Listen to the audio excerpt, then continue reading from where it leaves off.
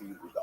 So the Gemara says, this is beautiful. So the Gemara says, so my timer. So once again, my timer. Why doesn't the southeast corner?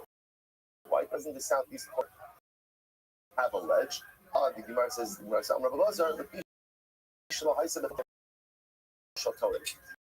because it wasn't in the portion of the Torah.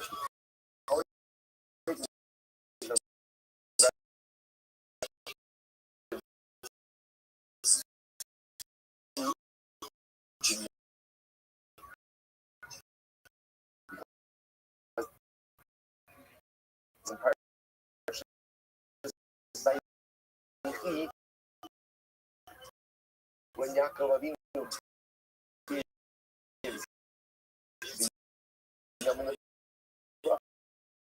what is he calling his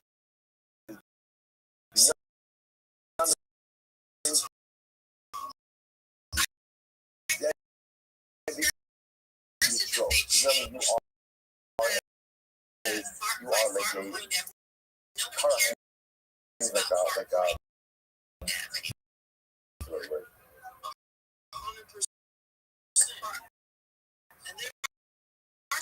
a wolf that grabs, a wolf that pounces, right?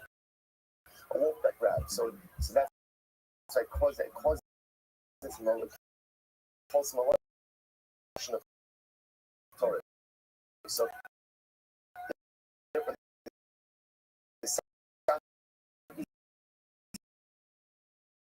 is the chelik of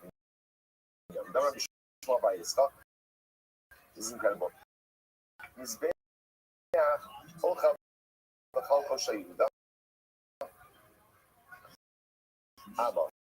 So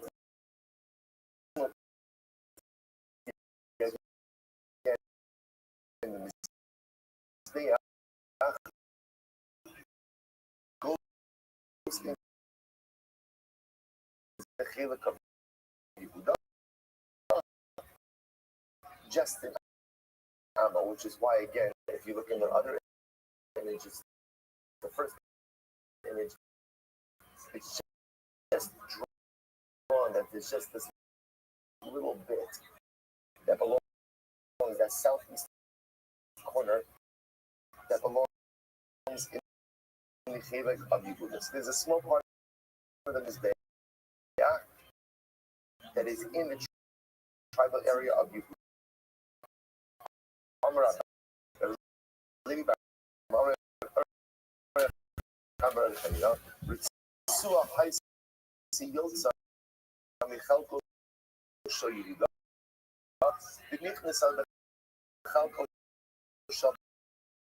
So you can see again, there's a piece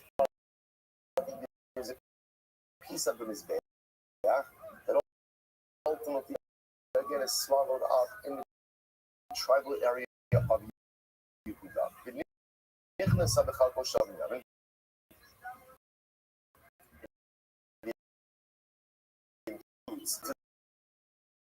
The tribal area of Yehuda. Again, I just want to point out once again, remember, the Beis Hamikdash does not belong to Yehuda and Binyamin, belongs to Klal.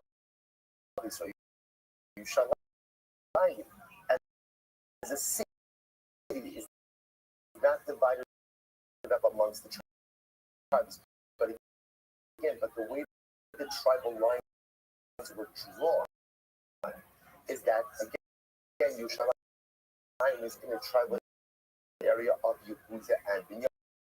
So that line literally again goes down the middle of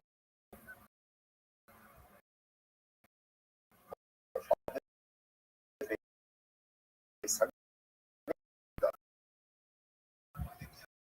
so there again, if you notice, really it looks like is the entire area of the Mizbeach should have been in the tribal area of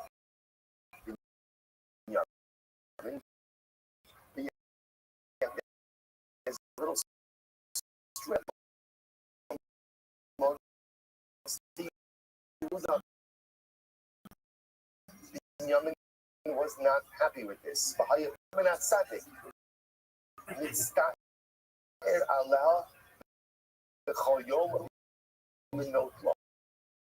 And Binyamin Atzadik Binyamin was distressed.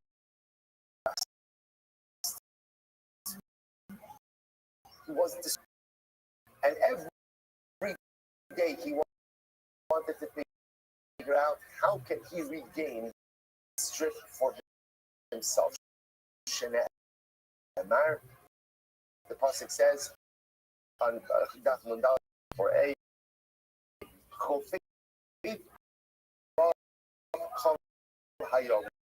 literally again he's preoccupied.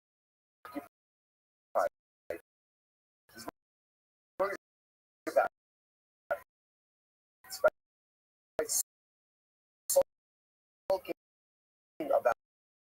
it the whole day. So literally again, I got so many beautiful things about this. The Gemara says, Therefore,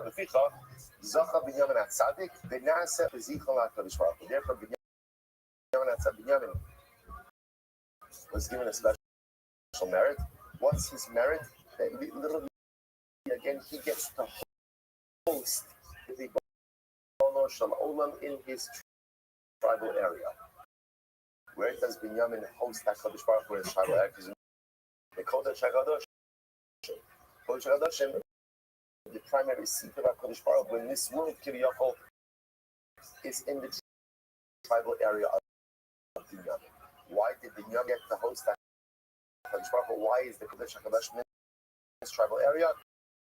Because he was so distressed about this strip of land that he felt should have been part of his tribal area, and ultimately again became part of the position.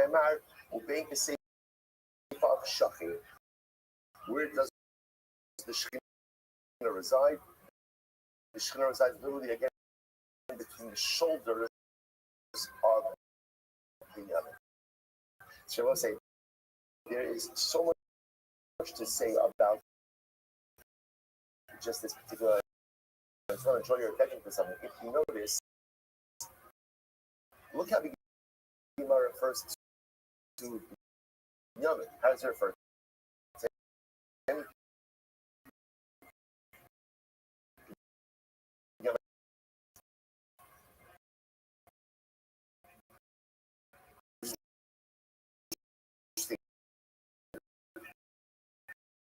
Who's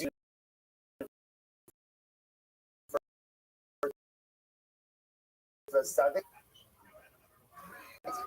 No, so it's quite interesting that he's known as Tzaddik. So when we say he's not teaching us something so profound, what makes a person a Tzaddik? What makes a person a Tzaddik? A Tzaddik is someone not necessarily who just does things. Anyone can do stuff. Anyone could even say what makes a tzaddik is someone who more. You see the beginning, I don't know. I think you should be pretty happy with what you got. But this is a pretty nice tribal area. Granted, it does everyone, but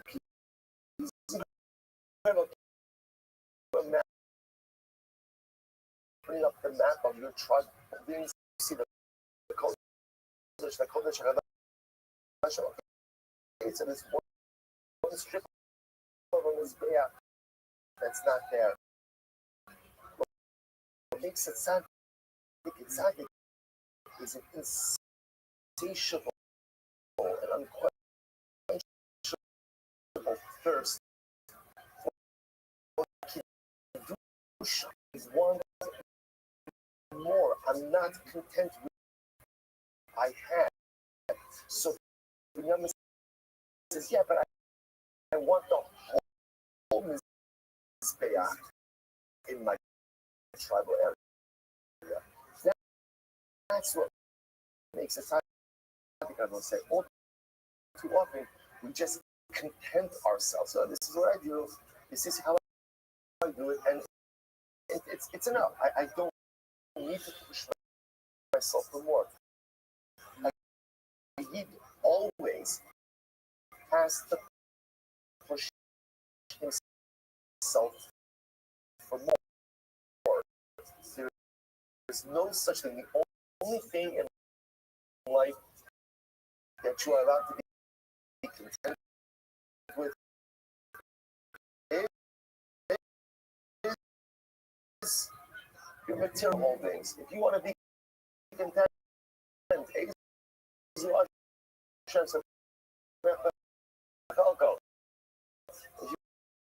to be content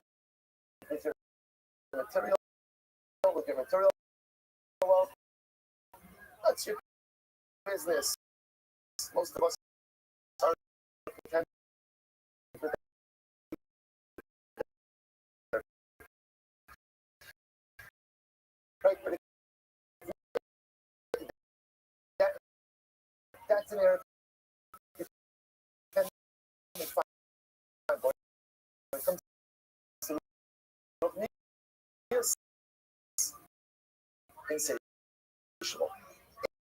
insatiable, unquenchable thirst. You can never be content. You can be proud of what you have accomplished.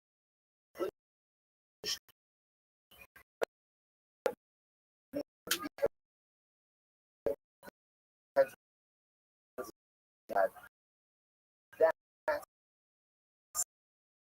what makes a person a tzaddik. That's becoming a tzaddik. What's it?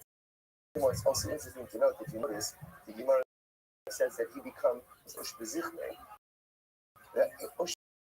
Ushbezichne, what word does it sound like? What does it sound like? Ushbezichne means what? Yes.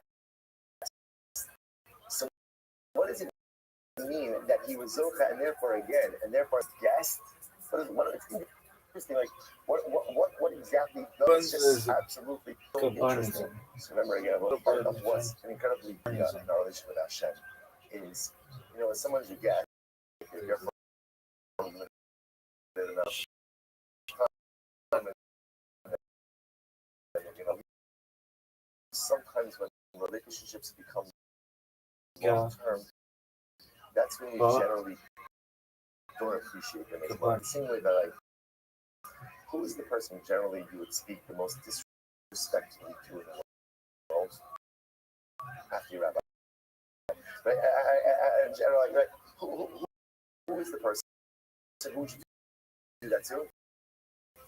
Right? Your spouse. Right? Which is the craziest thing in the world because this is the person that you need the most.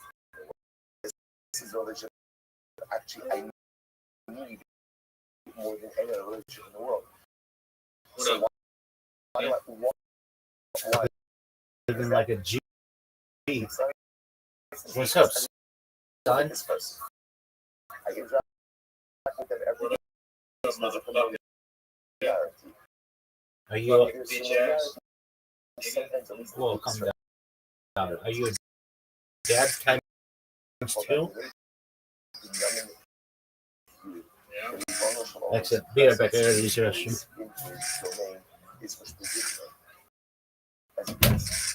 As a guest. Because when there's a guest, it's like, for a guest, you go out of your way, you serve it. Okay, it's almost like the Malbim brings. And Dara says,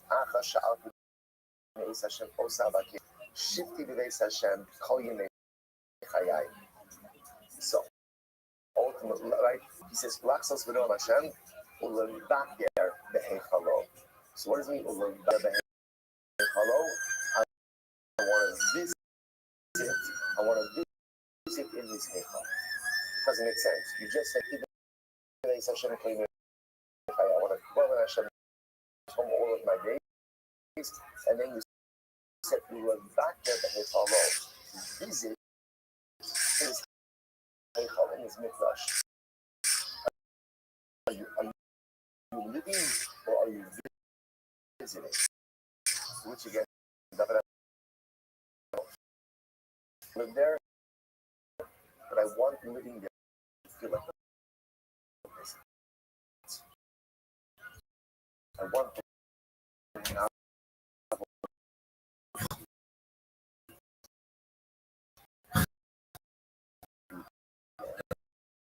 one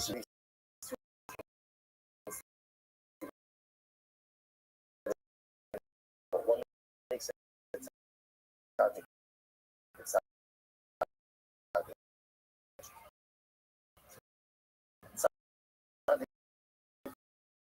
someone who was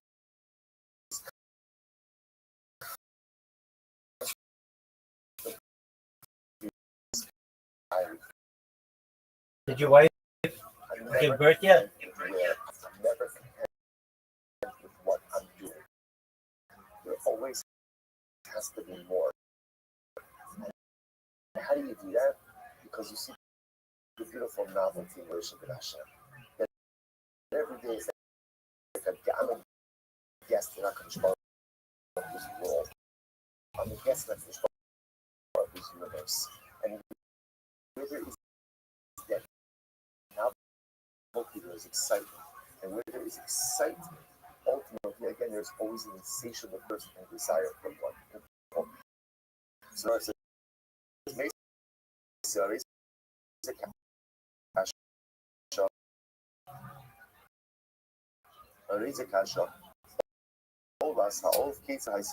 listen to this. So says, remember again, how do we get into all this? Because of one important piece of information to remember. There is a yesod, there is a base, right? A ledge, floor level ledge on 3 out of the 4 corners of this bit. The only one where it doesn't exist ultimately is this southwest corner. Why isn't it in the southwest corner?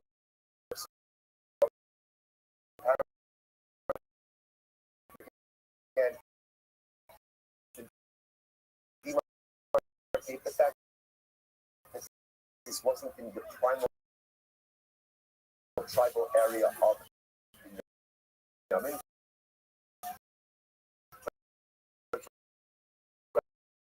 It was in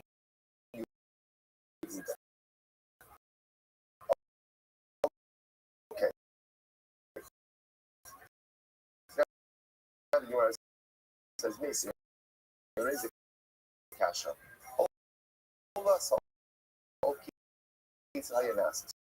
So let's say, how was Ola Sa'of done? How did they go off from Ola Sa'of? So again, we're going to see this. This is another Mishnah that we're going to get to an Ezra McCollum. How did they do all this? Okay, it's not I said that. It says, Hayamolek is or showing more our thoughts. So remember, hold the bird in his hand. I asked you a question. Did your wife give birth yet? Single would come in, and again, he would take his thumbnail, plunge it into the back of the neck of the bird, and sever like that. Simar says, Umavdil, ultimately, again, he would separate the head from the body. Now, again, we'll see, does the head come off? Does the head kind of dangle on? we'll talk about all that. But when man said Dama al Kiran is there, and you squeeze the blood of the bird onto the Mizbeach. Because most of we spoke about this. There's no Kabbalah. There's no Kabbalah by bird offerings. Instead, again, the blood is sprinkled directly with the body of the bird onto the Mizbeach. So, 1 second. Be honored how you sold that if you say that there was no Yisod by the southwest corner, the carpet, I don't understand. So what does that mean? And what happens to the blood? See, both say it's very interesting.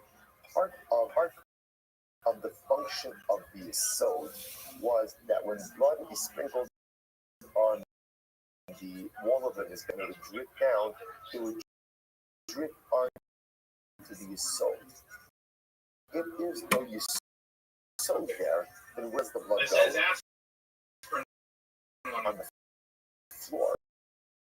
And what's saying that the Pashtus, the Gemara seems that that's unfavorable.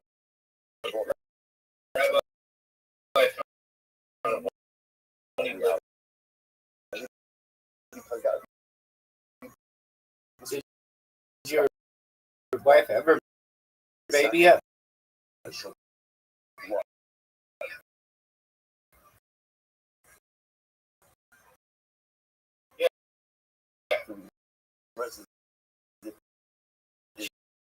She did?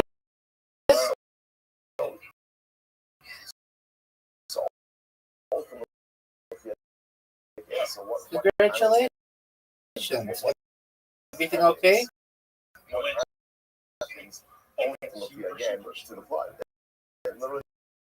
Wow.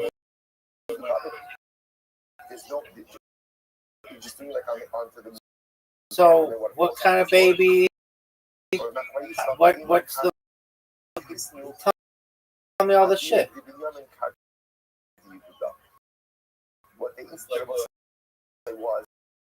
even What's the baby's name? What's the gender? The airspace belonged to the young. Well, she's a girl. Her name was Maddie. What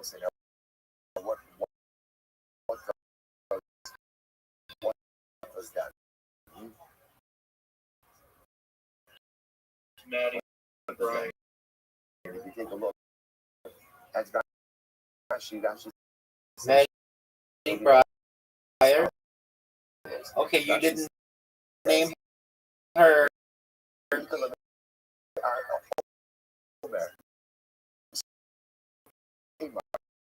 Parlay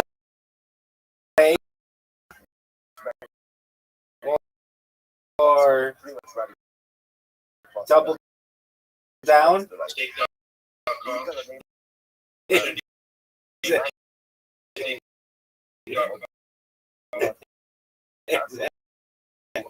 You know,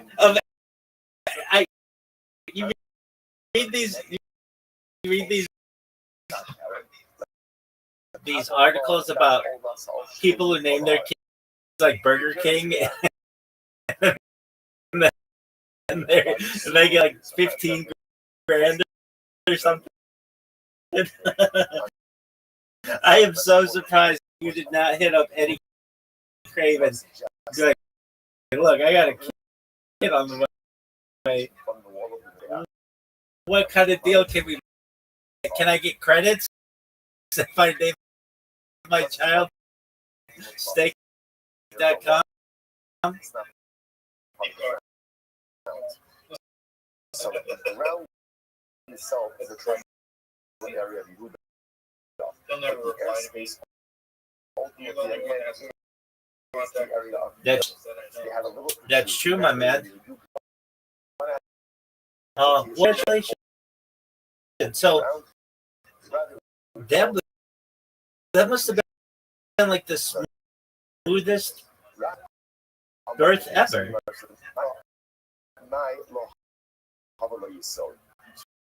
When we speak about the idea that this southwest corner did not have a space, not having so So what does that mean? That another opinion. So do you have two girls now? Or That another opinion. We carry on this matter.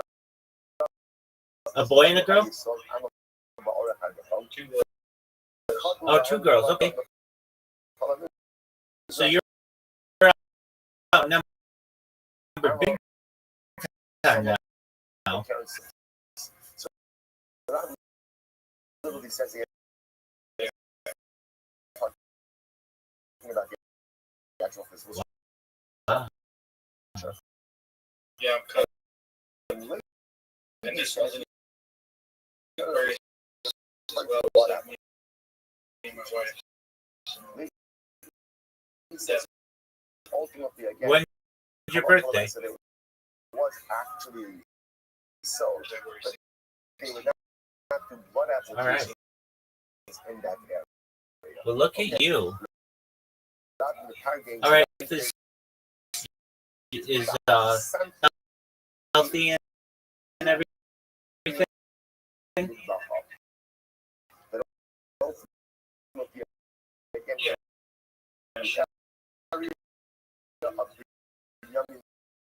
Yeah. Did, I mean, I just spoke with you like 2 days ago, right?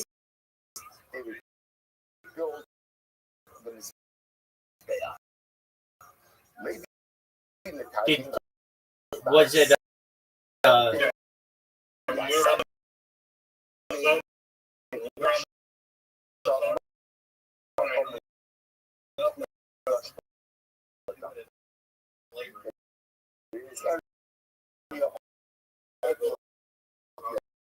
Again, he would build a sanctified area. oh, no way. Okay. Wow.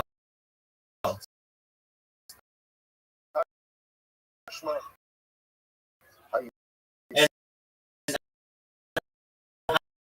how long was she in labor? They call that something. Yeah. They call that matter. So what says is these So like when she started so pushing, we go the entire north. Oh, no way. This was The entire north. Yeah. Like that. he was ready to go. West. Very Wow. two sections there. North and west. You want to have more children? So he went the entire probably not, but she does. today. Okay. Very well. So it's north Well, and west. congratulations, man.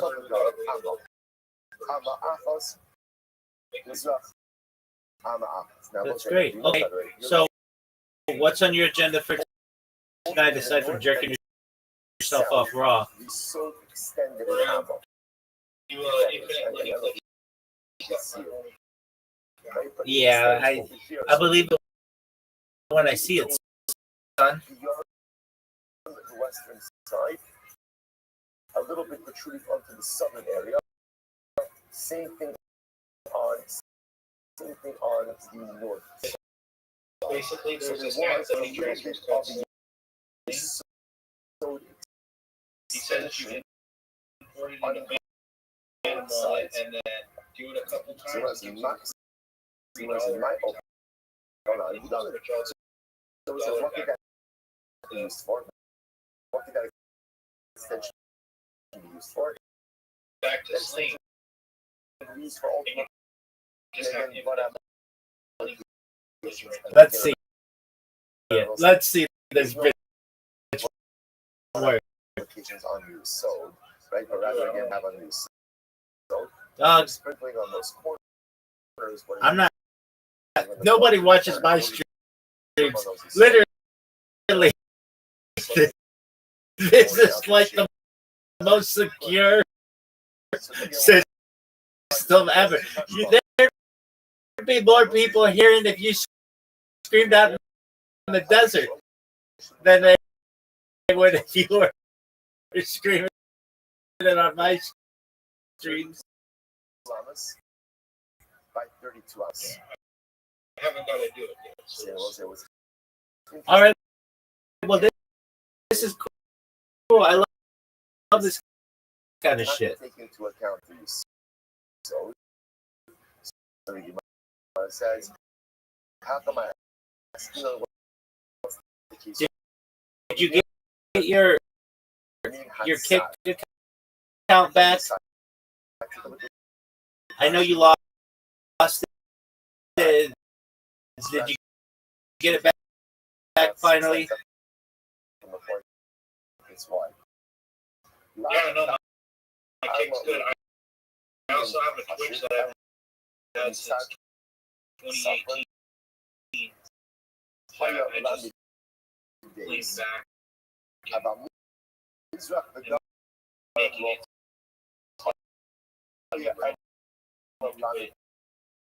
So once I remember again, My first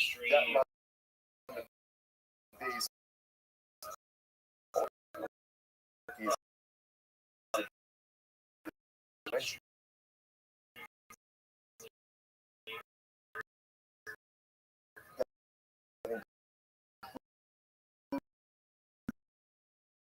These sold, but including I got a working Twitch box again, now. it would have only been 31 times. Okay. So Pretty good. depending So I'm on gonna try which that. side you're measuring from, that will be This coming Twitch is not ultimately like with the measure, you bought on Twitch, you get viewers. which is quite interesting. So the Gemara says, what do you see from me? If you bought on Twitch, you get real. Yeah. I mean, how many bots do you need? I'll use so. I'm gonna only put on like 500 stars. Okay. I'm gonna see. I mean, I can do any amount. Yeah, so. So. Are you about 50,000? Like So fucking is the ledge, GT and sketch. elevated ledge Shit. that ultimately again goes around this back as well. I don't know who those people are. The Kebesh itself GT and sketch. Like overlaps or overshadows. No one knows who those people are. Okay. So I'm gonna compare the pricing of your to the going rate on the web. I bet yours is cheaper, but let's see. All right, so Twitch viewers.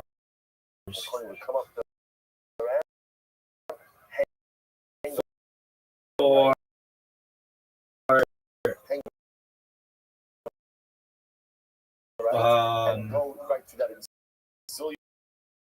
all right, viewers.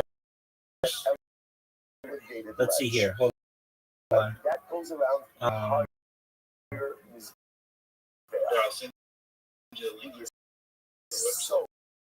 No, I don't want it because it'll tempt me.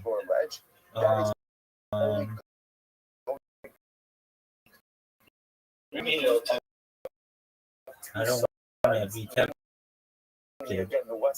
Okay, live viewers. It overshoots both of those sides. Why? So this way again, Okay. the southern side does have a little so, and ultimately the eastern side has a little bit Right. as well. So How much? How much is yours for? At least some element of a lower level ledge. And why was 5,000 viewers for an hour. applications happened on that board. You didn't want any blood application to see the board. Go to Again, they are taught by the I want you to check out my website. We're not we're going to see. Pricing. And that's what I point out. When we get all this information clear, Oh yeah. On the website, we need a detailed image All right. is there. Is it? You can do custom plans. But again, You can do, what you are looking at over here is so how $5 interesting enough. It does not show us an aerial view of the facility. You won't see that for some reason. In most, I don't know why. Most reasons, because you will not see that on $3,000 for the that's absolutely is there. All right, let's go back. It says, touch mode. Keith up on it. Hold on. Yeah, so let's, Okay, so how do you from build one that I have so what's for that? 60 minutes for 5,000 viewers, it's $125. Now, what is yours called? Over here, a wooden wooden form. Wooden form. Okay. That's a good name. $2 by $32. The Gobo Abo, and it has You're a height welcome. of 1 Yeah, we level, spent- so spent a lot of money. Like, there are multiple put a parts. lot of my money into Google Like, Ads. there's the Yeah, bottom the part, top of there's the bottom part, and then remember again, look up there's kick. this so there's this so there's the ledge. Then there is the upper part. All right. Then there's the horns. And then I don't want a starter. you're going to see there's another part I don't want a on the pro. top where the Dude. fires would kindle. So This is a nice. distinct. Yeah, this is a Choose. this is a nice setup that you've got.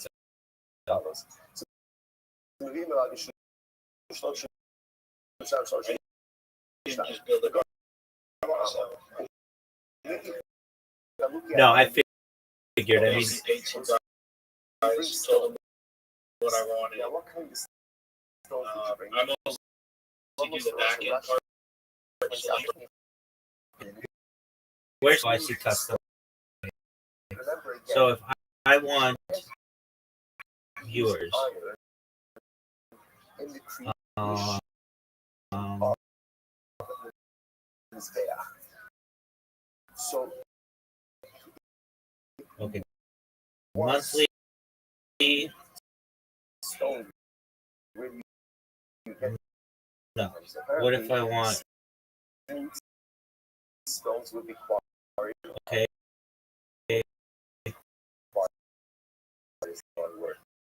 You can get me 50,000 viewers. Because the water naturally Monthly. So you go ahead and collect stones. You don't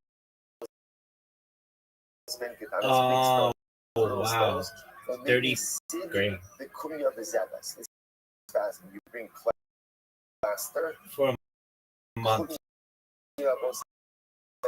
Is That'd like make you number one. All right. Oh, this is Kick or Twitch. That was Twitch. Okay. Is Kick cheaper? Oh yeah, way cheaper. So let's check. All these little stones. And then you pour I did. It's like 1/5 or something, right? Plastic molten lead and pitch slash tar. And what that does is it obviously, Which is a lot more expensive. you wouldn't see Refresh. multiple stones in this bath, right? Because Okay. that liquid coating kind of coagulates everything Yeah, together. but everybody's body, aren't they? On one surface. Yes. Everything comes together. That's the Yesod. So this is the area of the Yesod. Next. That's become the name of the game, especially that's the bottom on edge. That's the bottom edge. anything. I don't know a single platform that doesn't buy. Like literally, Instagram bots, Twitch bots, YouTube, king of bots.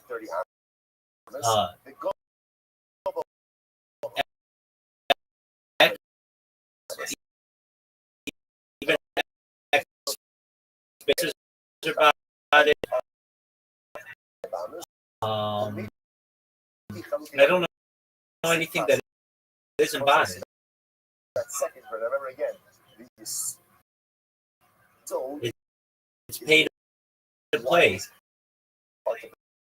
Then again, once you come to the next part of the Mizbeach, which is the area underneath the Yesod. That area is study Amis by 30 Amis with the height of 5 Amis.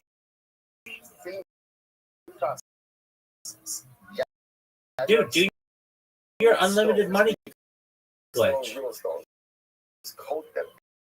I'm gonna do that. Listen, music, talk to them.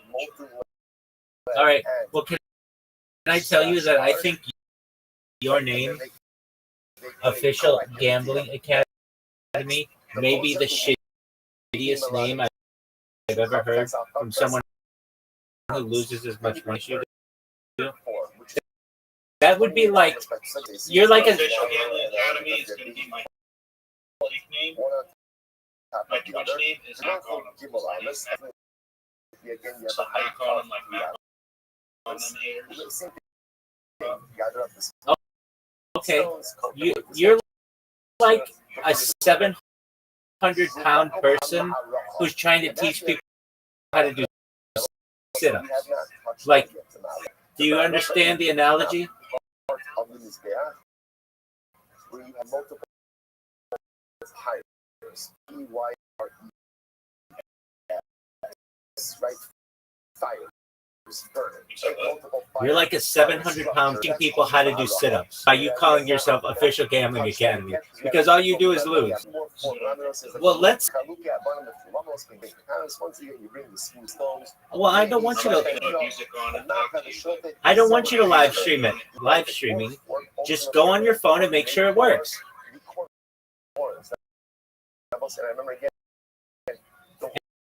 And if it does, is it something that you start with $1 and then you get back $1 and then you take that $1, make it into $2 and $2 into 4, 4 into 8, 8 into 16 into 32? Is that correct?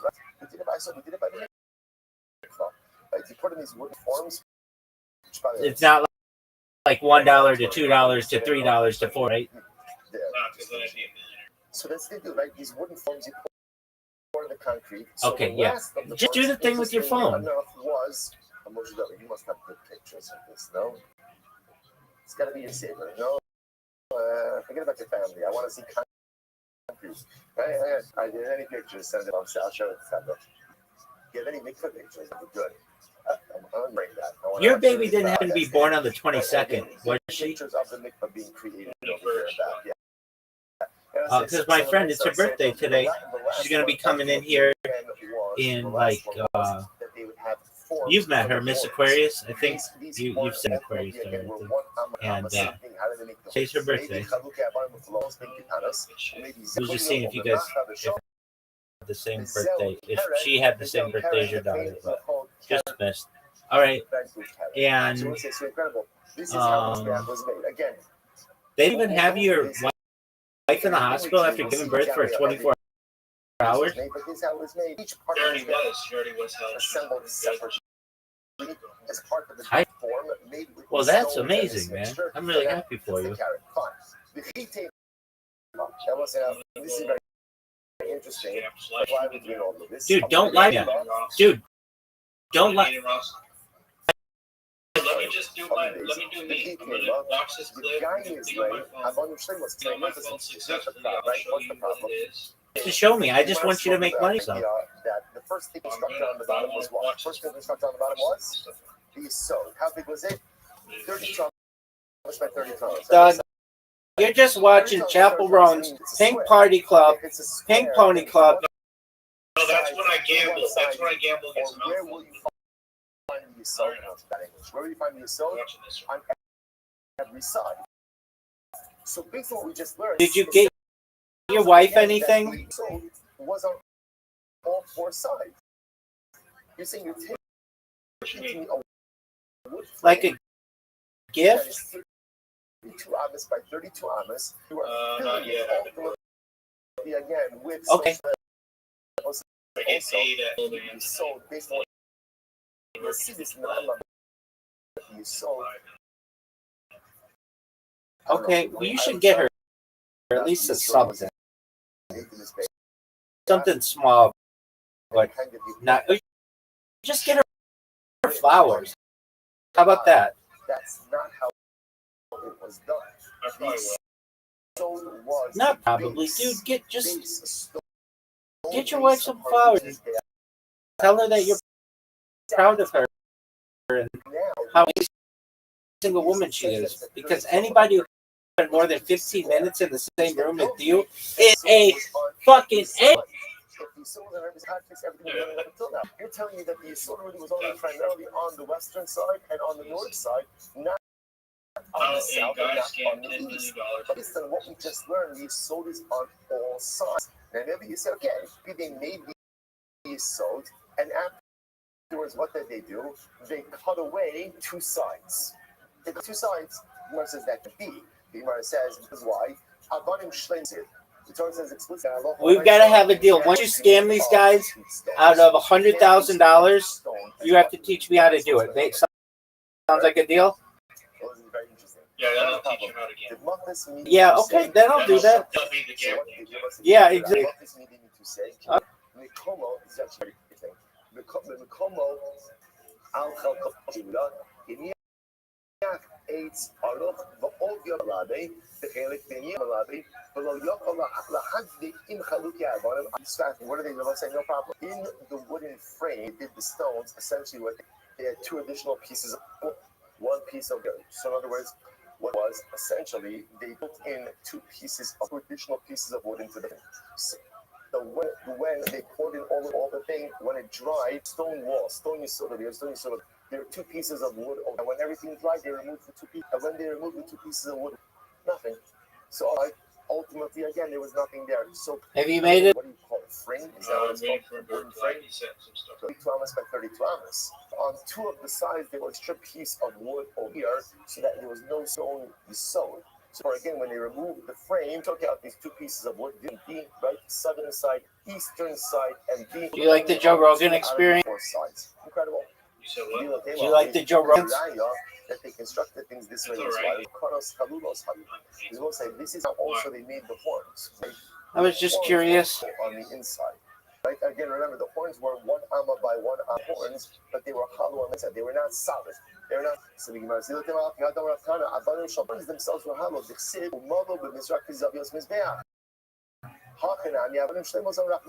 say, would you make the horns hollow and you chisel it out afterwards? No. Same thing. Making the horns of us, making the horns, they had wood extend into the interior of the horn. So the stone of the horn was made around a wooden frame. And therefore, again, when the stone dried, the material was hollow. How are you What shadowing? I'm saying is, you see that they would do, right? They created the frame for the concrete, but on the concrete. They created the frame for the stone. And wherever Do you want me to even check that this one for you? stone puts a wood pillar, just like a wood block. Do you want me to That's check how this the for horns you? were hollowed, and that's how ultimately, again, there was not a All sewn right. on two of the four sides. Fascinating. What is your? You said Mac. Mac on Mac it's not a contradiction. Frame was No underscore? That is true. I see you. Again, You have still, 5 words. Is they that had to correct? put it in the stone. They had wooden pieces moved when the rest of these. I can hear myself. Listen to this. That's how we're going to end it. So, I'm on the What do you? see my channel. If you click on just chatting, Well, that's because you're under. Well, you're just chatting. maybe it takes a minute. I just was able to show you. Okay, what do you need me to do? Go to channels, categories. You want me to find you under categories? Okay. What were they doing? They were in Ramah. They were Just chatting. 500 people watching you, so that should be pretty good. I wonder if I rate someone and it's reset Absolutely. ratings. That absolutely is not going to help. What will help is if you're just patient. Let me look this up. Then it'll help. All right. Are not showing up. So what's the issue? Look at Rashi says, but they're trying to figure out what's quite fascinating. They're trying to figure out ultimately again where the base. What makes you think they died? Again, I will say let's be clear. What does the Torah tell us about Beis Hamikdash? What does the Torah tell us about Beis Hamikdash? Vasuli Mikdash, right? Right? Check you up. So again, the Torah doesn't tell us where the base is. It tells us build, and then it tells us about Aliyah. Will you please one name Charlotte Where exactly is it? So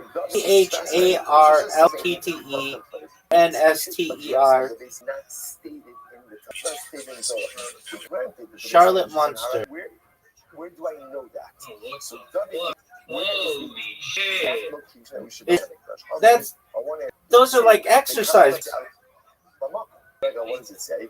I know. I was just gonna ask, is that real? Or is she living in front of something? Or behind something? Is she? Do you think that's real? So the Gemara says, obviously it has to be an elevation. But where?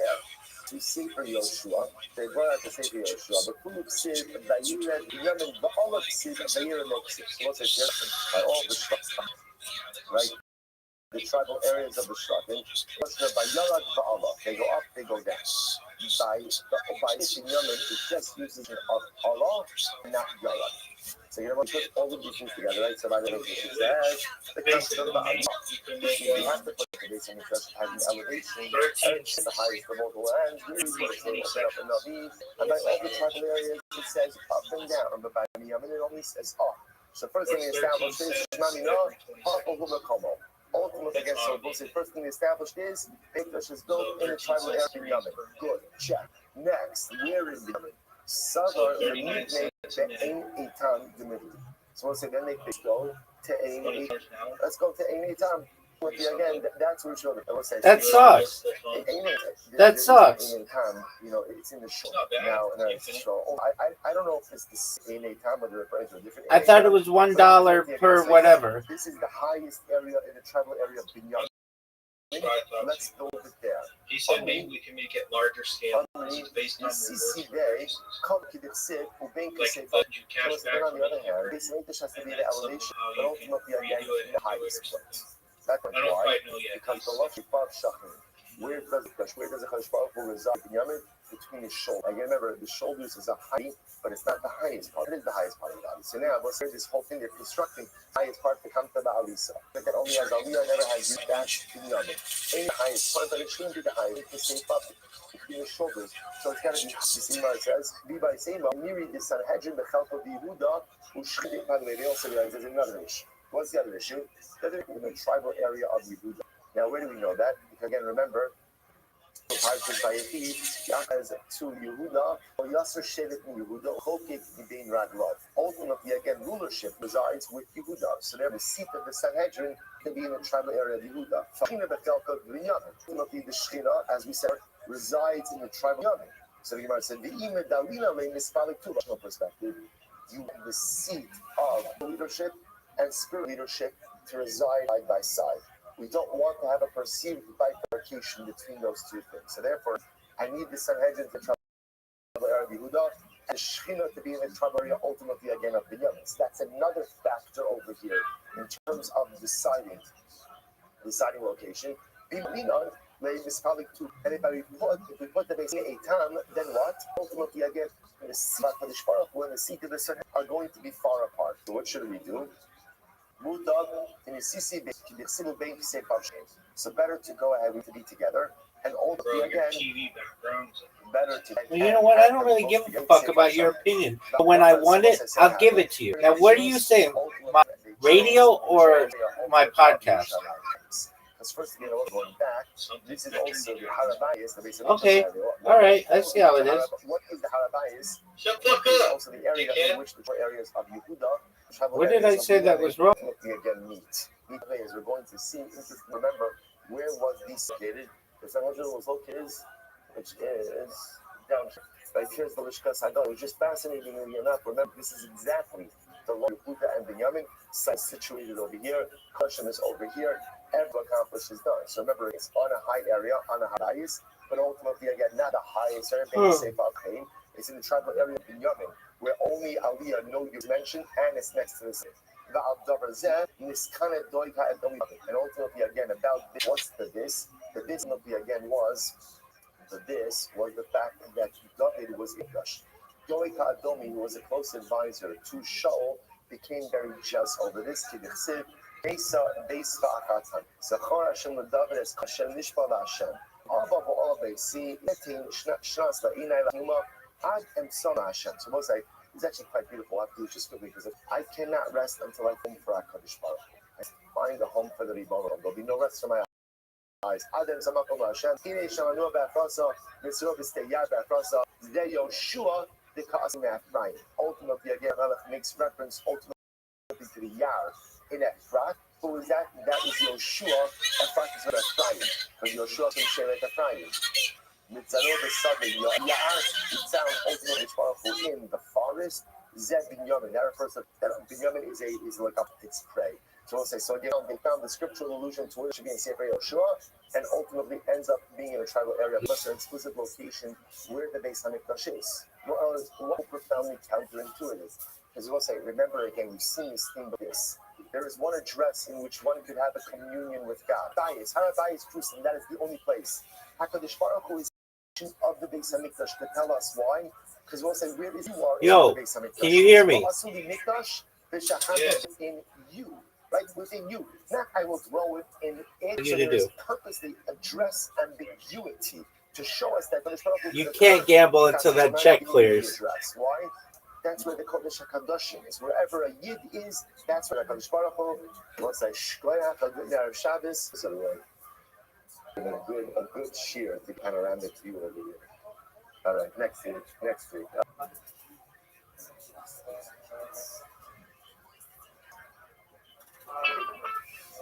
What is that sound that goes? But describing the particulars related to each of them, and Colin, and we're talking about two catacomb community and the Ashamos. So we described in the Mishnah, as I mentioned yesterday, the two, along with the Shtei Alechem, as well as other Karbanis Katas, and you'll see in a moment why I referenced the Katas. But in any event, the Mishnah says, as you'll recall at the beginning, that we spent a lot of time at the beginning of the parak as relates to an Asham. What the Gemara is asking now, the Lechem on Shavuot. So the Gemara says, the Tisem Seir is Echad Machatas. So this pasuk is Shnei Chavasim B'nei Shana L'Zevach Shlamim. Two Chavasim between the same pasuk talks about the Sa'ir that was on Shavuot. So Machasafon Av Shalmei Tzibur B'Tzafon. So since we have a hekesh between Sim, that you see that Jatas or the need to be in the north. So hopefully you should have an immediate question, which is more asked next. Amar Le Rav Me'ola. We learned it out from the north, and the Chatas was learned from that. And we know because we're experts in this. Davar Alamed Behekesh, something that was learned with a hekesh, you can extend it with another hekesh. We went through the 16 categories, learned things out from a double hekesh. What do you have? You have a chiyuv of tzafon beat. It's written by an Ola, and it's extended from Ola to Chatas. Last year, that was a Chatas on Shavuos to the two Shavasim. That instead of learning it out from and these learn it out more directly. So where do they learn it out? From the pasuk says, which all of you are familiar with, although you might not remember us. I think we say of Yom Shechem that when it's the Dashim Usikat Usikam Nechem. So it says that on your Olo. Now the question is, so how do we know that that's talking? So you see there a hekesh between and a shlamim. So therefore, instead of what we know that this shlamim is a reference that when it says the sukat and the chatzosros that you're going to were used in the sheep company carbon. Rashi starting at the end of the second line says "Ain carbon yachid ton klishir." Shein amrim shir al carbon or the carbon of the yachid. And we finish have zivchei shalek before that we have a shlamim that belongs to the pasuk that has clay shear, that has musical instruments, and you see that there's a hekesh that says so what's the solution if I get Ma ola kadshe kaddish zivchei shamot tzibur kadshe kaddishim. Just like since we have a hekesh, the ola is kadshe kaddishim, so are these two animals, and just like the ola is brought in the north because that's actually that hekesh, the direct hekesh between the two animals of Shavuos to the halachas of Ola shechted in the north. Fine. So you ended up making hekesh between Ola and hekesh between the Chatas and the Zivchei Shamit Tzibur, and we are but there's still the pasuk makes a hekesh by talking about but there's a hekesh between us and Shlamim. We didn't need it for what we brought it for before. It says Hakesha Kamal. It says it's coming to tell you Kichatas that this Shlamim, the Zivchei Shamit in the Chelas El Zichrei Kuhun. So it's coming to tell you that just like a Chatas that we know, so too Zivchei Shamit are brought by the male Kohan. Say that when you have learned from there that it has to be on him. So he says if so, I should apply similar language. Got the 3 karbanos. You would bring a ola, chatas, and the el nazir. Keves ben shnasot samim echad la'olah, that he would chatsa achas bashna, and there would be one brought as a chatas. So we have an ola and a chatas. The ayel echad. They would bring a ram for shlamim. So you have 3 karbanos. Now what happens? Have a reference to the shlamim. Nami nema the hekesh chatas. So why not say that just like we saw that in Nami in Nechel Zefekunav?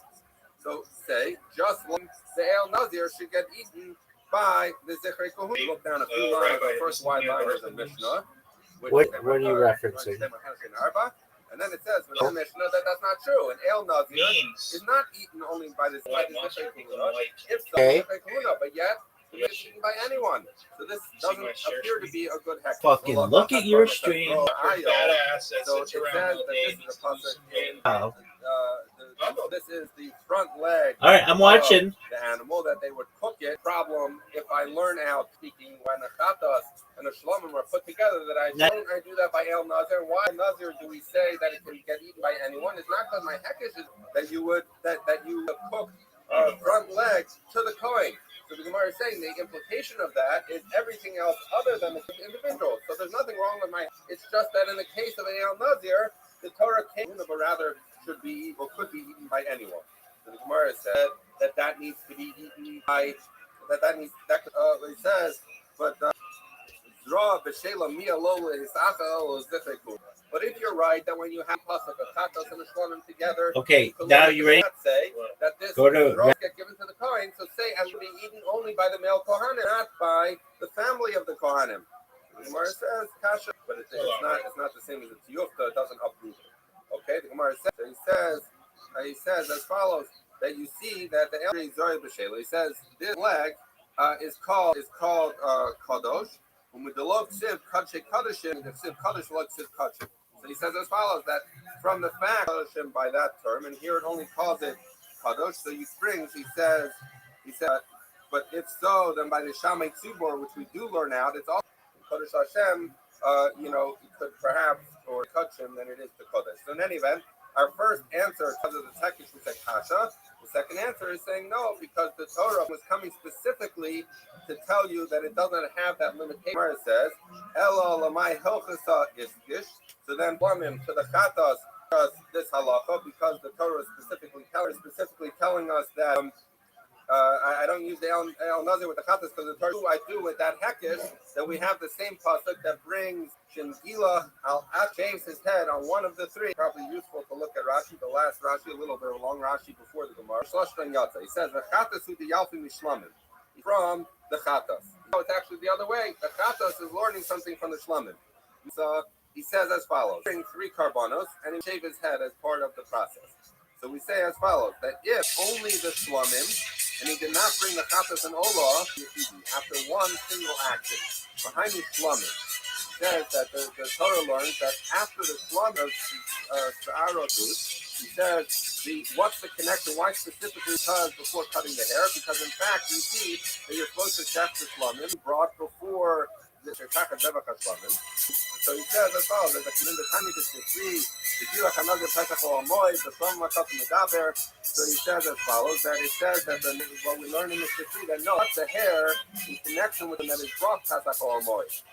So the Gemara says, "Oh, in Shlamim and cutting the hair because the Shlamim was supposed to get the hair." Learns over there that the Shlamim is brought that you could then cut the hair first step.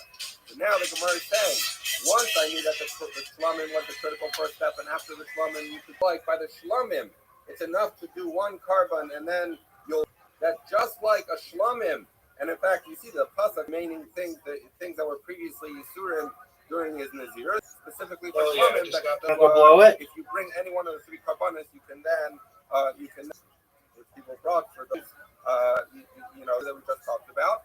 Kalim, they are kachim kalim. Shkitasim b'chol makom b'toim shtei matano shein arba. Diagonal corners and you 4. The nechalim b'chol it gets eaten in all form of food preparation. So we talked about this before as this thing. B'layla ad chatzos. One day and one night until chatzos, and Rashi points out the kodak siv the yom, but it then proceeds to say you shouldn't the next morning, which tells you that you have a day of. L'rabo shaman is obviously how we know it for kodak. Had earlier the Gemara talked about we had this that kodak shlamav is a hekesh that both of these karbanos that have been Mishnah have the one day and night following these nights. Amura mehem parts of the carbon. CIRCAERK. Boxing circle jerk. Everything's fucking wild. Just be careful, don't stream it because I don't want. What we're going to talk about here is how do you know that these things, the shlamim, that the bread katruma and the makom tahar. You eat in a place that, as Rashi points out, the parshas Vayipa Yamashmini, what was going on the best when they were in Kabbanos, and it says that the tenufa yishanu b'tuma achlum. So when you say it should be, which we're going to see in a minute, that was eaten b'tuma. So ella tahar miklal. It says tahar means tame. What's going on? Are you watching the right by the mitzvah? And here it's are you going to bet on that there's some element of tuma here? It still happens. So what does that mean? The Gemara says tahar means as much as a mitzvah can't be in this area, but it's Machane Yisrael. This is the Machane Yisrael. That shouldn't be in the Kadosh, which is the of the part. We talked about this. That you had basically the Mishkan area surrounding, and then you had the Klal Yisrael who were camped all around, entirely outside. So he was outside the camp altogether of most serious separation. So he was allowed to be in the. And then someone was coming the name from Atmos Yosef that Moshe had the bones of Yosef together with him and wear them in the Machna Levia. So you see, Machna Levia can have someone who's has Tumas Zav. Okay, now in the Midbar, what are the parallels in the, so the Heichel was the Kodesh, just like the old. I know you're doing something. I need to do, and then we're going to do commentaries, us meetings. Do you understand me? but it is Torah can't be there because the Torah has to be outside. So what is that? Coming to the Machne Yisrael. Okay, so we see that we're talking about an area that's okay in the Beis Hamikdash was Yerushalayim. Therefore, you see that a shlamim can be eaten in a makom tar meant you eat it in the Machne Yisrael. So the Gemara says the ema tar mitumanim can only be eaten in the Beis Hamikdash complex. Why? Because we said tar, which means it is tahar in one sense and tamei. Instead of tamei, mace can be there, but it is tahar in the same place that's both tahar and tamei. So how do you know that it should be the makam kadosh? So it's the makam kadosh. What is it here? So that implies that you have this flour offering eaten kadosh in kadosh. That this bread of the mincha or the flour offering in the mincha should be brought in the makam kadosh. Include the toda brought its 40 loaves of bread and the el nazir kadosh. So that had to go out to the machna leviyah. So I know that the mincha gets eaten in the makam kodesh, that the kadosh, that the toda and the el nazir in the machna leviyah. Add in the word makam tahar, it takes it out one more level. So the machna it gets eaten. So it says by the mincha Rav understands that afkele. So therefore, on that pasuk alone, I would know that it's the mincha that here can be eaten anywhere. Other kasar rachmana tofu b'har. So he's not arguing on the din, but since it says makom tahar, that it's taken there in a different place. I guess that Rava felt it's kind of funny that you look at the negative inference of Kaddish puts it outside entirely. He says, oh, the negative inference puts Odan El Nazir outside altogether, meaning even outside Yulayim, and then makom tahar brings it back in. But why are you saying it brings it back into Machna Yisrael? Maybe you should bring it into Machna Leviyah. You would have to eat it in the Beis Hamikdash complex. And not just in Yerushalayim. So the Gemara says, so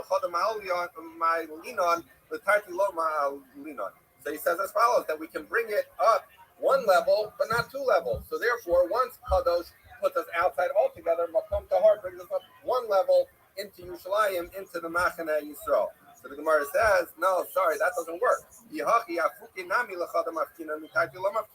saying, if you're telling me that a limit of a pasuk can only move you one level, you have a problem, because you had Kadosh, you said the mincha is Kadosh, and I'm going to exclude the Toda and the El Nazir to put it outside altogether, right? So where you jumped multiple levels there to take it out, so why are you saying that when Makom Tahar brings it back in, it can only move one level? That's the first problem.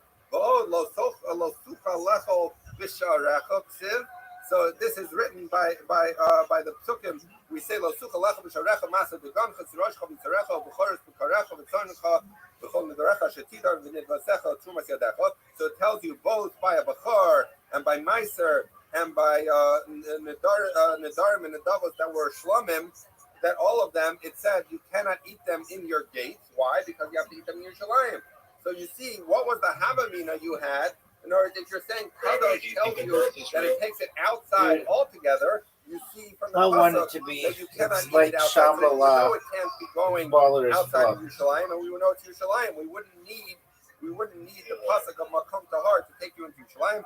El Machmarta Kedabaya. Because of these two questions, A, that if you're telling me it can't jump two levels to go up into Machna Leviyah, why was it able to jump down multiple levels? And also, what was the Havamina that you needed a pasuk to take it out of the area outside of Yerushalayim into Yerushalayim or into Machna Yisrael?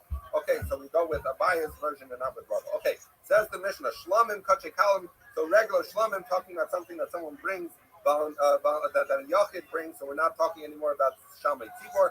And Shlamim are Kachekalim. Shitasim Chol Makam Azara. Can be checked anywhere in the Azara, not just in the north. The Daman Matan Shein Arba, it has the two that is for blood applications. The Nechalim B'chol Ha'ir, it's eaten in all of the city of Yerushalayim, B'chol Adam, for any person, B'chol Machal, any form of food preparation. L'shnei Yamim B'layla Echad. So the pasuk is very clear by a Shlamim, unlike everything we've been learning until now, which has to be eaten by the night that follows the day it was brought. In this case, any news from your following friend? Day as well. So if someone brought it on a Monday, they could eat it Monday night, and all day Tuesday till the end of the day Tuesday, but not Tuesday night. Oh, that's some bullshit. That which is separated from the Shlamim and given to the Kohen. This better be the best shit I've ever seen. But the distinction of that which is separated to the Kohen is that since it was given to the Kohen, it can only be eaten by him and his wife and his children and is Vadim Kinan. Okay. I mean, aren't you asking for it?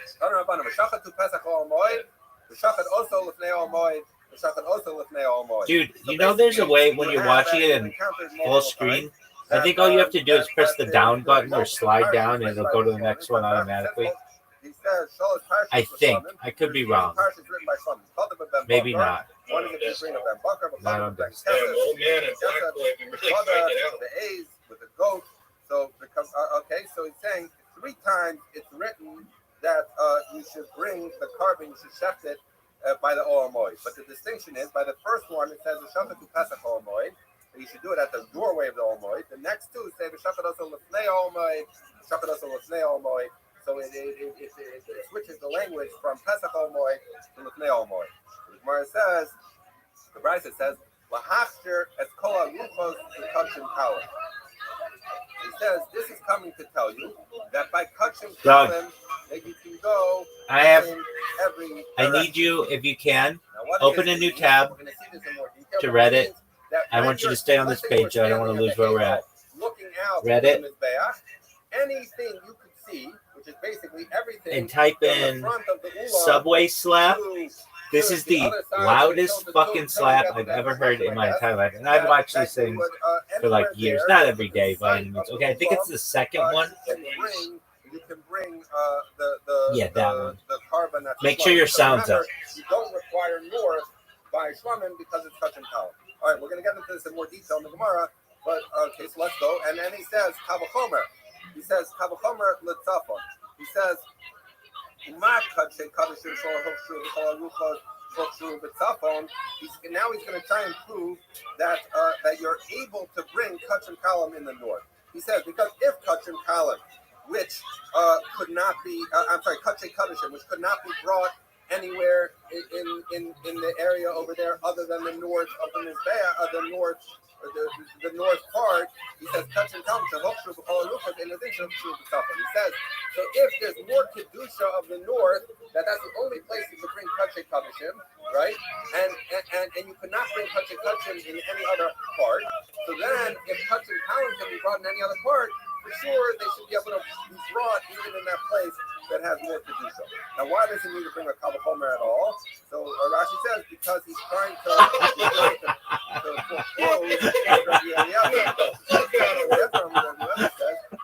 Isn't that the loudest slap you've ever heard? The reason you have that extra pasuk is in order to say He said, all right, bitch, I'm going to beat your ass. that you can actually chef in the north. Step out of Okay? the way, get your ass beat.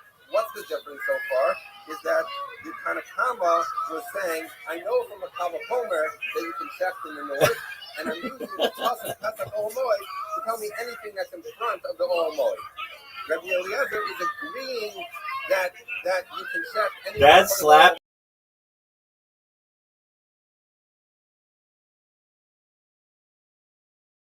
So what he had Watch this. Watch this slow motion. Cannot chef custom column in the north, so therefore you can tell you can. And this is going to become more clear when we get to the Like you can like time the speed of sound from that fucking slap. That he understands that it is not that the area that's north is more kadosh. Rashi says in Son of He says, who said?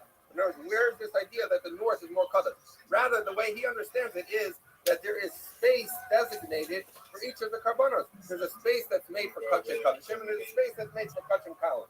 Which happens more in the base of Mikdash? Kachem kalim. So they have more space to kachem kalim and less space to kachem kadashim. So what he's saying is as follows. I might think that if kachem kalim have And all you of spelled the what? space that is given lo hoksher makom on eitzel kachem kadashim. I'm supposed to put yes in a text That message. it says kachem so hoksher all of a sudden in addition to hoksher makom on eitzel kachem kalim. He says as follows. Oh, that is such If bullshit. I designated space for Kachem Kalim, that you see Kachem are not allowed to be shafted there because we see that Kachem can only be shafted 6'9", baby. in the area that's been designated for the Kachem Kalim. So then he says that for sure, as much I like your space song. designated for the Kachem Kadashim, you should not be able to shaft Kachem Kalim there. So he understands that there's nothing to do with added kedusha. It has to do with making space for everything. So there's a certain amount of space, a smaller amount of space for Kachim Kadashim, and you see the Kachim Kadashim aren't allowed to go into the Kachim Kalim space. So then the Kachim Kalim surely should not be able to go into the smaller Kachim Kadashim place. So Rabbi Eliezer is basically saying, I have a Kavachomer that would tell me I'm not allowed to bring Kachim Kalim in the north. Hence, I bring one of these three Sukkim to tell me I can. Versus the Tanakama took it for granted that of course you can do it in the north, and therefore he uses the pasuk to say that it covers the whole area. We'll see that they don't actually disagree in halacha, just in how they learned it. Okay. It says, because I might make that Kavaloma, that it says Pesach Moed to tell me that that I can in fact bring it even in the north. All right, so what's going on here? The Gemara says, what's going on in this brisa? So we say as follows: Tanakama Savar, the Tanakama holds Tlasa cried CD. He says there's three stuff written: Pesach Moed, Lefnei Moed, Lefnei Moed. We said this before, right? So Chav the Gufay, the boy Pesach Moed. One is coming to tell you that you need a Pesach Moed. That's why it uses the language of Pesach Moed instead of Lefnei Moed. What it's telling you? It's telling you if there's no door to the Beis Hamikdash, then you can't bring the carbon. Why? What means there be no door? So Rashi says three instances. One is by the Beis Hamikdash if the door is closed. One is in the Mishkan if the Kohanim hadn't set it up yet. And one is in the Mishkan before they travel, if the Kohanim have taken it down already. So basically it's telling you if there's no Pesach or Moed, then there's no carbon shlamim brought. The Chav lahachshir tzaddim. The Tanakama understands that one pasuk comes to tell you everything. If you're standing at the ulam door, everything in front of you is area that you could check the kachim kalim. The Chav l'fsul tzidei tzaddim. And one is coming to say that you can't have the tzidei tzaddim. What is the sides of the sides? Basically, when you looked out from the way Rashi understands, there's different versions of this, but the way Rashi understands, even Rashi himself has a different version. But if you're standing in the ulam and looking out, so you see everything, the area you're able to shecht it. But if you look along the walls, there were rooms that came off of that area. So you might think that since you don't take Pesach Ol Moed literally, which means that only what's immediately in front of the Pesach, but rather you say it covers everything you can see. So I might think it might include also those rooms. It says the third pasuk, no, you can't go in those rooms. You can only do it in the area in front of the ulam. But Safan lo itzer kra, and he holds you don't need a pasuk for the north because he says it's a kavachomer, because he understands that it's kedusha, that it's limited because of the kedusha of Kodesh Kodeshim, and has to be limited to the north. But the Kachim Kalim, which has less kedusha, can be anywhere. Rabbi Eliezer uses the three psukim as follows. One comes to tell you need a door to the Ol Moed, and if you don't have a door, nothing doing, the carbon doesn't work. One, as we said before, he needed a pasuk to teach you that you could bring it in the north, because otherwise he would have applied his Kavachomer to say you can't bring it in the north. And the other one, the third pasuk, comes to tell you everything you see in front of you when you're standing at the door of the ulam. So because he used an extra pasuk, the Tanakama had a pasuk to tell him tzidei tzadim, those little chambers. He used that pasuk to tell you you're allowed to shecht in the tzafon. So he says, I didn't need a pasuk to tell me for those chambers because that's not considered in the courtyard. That's Pesach Ol Moed. So what do you have? So what do you have here? You have that they're agreeing in the halacha. They're just arguing about how you get there. Ma'ishna hacha d'chsiv Pesach Ol Moed, Ma'ishna hasam d'chsiv l'fnei Ol Moed. So he says, what's the difference? Why did it say Pesach Ol Moed by one and l'fnei Ol Moed by the other two? So it really comes to tell you what I just told you. The fact that it said Pesach Ol Moed is coming to tell you that there needs to be a Pesach, which is what Rabbi Yehuda said in the name of Shmuel. Rabbi Yehuda said in the name of Shmuel, Shlamim sheshachtim kodem sheyifsechu delasas hahechel psulim.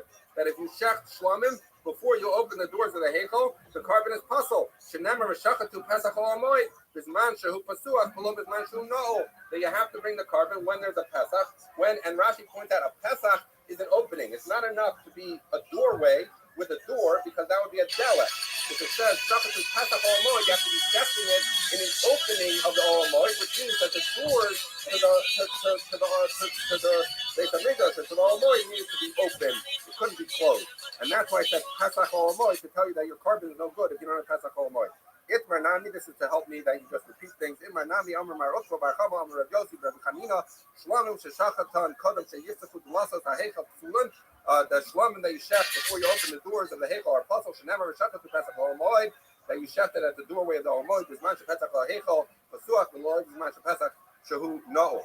Then not when it's open, not when it's closed. So exact same thing he's saying. And now it's going to help me further. The Marava Masni Haki Amr Rav Yaakov Bar Acha Amr Rav Ashi Shlamim Sheshachtan Kodam Sheyistafu Lasas Hechal Psulun. That if you shech and if you shech the carbon before the doors get open, it's puzzle. With a mishkan, and in the mishkan, this is where Rashi knew what he said before.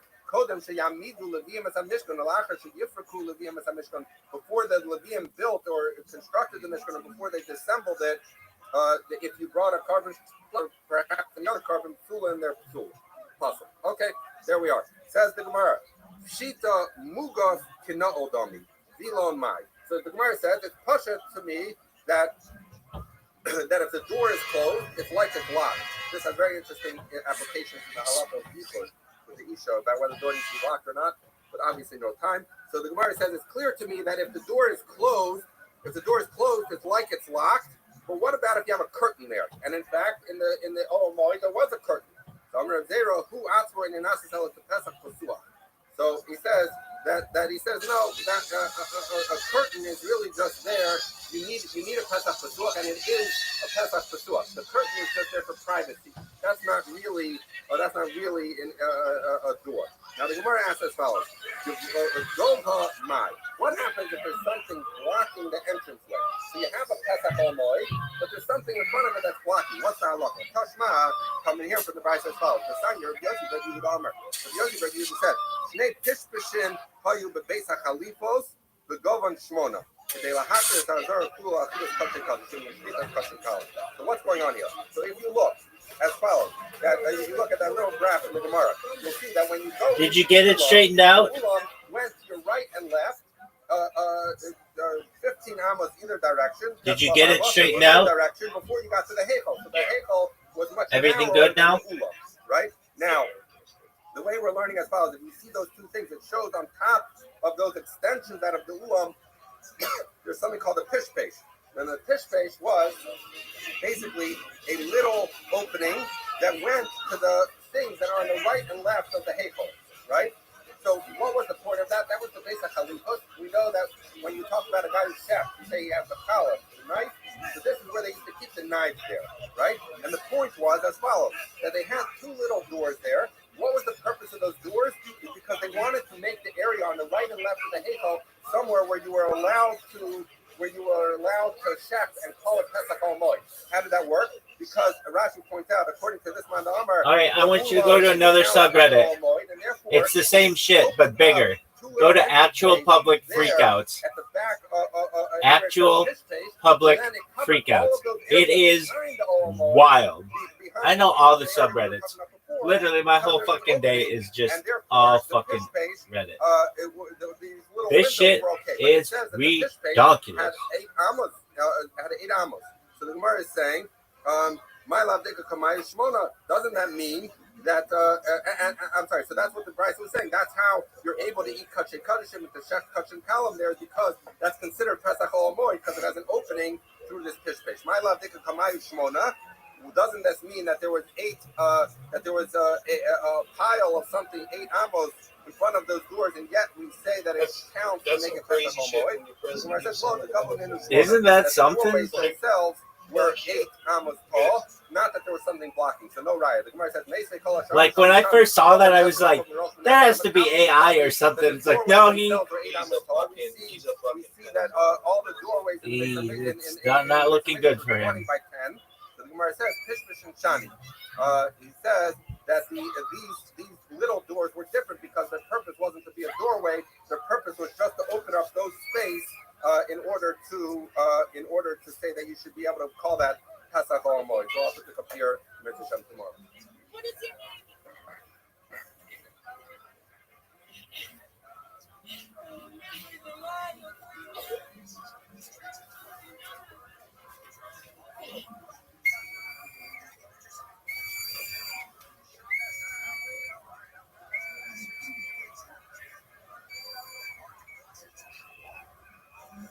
Next, I'm sure there's a shitload of those. Victor will say, good morning, let us begin. Begin by thanking all our sponsors for this morning here to thank. Our Commodore sponsors for the month of Cheshvan, Stephen Perry Zinn. We're dedicating all the Schumann Drushels this month in memory of Steve's father, Albert Zinn, Stephen Times of on the occasion of his 20th yard site. Our week of learning sponsors, Kiri and Julian Goldberger, as the schools for a continued reflection for their son Aaron, Yishaya, Ben, Rivka, Esther.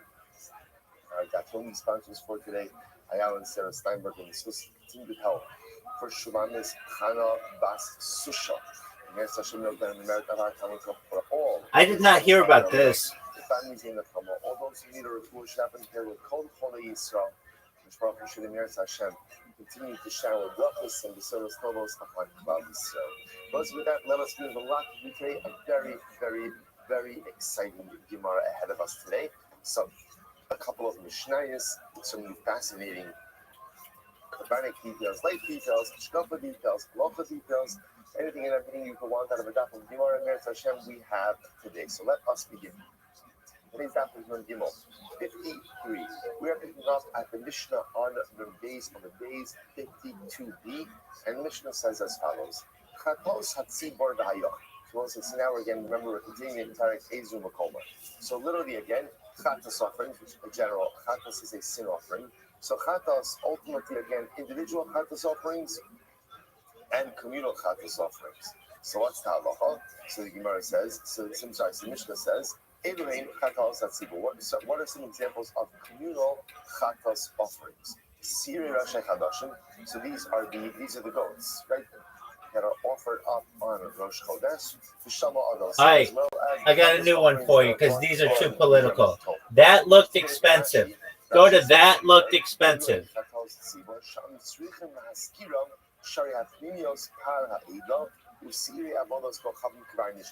remember again, just to contrast, we've spoken extensively about communal chatos offerings that are chatos pnimi, offered on the inside of the Beis Hamikdash. So that's again, our par helam davim minat tzibor, par koin Mashiach, seir avodah zara, par of Yom Kippur, seir of Yom Kippur. That we've spoken about extensively. Now we're transitioning over to communal chatos offerings that are offered up on the exterior mizbeach. And what are those again? So we have They should have it. So again, the chatos offerings that is just video, as well as the communal chatos offerings that are offered up on the Yom Tov. Good. So we'll say, so what is the halacha? What is the halacha?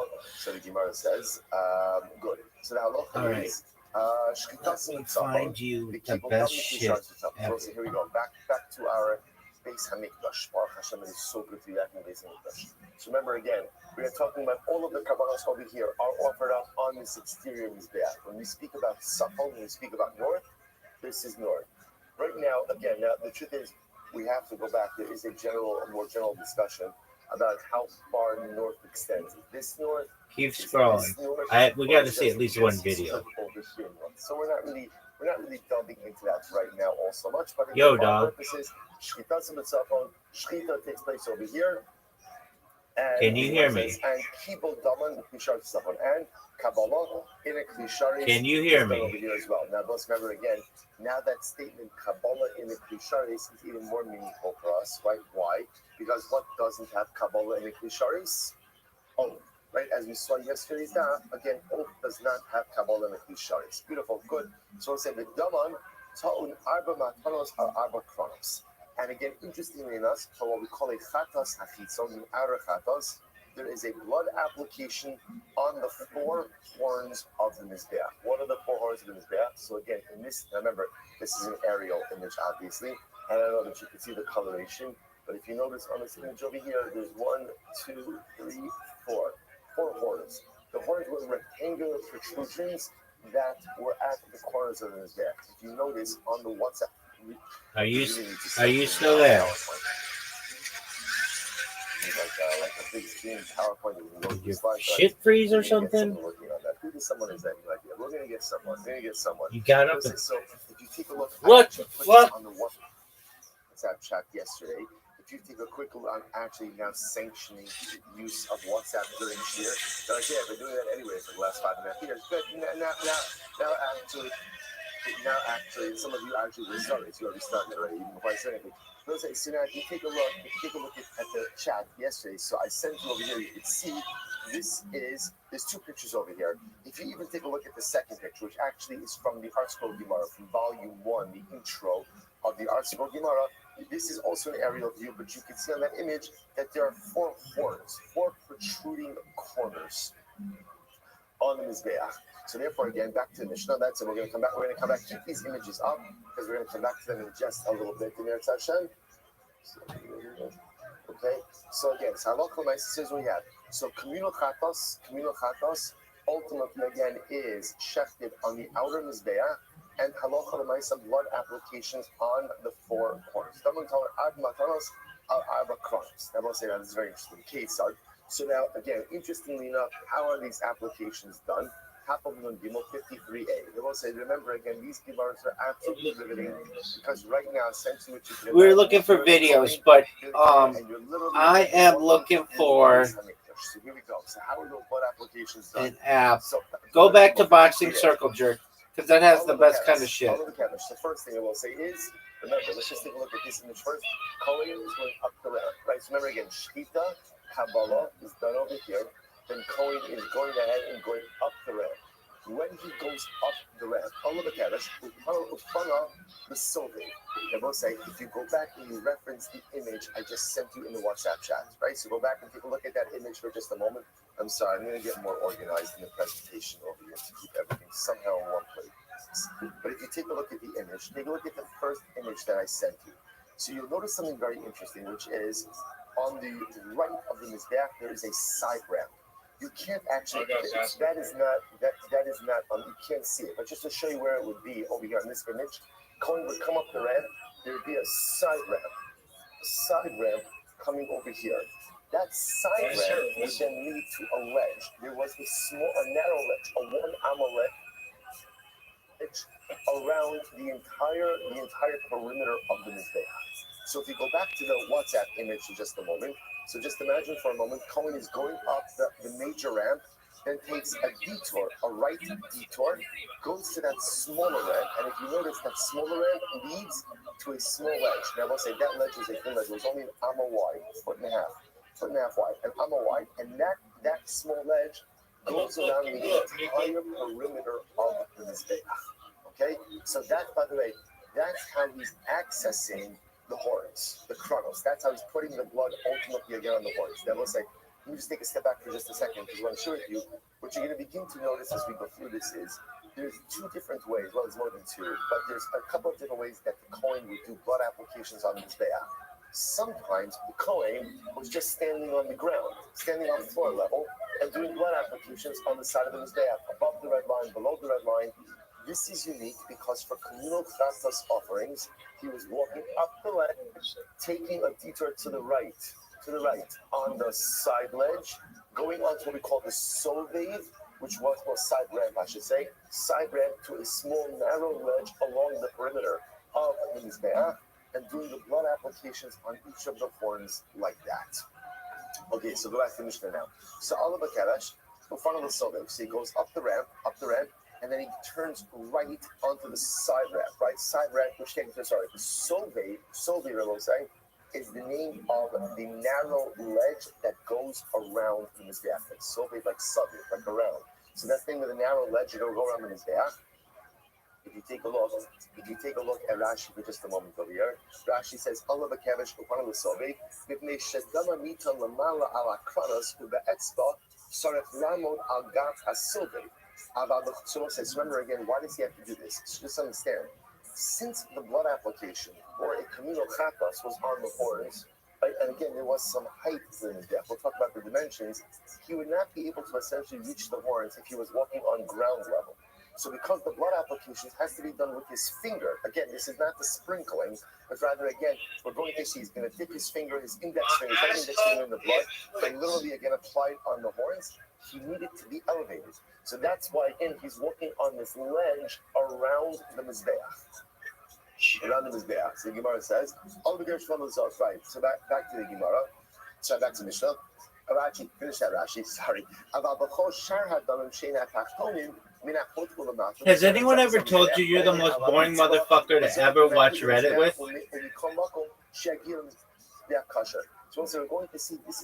I mean, I don't understand what we're doing here. Are we watching Reddit? Are we watching you get your ass up and leave? If we're watching you get your ass up and leave, then this is primetime television. But if we're not, then I don't know what the fuck we're doing, except jerking ourselves off raw. Here we're going to see by the communal chatos, there's an application. Doug, it's like I'm watching a fucking accountant here. So far, what do we have? All right, are we gonna watch fights? Or are we gonna watch you jerk yourself off? All right, we'll do the shit that you have to do, and then we'll watch gang fights. The ledge, which goes around the Mizbeach. Okay, that's what we're up to. Back to so exciting. Back to Mishnah. Dog. Karen Duromis Mizrachis. So we'll say the first corner that he hits is ultimately again the south. Just get what you. So again, just to follow this. Coming up over here, this I know again, and now I can't unsee it since Dr. mentioned it to me. I was going to say just the orientation. This is south. This is north. This is. I don't want to flip it because the truth is the Hebrew on here is actually written this way. These guys have been studying this image for like 3 cycles of documentary. So I'm stuck. I'm sorry. You're stuck. I'm stuck. We're all stuck. But it's okay. We're gonna get through this together. So let's say. So remember again. We've got south, north, east, west. So right. So the Kohen is on the southern side. He comes up over here. He hangs a right. Remember, we're looking from the Kohen's perspective. He hangs a right onto the smaller Reb. The first corner he comes to, southeast. Southeast. That's the southeast Reb. Good. Next. Southeast corner. Next. Mizrach is Sephonis. Northeast corner. What's the northeast corner there? So Moshe says, essentially, we're going to see he goes counterclockwise around the Mizbeach. Which, by the way, the easy way to remember this is in the Beis Hamikdash, when in doubt, always go right. Always go right. It's good for life. Really, New York didn't listen to this, but again, always go right? So again, always. So therefore, again, he's coming up. He hangs right, southeast. We go from southeast then to northeast. Mizrach is Sephonis. Next, Sephonis Ma'aravis. Sephonis Ma'aravis, northwest. What's northwest? That's over here. Right? And then lastly, Ma'aravis Duromis, southwest, which is going to be over here. So that will say, so that is the entirety of the blood applications for this is for communal chatos. Good, beautiful. We'll say you have to admit there's something like ridiculously exciting about actually being able to know how the Kohen did the avodah. A lot of times these sugyas are so esoteric to us. But now, literally, again, if somebody were to ask me to go into the Beis Hamikdash, how we should be zoka, and how does the Kohen, where does the Kohen do? Let's say Kohen doesn't know what to do, we could show exactly what to do and how to do it. It's incredible. Shiari Hatam, leftover blood, Hayashokin al Yisod Duromis. Leftover blood, I will say, would be poured out at the southern base. Now, this is very important. So we'll say, where is the southern base? Over here. Over here. That's the southern base. Now, remember, again, I just want to point out, up until now, we had, right when we were speaking about the inner chatos, where does the inner chatos have its blood spilled out? Again, on the western base, which is here. Because remember, again, that's the base that you face right when you come out of the Beis Hamikdash. So we've been speaking about the western base. Now, interestingly enough, the outer chatos has it poured on the southern base, over here. In fact, if you take a look, I think I included this. Did I include this image? Let me check 1 second. Yeah, so you could see, by the way, if you notice on the second image that I sent you, the one from Art Scroll. So if you notice on the bottom right, if you look on the Mizbeach, not on the ramp, but on the bottom left, you'll notice again there's like a little L protrusion on the bottom over there. That's called the southern base, right? As opposed to the base on the western side, that's the western base. This is called the southern base. Okay, so therefore, again, interestingly enough, outer chatos the carbon itself, the shiari hadam, the leftover blood is poured on the southern base. Incredible. The halacha, and I will say into the kabbalah. So again, furthermore, consumption. A communal chatos is eaten inside the curtains. I will say now, what are the curtains? Again, I will say. So first of all, by the way, why the southern base? Why the southern base? Because remember, again, the halacha is in general, you'll always pour out shirayim by the first base you encounter when you finish the avoda. So think about it like this. When the Kohen finishes, right, so he's coming up the primary ramp, brings the right onto the, we'll call it auxiliary ramp, starts over here counterclockwise, goes around to his back, and then he comes down. When he comes off, the first base that he's encountering is actually the southern base. So that's why, again, so again, that's the general halacha. You always pour out shirayim by the first base you're going to encounter. That's Rashi points that out. Rashi points it out. He goes on, he says, the meat of the communal chatos is eaten inside of the curtains. They will say, what curtains were there in the Beis HaMikdash? The answer is there were no curtains in the Beis HaMikdash. Where does the lashon of kilayim come from? That is a lashon ultimately again from the Mishkan. If you take a quick look at Rashi, Rashi says the kilayim. Mishkan, hayu kilayim, hekef lachatza oamoy. Remember again, Mishkan, which had certain permanent walls, but also had curtains, well not permanent walls, but movable walls, had curtains which demarcated the various areas. So the lashon ultimately again of lifnei kilayim is a lashon borrowed from the Mishkan, which means you have to eat these karbanos within the precincts of the Beis HaMikdash, which means essentially anything within these walls. This is called the Lifnei Kilayim, which means really they would eat the karbanos in this area over here, or in this area over here called Ezra's Kana or Ezra's Yisrael. That's where they would eat it. But when it says inside of the curtains, it means within the walls of the Beis HaMikdash itself. Good. Who eats it? Who eats it? It's eaten by the male kohanim. The chol ma'achol means you could prepare the meat however you want. Why does the Mishnah say this? So it actually points out, as opposed to carbon pesach, which has to be roasted, ultimately again the meat of a communal chatzos can be prepared however you would like it. The Mishnah says the yom v'layla ad chatzos. What's the window of consumption? 1 day and 1 night until midnight. Now again, Rashi points out, interestingly enough, you actually have past midnight. In fact, for chatzos atzibor, you actually have until dawn of the next day. But this is actually the first Mishnah Maseches Brachos, where the Mishnah says that anytime you have until dawn to do something, what did Chazal do? The rabbis backed it up until midnight, right? Why? In order to create a protective boundary. So technically speaking, you have until dawn to be able to eat the meat of the communal chatos, but Chazal said really only do it until midnight. Incredible. I will say, what a Mishnah. What a Mishnah. Says the Gemara, Hechi Avid, so says the Mishnah, ultimately, and as well say, so now, what we're going to be focusing on a lot for the next little bit is the actual blood application itself on the horns. What does it mean? Where exactly on the horns is that done? Say, hey, Chad Amar Nosin Ama Elech Ba'ama Elech, the Chad Amar Machate Bioret Kineged Chudo Shel Keren. So as I listen to this, an interesting machlokas. So look at Rashi.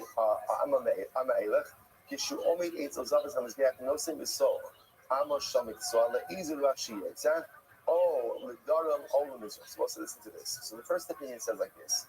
I will say, when you talk about putting it on the corner, right? So remember again, now we're saying where on the corner is that put? So the first opinion says, essentially, as long as you're within 1 amma of the corner, you're good to go. Right? In other words, it doesn't have to be on. When we think about corner literally means like the corner, right? Because remember again, I will say the lashon over here is ultimately bundled with keren. In other words, the horn. Keren means the horn. Keren also means a corner. So it's interesting. So it's almost like the visualization of this is that I'm putting it like on actually like the corner of the horn, right? Like where the two sides meet. So is that what the halacha is? So the first opinion says no. It has to be within proximity to what's called the corner of the horn. And as long as you're within an amma of the corner, you're good to go. And like no sin amma ve'elech ve'amma ve'elech. The Chadam, the other opinion says no. Mechate biyorit kineged chudo shel keren. No, in fact, the mamish applied the blood ultimately where? On the actual corner itself of the horn. Okay, so machlokes. Salibi Gadalazer, Rabbi Shimon, the Amar, he atzma inasis, alabagufa shal Karen, the Kuli Avalokli. So let's listen to this. So very philosophy says that halacha l'maisa, the blood application itself has to be done on the corner itself. That when we say corner, or I should say horn, has to be done on the horn itself. There's no machlokas. Keep the yi, keep the yi, the rebu. Mar savar ama elech ba'ama elech. So we'll say the machlokas ultimately again is according to Rebbe. Now Rebbe, interestingly enough, I will say if you look at Rashi, this is in the third line of Rashi. So first of all, before that, we say the lo ba'in al chuda de karen ksiv ba'ama el ama barum ama hanasam barosh hamizbeach b'chol zavis b'zavis b'chol makom sheba kari karen. So it says according to the first opinion, as long as you're getting it on the horn, it's fine. It's fine. It doesn't have to be exactly on the corner of the horn. Where does the machlokes come up? According to it comes up according to Rebbe. Why? Rashi says this is very interesting. The machshel amechut hasikra ulamala the avarab lo mekarim. Rebbe understands that essentially, when the Torah says you have to place the blood on the horns, it means on the upper part of the mizbeach, which means as long as that blood is going somewhere above the red line, you're good to go, which is fascinating. So where does that? So according to Rebbe, that's the machlokes. The mar savar ama elech ba'ama elech kineged keren. One opinion says that ultimately, again, it doesn't have to be exactly on the corner, but it has to be within an amma of the corner. In Tfelo. The other opinion says no, as long as it is somehow corresponding to the horn, even if it's below the horn, as long as it's above the red line, ultimately, again, it's going to be good.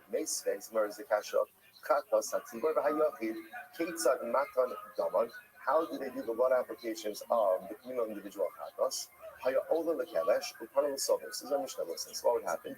Cohen would go up the primary ramp, and then he would take the auxiliary ramp on his right, go to the narrow ledge, and follow the Keren Jeromis Mizrachis, and come to the southeast corner. And listen, now watch this. This is the Raisa. The Tobel Etzba'o Hayimanes Hamiyumenes Shebiyamin Min Hadam Shebimizrach. And what would he do? He would take his right index finger, and he would put it in the blood that was in the bowl, right? This was the blood in which he did Kabbalah with. He would put his blood, hand and finger in the blood. The Chomer, the good law, the Lamala, the Expo Ketan Milamata. And this is very interesting. So what he would do is he would take the blood with his index finger, and then he wanted to make sure that the blood was on the tip of his finger. So with his pinky and with his thumb, he would push the blood to the top. Now, you don't have to do that. In other words, it's not, and this is how they want it. The point over here is, blood obviously is liquid, so it can run down his finger. He wanted to make sure that the maximum amount of blood was by the corner of his finger. And what would he do? And he would go ahead and apply it. In other words, he would start at the top of the corner of the horn and extend his finger downward.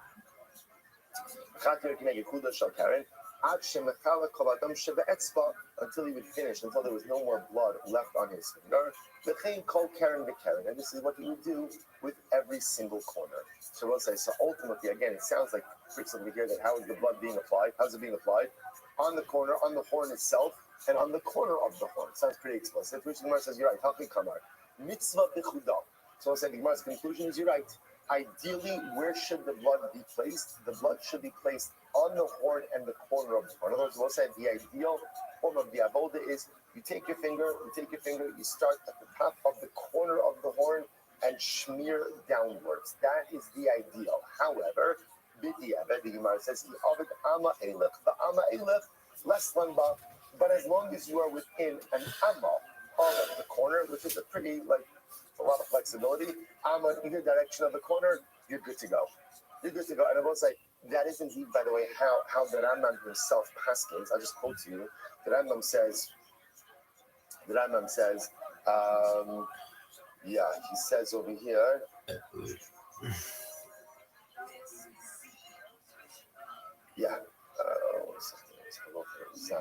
so the Rambam says, וסומך באצבע הגדול מכאן לגדול מכאן ומחקת ביור כנגד חודש של קרן עד שיכלה כל אדם שווה אצבע וכן עוזר הקרן ונוסן סמוך לקרן כעם האחס מכאן ומכאן מכיפה. So the Rambam Paskins, halacha l'maisa, ideally, the blood application again, push the blood to the edge of your finger, start at the top of the corner of the horn, make your way down, But as long as you got it within an amma of the corner itself, you're good to go. Incredible. Okay, so we'll say that is our first tremendous nugget of halacha l'maisa. Let's go back there. Says the Gemara, my Rebbe Umar Rebbe Elazar Shimon. We'll say now we recorded Rebbe and Elazar Shimon. What are exactly their respective opinions? This sign, here we go. Taman hal yonin. So let's say nitan michuta sikra ulumayla. So remember, we go say now we're transitioning back. So remember again, what was unique about chatos, a communal chatos and an individual chatos is that these blood applications are being done on the horns of the mizbeach. Up until the point in time, we didn't see any blood applications on the horns. All blood applications were being done where? On the side of the mizbeach. And ultimately, again, there was a chuta sikra. Okay, there was a picture of that. Yes, so I will say, by the way, in the image that I sent you, the first set of images. Oh, I'm gonna shit myself with that one. Oh, that is the best. You can see that it's there. So fucking creative. Those fucks are so creative. About the idea of blood applications on the side of the mizbeach, above the red line, below the red line. So the Gemara says, Disanya. So what's Rebbe Ratzah that we were referencing before? Here we go. Disanya. Damim ha'yonim. One blood has to be applied on the top of the mizbeach. Nitnin nichuta sikra l'mabo. They're put above the red line. The Gemara says, and when it's lower blood, nitnin nichuta sikra ulamatan divrei Rabbi. Ultimately, again, they are applied below the red line. Okay. When is this? Only when it comes to a bird offering. About the chatos behema, he atzma einazis ella begufa shall carry. When it comes ultimately again to a chatos, so again, so comes along the Rav Shimon says the only time that we're focusing on above the red line and below the red line is by bird offering. In general, again, by any animal offering, let's say chatos, by chatos behema. Ultimately, again, the blood applications are done on the corners. I'm Rabbi Abba. My time to Rabbi. What's Rabbi's logic? The Sid, the Har El, Arba Amos, or Mehar El Lamalis. What's the Gemara that quoting the pasuk from Yecheskel? But interestingly enough, the Har El is a reference to the Mizbeach. So the Gemara says. Well, the Arba Amos, he happy. I'm saying the Mizbeach is 4 Amos. The Mizbeach was much more than 4 Amos. Right, even the corners are much more than 4 Amos. The area of the Kronos ultimately is 4 Amos. The Gemara says Kronos Dalit Avia, and the Imorishus Kronos Dalit. So the Gemara says no. The Kronos themselves, even in the world, say the right dimensions are not 4 Amos. What does it mean? The area of the Kronos ultimately is 4 Amos. So we'll say, if you think about it, it means that, remember, as we just said before, so where are you supposed to apply the blood on the corners? Where? On the horns, on the corners. But what can you do? You can get an amma on each side. There's 4 sides. That's why it calls it 4 ammas. Because you can go up to an amma away from each of the corners and still be, let's say, with the blood application. Incredible. Good. So remember, let's go back to that red line. Even though, again, there's not the sugya. Where is the red line applicable? Whereas, at least for now, everyone agrees it's applicable where? By chatas ha'of, right, by bird offering. So we'll say, so first of all, the Gemara says, where does this red line come from? We'll say, it's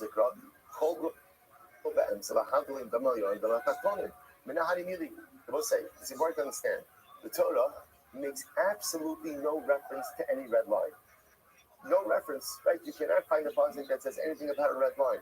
So Gemara says, obviously, we were talking about it. Obviously, it's part of the Mizbeach. Where did this come from? So very interesting. So Moshe says it's very interesting. By the Mishkan, when the Torah speaks about the construction of the altar of the we'll call it the large animal sacrifice altar in the courtyard of the Mishkan. So the Mishkan talks about creating a reshas. Reshas literally means like a netting. There was like a copper netting, like you would think when reading the pasuk that it's almost like a decorative type of border that went around the middle of the mizbeach. So Moshe says, interesting enough that, by the way, I want to point out, if you notice, in the Beis Hamikdash there was no reshas, right? In the Beis Hamikdash, look at the images of the mizbeach that I sent you. You do not have any type of metal border around the mizbeach. So we'll say, but what do we do with this border?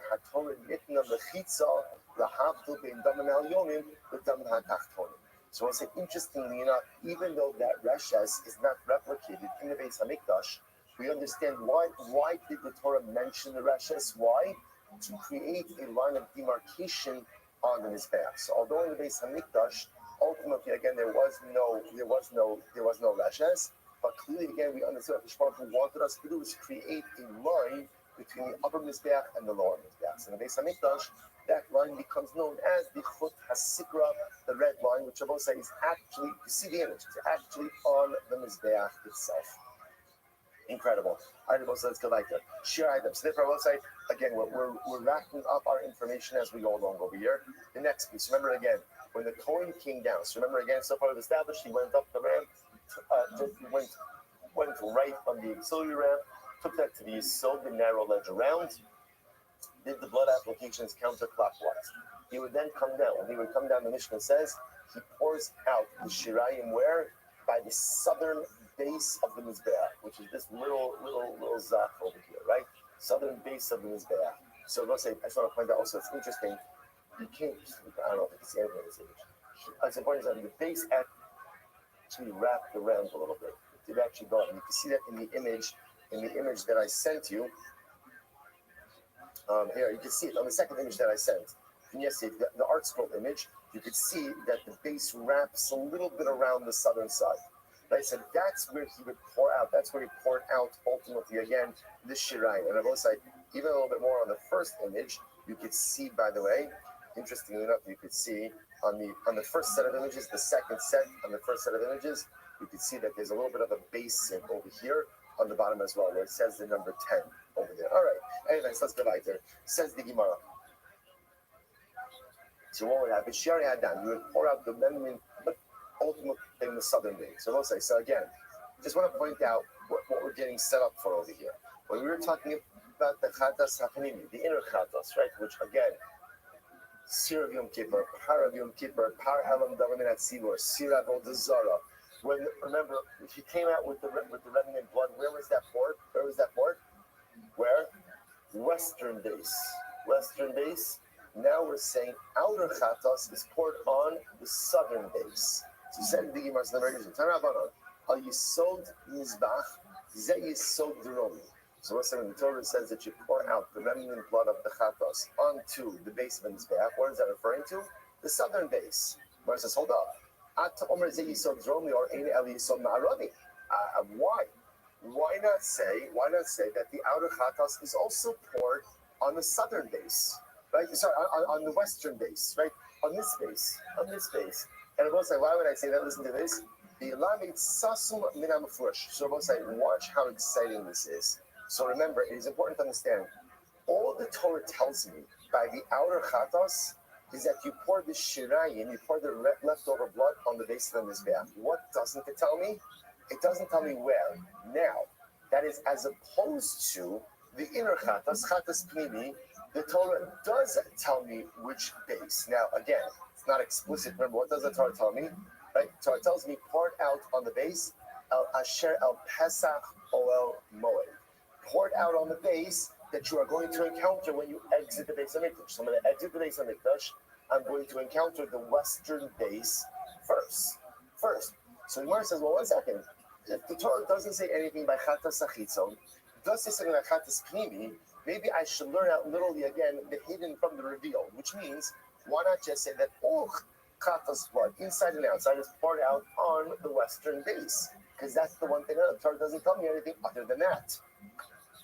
To which the Gemara says, Amrit, the Gemara says, no. No, because once we have to equate the exit of the off the ramp by the Chatas Achitzon to the exit from the Heicha by the Chatas Pnimi. Also, because once we see a paradigm, what's the paradigm? Where do you pour out the remnant blood? On the part of the base that you encounter first when the avoda is home. So when it's a Chatas Pnimi and inner Chatas, again, you come out of the base of Mikdash, the first base you're going to encounter is the western one. And when you're doing a Chatas Achitzon, the outer Chatas, when you come off the ramp, the first base you're going to encounter is the southern one. That makes the most sense. And that's how the Gemara seems to conclude over here. We're not finished yet. Whereas Tanya, let's analyze this a little bit more. Tanya, Rabbi Shmuel Omer, Zeh Yisod Ma'arabi. Ooh, Rabbi Shmuel says that both Chatas Pnimi and Chatas Chitzon are both poured out by the southern base, which is pretty incredible. Sorry, western base, excuse me. Western base, sorry, western base. The Rishon Yochai Omer, Zeb is so dromi. So Rashbi says, no, both are by the southern base. So we'll say, I just want to point out over here, the common denominator amongst these two opinions is uniformity of pouring out of Shirai, right? So in other words, they're disagreeing on the uniformity, but they're both agreeing ultimately, again, that there's one base for all Chatas offerings. So again, Rabbi Shmuel, western base, Rabbi Shmuel Bar Yochai is southern base. So according to the opinion that says that we pour everything out by the western base, that actually makes a lot of sense. Why? Kasavar Yilmad Sasamin Amafurash. He says, learn out, literally again, the hidden from the revealed. In other words, the Torah tells me that by Chatas Pnimi, everything is poured out by the western base. The Torah doesn't say anything by Chatas Chitzon. So therefore, again, just say everything follows Chatas Pnimi, therefore poured out by the western base. If you're there and you hear me, I'm going to bed, big dog. Hope you're living like a pimp. Congratulations on the baby. This is actually pretty amazing. Kasavar, Haitana, Kule, Mizbeah, Bitsafon Kai. Okay, so we'll say, now watch this. Shout out to your wife. She's the one who got the big So we'll say, lifting. we're saying the same thing. And we'll say, I want to point out something amazing. Your hard work was done 9 months ago. This is so exciting. This is so exciting. Oh. We'll say, so understand in this image, which is what we've been operating with until this point in time, in this graph is situated like this. That when you walk out of the base of Mikdash, you are hitting the western side of the Mizbeach. This is a fundamental focus as to how the base of Mikdash, as to how the Mizbeach was actually situated. So as we're going to see over here, there is an opinion that says that the entire Mizbeach was situated in the north, which means, if you can imagine on this image over here, this Mizbeach was actually much further away. Remember again, this is north. North is down over here in this image. Mizbeach was actually much further down. Now again, what that means, when we say Mizbeach was north, what it means is like this. This area, what we call the square of the Mizbeach, was situated in the north, or better stated, was not situated at all opposite the entrance where the Heichal, which would then mean that when you would come out of the Heichal, the first area that actually would hit, which you would see, would be this southern area. Oh. So I will say, so remember again, let's take a step back for just a second. The one piece we know about the pouring out of Shirayim when it comes to such studies of information we have is the Torah tells us, pour out the Shirayim where? By the part of the Yisod that is Pesach or Moed. So the part of the Mizbeach, the part of the Yisod that is Pesach or Moed is fundamentally dependent on the position of the Mizbeach. So if the position of the Mizbeach is as it's in this image, then again, then the western side is Pesach or Moed. But if you imagine the entire Mizbeach moved here, so that, let's say imagine for a moment, you see like the ramp starts over here. That means when you leave the base of Mikdash, the first area of the Yisod that you are encountering is actually the southern area. That's my focus. That's my focus.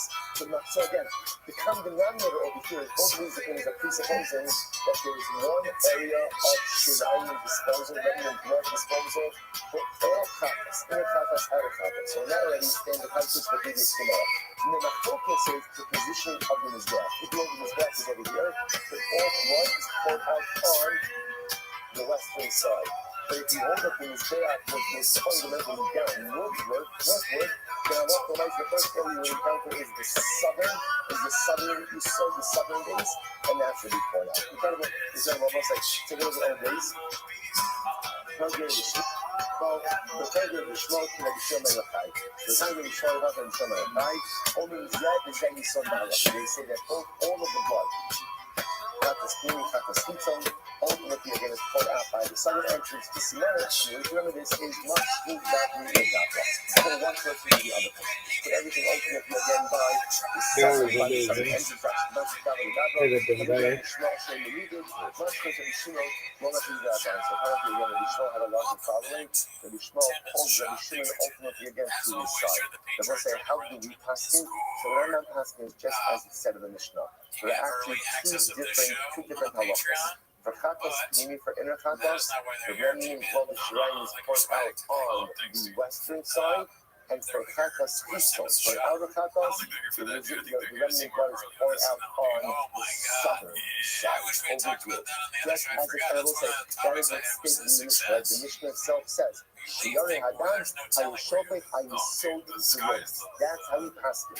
The Halacha Ma'aser will say, so again, out inner chatos, blood poured out ultimately again on the southern side, the western side, and outer chatos, blood poured out on the southern side. Incredible. This is so incredible. Next, Mishnah, hold on. Touch it, Kadashim. So we'll say Ola. And Ola is Kodesh Kadashim. Kodesh Kadashim. I will say actually point out what he has. What does it mean when we say that Ola is Kodesh Kadashim? What does that mean? Now she says, possibly Yotzi, which will know the Kodesh Kadashim. Let's remember again, in general, the higher sanctity something has, the more respectful it is to the Tim of the Chalak Food. Let's see, the Kachin Kalim, which are lower forms of Kavan, again, some subject to certain things, but Kachin Kadashim actually points out that Kodesh Kadashim, ultimately, again, number one, your puzzle, your case is sticking out of your prescribed areas. Full yom, because full yom touches it, because full yom eats it, obviously prohibited. And the first one, someone missing the Kabbalah, soda, something like that. One more, subject to Good. We're not sure about this right now. But again, back to the mission. Ola, and Ola is Kodesh Kadosh, highest order of Kabbalah. So let's talk about Ola. The Mary Yama said Ola is totally burnt on the Mizbeach. Right, so no part of it is consumed. So what's that? Shritas v'tzachon, the kibodam v'kishars v'tzachon. So first of all, shritas in the north, you're going to also see him coming around the over here, and it's all shritas coming in the north. Shritas in the north, kabbalah, the blood is in the north as well. The kibodam v'kishars v'tzachon. The dama, here we go. So we'll say again, this really is reminiscent of the beginning of the Masechta. So interesting enough, as opposed to chatos, which has blood applications ultimately on all four corners, and we're going to see Ola only has blood application on two corners. But when you do the application on those two corners, is what we call Shtayin Shein Arba, which is what means what? You sprinkle it on the corner, with the understanding what's going to happen, it actually goes on two sides. So again, I want to point out, you begin to see the differences of it. Chatos, remember, like, how is the chatos blood applied? Like, it's smeared. Right? There's no sprinkling. Right? So it takes out in your finger, and again, ideally, half of the corner off the forehead goes down. Here, if you notice by Ola, it's a sprinkler. Right? And again, it's sprinkled towards the corner. So two acts of sprinkling is turned out to four blood applications. Because when you sprinkle it towards the corner, it goes on two sides. Fine. You must understand Arba. And you must say which two corners we're going to have to see. Actually, Rashi already says it. Really good, actually. Rashi, the parent is Rakis Tziponis. So the first thing we're going to do is in the northeast corner. So we're going to say, where is the northeast corner? That is over here. That is over here. So the northeast corner has Rakis Tziponis and Ma'aravis Durovis, southwest corner. So it's actually two diagonal corners. So again, we're going to see exactly how this is done as the same thing as coming up there. But we'll come all this, but again, corner one, northeast, corner two, southeast. These are the two corners in which, southwest, sorry. Northeast, southwest. Two opposite corners. Good. Rashi points out over here, so Rafi Kam, the second coming, follow the Kam, the Rafi bonus, no sitting, the Rafi bonus, my sounds good. Yeah, so back to the Mishnah. So two of the other good stuff. There's one more challenge to the country, the two blood applications, which are really become four, in a heshit, in two at the Kamil Kosh, two foolish, and I will say, furthermore, the covenant requires heshit means it's flavor, it's skin, because you're going to see, as much as no one eats the meat of the Ola, Kohanim get the hide. They get the hide. No meat, but they get the hide. So therefore, again, the animal is flayed, it's skinned, then chuar, and ultimately is cut up into parts. But Kavil Yushin, the fruit is fully burnt arteries there. Incredible. Says the Gemara, first the most asked to see that Ola, and I kind of touch it on it. Why is it Mishnah to say that Ola is Kodesh Kadashim? We know that Ola is Kodesh Kadashim.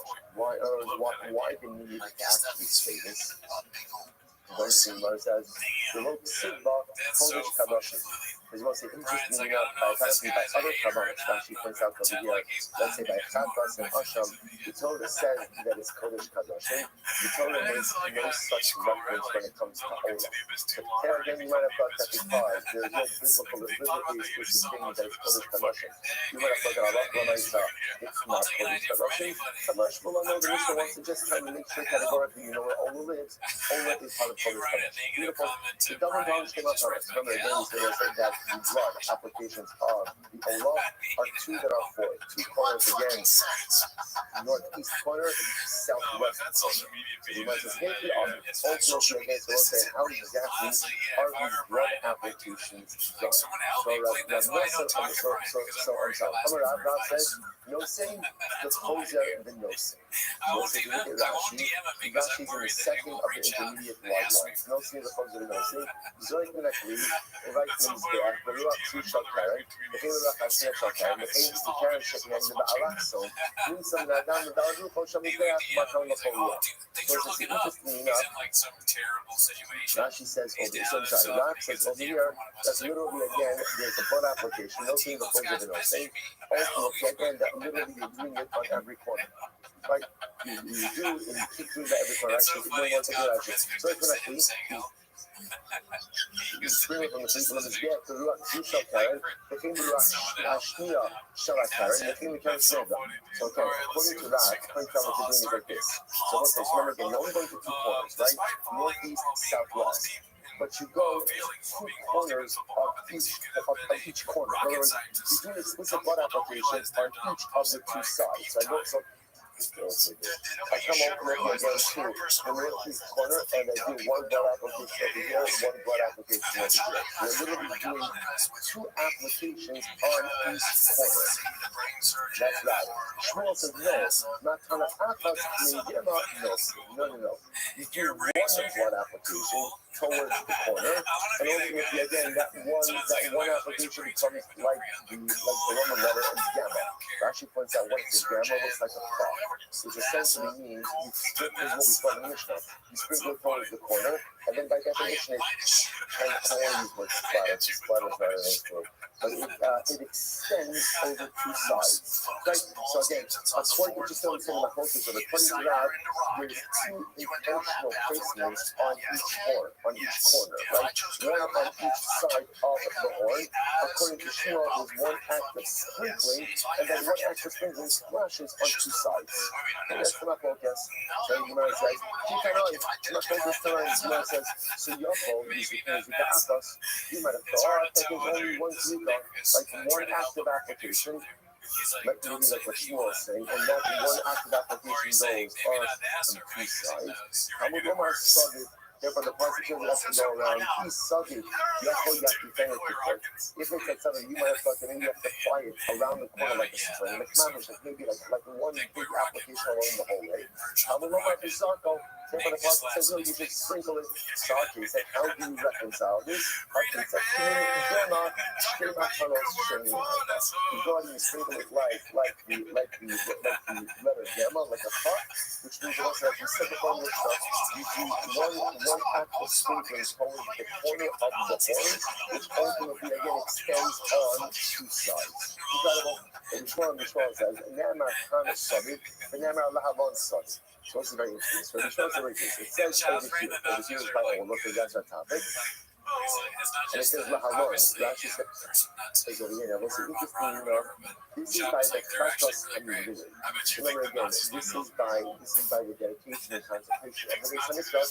There are already the additional Kabbalah that was. So it says Sabbath by Allah, and it says Sabbath ultimately again by the Nidui. Not Lahavon. Piso, Ba'ar B'Macharos, Achon Piso, Ba'ar B'Macharos. So what's the difference actually? There's a Ma'alon Piso, Ba'ar B'Macharos. Dalit Nifsakos Zulizu, and let's actually, we're going to stop over this. We'll pick up an Yersal Shem with this piece tomorrow, and we'll say tremendous. No, is this not absolutely, I see a lot of people were intimidated by these subjects. So I feel kind of happy, I'm not getting intimidated about, we got this incredible dance, and we'll say, and think about this morning when you say, come on, as now we go through these Mishnayos, again, we're up to Mishnah only Mishnah number 2. in Asia Makoma, but how much more incredible, beautiful, and halachic, holy relevant that's for us. Journey continues tomorrow. Everyone. Everyone's another great day. Your brothers, sisters, man? Just sisters. We all see my pops. We all like fit. Your father's one. Yeah. Your dad. And my dad. My dad should fight. I like fight. Yeah. That's my brother in high school. Fight. That's in shape. Well, I'm training my dad on weekends though. My dad's been doing. Black belt and keto. I don't know. Black belt and keto is pretty nuts. That's awesome. I don't think he says black belt and keto, but that would be good morning. Good morning. Let us begin by thanking. Begin by thanking all of our sponsors for this morning's shir. I will have in just a moment. Black belt taekwondo. We thank our Commodore sponsors for the month of Kashban, Stevie Garizin, for dedicating all the Shimon Drashos this month. You saying more girls again? What's up, dog? Prayer, support, for the name of for their son Allah, and the Shach of the rich God Esther. And got really sponsors for today, Ayala and Sarah Steinberg, and the specifically Cindy Rufua for Shulamis Hana Bas Susha, and also to look at an America Bank all of the Nishama Sada Ali, the families in the summer, all of those who need to push up into the cold weather this summer, can both continue to shower, so it's always on all of the islands. With that, let us begin with a lot to do today. A really great back ahead of us, Baruch Hashem. So that is Mondays, 52, and we're picking up actually on Mondays. Amud Aleph. Thank you, Hashem, for a short Amud days yesterday. So also we're picking up with Amud Mishmal, which is, I was going to do that, but I'm yesterday. Yeah, we did it on Amud Kiva.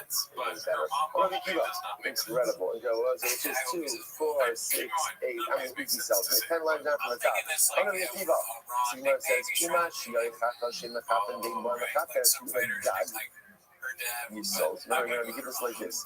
When it comes to remember again, we're still very much in an ongoing discussion about Shirayim.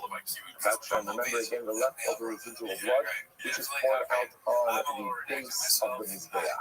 So we keep this like this. When it comes to Shiyarei Chatos, the leftover blood from the Chatos, which does not provide Kapara, right? But let's say again, the discussion that we're going to be focusing on today, we have been focusing on up until now as well, is the status of Shirayim. The Shirayim Ma'akiv, not Ma'akiv, you need to try the Shirayim on the base, don't require Shirayim on the base. I love what I can give us like this. One thing is clear, which is everyone agrees that Shirayim do not provide Kapara. Certainly don't provide a payment. So the Gemara says, there's not Shirayim Chatos, in the Chapin, so Shirayim Chatos, which do not provide Kapara, and do not come to attack Kapara, so Ina God will be so. Ultimately, again, the Klai was when we saw this at the end of yesterday, that when you pour the blood on the sword on the base, you pour it on the God. God means, again, the top. Right? Not the vertical part, but the horizontal part of the base.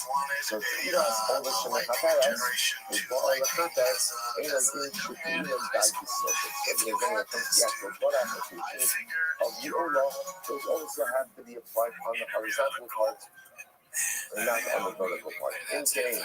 Not on the Roma El Yisod Mizbach Ha'olah. If that's the case, ultimately, why does the Pasuk have to say the Yisod Mizbach Ha'olah? To which the Gemara says, King Yisod is Mizbach Ha'olah. So we'll say to teach us once again that Halacha L'Maisa, this is what it's given many times, that anything offered up on Mizbach Ha'olah, ultimately again has a day of Shirayim or out on the Yisod. Okay. Which the Gemara says effectively that the Yeshiva and the Shmona we stuck in with yesterday's daf are essentially saying the same thing. So my bad, I was trying to do them. So saying we go with other Abba, Shirayim Ma'akvin Ika Bina. The practical difference will be ultimately again the Shirayim Ma'akvin. So here's the performance or better stated, the pouring of Shirayim on the base of the Mizbeah.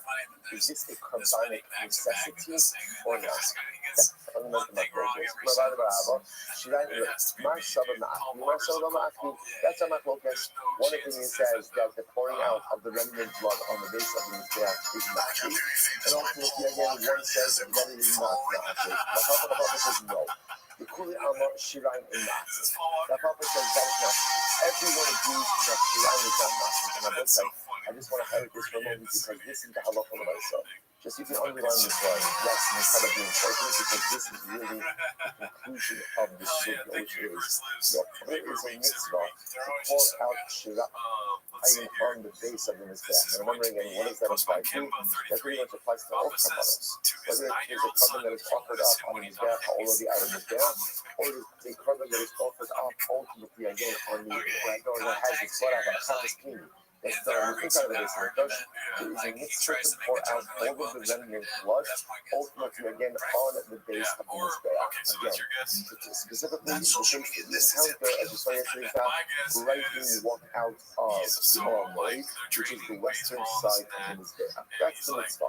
However, if you did not do that, your carbon is still effective. Even if you didn't do so, ultimately, again, your carbon is still valid. That's what we mean when we say Shirayim in Ma'akid. Good. Now, let's say, by the way, just quick hazara, as opposed to, by the way, for a carbon offered up on the mizbeach or the outer mizbeach, what is Ma'akid? What is Ma'akid? One blood application on the mizbeach. All you need is one, and it comes effective. Practice community in a mizbeach. What do you need? Everything. Everything, right? All blood applications on the inside must be done. So whatever your carbon is, pulling out of the remnant blood on the base of the mizbeach, ultimately, again, is not Ma'akid. Incredible. You know, it's what the whole is going from the Papa, so you see that's how automatic come in. So what's my focus over here? The new team fact us all. So let's say, okay, so let's talk about this. This is actually very interesting. Where cut us off what this was actually mentioned this yesterday, 2 days ago, 2.5 years ago. I'm not sure, one of those, right? So I mentioned this, that remember again, cut us off is unique, number one, and that it doesn't have speaker, right? It has no speaker, that's number one. Number two, what else is unique? Kata sa'ol, generally, whenever you have shkita, whatever that, what's after shkita? What's shkita? Kabbalah. There is no Kabbalah by an oath. You do not receive the blood of the oath of a bird in a kusharis. Instead, what happens? The bird itself is chicken, or chicken, right? It is, right? It is shuffles, right? It is weird. Is there, right? So there is no Kabbalah. There is no Kabbalah. Instead, the blood application is done from the body of the bird itself. After the blood applications occur, and we'll discuss what those blood applications are, then the residual blood in the bird is literally you press the bird against the mizbeach, that the shirayim or whatever blood is left in the bird, you know, is a part of the mizbeach blood. That's called mitzvah. That's called mitzvah. So like a pressing of the rest of the bird to get the rest of the blood out. So let's say, so essentially, what the pouring of shirayim blood is for regular carbon, mitzvah, the pressing of the rest of the blood, that's what you do by oath. It's the same idea. So Rabbi Papa says, everyone agrees that shirayim is not ma'akid. Everyone agrees with that.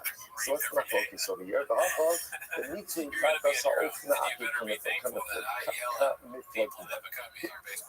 from, sorry. Here the focus ultimately is, after you shake the blood from the bird onto the mizbeach, is the obligation to squeeze out the rest of the blood on the mizbeach, on the side of the mizbeach. Is that ma'akid? Is that necessary or not?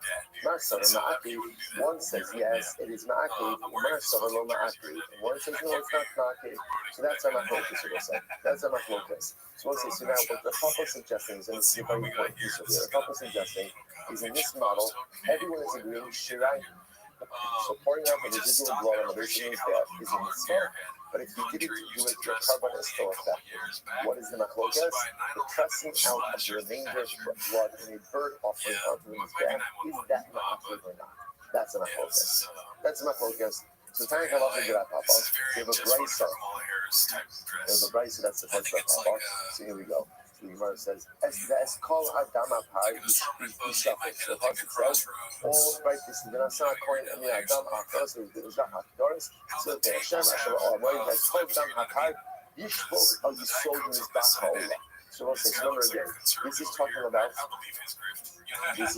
the power of the Kohen Gadol. Right? Rashi points out that we are part Kohen Mashiach, which remember again is done where? Is done where? Inside of the armor, which is a Kratos Pinini, a Sinai, and the Pasuk says, when you finish all of your blood service inside, what should you do?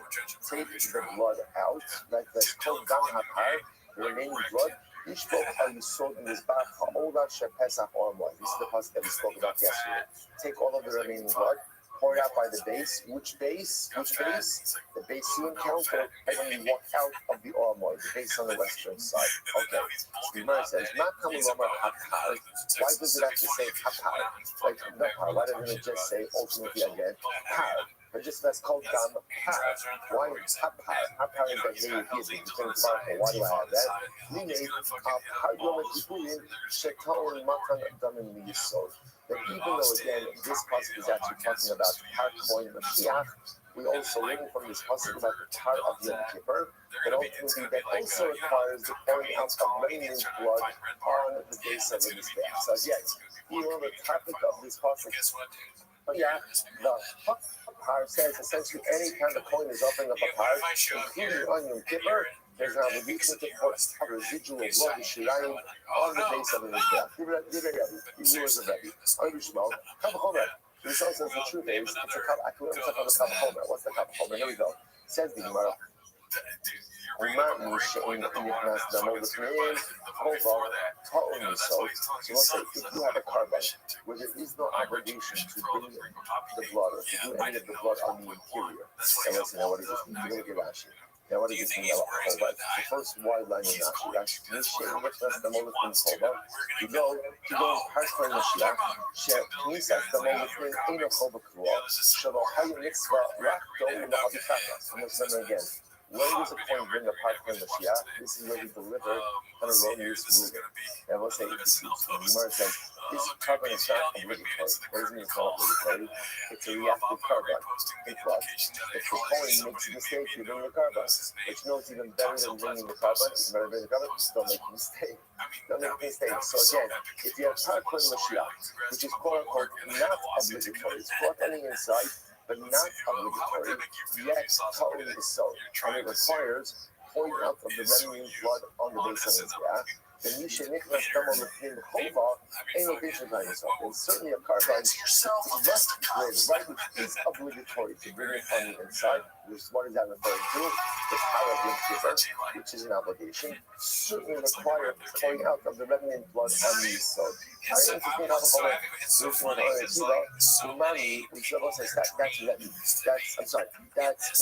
Yishmael. No, sorry, that's Rebbe Yishmael. So it's always just Kavachomer. So I'm Rebbe Peter, and Matt, he keeps mixing his own Kavachomer. Umar Misha, and the one that's not with Restream, and the Chova, and the Mitzvah, telling you so it's blood enter into the Kodesh HaKadoshim, either for an obligation or for discretion. Now, what is that referring to? That's referring to the Par Kohen Mashiach. Par Kohen Mashiach, although also number one, it's not obligatory. Number two, it never enters into the Kodesh HaKadoshim. Yet it requires Shirayim on the soul.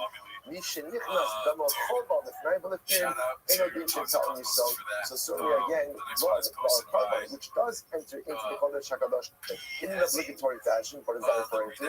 Par of Yom Kippur certainly requires the pouring out of remnant blood on the base of the Mizbeach. Beautiful Kavachomer. Incredible. So we'll say, so again, Rabbi Shmuel and Akiva, they're saying the same thing. They're saying the same thing. The point over here is that they're saying, Halakha L'Meisa, I could have learned out the obligation to the Par of Yom Kippur, ultimately again from the Kavachomer, I didn't necessarily need the pasuk. I was Yachol Yach Benu, and listen, I might have thought that the pouring out of remnant blood on the base of the Mizbeach is ma'akid, that you must have this in order for the carbon to be effective. Because it says literally again, what does this mean? But ultimately, anything you need for kapara occurs in the Kodesh, and anything else is nice but not a necessity. So that's why again, the Shirayim on the shrine blood doesn't declare the Kodesh, it occurs outside. And then the Gemara understands that it's not ma'akid. You should have it, but if you didn't have it, ultimately again, it does not compromise the effectiveness of the carbon. Incredible. So the Gemara says, Shalom Kol Divrei Bishmo. Kavachomer Matar Kohen Mashiach. So the Gemara says, Misar Nasi, we can make a Kavachomer the Matar Mashiach. So the Nasi, Me'ata, Uman Yishem Nifras, Samol Yiflim, Yachov Volom Yitzvah. So if ultimately again a carbon, which is not obligatory. Now, once another again, keep saying when you say not obligatory, what does that mean? It means that halacha of don't sin and you won't have the obligation. And yet, again, the halacha requires running in blood on the base. You say, you can have done all with him, they will go with the mitzvah, ain't no din shekal yourself. And certainly, again, a carbon, which is obligatory, will require the pouring out of them in blood. Ultimately on these souls. Yachol Yakvenu, both are teachers to me, so learning at Makavachomer, all of these different carbonic obligations to pour out running in blood on the base of his back. And then they grow, it's full circle. Yachol Yakvenu, you might have thought that this is Ma'akim, and if you go with the carbon is capitalized. Now, Lomar, let's call it Dan Hakar Yishmo. The Pasuk says, pour out the remnant blood of the body. This is Bachman Mashiach, which is done. Torah says, now after you finish everything on the inside of the Kodesh, and we all know it, take it out and pour out the remnant blood. And the Gemara says, Nisko HaKosav La'asei, La'asal Shiyari Mitzvah. So interesting enough, I will say that the pouring out of the remnant blood on the soul is actually framed as a positive commandment, a mitzvah asay. A mitzvah asay. So because it is a mitzvah asay, the Torah is removing it a little bit from like the rest of Kabbanic service. It teaches us that what? It teaches about association. It's a lot of shirayim and ma'ak. And it teaches us obviously again, although we have obligation to pour out remnant blood on the base of the Mizbeach, and then it's true for all Kabbanios, whether it's offered on the inside or on the outside, or on the inside, it's not ma'ak. So let's say the same thing that the Papa said about the Gemara is reinforcing over here, that Shirayim is a mitzvah, pouring out of the remnant blood on the Mizbeach is a mitzvah, but it is not ma'akeh. Incredible. Okay, well, that's good. Then we're going to pick up on a little detail. Really exciting. So what we smoke needs to cut ourselves ma'akeh. Now, let's say, let's go back to this a second. So let's go back to our bird offering, our bird cover, right? Cut ourselves. Remember again, what do you do? Well, we go ahead, take off that right from the back with the thumbnail. Then literally shake the bird, that's the zuka. You shake the blood onto the mizbeach, and then when you finish that, you press the bird against the mizbeach, and any remnant blood comes out.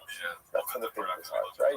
Right? But ultimately, the remnant blood comes out. And what Yishmael says, how we see it, because Yishmael holds that mitzvah squeezing out of the remnant blood on the mizbeach is ma'akeh. It's not ma'akeh, but kind of Yishmael is Vanisha Tidam Yimata. So the Pasuk says, literally again, the key something done at that's how it was. You know, it's incredible. It's so cool. That's right. The reality is, when often when we learn this teaching, it's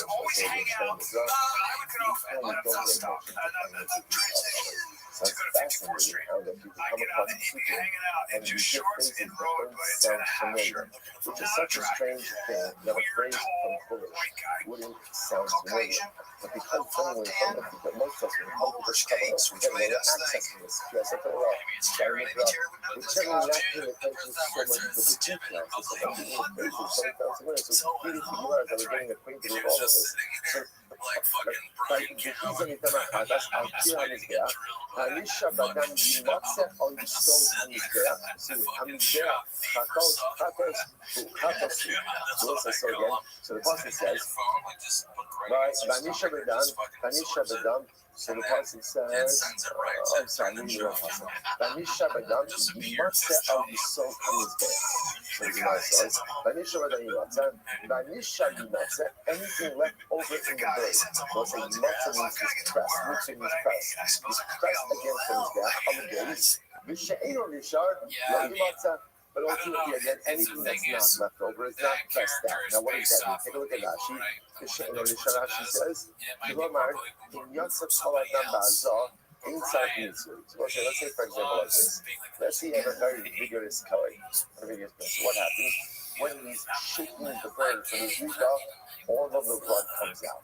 And now it turns out that by the time he gets to the mitzvah, which is the pressing out of the bird, ultimately, again, there's no blood left. So what happens there? What happens? The Gemara says, there's no blood left. What does that show you? That mitzvah is not ma'akeh. Okay, so let's again, let me just take one step back over, just so we're crystal clear with the processes for a bird. First thing is by a bird, there's no shita, there's malika. When he holds the bird in his hand, right, with the neck facing the colors, going insert real slow, and insert the thumbnail into the back of the neck. So right, slowness the bird like that, flicks off the head. The head you're going to see is really straight past by the flap of skin, by the flap of skin in the front. Right? Then what happens is the coin shakes the bird towards the mizbeach. That's the zrika. Then after that finish, again, where's Rika's that we're going to see? After that, the coin hits the bird, and presses it against the mizbeach. That's essentially the right. The leftover blood, that's called the mitzvah. Now, you want to say that Yishmael said that mitzvah is not active, which means if you don't do mitzvah, what son is effective. You're ineffective. The Gemara challenges that. It says, is that true? The pasuk says, "Damisha b'damimat." Pasuk says, whatever blood is left over, you should press up the mizbeach. What can we infer from that? If there's leftover blood, good. And if there's no leftover blood, good also. Which indicates to us that blood, that mitzvah, the pressing of the bird to get out the residual blood, is not ma'at. It's not ma'at, which would seem to contradict that which Rabbi Yishmael said before. Incredible. Luke says, no problem. Trey Taroi Bali Rabbi Yishmael. There's two different things. The whole concern about Rabbi Yishmael said. One of the things is Rabbi Yishmael that even nowadays, one says ultimately again that good, where it's almost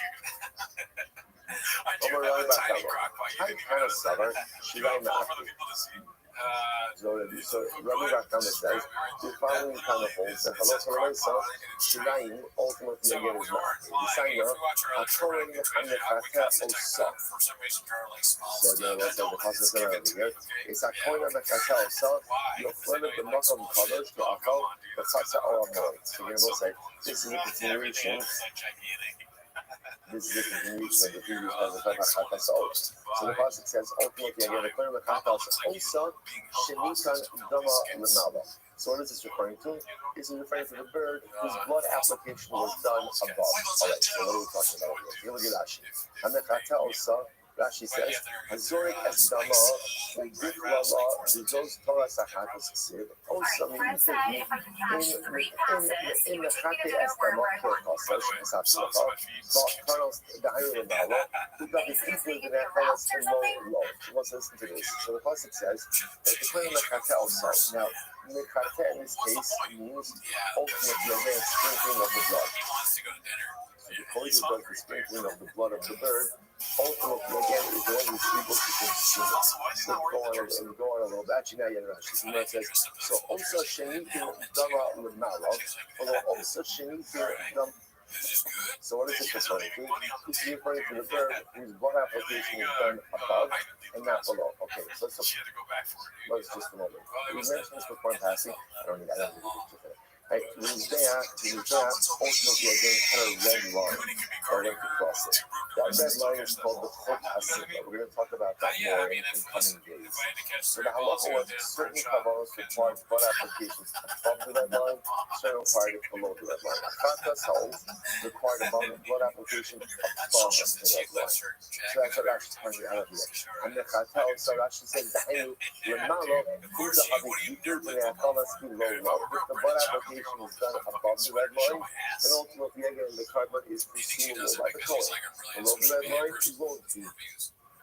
Remember this works well. Also, Shenitan Dalamala was where I'm on 52 being in base on the base 4 lines down.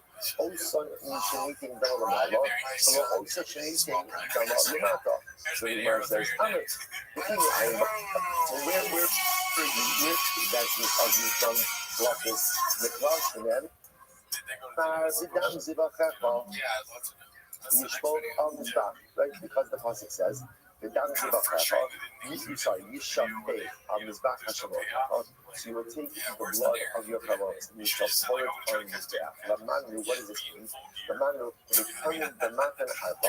This teaches us ultimately again that any carbon that has 4 blood applications. What's an example of a carbon that has 4 blood applications? An example of this.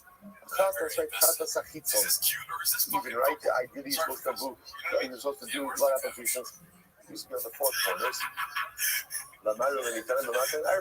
Shinastan Makana Akas Kita. This is what we just mentioned before. Let's see a typical chatas, which is offered up on the outer mizbeach. So what's the halacha? Ultimately, again, it should have 4 blood applicants. If you only did one halacha l'maisa, again, mechata, yokal ab hanitanu l'malo, shinastan l'mata kita. So let's listen to this. You might have thought like this.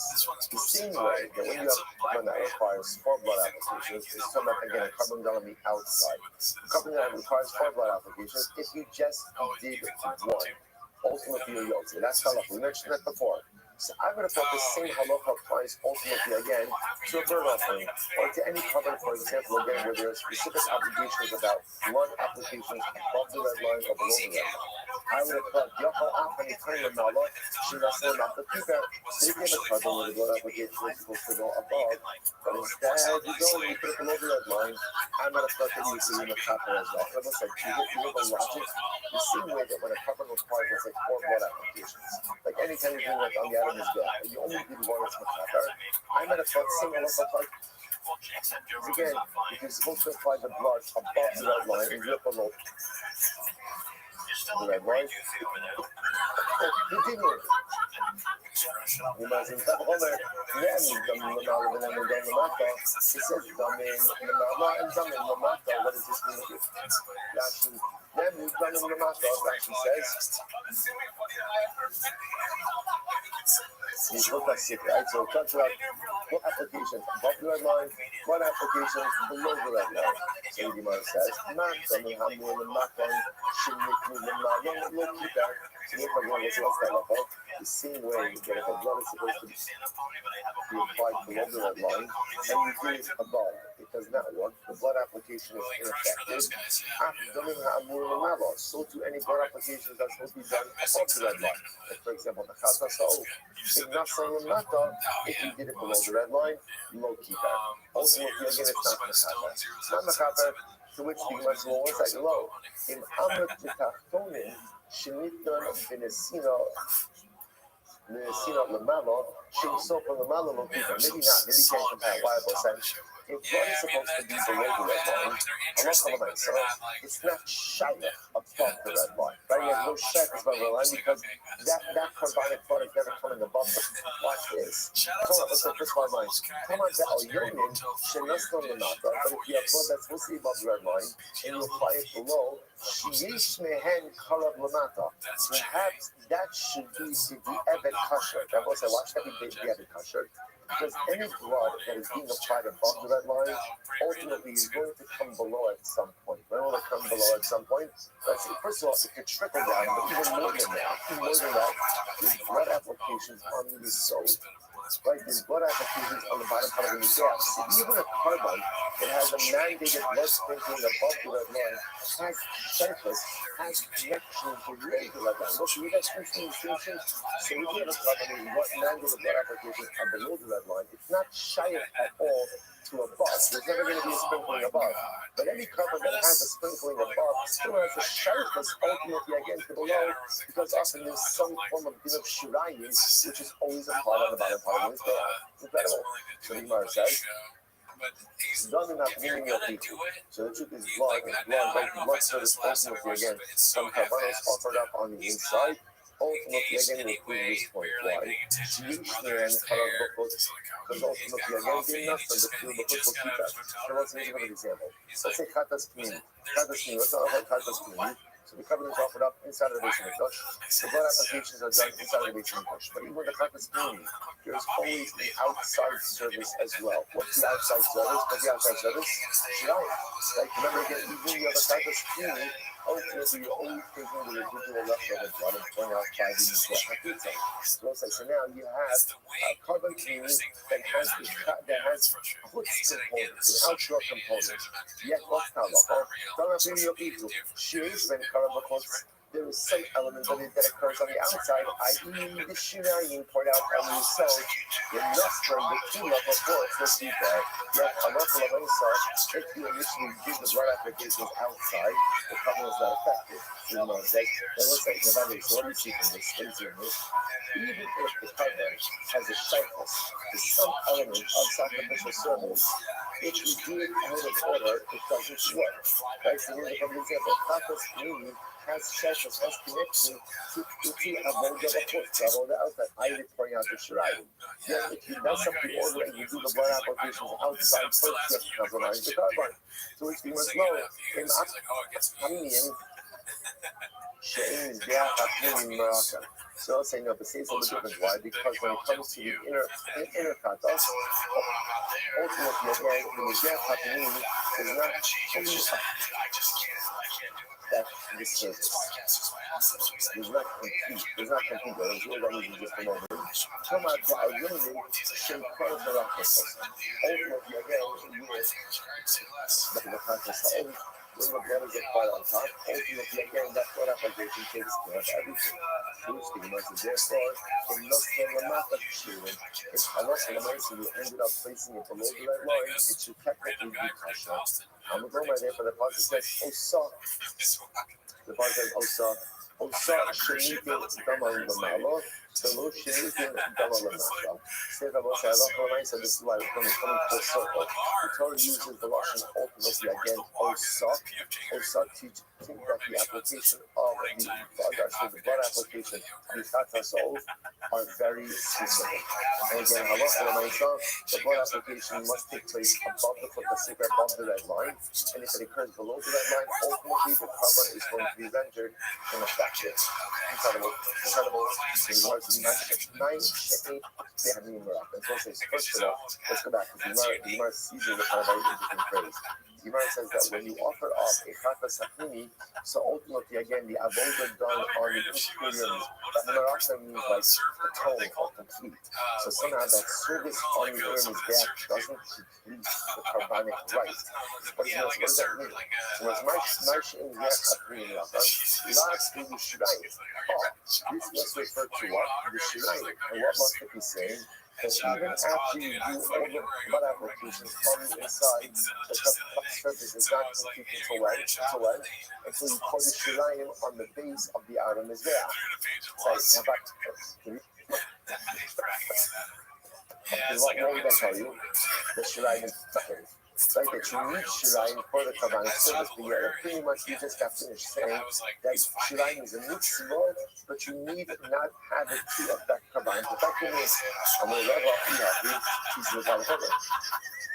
No, if that's the case, there's something about homer.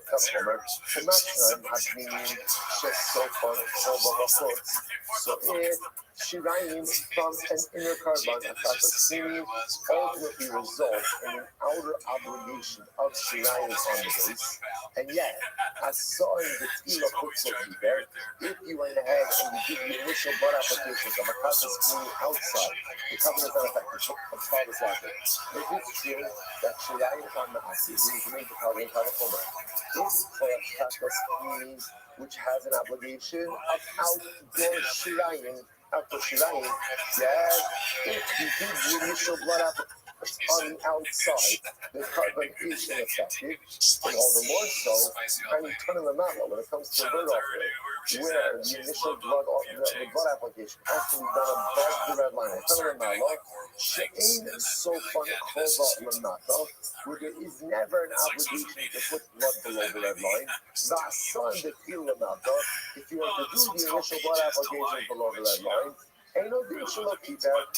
Certainly again it will not affect that's not Kabahomer. Ella, as the Gemara says, Ella is the Akatim Rakan Silvad. Ella Parokas. No. What it means is like this, that for certain Kabanos offered up on the inside. A good example of this would be, let's say, Karabim Kippur, Syrian Kippur, where Allah even if you do blood applications ultimately again on the inner mizbeach, it's not complete. What does it mean the inner mizbeach is not complete effectiveness? It means for blood applications. Where is that? In the direction ultimately again of the parochus of the person. That's what that the inner kratos does not, that the inner mizbeach does not fully affect kapara. Incredible. The Gemara goes like this. Gemara is like, "Tana baron, the Chila Makaber." So let's say we actually saw this drasha before. So the pasuk says, "The Chila Makaber es hakodesh." So that's the pasuk says, "The Chila Makaber es hakodesh." That's all. Or es hamizbeach. The Kiyas hasabeach. This is by his harsh actions. This is by the avoda of Yom Kippur. Right, so you guys going to see on this face the chila mechaper. It looks like the way it literally translates is the chila means to complete. Like something is completed, mechaper it in time. So you might actually listen to this. We've actually seen this before. The chila mechaper. In chila, right inside. In kiper kala. If you have affected atonement, if the atonement has been achieved, then ultimately again you're done. In kiper, but if atonement has not been achieved, no kala, then ultimately again the service is not done. These are the words of Rabbi Akiva. So I'm going to read this like this.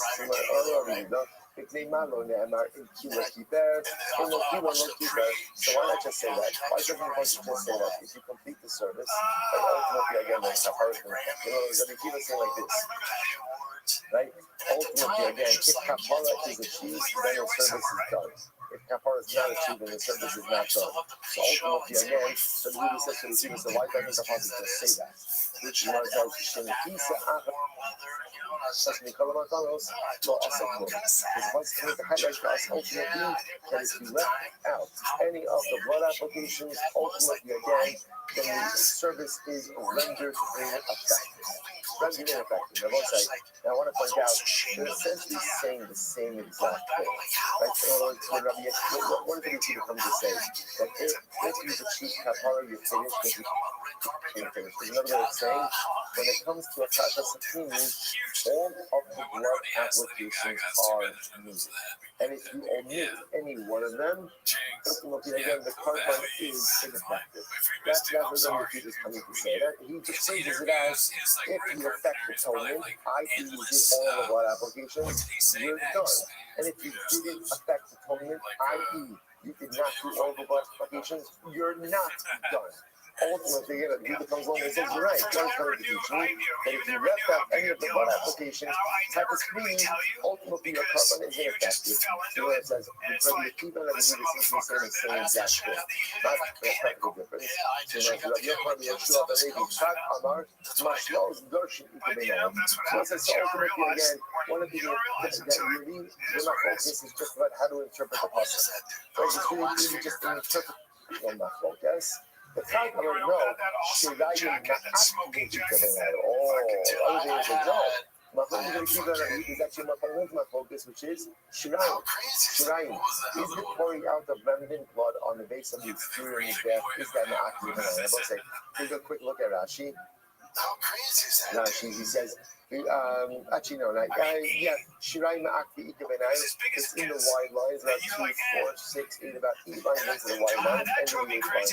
Shirai Ma'akti Ikebenai, Rashi says, Rabbi Akiva, no Ma'akti, Vaki Kamar, and Kiber Mash Amar Be'in Kila, if Sikuba, so Rabbi Akiva ultimately again will say like this, Shirai Ma'akti, and that's Rabbi Akiva says the Kila Ma'akti, which means as long as you've done what is mandated upon you inside of the base of which i.e. the blood application, inside of the base of you're good to go. You have a mitzvah to pour out residual blood, but if you do not do it, ultimately again it's not ma'akev. And that Yehuda comes along, and that Yehuda says, everything that is part of the carbonic process is ma'akev, including what? Including shirayim pouring out of the residual blood of the base of the So this is the Machlokes of the Kiva Rabbi Yehuda, which was a Tistayim, Rabbi Yeshua ben Levi, the Amar Shirayim Ma'akti. So it would appear to be that Rabbi Yeshua ben Levi is also of the opinion that the part of Shirayim ultimately again is Ma'akti. Why would we see this? Rabbi Yeshua ben Levi says like this: the Divrei HaOmer Shirayim Ma'akti, according to the says that Shirayim are Ma'akti, which means again that the pouring out of the leftover blood by the base of the Mizbeach is an indispensable part of Carbonic service. Let's do this. Maybe Har Echad, Umastil, Betila, Min. Ultimately, again, we bring another part and we begin again. What is that? If you look at Rashi again. Here's what Mishra Machin is very interesting. Rashi says, "Gomer Matos Kulon, Mishpach Hadam." So let's say like this, right? You're opening up a Tapas King, you're carving Kippur. And what happens? The Kohen did all of the blood applications, and then the rest of the blood spilled out. You cut the blood, it's up to the blood spilled. Maybe par acher, umaskil behechal, kedishilo shirayim. It was pretty wild. He's going to say, so much the following case. It's in Kippur. The Kohen did all of the blood applications for the inner, right, for the power point level, the fire in Kippur. Then what happens? So what he left with is described the rest of the blood. He dropped 2 times so the blood spills all over the place. So the Shimon really says, what should you do? Halacha l'meisa. You bring another car and you check it and you collect the blood. This way you have shirayim blood. You now pour out on his back. That all of the blood applications have been done. But the Shimon really says, you need to check the other animals that's got shirayim blood. Actually, from the Afadat Dominer, Gama comes from the same Mishpach Hadam Mishpach Acher. Yes, he'll make all of us. Gama comes from Afadat. So again, point of view of that control process, what do you see from there? That if you're population, Shirayim is not active. Right? Shirayim are not active. Because remember, again, at least it's supposed to be pretty dramatic here. You finished all of the blood applications on the inside. The only thing you haven't done, the only thing you haven't done, ultimately, again, is the pouring out of Shirayim. That's what the Shimon says, Chef, another car in order to get blood to be able to pour out shirayim on the base of the mizbeach. It's wild. So you are very sure. One more time, the Gemara Omer Shayim Ma'akim, according to the opinion that says that shirayim are ma'akim, if the Kohen poured the spilled, the leftover blood, after all the blood applications have been done on the interior basement, what does he do? Maybe par acher, he brings another par, shuts it, and maskil b'tzila b'tmir. And ultimately, again, does this thing now again. You don't actually have to repeat the service again. Like the idea is, the service has been done, but the idea is now you use this new blood. So shirayim, up to Rabbi Yochanan Resle, Hasvar, there's Rabbi Yochanan ultimate, and that's what the following star. But Rabbi Yochanan, Hana, like Nechemia, Kedivya Omer Shirayim Ma'akim. He also going to be again like Nechemia holds. Look the opinion that says that Shirayim are Ma'akim. Ela Kedivya Omer Below Lahani Hanoi. Rather again, it was ultimately again, there is this opinion that holds that Shirayim are Ma'akim, but it's not necessarily subscribed to by the following Hanoi. Hani Kedivya Omer Below Lahani Hanoi. So the idea ultimately is also that what? There is this opinion, there is this opinion that Shirayim are Ma'akim, but ultimately again, it is not held by this particular time. So therefore, both sides, it turns out that the Gemara says that there is a fundamental macro guess. Do we say Shirayim Ma'akim or not? Right? So let's go back to everybody agrees with. What does everybody agree with? There's a mix of Shirayim. Everybody agrees with. What does the mix of Shirayim apply to? What does it apply to? Everything.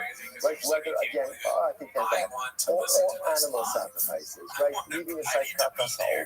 So all animal sacrifices is a mix of Shirayim. So again, it's offered up on stuff. The outside, there is a mitzvah to take residual blood and ultimately pour it out by the base of the mizbeach. That is a bird offering. A bird offering is going to be different. Doesn't have classic Shirayim. What does a bird offering have? Mitzvah. Right? So again, the spring wings up to the bird itself. They're going to have to do this ritual. Ultimately, they're going to squeeze the body of the bird again from his back, and the residual blood comes out. Halacha l'meisa is the mitzvah of Shirayim Ma'akim or not?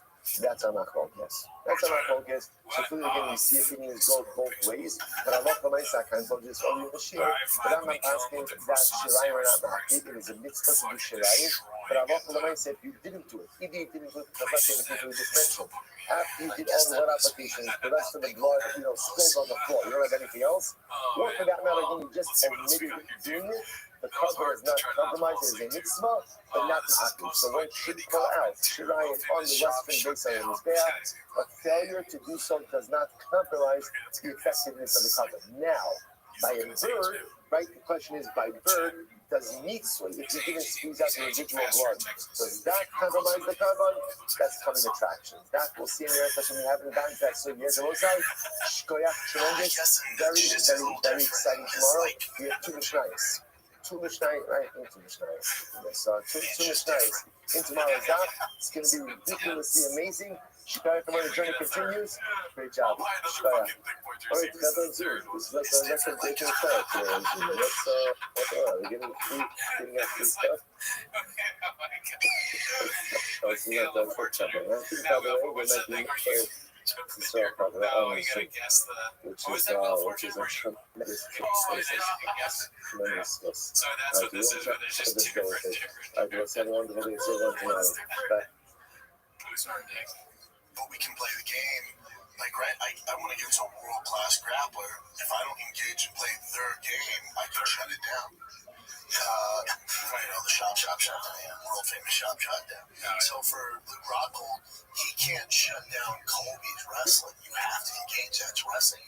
You go backwards, you're gonna get warnings. So you gotta engage. Yeah. I forgot. Okay. I forgot about the world famous. All right, girls, good morning. Good morning. What is good spot? Hashem, different time after episode. All right, let's see what we have. We're going now. Okay, well, so we are near Hashem. Okay, so see back in the second spot. Let us begin by thanking all of our sponsors for this morning's share to thank. Our commentary sponsors for the month of Pesach Haba Rimini for Stephen Parizin, Loving Maria Steve, Father Albert Zin, William Steve Ben Hines, for the rough and the occasion of the 20th yard fight. Our week of learning sponsors, Keeling Jerry and Goldberger as a Swiss, for easy and successful surgery for Aaron. So Aaron Yeshaya Ben Rivka Baruch Hashem, happy to report Aaron did have very successful surgery. Baruch Hashem has a long recovery ahead of him. But Baruch Hashem will have many years of refuah, atzlach, and simcha me'ed esrim shanim tovos. Idea of learning sponsors, Shmoni Libeginovitz, in the schools of the Restream for Aaron Yeshaya Ben Rivka Esther. Okay, it's Aaron Goldberger, beautiful. Our Dafyomi sponsors for today, Alan Sarah Steinberg. And the supposed to continue with help for Shulamis Susha and for continued with Shalima. That's only today sponsored by Tifo Frager B'Sush for Shalima for Yaakov Ben Aaron Malka Est. We hope that in the merit. In the merit of our Thomas all of the Neshama Slav and Aliyah, the families and the Kama, all those who need a refuah, should have together with Kolos, all ladies from the Restream should be zilted to continue the service levels for all of Klal Yisrael. Well, so that let us know that a really interesting daf ahead of us today. We're going to close out what we call, I guess, our exegetical sugya, and then in Ner Hashem transition back into literally again the kishkas, quite literally the kishkas of karbanos. So that let us begin. Today's daf is now 51. We are picking up in Ner Hashem on Nun on the days 50 weeks. Double record this I have to put in my email, but it is 2, 4, 6, 8, 10, 11 lines up from the bottom of the dot of 50B, last foot on the line. So we're going to ask a couple more exegetical questions. Ultimately, again, something that was learned by Kabbalah, by the way, I just want to point out that Zebedi I know, who is now Baruch Hashem, joining us on Zoom. And Eric Kabbalah, the guy still sitting in a sukkah, that's Zebedi I know. He's an Eric Yisrael, so make sure you get to know him. So Zebedi, is like, I understand, in general, we believe that Kabbalah Omer's zero Shabbos, like, you can't just make this stuff up. Like, you can't just make this up. In other words, these have to be part of the Yisrael. We have to be like the Torah about that. So what if you are like spending all of this time asking, can you learn this? Can you learn this? Either you have a Torah report or you don't have a Torah report. So it's important to understand that sometimes it can mean that there is ambiguity or questions about what exactly the Torah is. We have questions about that, or sometimes there are conflicting transmissions of things. So what the Gemara is trying to do is outline principles.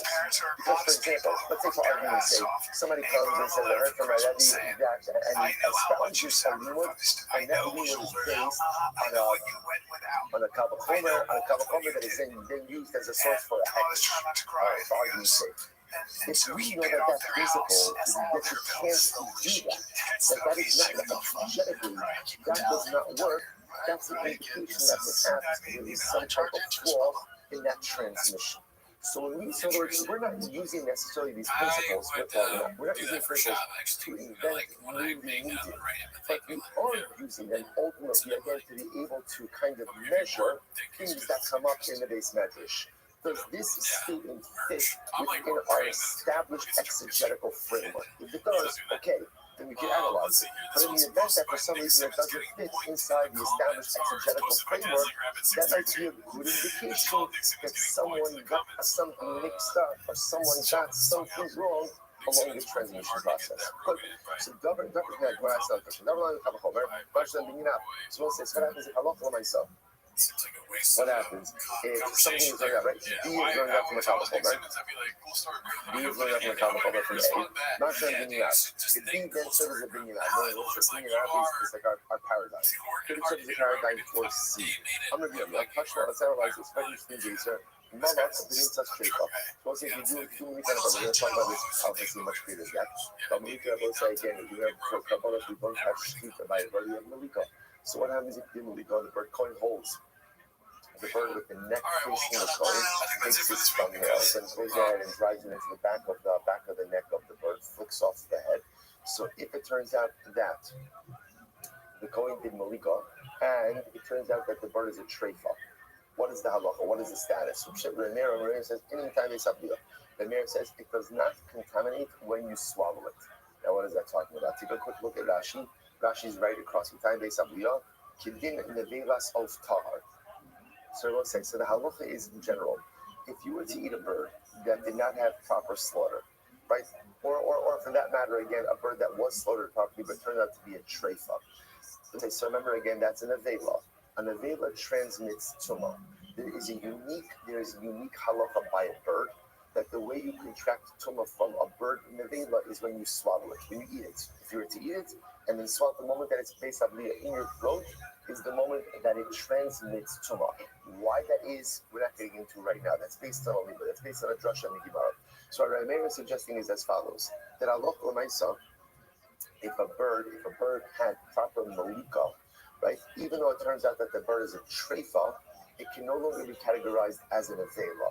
Why? Because by definition, an avela is an animal which died without proper shchita. Once you do shchita on an animal, even if you can't consume it, let's say because it's a treifa, shchita helps in that it removes it from the status of nevela. What's something there is chiddush? That malika has the same status as shchita. Malika shchita, and therefore again, even if in this case where the malika won't allow consumption of the bird because it's a treifa, malika will act as shchita, removing the nevela status from the animal, and because of that, the animal, the bird, will not transmit tumah if it is consumed by the kohen. So just finish up that Rashi. He says, "Mitan beisavliya kidin nevelas of tar, de'in malika streifa." In Malika Sheifa, Bakachim and Taharis Medina is actually the next opinion. Ruadinami Lish Shok Eta Old Full and Sheifa Matan Rabbi. So again, let's right there. Rabbi Hudo, Rabbi Hudo, Matan Sabia. Rabbi Hudo says no. Rabbi Hudo says it's not true. Malika is not Shchita. Malika is not Shchita. Or ultimately, again, even if Malika is Shchita, ultimately, again, he holds that halacha l'maisa, malika or shchita does not take away the din from the veil if it turns out that the animal is a treifa. Okay, so we'll say it's an interesting machlokes. So the Kohen does malika, turns out that the animal is a treifa, but he ends up eating it. Does he become tamei as a result of the veil? Rabbi Meir, absolutely not, because malika works like shchita, and malika won't necessarily allow the animal to be edible, but will remove the veil. Rabbi Huda, no, the animal remains in the veil, even though shchita or malika has been done. Amr Meir. So Meir says, Kavachomer.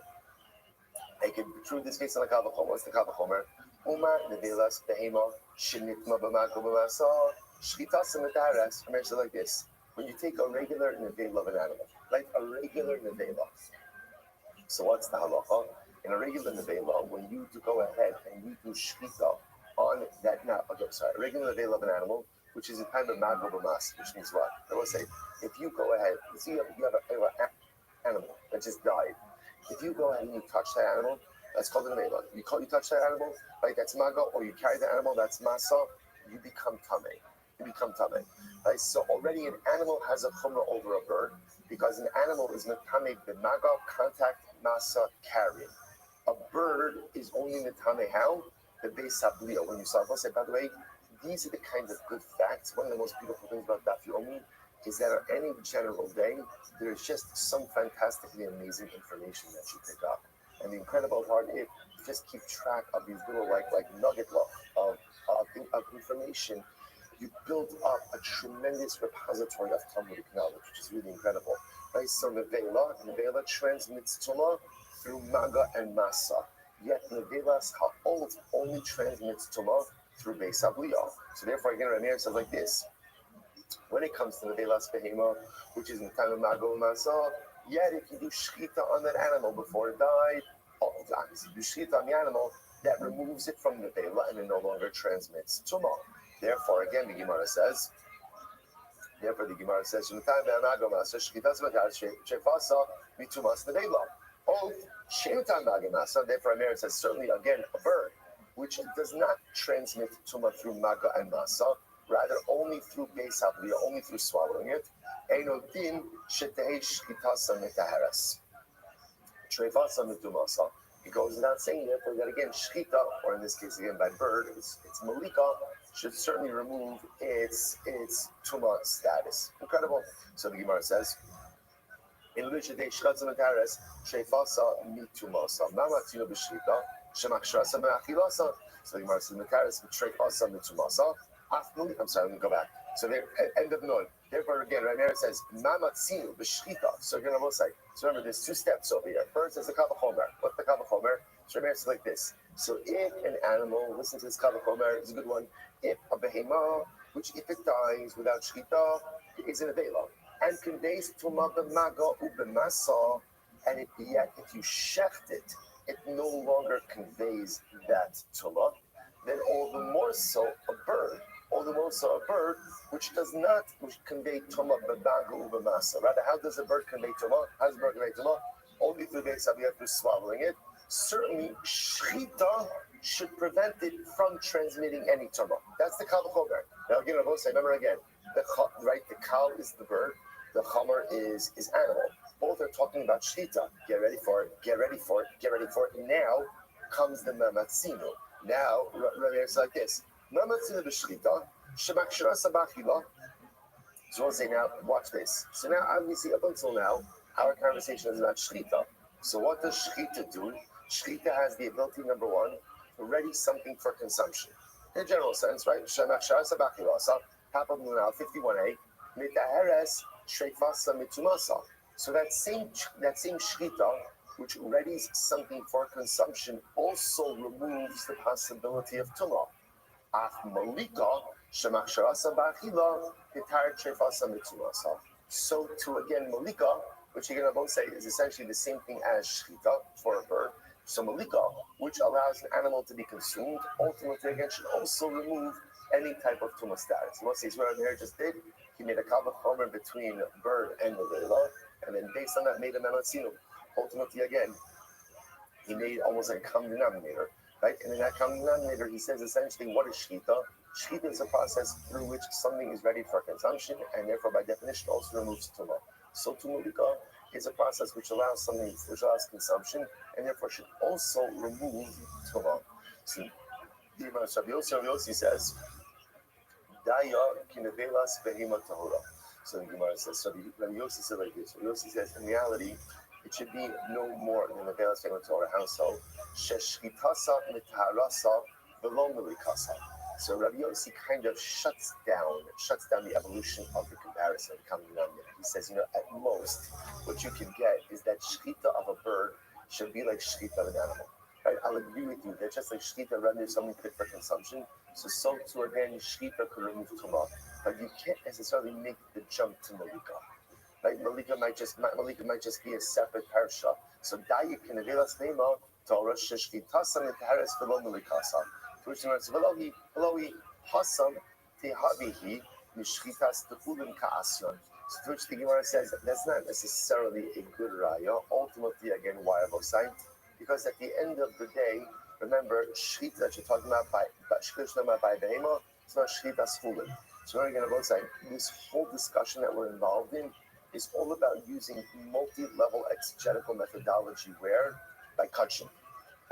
That's where this all is. So the truth is, the conversation you brought up beforehand is not really so relevant because you're not, at least when you're talking about shchita, you're talking about shchita of chulin, not shchita of kachim. Okay, so the more kind of tables that.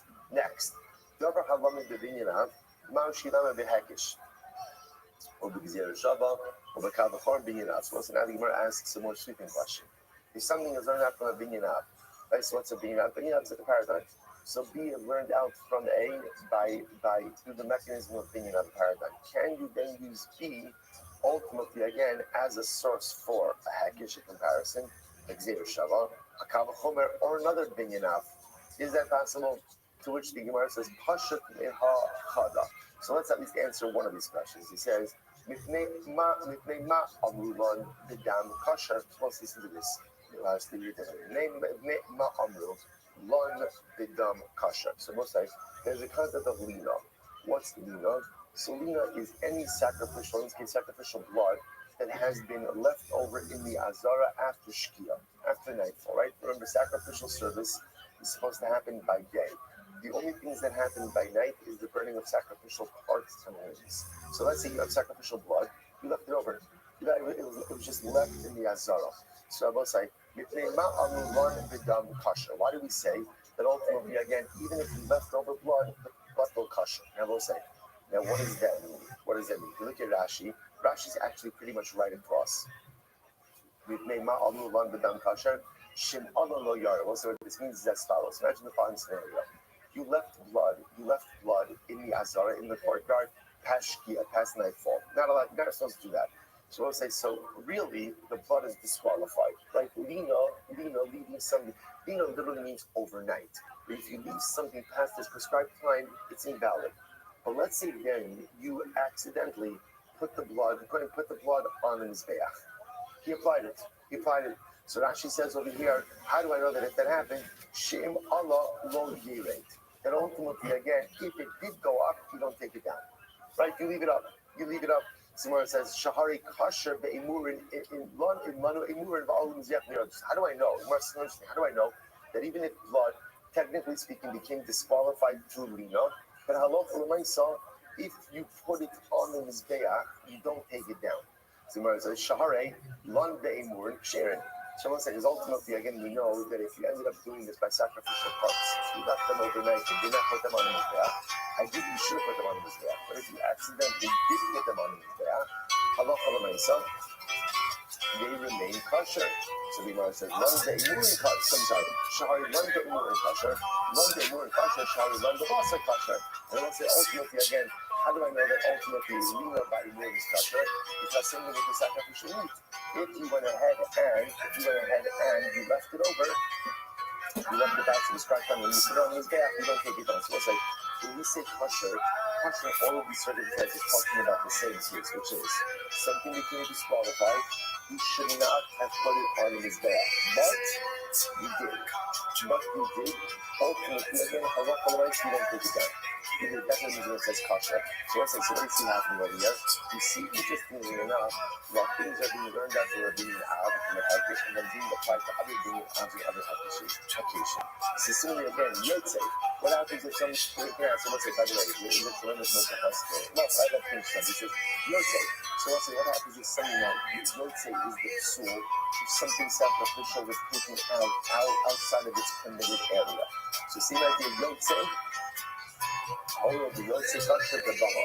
So let's say, see, interesting, I love the right, let's say when something is taken out, and then brought back in and put it in the gas. That's halacha.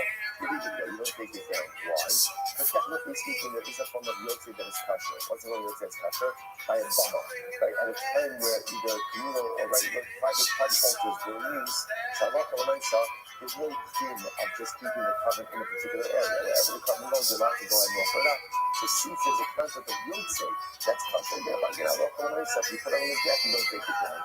Tamei, what about Tamei? Let's say, so again, let's say halacha l'maisa, you have Rashi points out over here, you have rings of an olah which became Tamei. Rings of an olah which became Tamei. Halacha l'maisa, you have to claim his be'ah. Let's say you did, you don't take it off, you leave it off. Why? Only with the hosher ba'avodas tzibur, why? Because once I since technically speaking, there is a way in which something that is coming to be offered up. How does that happen? Similar to the tzibur. If you're presenting God is going to come tamei, ultimately the offer tamei is even into the ritual purity. So since there's like a mechanism through which there's a reality. it's something that is kind of can be offered up. Therefore, halacha l'maisa, if you put it on his back, you don't take it down. Next, chutz lizmano. So let's say again, a person has sacrificial part. They'll offer up with a chutz lizmano, which we also call table intent. Ultimately, you should have put it on his back, but if you put it there, you don't take it down. Just remember again, we said this before, that halacha l'maisa, interestingly enough, the only time something really becomes tegel is if the matir is done. Right? Remember in the instruction tegel, you don't become tegel until the actual matir itself is offered up. So to 6 says, since the covenant itself doesn't become tegel until the sacrificial process is complete, if Allah if you end up putting tegel items on his back, you don't take it down. If you could actually practice holo b'hatzalati below, holo b'chashuva hatzaz damo l'chayiv alav mishum tegel, kimo shekara matir da'ach. Okay, so therefore again, all these cases are you accidentally put up these invalid sacrificial parts on his back, don't take it down. Chutz bin komo, if you went ahead and you offered up a cover, and you did it with the intention to eat it out of its committed area, now give you should offer up on his back. If you did so, you don't have to take it down. Follow the whole situation with this manner, because it's compared to table. Sitting again about say, let's say, get a careful, and Kabbalah was done by an invalid coin. Our coin is unfit for service. And he gives Vika. Ultimately, again, about say, then they put the sacrificial parts on. How do I know that I still leave them up there? Because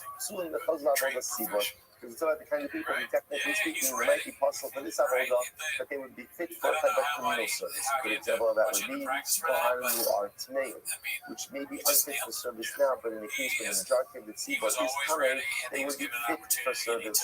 So the Gemara says, one second. If you've done in davar shalom b'achelo, you've done in shabbat shelo, the Lord said that halacha l'maisa, do you go ahead and really bring out something that is in an unfit state, from something that is in a fit state, like the Gemara said, like this case of the Kohanim were psulim, which the Gemara says, Tana, Bizos, Torah, Sa'olah, Riba, something. So that's which the Gemara says, yes, because there are additional phrases like Zos, Torah, Sa'olah, which come to include all of these additional cases. So most says, interestingly enough, at least to this last question, the Gemara says that something's like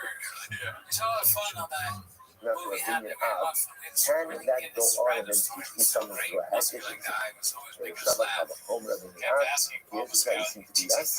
There's definitely an example of all of these things ultimately again that are learned out one from the other, which is quite interesting.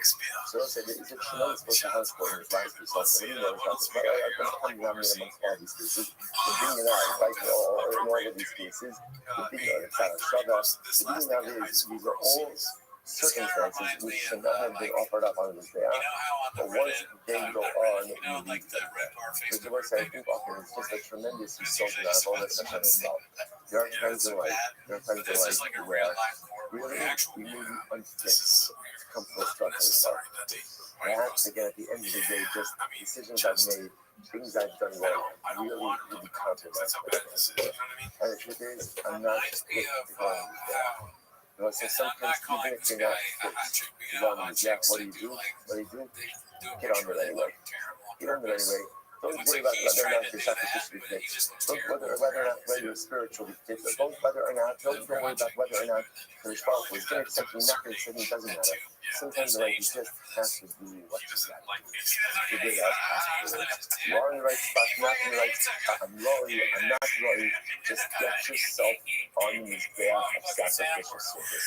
Just get yourself on the mizbeach of avodas Hashem. Because the beautiful part is, once something that is possible is put on the mizbeach, what happens? We don't take it down. We spend so much time trying to figure out, are we good, are we not good, are we fit, are we not fit? Does he want me, does he love me, doesn't matter. Just do what you're supposed to do. Get yourself on the path of avodas Hashem, and once you're there, there's only one direction, and that's forward. Incredible. Let's go back to it. So again, I want to point out, it definitely appears from the Gemara that we reject Rabbi Yochanan's statement. Remember again, Rabbi Yochanan a couple of days ago. on the Testament days, Rabbi Yochanan was the opinion that said that in general, the Torah Kula, you can learn out something that is extrapolated from something else. He says, except by touching. Right? So Rabbi Yochanan's whole model was by touching. If B is learned out from A, it becomes under the exegetical method. It can actually be used as a source for C. It would appear that the Gemara clearly rejects that, right? Because we just spent the last 2 days focusing on how to use the exegetical method, or what is the extent of use of exegetical methods to learn how to stop the by touching. So it would appear that the Gemara rejects that, although again, we're pausing over here in the studio, but they're not yet finished. Okay, let's go back here. Says Gemara, posting the Mishnah. Shir Hadam. Let's remember again, this part of this was talking about the Chatos of the inner Chatos. Those are the Zikot inner Chatos. Hara Ben Yotzibah, Hafon Mashiach, Yom Kippur, Sirah Yom Kippur. These are inner katos. Now remember again, even with the inner katos, remember again, there's not stuff that happens to the inner katos. What happens? It depends on what kind of company it is. But Yom Kippur, you have blood applications inside the Kodesh HaKodashim. You have blood applications outside the Kodesh HaKodashim, in the Kodesh towards the curtain. You have blood applications on the inner Mizbeach. And then when you finish everything, what do you do with the remaining blood? Which is done.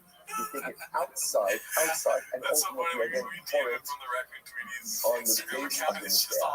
So you might time. Let's do this. Al Yisod Mizbach HaOlah Asher Pesach Oramon. So much is actually quite incredible, because the passage says, "What do you do with the residual blood? You pour it out at the base of the Mizbeach HaOlah, that is at the entranceway of the Oramon." So let's say, here's what I want to point out to you. It's so funny. So remember again, you don't need one to explain how it is. Coming out, you're coming out, right? Now when you come out, the first thing you see is the Mizbeach. Interestingly enough, the first thing that you see over here really is what we'll call the southwestern side, the southwestern side of the Mizbeach. Right, you see this side and you see this side. These are the two closest sides. And interestingly enough, I mentioned this before, the Mizbeach does not have the Yisod. It does not have a base around all of it. It actually only has a base, if you know, if you can, on two sides. On two sides. I'm looking along you.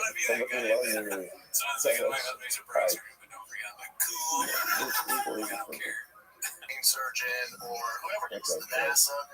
Thank you so much. Thank you. I am white as shit. All right, so let's say, so if you notice again, so when you go ahead and you come out, thank you.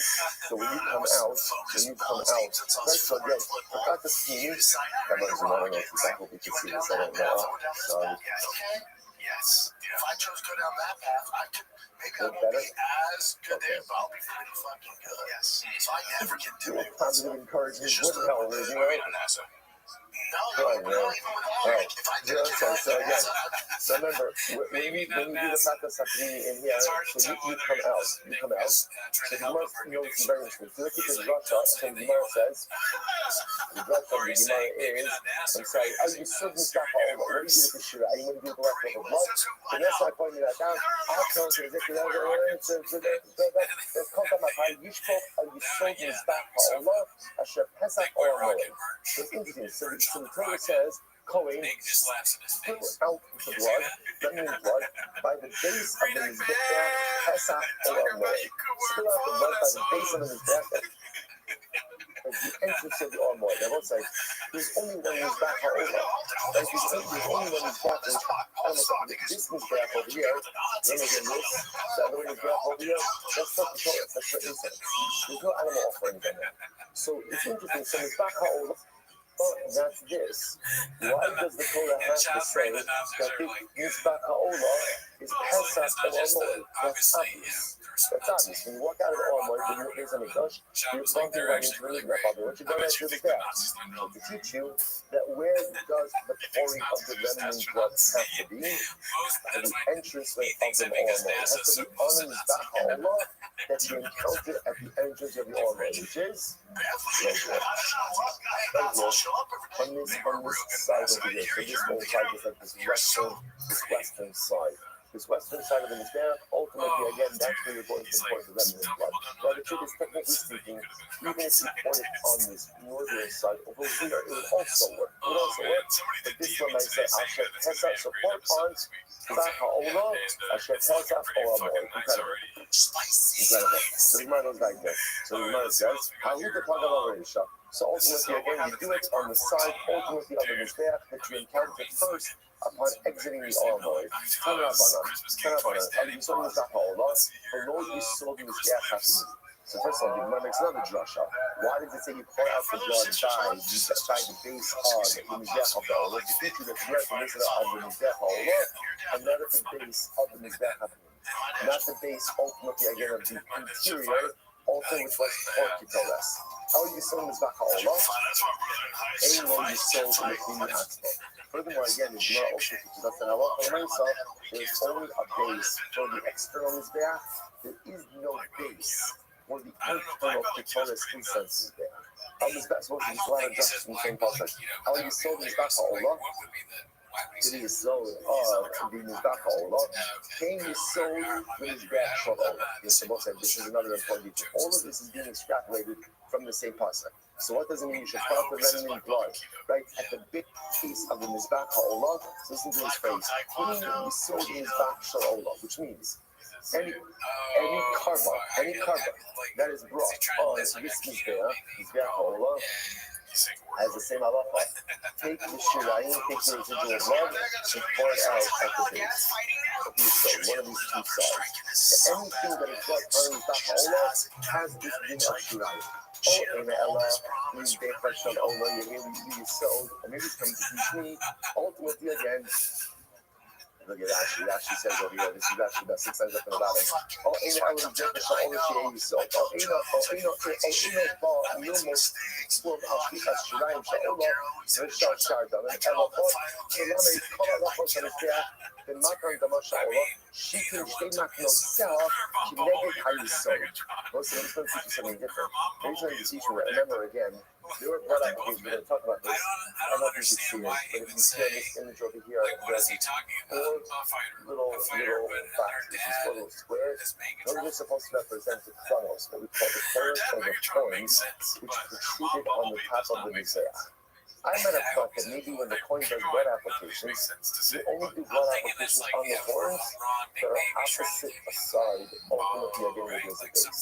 So maybe again, blood applications only happen on corners that is on one of the sides where there is the sort of base of the Mizbeach. Maybe Shmuel says Kapachomer. He says Kapachomer is the Kapachomer. Not Shirayim, Shem, the Kapin, in the soul. So Cheryl says, which means pointing out of the residual blood, ultimately again, which don't affect Kapara. Like the regular will say, what happens on the second level? What happens if you don't crop the residual blood at all? What comes off? Your carbon is fully blood. So the strongest which don't affect Kapara, yet they have to be part of the base. Hilas Olah, Shem Mekaperes, in addition to yourself, and perhaps in the actual blood applications themselves, which halacha l'maisa again, which halacha l'maisa do affect kapara.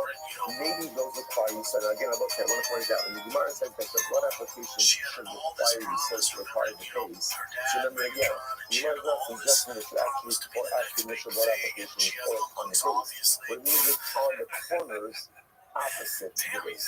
Maybe that's where you should do the blood applications. To which we might already keep up. Nashiraim Shem Mekaper and Bein Bar Mekapar to whom you sold. Hilas Olah Shem Mekaper is Bar Mekapar in this Tunisia. And we keep it further. He says furthermore, Shiraim.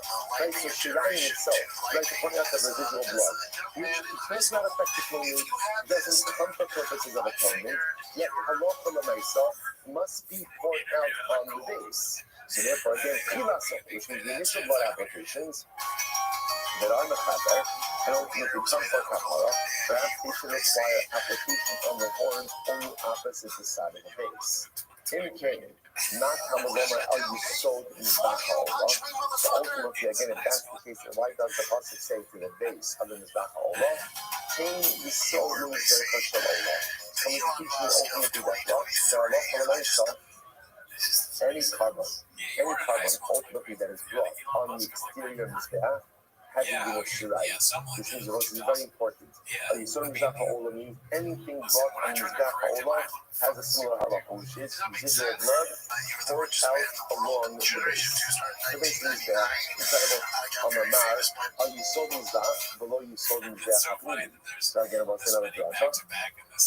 And again, just look at the base. So let's just point out what happened over here. There's a lot of things that really happen. Remember, what did the Mishnah say? The Mishnah said that halacha the Mishnah was speaking about specifically chatas community, inner chatas. And the Mishnah said that halacha the you go ahead and you offer up chatas community, you take the residual blood, like the leftover blood, and you go ahead and you pour it out by the base of the Mizbeach. How do I know that? Because the pasuk says, "Yisod Mizbeach Ha'olam shePesach Oel Moed." You go ahead and you pour it out opposite the Mizbeach that you hit when you come out of the Oel Moed. So that teaches me again that I pour out Shirayim on a side that I encounter when I come out of the Oel Moed. Incredible, that's here. So you might now took that pasuk and just used it to learn out a number of additional halachas as well. Now the Brisa is going to the Brisa is going to go through those halachas one by one. So let's go. It says, how you sold this back? How old of a long sold this back happening? So one of the halachas that taught me is it's only the outer mizbeach. Remember again, this mizbeach over here that has a base, right? But not this mizbeach, not the inner mizbeach. So the Gemara says, what do I see from here? The Gemara says, how many by the need to say? What does that mean? How can you use that pasuk for a drasha? I need that pasuk ultimately again to teach you the halacha. Me'asher Pesach or Moed. That teaches me that again the blood application is done on the side ultimately again that you encounter when you come out of the armor. Incredible. How you saw this back hole. The next one was the pasuk said that what else do I learn from the how you saw this back hole? How many days will I say, so cute, so cute, right? So sweet. So it's like good. This is one of those doctrines. This is one of those doctrines where if I couldn't finish the doc, I need to quit my job, right? This is like, good. We got this. So you might say, so what next structure? How you saw this back hole? Ultimately, again, some of these sort of these back hole, whatever. From this, then you sold this back shall over. So we'll say, what does this teach me? It teaches me that halacha l'maisa again, quite literally, give a base to the mizbeach from the old, which is another way of saying any carbon offered up on the exterior altar has a din of pouring out the shirayim on the base. That's what it means. So the Gemara says, because ultimately again, if you thought the halacha l'maisa, that it's just as the pasuk is written, which means that the shirayim of the chatas of the nasi, that's the context, should be poured out on the soul. Honey, ultimately again, then why is the pasuk necessary? The shirayim are the right pasuk. The shrine ultimately again on the outside. The itima, it's just hush of shots. Then why is the pasuk necessary? That shirayim, everyone knows that shirayim is poured out on the outer mizbeach. So it's very interesting. The itima, I might have thought, listen to this, the Atik Mefa. So both sides, this is very interesting. They say it's outside the looking inside. Remember again, both sides, even in our limited exposure to carbonos. Remember again, there's two different types of carbonos, right? There's what we call accumulated carbonos. Carbonos done primarily on the inside. If you're done on the inside, remember again, your primary blood applications are done where? They're done on the inner mizbeach. Versus carbonos done on the outside. In which case, again, the primary blood applications are done on this mizbeach. So the march is very interesting. I might have thought that maybe there's like a little bit of a reversal going on. Meanwhile, the halacha is like this, that if your primary service occurs inside, then pouring out the shirayim occurs outside. And if the primary service occurs outside, then pouring out the shirayim occurs inside. That's the happening. The Gemara says, stop looking at what's happening on base 52a. I would have thought, Libroy Legavai, is the Gavai Libroy. So ultimately, again, stuff getting done on the outside should go inside. Stuff. And items done on the inside should go outside. In other words, if your primary avoda is done inside, that's when you part the shirayim outside. And if your primary avoda is done outside, that's when you part the shirayim inside. That's what I thought. So the Gemara says, well, 1 second, how could that be? Any mode is still between atzma. So here's one problem. The inner mizbeach has no yisod. Right, you're gonna both say we're gonna get more into this, but remember, you're gonna both say it's not just the fact that it has a ledge, but there's a drainage system over here also. That does not exist by this Mizbeach HaPnimi. So how would you have a Havamina that you're pouring out Shirayim by the Mizbeach? That doesn't make any sense. To which the Gemara says, "Oh, Eino Elo Mizbeach Sha'ola Yehilu Yisol." Or maybe you're gonna both say you just said before that Allah for myself. The limit is anything offered up on that exterior Mizbeach ultimately again has a din ultimately again of son, but maybe some maybe halacha l'maisa, what it's saying is whenever you do blood applications have to be done on a corner, ultimately again, that is opposite the base. Maybe that's what's happening over here. To which the Gemara says, Miksid al Yisod ha'olah. Does the pasuk say do it by the base of the olah, which would seem to indicate that the blood applications themselves have to be done on corners that are opposite the base? It says, it says,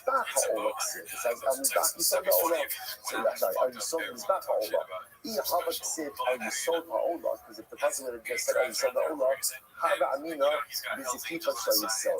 It's very interesting about saying. Using the Gemara says what it is. If we would have said you sold the olah, I would have thought that actually blood applications would go like on the face, right on the vertical, on the face of the ledge.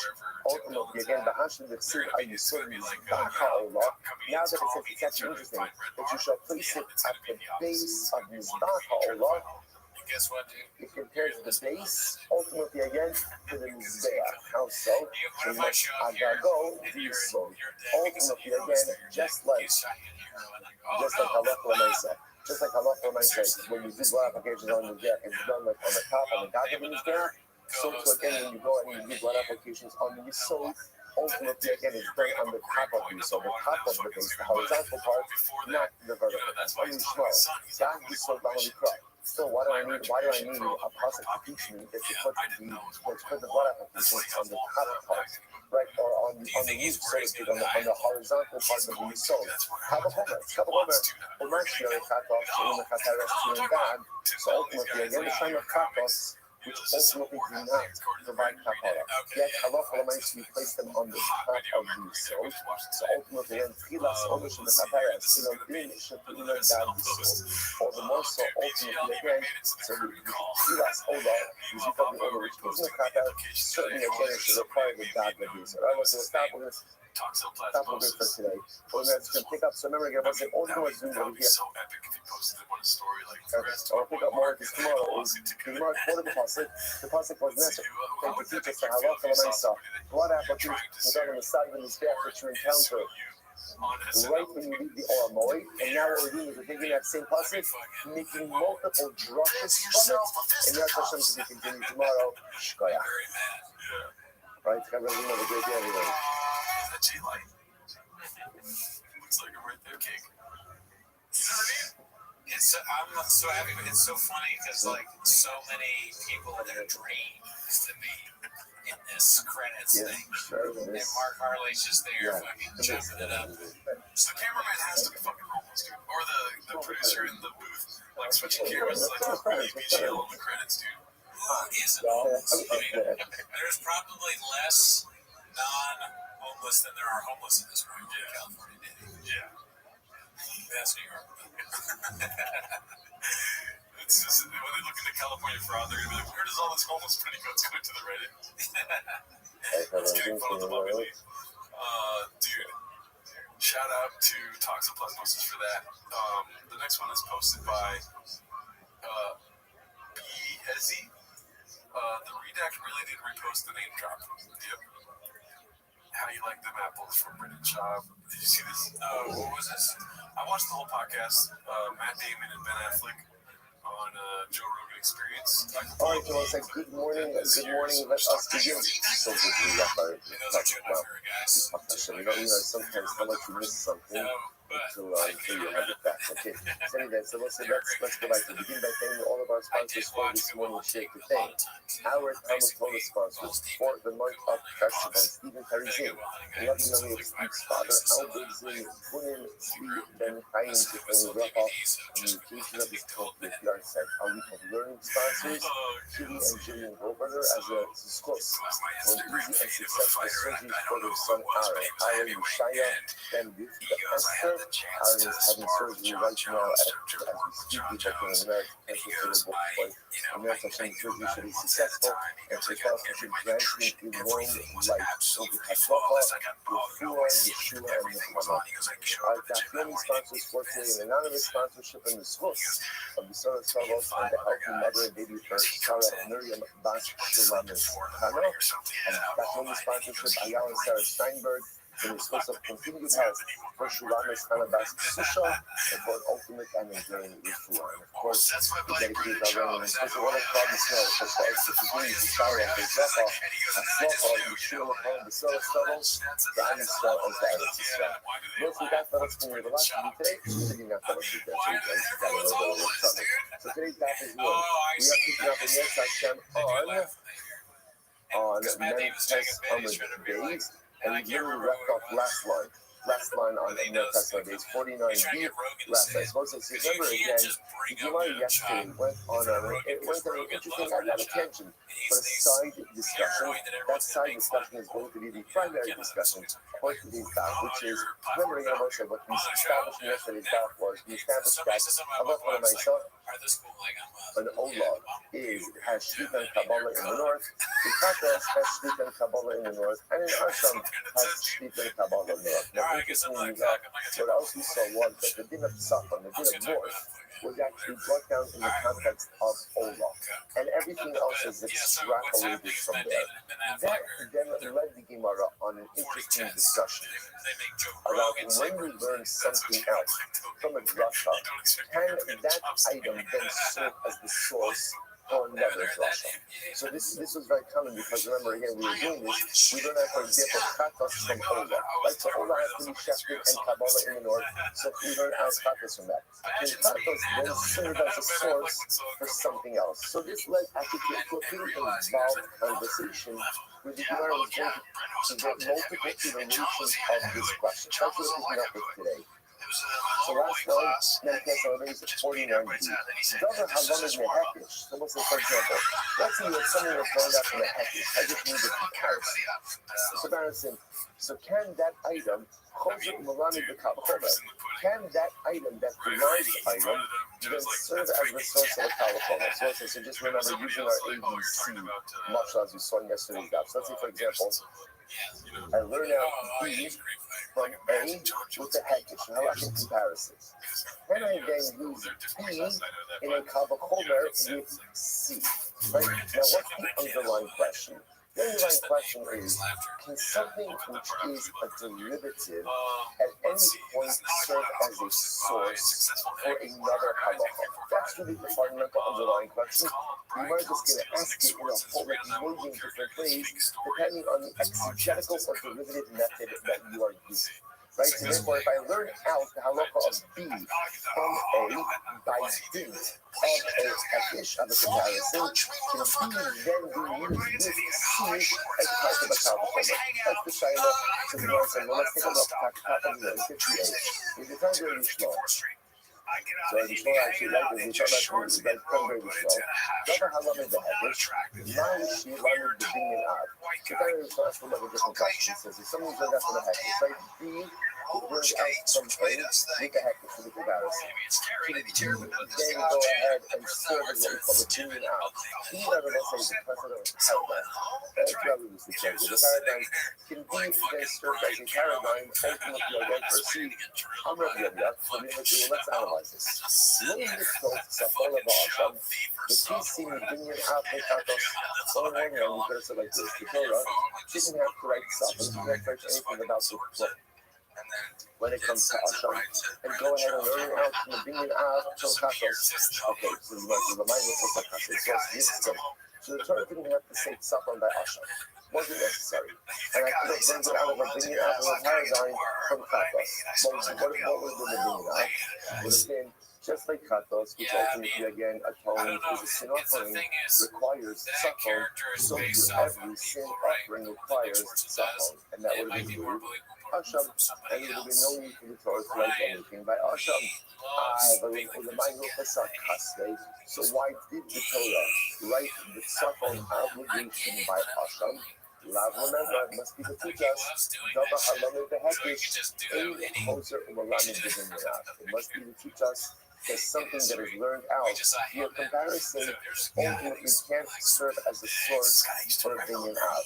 As well as here, this is actually very interesting logic. Had the Torah not written anything by Asham, I would have said like this. Just like Chatos requires Safon, so Chatos is a paradigm. Paradigm, any sin offering requires Safon. What else is included in sin offerings? What else is included in sin offerings? Asham.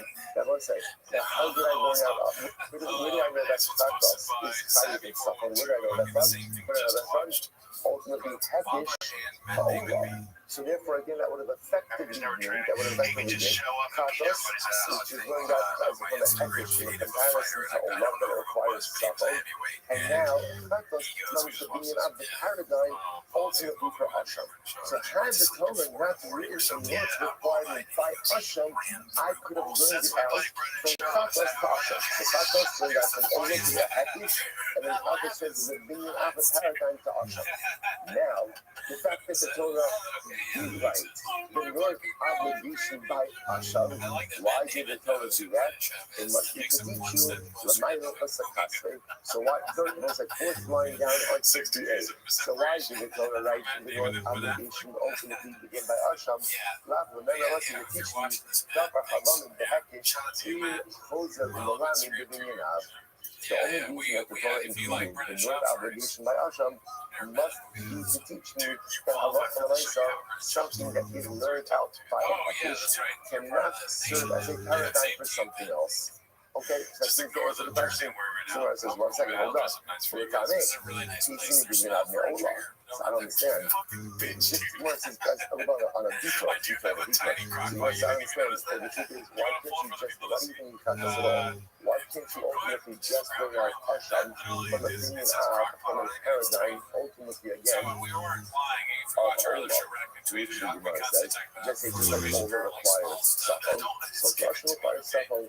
Nice time of law, so why is it that we don't really count? Why is it that we don't bring out Asham from Olah? We shouldn't do each other mikvah. Ultimately, again, because there's a fear problem. What's the fear problem? What's the question on that Hekish? Olah can't serve as the paradigm ultimately again for Asham. Why? Because Olah is a separate and distinct carbon. What's unique about Olah? It's totally consumed on the Mizbeach. That stands in contradistinction ultimately again to Asham, which is not. I the Gemara says in 1 second. So why does it make it any better to bring out Asham from Chatos?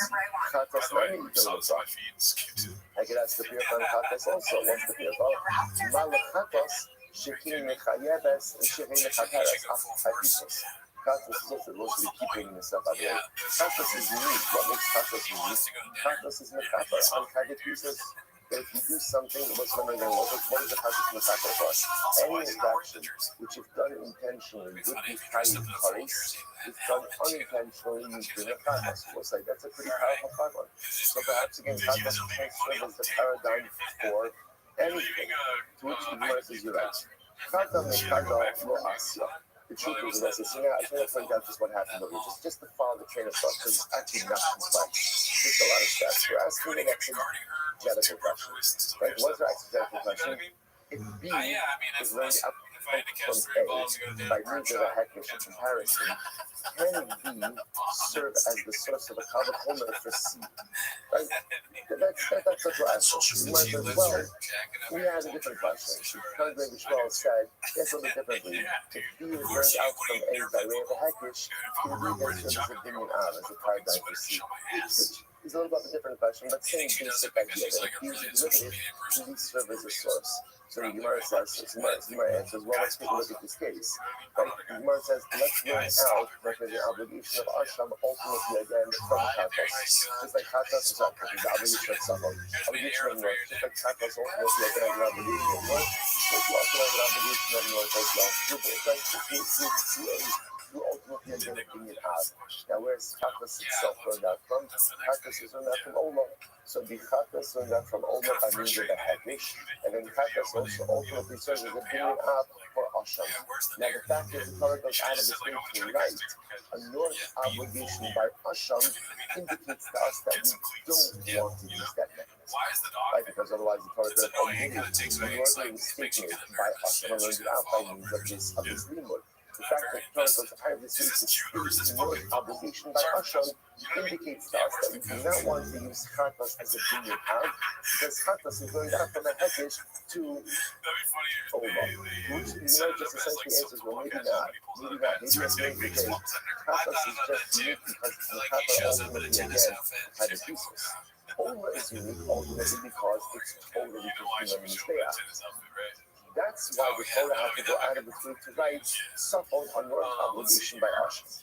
Which the question, okay. This one is posted by So now let's say essentially what we have over here in front of us are three kavanos, ultimately again with the north obligation, three categories of kavanos. I've got Ola, Chatas, Asham. All of them have the same north obligation. So the Gemara says, Kavane Kadalo Asma. Then one of these could have been directly derived from one of them. You can't derive Chatas from Ola, Asham from Ola, Asham from Chatas, or Asham from Ola. Right? So I can't, and a lot of these derive anything. Remember, again, Ola is Ola, right? So it's supposed to be Ola. So I can't derive one from one.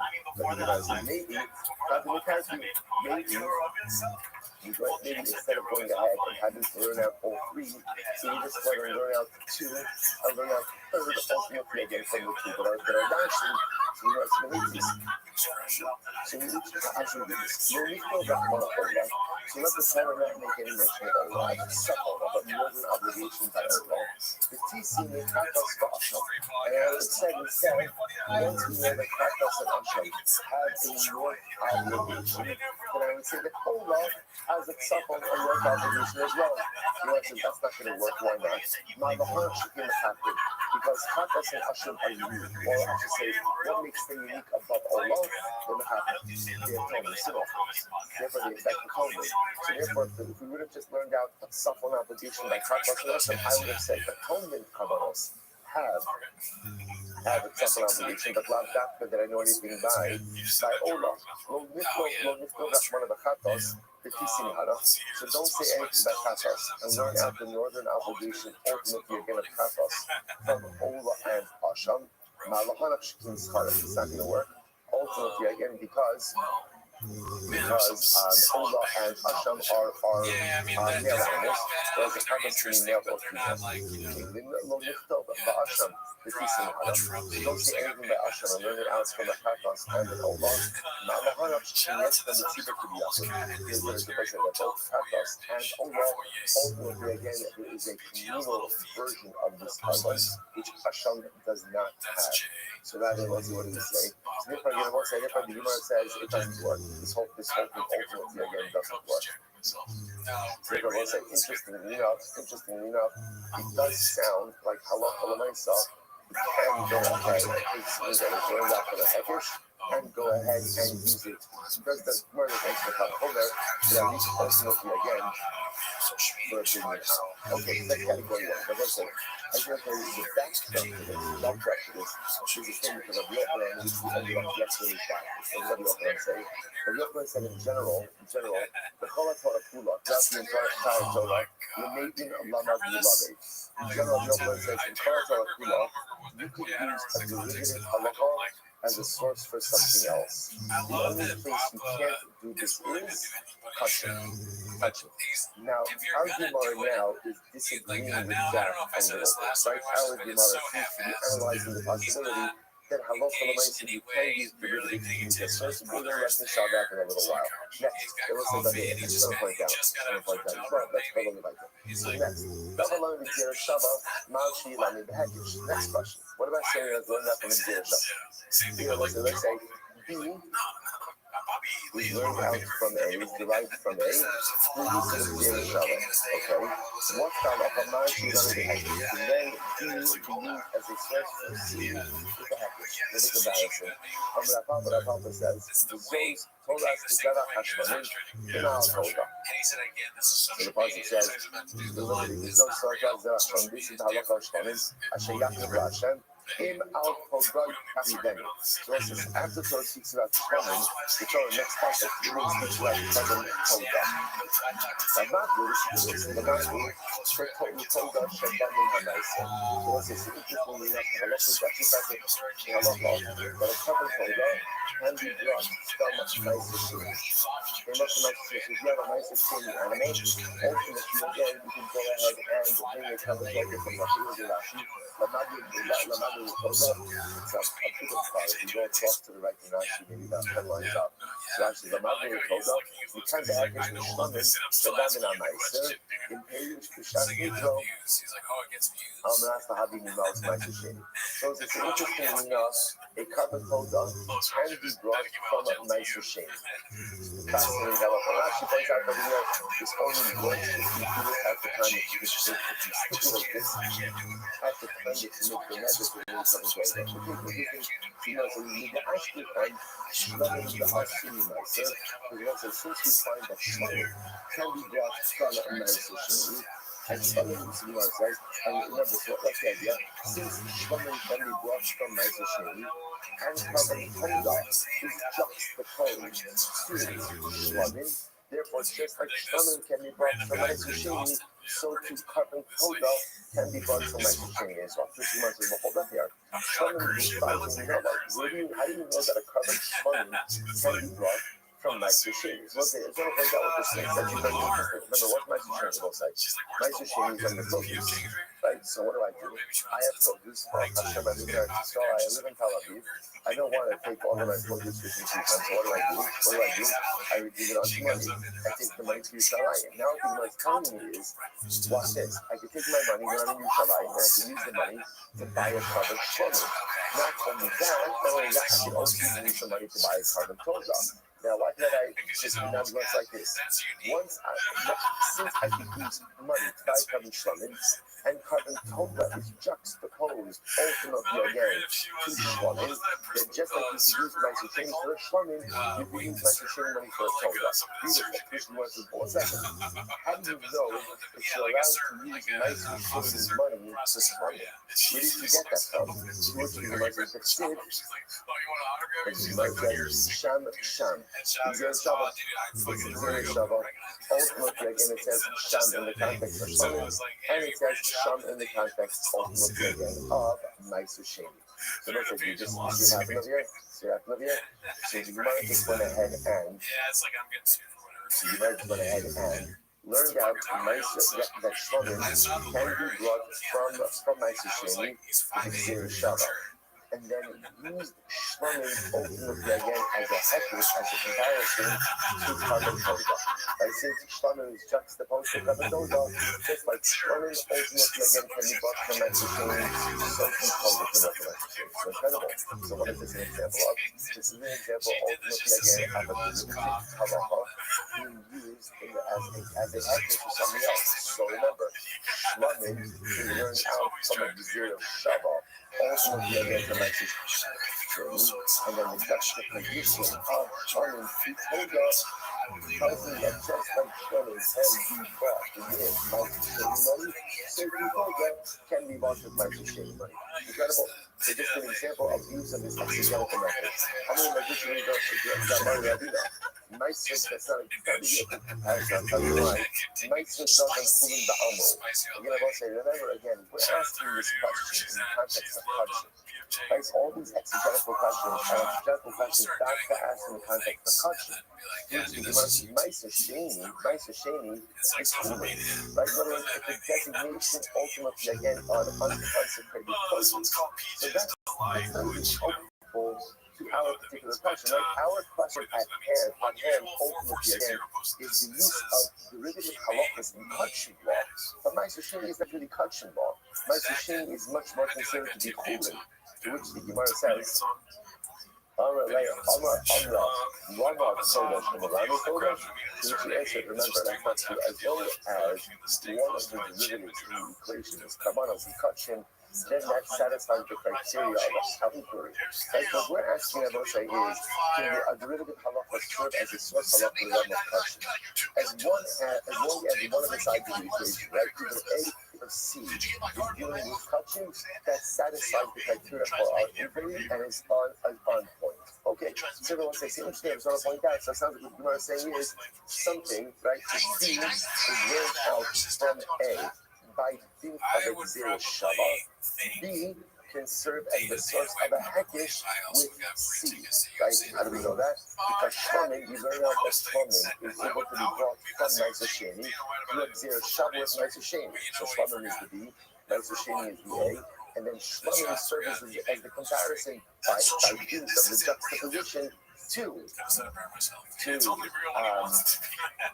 shlamim. Shlamim is learned out from Meiser Sheni, and then again for zero shabbat, and then Toga is juxtaposed to shlamim. So there's a hekesh over there. So you see from here that shlamim is learned out from zero shabbat, and then serves as a hekesh ultimately again to carbon Toga. Incredible. Let's go back there. Never have a zero shabbat. I was saying, you want to ask a different question. What if B is learned out from A through zero shabbat? Could B then serve as the source for us of the zero shabbat with C? That's the Shaila. We learn this solas kodachas, Ramani, Yehuda, Shabbat solas. The most is again, parts of here. Says solas kodachas. I will say now, again, talking about this actually carbon soda is brought with 40 different loaves. 40 different loaves, right, of different types. So one of the loaves that's brought was called a scalded loaf. So it's made like a boiling water.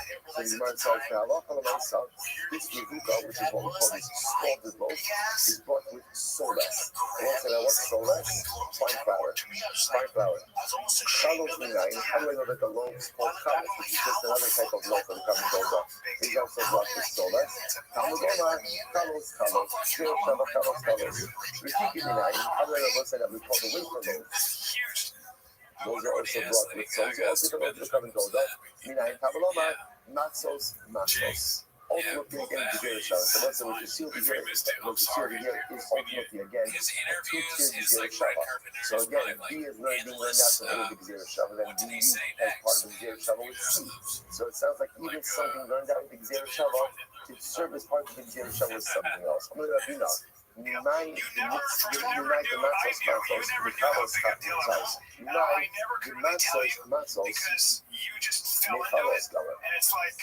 know ultimately again that the Java of matzos is built on Kalos. Dilma, not that Hanukkah, maybe actually it's being learned out from the general covenant part and not from covenant told at all. Therefore, again, we'll say, Allah, for myself, not a raya. So Allah, Amarallah, like Rabbi said, Kanya. Is actually very interesting. We learned, I will say, this is by the power of the Kohen Gadol. So we learned, Kanya, the Kirbo, so the pasuk over here says as follows. The Kirbo or Pirsho. So Kirbo said, now literally Kirbo means it's kishkis. It's inside of the carbon. Or Pirsho. Pirsho means any waste that is inside of the animal. And again, let's remember, as the power of Kohen Gadol is very unique. What happens? Shita, Kabbalah, Shita, done inside of the Shita. But then the animal, the intact animal, is actually taken outside and burned outside of the base of the flesh. So the Torah says over here, the inside the kishkas of the animal, and any waste inside the animal remains inside of the animal, and you take it out to be burned. So it's another way of saying what? Another way of saying is you don't cut up the animal inside of the base of the flesh. As we don't take it out. You shaft it, you get the blood, and then you take it out fully intact to be burned. Malami, Shemotzi on Shavin. This teaches us that Allah, you take the animal out complete, right, intact, outside of instant push ultimately again to burn it.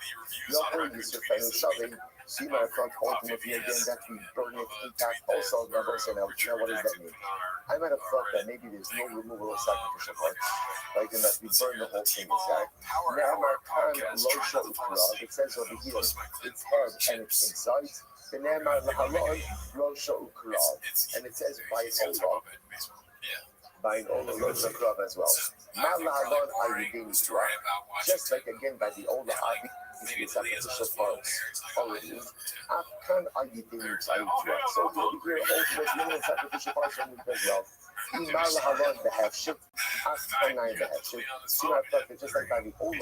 The animal is free, right? It's skinned. So over here by the $5 it should be skinned as well. Amaloma, which care about Ukurusha, yeah, but the boss it says ultimately again, it's inside and its weight remains inside. My cover, this is what we're going to talk about. The Shim Shapir should be cared about, conscious of it. Saying that waste remains on the inside of the animal, so to again the kishkas remain on the inside of the animal as well. The time that Rabbi said, Rabbi said, it says over here, or and basar. So the Gemara says, on the days, the name of Lahalon, or basar. And it says by the fact point of the chest, so now watch what we're doing is, right? Remember, all of this is, once we learn out B from A, we now want to use B to go ahead and serve as a source of something else. So it says over here, by the fact point of the ultimately again, or and basar, the name of Lahalon.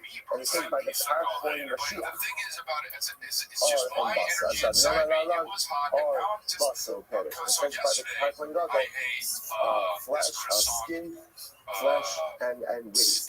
Now Lahalon are you gain just like ultimately again over there, you use the sacrificial parts that's cutting up the animal. After are you gain so to over here, we ultimately again we go ahead and move the sacrificial parts that's cutting up the animal. So what's what we just done? We just learned out secondary Shava from a first Shava. He was learned out from a partly ultimately again was learned out from Ola to Gzer Shava, and then ultimately again Hakman Mashiach was ultimately learned out from another Gzer Shava. So we learned that in Gzer Shava from a Gzer Shava. Incredible. So therefore again it sounds like ultimately again go out because again you just keep in the back of your mind all of these stands in contradistinction of ultimately distinct of the Yochanan that we saw before that when it comes to kachim we do not learn how to live in halachas. Obviously all of this is against the Yochanan, which we'll have to discuss. But we'll say at this point in the shir you may be asking yourself, right, so what is going on over here, right? Just like I just want to point out why a sugi like this is incredibly important. In life, the process is just as important as the finish line. We often like to focus that as long as the job is complete, at the end of the day, who cares how you got there? And that is fundamentally false. The process is just as important, and dare I say, even more important than ultimately the completion or the actualization or the finish line of the task. Why? Because it is often the process ultimately again that builds us as people. It's the process that builds character, it's the process that builds stamina, and it's the process that builds resolve. On a very basic level. It's the process that determines everything. Imagine for a moment we're showing you love and you're giving them a gift. Like whatever it is, a spouse, a sibling, a friend. Imagine for a moment to give this one. So many times, take the gift, and you enjoy life and say, yeah, happy birthday. Don't knock yourself out. Very happy birthday. It's just so weird. To be the most exquisite gift like in the world, most beautiful gift in the world. But it's the process through which that gift has been given is flawed. The gift is rendered fundamentally meaningless. Now it's like, what makes Torah beautiful and meaningful? It's a willingness to toil, and a willingness to toil even when I don't necessarily know what's happening every moment, and even when I'm wondering to myself, why do I have to do this? You ever have a conversation with someone who you love very much, and perhaps it's a spouse, and you're wondering to yourself, why are we having this conversation? was hard to try not Maybe to we've fall asleep spoken to. about this This is posted by times Dandy already. Kaufman, too. We've had the World famous same shop exact shut down. conversation Guys, over and over and over. And you're ready to say what? I mean, right, no one's going to go on record saying this, right? I don't know. Very ready to say. He's aging faster in Texas. Yeah, yes, actually, I agree with you. Like we're not even on opposite sides. I said I agree. I said you're right. I said I'm sorry. Just give me a moment. I said It's just different. we did this already. Here's the one sign. Everyone knows relationship building 101. It's different. Like, Because that's part of the process of building a relationship. It's part of the process of building security. It's part of the process ultimately of building dialogue. Because it's not just like, okay, we did stop this. Let's accomplish next. The process is so profoundly important. Because then at some point in time later on, having that same conversation 50 times builds that relationship muscle, builds the foundation. And at some point in time, when you're on that foundation, because something is really difficult and challenging, you have all of that built up of that foundation. It's a shaping in data. Whether you recognize it or not, they're both saying, working through this, so yeah, and yes, okay, I just want to point out, because I know what happens for all of us, and I'd be in the same boat if I did not do it this year. At a certain point in time, you're right, I'm out. And either I'm really doing something else, I start learning something else, and focusing on something else, and I will get back in when there's something reasonably meaningful and helpful that's going to come my way. And let's say if you do that, just understand, you're missing out on some of the key parts of the relationship. This whole model is about process. Process is often the driest part of relationships. Process is often the most unexciting part of relationships. Process is often the part that, are we done yet? Are we done yet? Can we please get to something else? But without it, we are fundamentally unprepared to build on that relationship going forward. That's what this is. This is literally process 101. Can you learn this? Can you learn this? It's not complicated. A little bit dry, but don't blame that on Kaza, you can blame that on me, right? A little bit dry, but so profoundly necessary, both for Gemara, our relationship with HaKadosh Baruch Hu, and how we address the fundamental processes in all areas of our life. So with that, let's dig back in. Third line from the top of the number 8. Never learned in Zera Shabbat, not showing the top of all that. So ultimately, the Gemara says, listen to this. So if something is learned out from the Gzera Shabbat, right? So again, B is learned out from A with the Gzera Shabbat. Well, can B then serve as a Kalvachomer with C? So it's asking the same question in multiple different directions. So the Gemara says, Kalvachomer. The Gemara says, Kalvachomer. Of course you can. It's a Kalvachomer you can. We just say, the Kalvachomer, Umar Hekish, She'elim Elami, the Hekish, even if you don't need that. So one of the things we've established is this B is learned out from a Hekish with A, B can serve as a Hekish with C. Now that was learned out from one of the two pieces that was in yesterday. Either from Rava or from Ravina. The line is a couple. Yeah, we'll say B learned out from a Hekish with A, B can serve as a couple with C. Now that we learned in yesterday. Oh, we just learned. We just learned very small. And we just learned.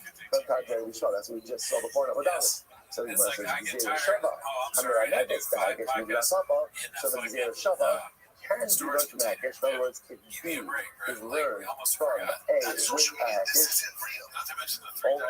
with Gzera Shabbat, can then serve as a source of Hekish. That's not proper. You know, this is starting with Kappa Holder. Of course, it uses a Kappa Holder. Interesting. So you might want to answer this up with a Kappa Holder. That is not from a Kappa Holder. That if B is learned out from A, ultimately, again, with the Gzera Shabbat, ultimately, again, B can serve as a Kalvachomer with C. Incredible. So, honey, so that makes sense if you subtract with your Rav Papa. And the man below says Rav Papa might go in the marriage. But ultimately, again, if you don't subtract Rav Papa, what is there to say? And like Kalvachomer, the Gemara says it's a Kalvachomer, verse 6. So, essentially, the Gemara is using a Kalvachomer to teach us ultimately, again, exegetical processes.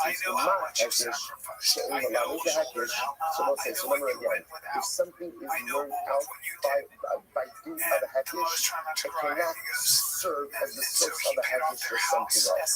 So B is learned out from a comparison with A, so B can't serve as a primary comparison for C. So you must that's based on the sources that we saw yesterday. Is that Rabba or Rabba? Yet again, something learned out from a hekesh, Malami the Kavahomer, can serve as the source of a Kavahomer. Where did you learn that from? In the time of the Shul, as we just saw. Gzera Shava, Hamelamedes to Gzera Shava, Chaveza, so ultimately you're getting Gzera Shava, which can be learned out from another Gzera Shava. Where did you see that from? Mitzvah Hama, both says ultimately that, as you know, from the Hama, and Odin Shafan the Kavahomer, can certainly serve as the source for Kavahomer. So the Gzera Shava, right, there's something enough from Gzera Shava, could serve as part of another Gzera Shava. Then certainly something enough from the Gzera Shava can ultimately be used as part of a Kavahomer. Better you might answer from a Kavahomer. Fascinating. Next, Dava Halom the Gzera Shava. Then I'll say, by the way, I'll just point out, for us, obviously, these conversations don't have that much applicability. Why? Because we're not the ones making the drushes. But understand, for the Gemara, this is the bread and butter of Talmudic discourse. So here in the book, this is talking about the mechanics through which you can learn things out. So these principles, again, for us, like I said, we're not making the drushes. So for me, I'm just like, tell me what you do. Just bottom line, like, tell me what we can learn. But for Chazal sitting in base marriage, trying to understand, well, if B is learned out from A, through a Kavahomer, can I use it for a Haggish, because it's for Gzera Shava? This is it. This is it. This literally, again, I will say, this is where the magic happens. If you know what that feeling you're feeling, that's the magic happening, right? That is the magic happening. Right? So, because again, this is exactly how we answer this. Determines how pretty much like the rest of Shas is going to be structured. Incredible. Next, someone is a Shabbat. Now she runs in and out. There's an interesting enough. If someone's learning up in the Shabbat, then it's sort of the paradigm. So B to learn out from A with the Gzera Shabbat can be then serve as a figure out of paradigm. This is where it says, take it. Interesting. Yeah. Okay. Next, don't learn a couple Homer. Now she learn the Hektish. If somebody's learned that from a couple Homer, then B is learned that from A with a couple Homer. So ultimately, again, can B be used with C as a Hektish? So you might from the Yochanan. We go real for them, but not make the Hektish. We sometimes we go real for them. Not Hektish, we got Papa. He's going to see it's a real for them, Papa. But a couple Homer, how long the Hektish? The time the day that we smell. So what's this? A couple Homer. That's learned that from the Hektish. Ultimately, again, from the Shmuel. You must listen to this. So you must say, I'm sorry. Couple Homer, I learned the Hektish. We tell them the Shmuel. Ain't no thing she learned the Hektish. So how do you feel about this? Like Papa. That was fine. Ultimately, again, disrespect is the Papa. And the less they do that Papa, might be killing me. But if you don't respect that Papa, all I will say again, this is all just mentioning all of the shootas that we've seen in the last 2 days. So what is that's not why they're to say? Take it. Long as you guys are taking it. Okay. Yeah. Alrighty then. About the couple Homer, smash on the Gzera Shava. If somebody gets on that from the couple Homer, so let's say B is on that from A with the couple Homer, can B then serve as the source or as part of the Gzera Shava with C, to which the Gemara says couple Homer. Interesting. Yes, the answer is yes, based on a couple Homer. Oh, I should say the answer could be found based on a couple Homer. What's the couple Homer? Umad Gzera Shava, She'in eliminated the Hekisha. What's this doing? So something that's from the Gzera Shava, but something is learned out from the Gzera Shava, it cannot be used as part of the Hekish. Maybe that'll be okay. Let's be sure to open. Yes, the learning to Gzera Shava, we drive a Chava. Yeah, the boss says something learned out from the Gzera Shava can be used as the source of another Gzera Shava. That's right about Chava. Therefore, Chava Homer, along with the Hekish, therefore, Chava Homer ultimately again. That's crazy. Chava Homer learned out by Hekish, we kind of Yishmael, they will get from the Gzera Shava. So it can serve as the source ultimately again for the Gzera Shava. So therefore, again, I'm going to say, based on that, the Gemara says that something learned out from the Chava Homer ultimately again can be used as the source for Gzera Shava. Fascinating. One more piece of say. Must Java Halomei. Don't the Kava Chomer. Mount Shilami the Kava Chomer.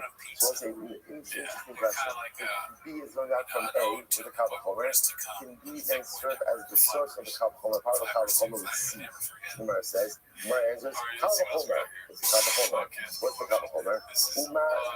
Uma Gizer Shava Shelo Neidu Behekish. These are Yochanan. So the Gizer Shava, like something left in Gizer Shava, ultimately again cannot be used as a Hekish. That's a deal. But the line of Kava Chomer yet can be used as a source for Kava Chomer.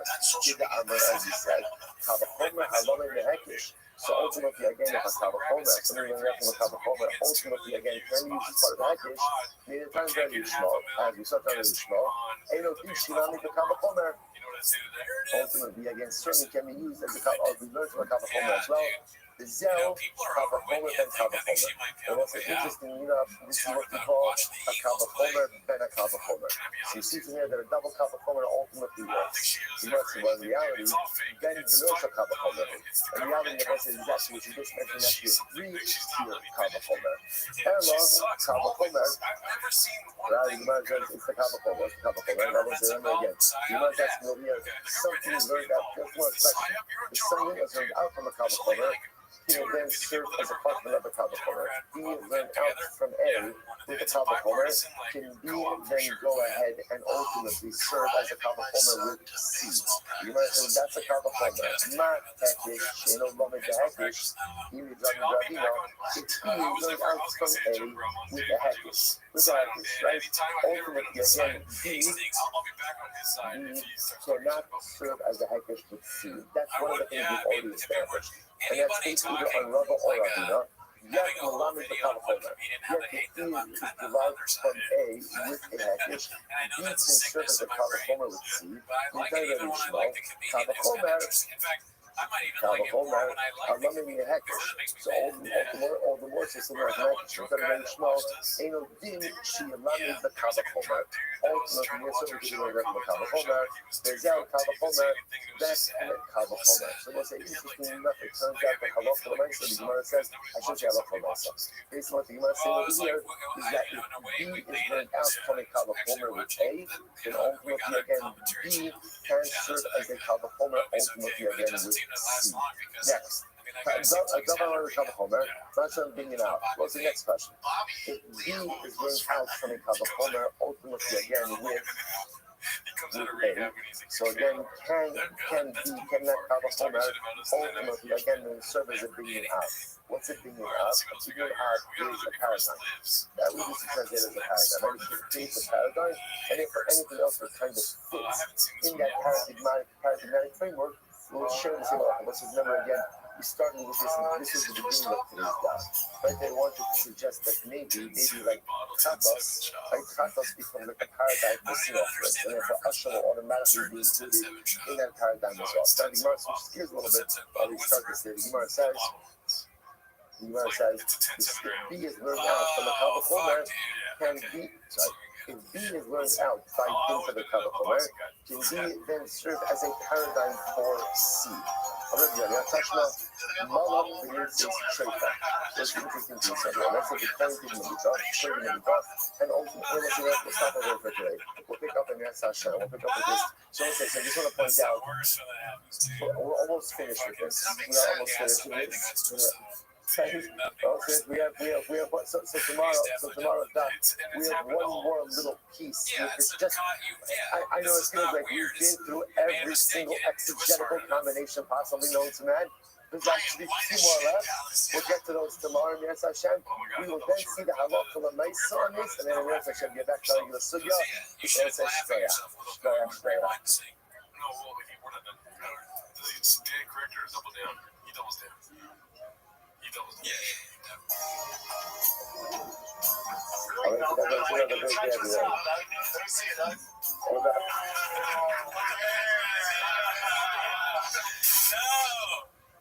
Why? Oh, he made it so much worse. He had another guy do it for you. Let me see it, Doug.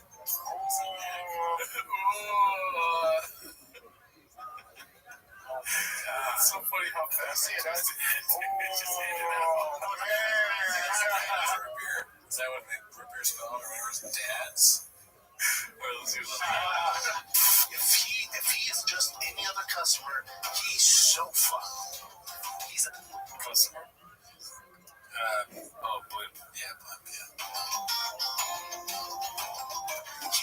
so fun. He's a glimpse of the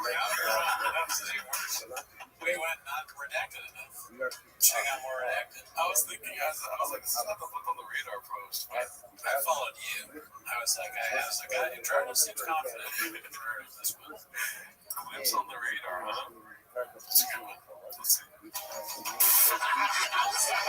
Dude, I'm coming down. My dad was at my grandma's house. My aunt calls me. Your dad's here. I'm like, oh, fuck.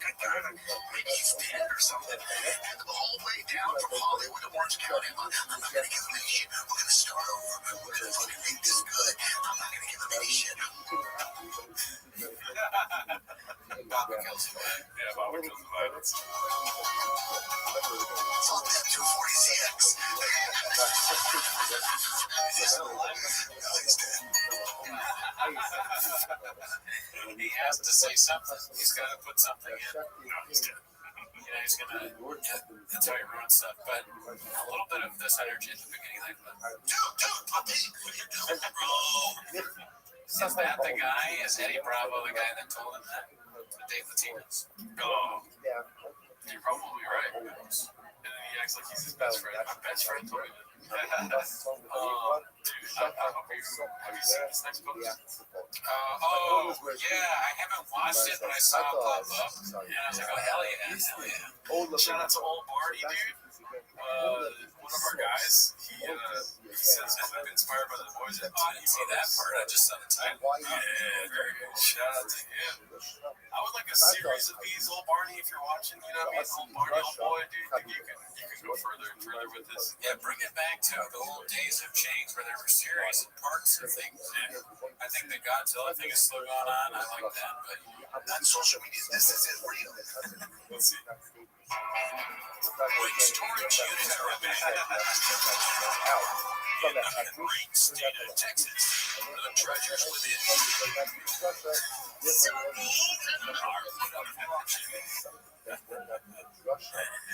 And that's good, dude. That's, I think it's just enough. It's quick and sweet, very funny. So yeah, I think I keep going. I think here's what I envision, dude. Okay, obviously, great work. Yeah, I mean, I'm not asking for my dish to get remade. No, it's just as fun as yeah. If you want some pico de gallo or something like that, dude, what you should do, because I saw the comments to this. Yeah, it wasn't my original idea, but when I read the comments, it'd be so funny if they open up the storage unit and it's shopping. They're going, call the lady, call the lady. That'd be so funny. Yeah, that's good. That's good. Shout out to you, Sir O'Barney. Let's see here. What do we got next? We have a post from Unusual 4460. Me and Joe talk every day and twice on Sundays. He knows I can't podcast today because Denver and Bronco have baseball. Oh, so it's Bradley with Brian Kelly with Joe Rogan. So Rogies didn't want Photoshop. He didn't want Shop anywhere near Bradley Cooper. Yeah. You can't have next to somebody that important. It's crazy how they invite Brian and Joanna. That's so weird. Wow. I guess you're just trying to throw out that podcast. Bradley Cooper will do anything to show us the comedy movie. Have you seen it? No, I refuse to watch it. Until the comic tells me, like, oh, go see it. You know? Yeah, no comics have been told me to go see it. Is this thing on? Yeah, I haven't heard much about it yet, but I kind of want to see it. The traffic trade. I rather watch it twice. And that was great. It's also very big boy centric. Yeah, big boy inspired. Yeah. There's a lot of talk on our Discord about the Shaw podcast. What is it, the JoJo podcast? Oh, yeah. They want us to get chairs and recreate her studio in my apartment. That's kind of funny. I didn't know that. Yeah, I guess I missed that. But yeah, no, I mean, look, don't tempt me with a good time. Don't tell me to fuck my way out of a room. I'll fucking buy all that shit and put it right here. That'd be so funny if we do the same week, at least the first episode. We're already. When's that going to be? I mean, if we're prepared, it could be any day. Yeah, it's we should get a countdown clock for when JoJo comes out. Yeah, there's some sick little renditions of like the neon signs that says like JoJo Tweeties or something like this. Yeah, send us a JoJo sign and put it up. Oh no, they made it for good time. Oh, I'm not making this up. This already. Yeah. People want us to create JoJo's set.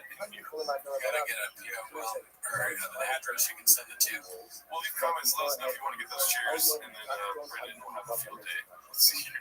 Oh shit. Let's see here. This is supposed to be appropriate. 30. Them clown shoes be. Sorry, I'm still getting over it. What's the bridge? Look at that paint. Is that like Joe Rogan in the third eye? Or is that another guy? I mean, I would be disturbed if imagine you're like home to somebody in another apartment, and then one day they're like, oh, I mean, if you want to go over, you can see it or whatever.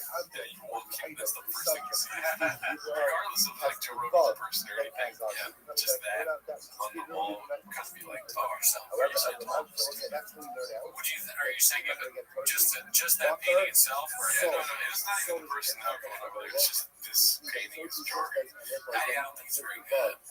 Let's see the shoes. I guess because they're big. When I first saw this post, I'm like, that's not that bad. Yeah, they don't really look that crazy, but I think what they're saying is he's done the big Ramaswamy thing where they're too big. Yeah, like he wears bigger shoes. That's so pathetic. I saw there's a picture of because he's wearing dress pants. They're like up to here, so you can see that he wears shoes that are 2 or 3 sizes too big. Anyways, look at this. Look how short they are. Who's taking the picture? Why are they doing them this dirty? If that is supposed to be Rogan, it kind of looks like Billy Zane. Oh, this guy. Yeah, that guy. Or that guy, Ronnie and Joe Rogan. Yeah, it doesn't look like it. I mean, it's probably Rogan. Yeah, it's probably the same guy. He's an artist. I'll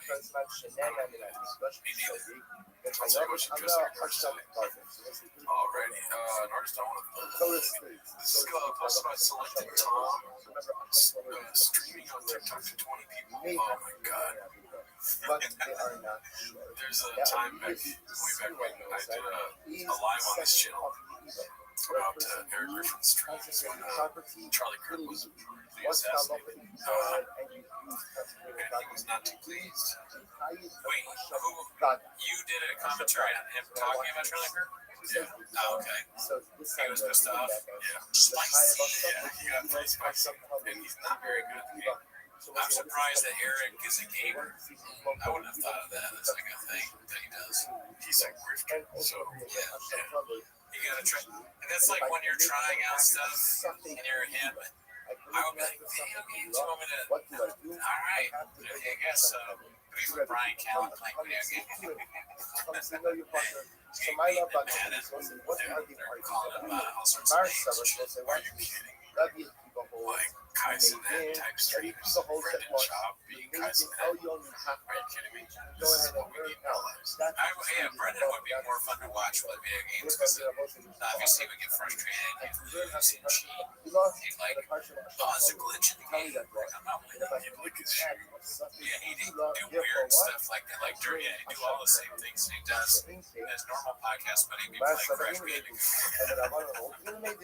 It'd be funny to watch Brendan like with the old games, you had to like blow on the crash effects and stuff, fix the games.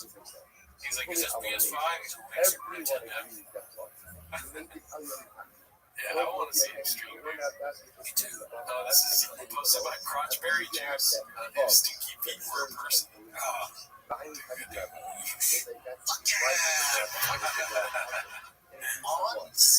That's a horrible choice and everything about it. He's like, he's trying to look cavemanish or something. It's like Yeah, just he like just the box. is. Yeah. The mustache is a choice. I guess Schultz inspired. It's a rough look. Prison.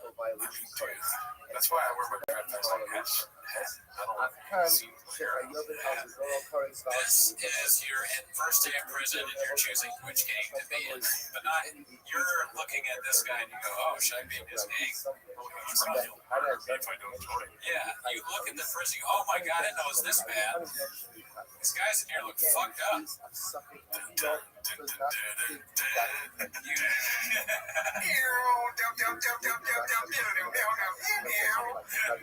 You ask him, you go, how long have you been in prison? Thinking he's going to say 7 to 10, maybe longer, and he goes 2 months. You're like, oh my god. That makes sense. Please, let me out. Oh no, I'm going to get fucked up. I don't want to look like that. He does look like a cop. Or that too, yeah. It's a cop that put you in jail for too long. The cop that shoots John Bernthal back. Drug money. Yeah. Let's see what else we got. Peep time posted this one. How?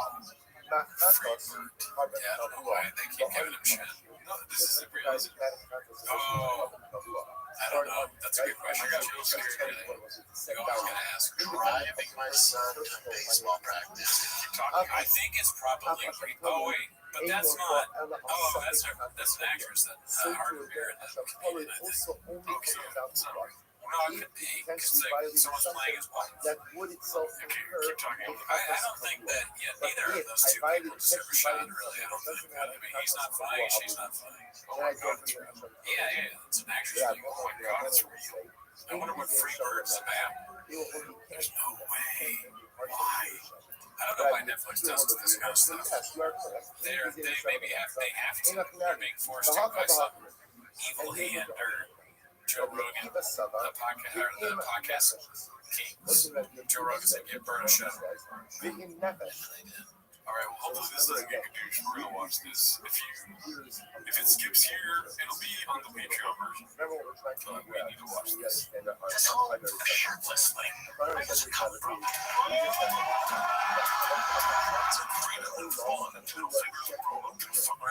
All I'm asking is, this whole shirtless thing, where does it come from?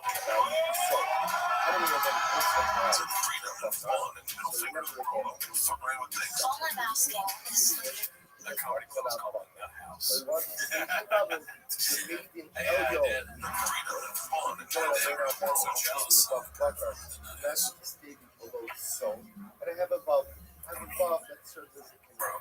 Yeah, it's funny that he's doing the same thing.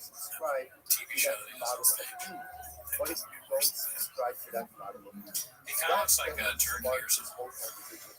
It's like those two chicken rock About does everyone hold of Hollywood. the It's like when there's a bulk connector or not? it's That just brings going us up to there. this whole side conversation about Blackbird is at the lowest on this Superstar.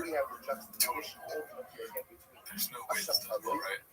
I don't think so. Maybe Netflix executives have so much money they're doing this just to laugh at birds. So about that, They're having a good time. Oh yeah. Oh, what that scene's hilarious. They're all cooked out.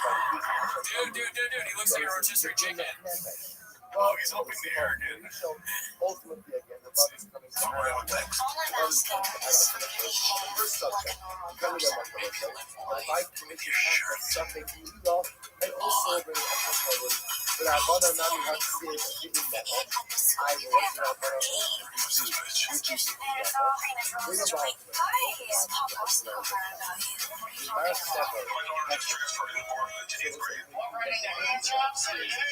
that was extremely true. I feel violated. You crossed a line with your big Headmaster's office. Suspension. Motivating you. Requires a little lipstick. Who the fuck's saying that? Shut the fuck up, Isla. Another thing is, no, it's in trouble. It's in trouble. It's so funny. I grew up in a trailer in the same place. This is why it's so funny. Oh, the irony.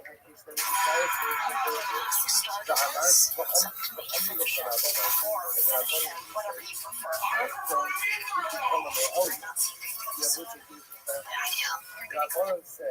We don't see the maintenance So boring. and rather we're going to Just so say boring. that Achtung It's like if you put we're going to learn how that which is the below from that which is the above. Euphoria. Yeah, that's funny. What is Bert Kreischer, Euphoria. The kids are okay because he's done all the drugs. There's no more drugs for them to take. You're like, I would get high, but Bert didn't already. I guess we'll go slow. Looks like Bert's gonna live. I can't remember last week because she takes one look at Bert without a shirt on and thinks I gotta get my life. That's where you turn out to be. That's funny to me because I've seen mine. The machine was not bad. I enjoyed the machine. Wiggles and toes. Sorry if that hurts your feet.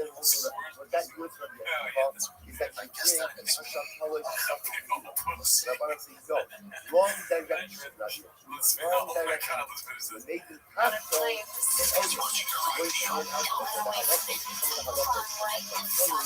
then she's from local of the Ashram This is who I am now.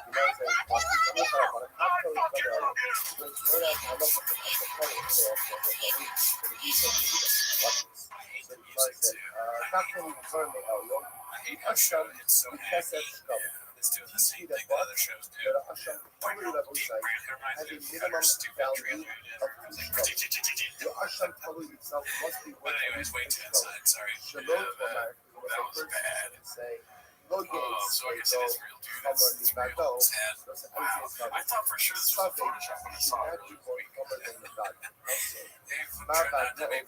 Funny Trump comes out. He's like, look, I told you liberals are ruining America. Okay, Bird has a show, another show on Netflix. I didn't do that. Okay. If they let Paramount or whatever it is buy Netflix, you wouldn't see this. Okay, that's Nancy Pelosi. Vicky Jeffries and all those people. I don't understand why we allow this to happen. Spicy. The police was supposed to fight a big battle on 9416. Mrs. Schlum needs to work on her social media Photoshop skills. Why is this Photoshop? No, I mean, that's what the idea is. I guess it's fake. She's photoshopping herself at the gym, maybe. I don't know how you can tell that, but just the idea of someone doing that. Cool gym. Coolest gym I've ever been to. Got to visit my first form fam in St. Louis today. They paid her $20 to do this to Photoshop, so she spent 3 hours photoshopping her and then this like for $20. Good for you, man. Good for you. That ninja 11. When she catches you in the vlog, looking for Addie's baddies.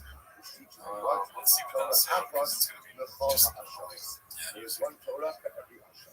And just like the Shabbos here as his word, two shkalim, as the word two shkalim, so too again, It's so ridiculous. man is like Torahs. So we'll say, that's fine. Yeah, see, it's Russia. yeah. So the only that Russia. Man, unless they Torah, so it's the of the Russia. Dana White's mom posted this week. Papa's circle really is the key to success. Ultimately, I don't know if you know what this is. One of our guys, Mark Harley, in an ASAP Rocky video. Oh, wow. He's blown up. Yeah.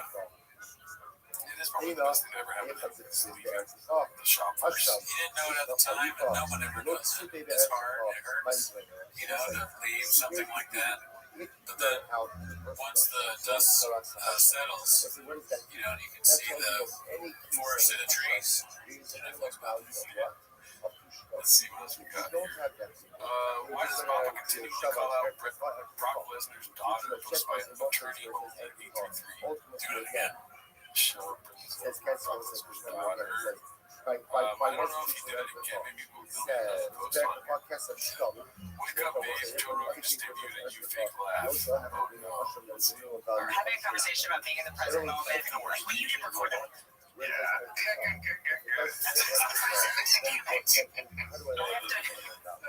That sounds like my it's a baby. Attorney only 823 posts this. When you get recorded. That's the news of present.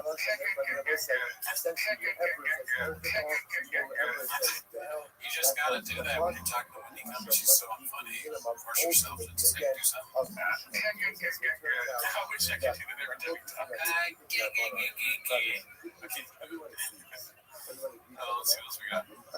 Matt 180X BGL talking to squirrels in the Mercury Insurance commercial.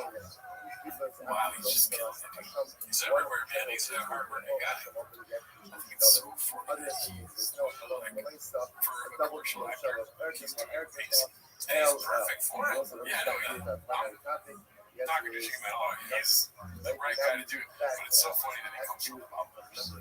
Yeah, well, he was wasting his time in that shit. And now he's out there doing this guy who's built for to be a goofy dude in commercials. Yeah, you know that Bobby uses that term. Oh, yeah, he's like, he launched Mark's career. Like he does everybody. Yeah, he started Mark's career. He's probably talking about it to this day without mentioning all the bad stuff. Yeah, he's like, if you want to intern here, this guy he's already he's at Rocky's music video. He does that for all these people that hate him. Yeah. They meet those that do interns meet Matt or Mark Harley, and they go, "Oh, so you start just like me. I started in shop. Like, you gotta get out of there. Get out of there now." I did think it was weird. He kept making me pick up his plastic solo cups. But where do you know that? Not us. Has to be checked. Let's see. Are you Saudi Arabian? This is posted by Peter990ER. Wannabe white nationalist gets questioned about his race. Pretty easy. Pretty easy. Shop. We established I think Ebola we is discussed it. and then further Ebola If you grew into says you are that. just a photo, no, it's a real photo. You do actually have that. I think so. I get you an ancestry test. That's my beer. I'll rock with those. Oh, dude. Oh, that's. It's pretty great. It's awesome. Once it says, Fucking Saudi from that shop.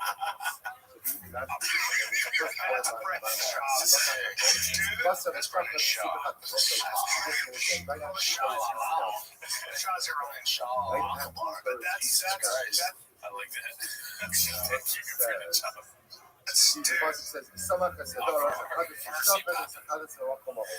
That's not even easy. And it says, Well, don't go too far. We found out in the last episode Let's see, your chin would happen to you. Posted by entire Infinity 320. We've seen this one before, though. African American chin. Yeah, chin. So, Unscathed. that Always is working what on a the coin I don't know if he's American, but he is means black what? for What sure. is this happening? Black chin, black chin, yeah. Black chin, hair up shot. Therefore, this has to be done with This is like the multiverse. Yeah, this is very important. Apollo That's also social has to media. be This done isn't real. We need Asian talent stabbed. How Pakistani beanie guy yesterday, dude. The Schwab property tax loan are $89,000 a year. It's going to be a problem with how the career is on its final legs. Let's look at it because it's interesting. I do struggle with like real posts like this and there's reality to it, but it's definitely interesting. Yeah. Oh my God, HOA fees, dude. That's the one thing I love about California is the HOA thing is kind of non-existent. And I've never had to deal with it, obviously, but yeah, when I knew like a rich person that had their like a condo. Damn, that's a lot. That's a lot of taxes. I don't even know what that means, honestly. Does that mean that you have to pay $8,000 a year? Yeah. Oh my God. Well, no one how much they savage now. Let's see here. Congrats to the little child bet. Hope she keeps improving. Baba had to smugly flex on the doctor, though, and a new shop isn't just got posted by toxoplasmosis. As opposed to the point of scanning This is his about narrow and just therapy. extending his And she's going to therapy. inward. Still not walking. I'm like, mother, what are we going to do? And then we try to come back, and this child on the ground, she's like, fuck it, boom. And then we got her just, I was crying while she was like, let me tell you, dude, she went around 10 times in the living room, and she just goes, Billy walks, she still has the orthopedics on, she's on today, but she's fucking cooking, buddy. Crap, that's beautiful. I text the doctor and I went, 2 years, huh? Oh, man. That's a liability there. No way we're gonna I'm proud of you. Oh, buddy. See, buddy. 2026, slow down. You got it.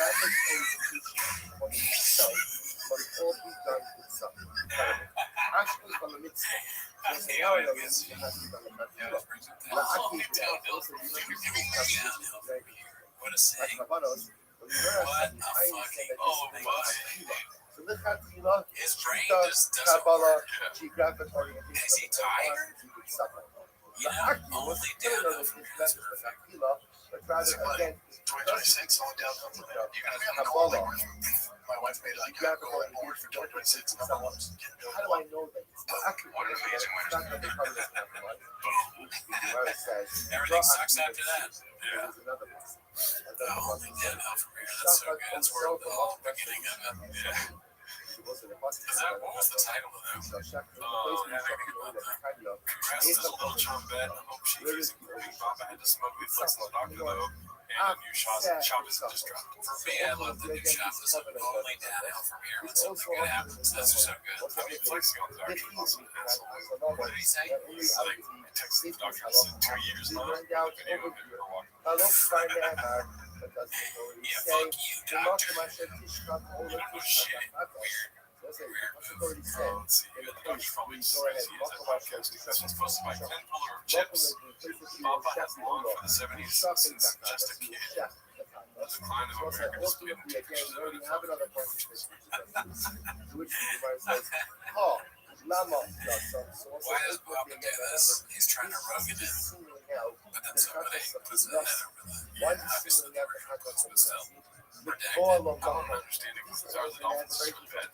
What he say? I think what happening in this, I could be wrong because it's changed, but I think the original post was, I'm assuming that's Tom Landry. I'm gonna go out and shop and maybe rock the Cowboys coach. And then the other guy is the dude that just got fired, I bet, from Miami, who dresses more casual. The change person, but yeah, that looks like that's what it should do. But no, they put the other shop in the stupid cowboy hat over the Miami guy. Honestly, this looks like something shop would wear. Oh yeah, definitely. That's the point. He dresses like this.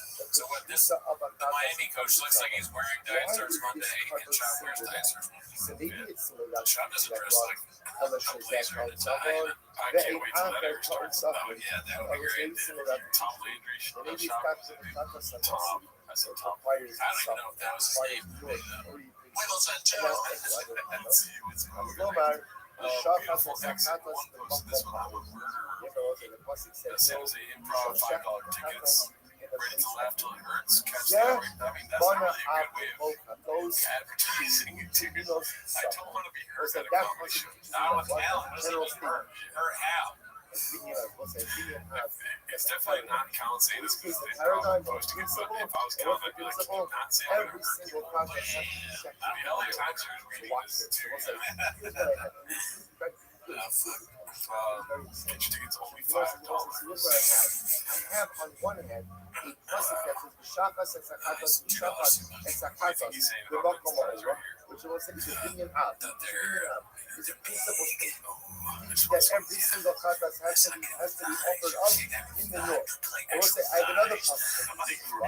The classes of the Nasi has to be offered up in the north. I will say that the classes of the Nasi clearly say that it's not done to be pure as well. It's not done that way. It's not to be Cuba. Now watch this. Ashkenaz Let's change the phrase when Hellface is over to when Shop tells the truth. Bein la'akik, This is the small video all the time. by the chatos of the Nossi. So I know that cover has to be Fantastic. not just the mitzvah, look at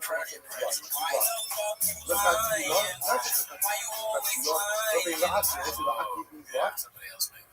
Somebody else designed even with yes, otherwise then if you don't do this, the cover will be possible.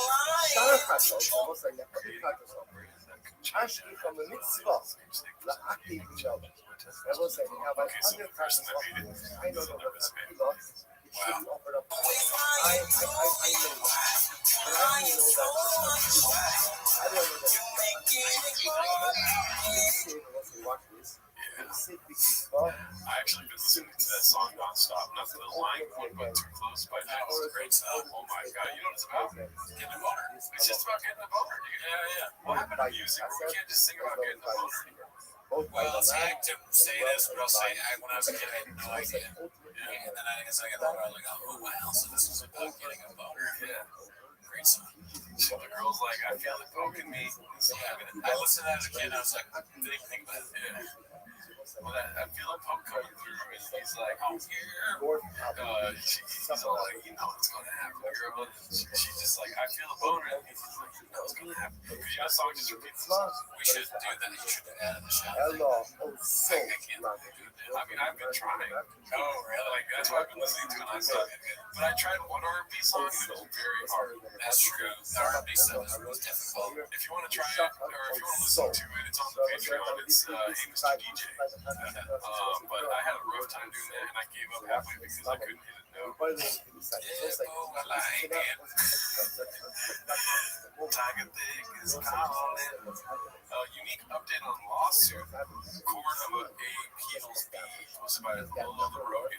This is definitely 8 minutes long, so we definitely will not watch the whole thing. Very good talk. Come out. I think he's sued me at the day before that came out. So whenever the Gringo Poppy came out, he lost. And now he's in jail. Now you have to remember that last month in December, Brendan Schaub and a copyright takedown. Convince yourself of this time. It's funny because Thick Boy Productions is still real, I guess. So good stuff. So listen, Now this was weird because we got a lawsuit. I won. And now we're in the appeals process of that lawsuit. and it's You're not allowed to continue to do copyright takedown. when the pasuk says, "Sama So haselo alosh hachata." before So you go ahead anyone and says, put his hand on the head of the chata. This is the chata something else. And then what happens? The shachat so the chatas, the makom example you will check it also in the north, essentially. They will say, also is what? Also is what? So it's a limiting statement. It says, this is shefted in the north, the stuff the something else is not. Now, what's the something else? But we just established that every other context is shefted. So we'll say, is there a context that is not shefted in the north? To which the Gemara says, funny, you should ask. Because also the tzavo, being secure next shoulder. Yes. We'll say the reason I mean, I'm not gonna lie to the guy and be like, what's that? That's ultimately again. And also, he's not really demanding.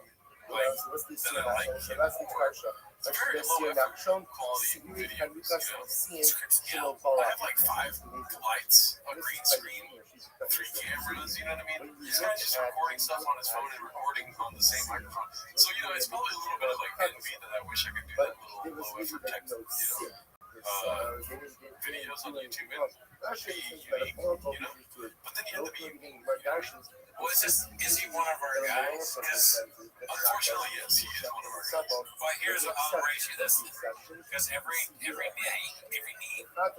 am on a conference call with Podcast Grinch, Elephant Graveyard, Too Lazy to Try, and American Redhead. And we talk about you're there, obviously. I'm not there. You're there. And we talk about the state of comedy and YouTube and all the very important things. And one day American Great Actor was like, should we have unique on this call? And everyone was like, so, all right, that was a bit that I tried. Very well. Yeah, I mean, I wish I was on the phone with those guys. And then if they ask me if unique should be on the call, I'm like, yeah, whatever you guys want to do. You guys know exactly what to do. You're the coolest ever, man. Like, the most he should be on the call. Yeah, shop. I would be like, shop. They're by Joe Rogan. Too lazy to try to buy Joe Rogan. Because then I'll be like, oh, dude, that one time you made a video about Steve, that was so good, dude. I watched it 5 times. No, but yeah, let's call unique right now. I want to be the Brendan Schaub that just kills the vibe. So you die. Yeah,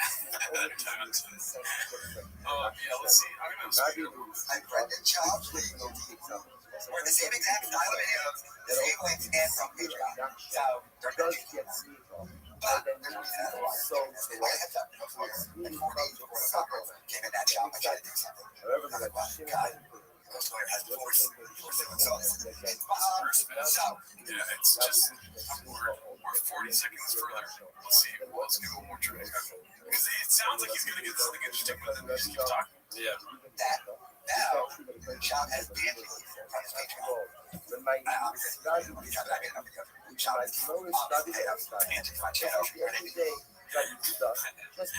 what you know you're fucking doing.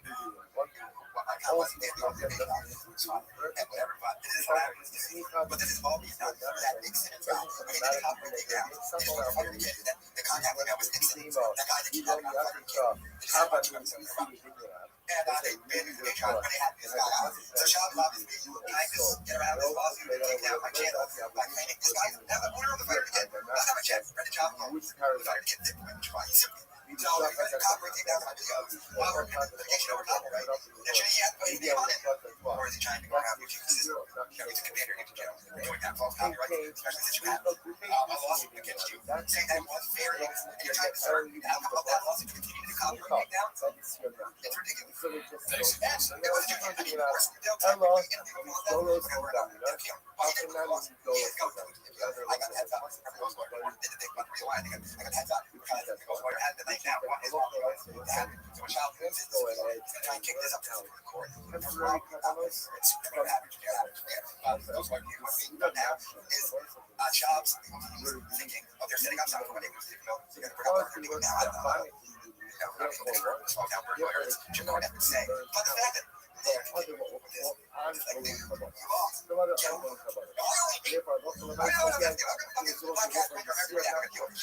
it's kind of funny that it's on him. Yeah, everyone has decided they're going to look at this guy. Something I guess just talking about this Joe. He's like, why is podcast created just in 2 lanes to check in with this shit? why is it always why do I need to sexual people? Shops. This is virus. That's the virus that the only thing out there is like a shop and the other part of shit out. You can't have no views. Shop.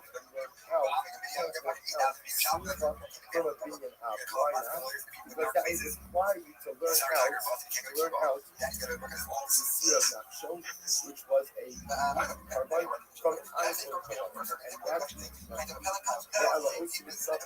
being shown. That's what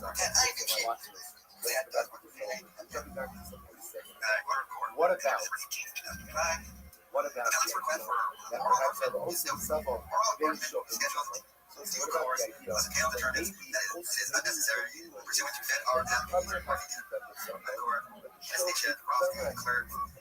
Interesting that, like, the Supreme Court, I guess, in California, fixing, I guess, I don't know, but, like, that they would hear something with Brendan Schaub, it's kind of a federal judge, or not, I don't know, it's a court. what else can you do? I understand she has to be in New York, and the fellow has to be in New York. This is showcase himself, making it anything all the himself. Really showcase himself. Doesn't have to be New York. Let's just showcase Jack for a very long night.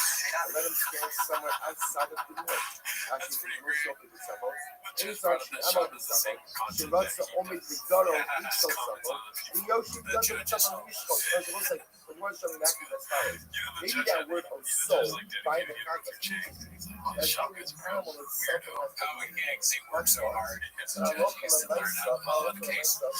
What if the judge shows up and the judge is eating carne asada?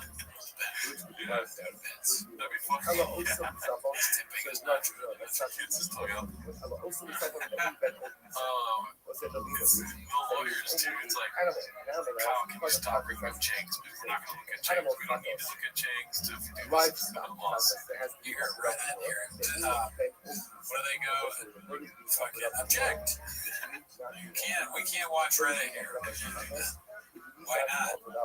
Your Honor, we need to be able to see the Reddit clips. All right, that's sustained. You can't handle the clips. I'm out of order. This whole podcast studio's out of order. Look at all, someone's pissing in the sink.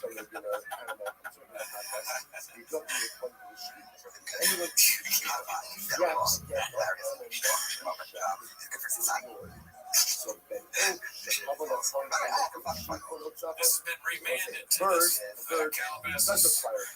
Why did you make a fire play the website? Right, and that's not a regular sheet that has to be done by a poet. But I would have left it certain it has to be shot in the north. I'm going to go my also. Give us a livestock meaning buckler, soul, which has to be done in the north. But Supporter gets smoked so badly they wouldn't sound. So that does look a lot like it's crazy how many people look like shit. You wouldn't think they would because he has a big look. More views than Chelsea goes silently looking like shit. What are we doing here, Brian? Post my super duper unicorn pie. Don't tell me Brian's talking about how fucking built this guy is.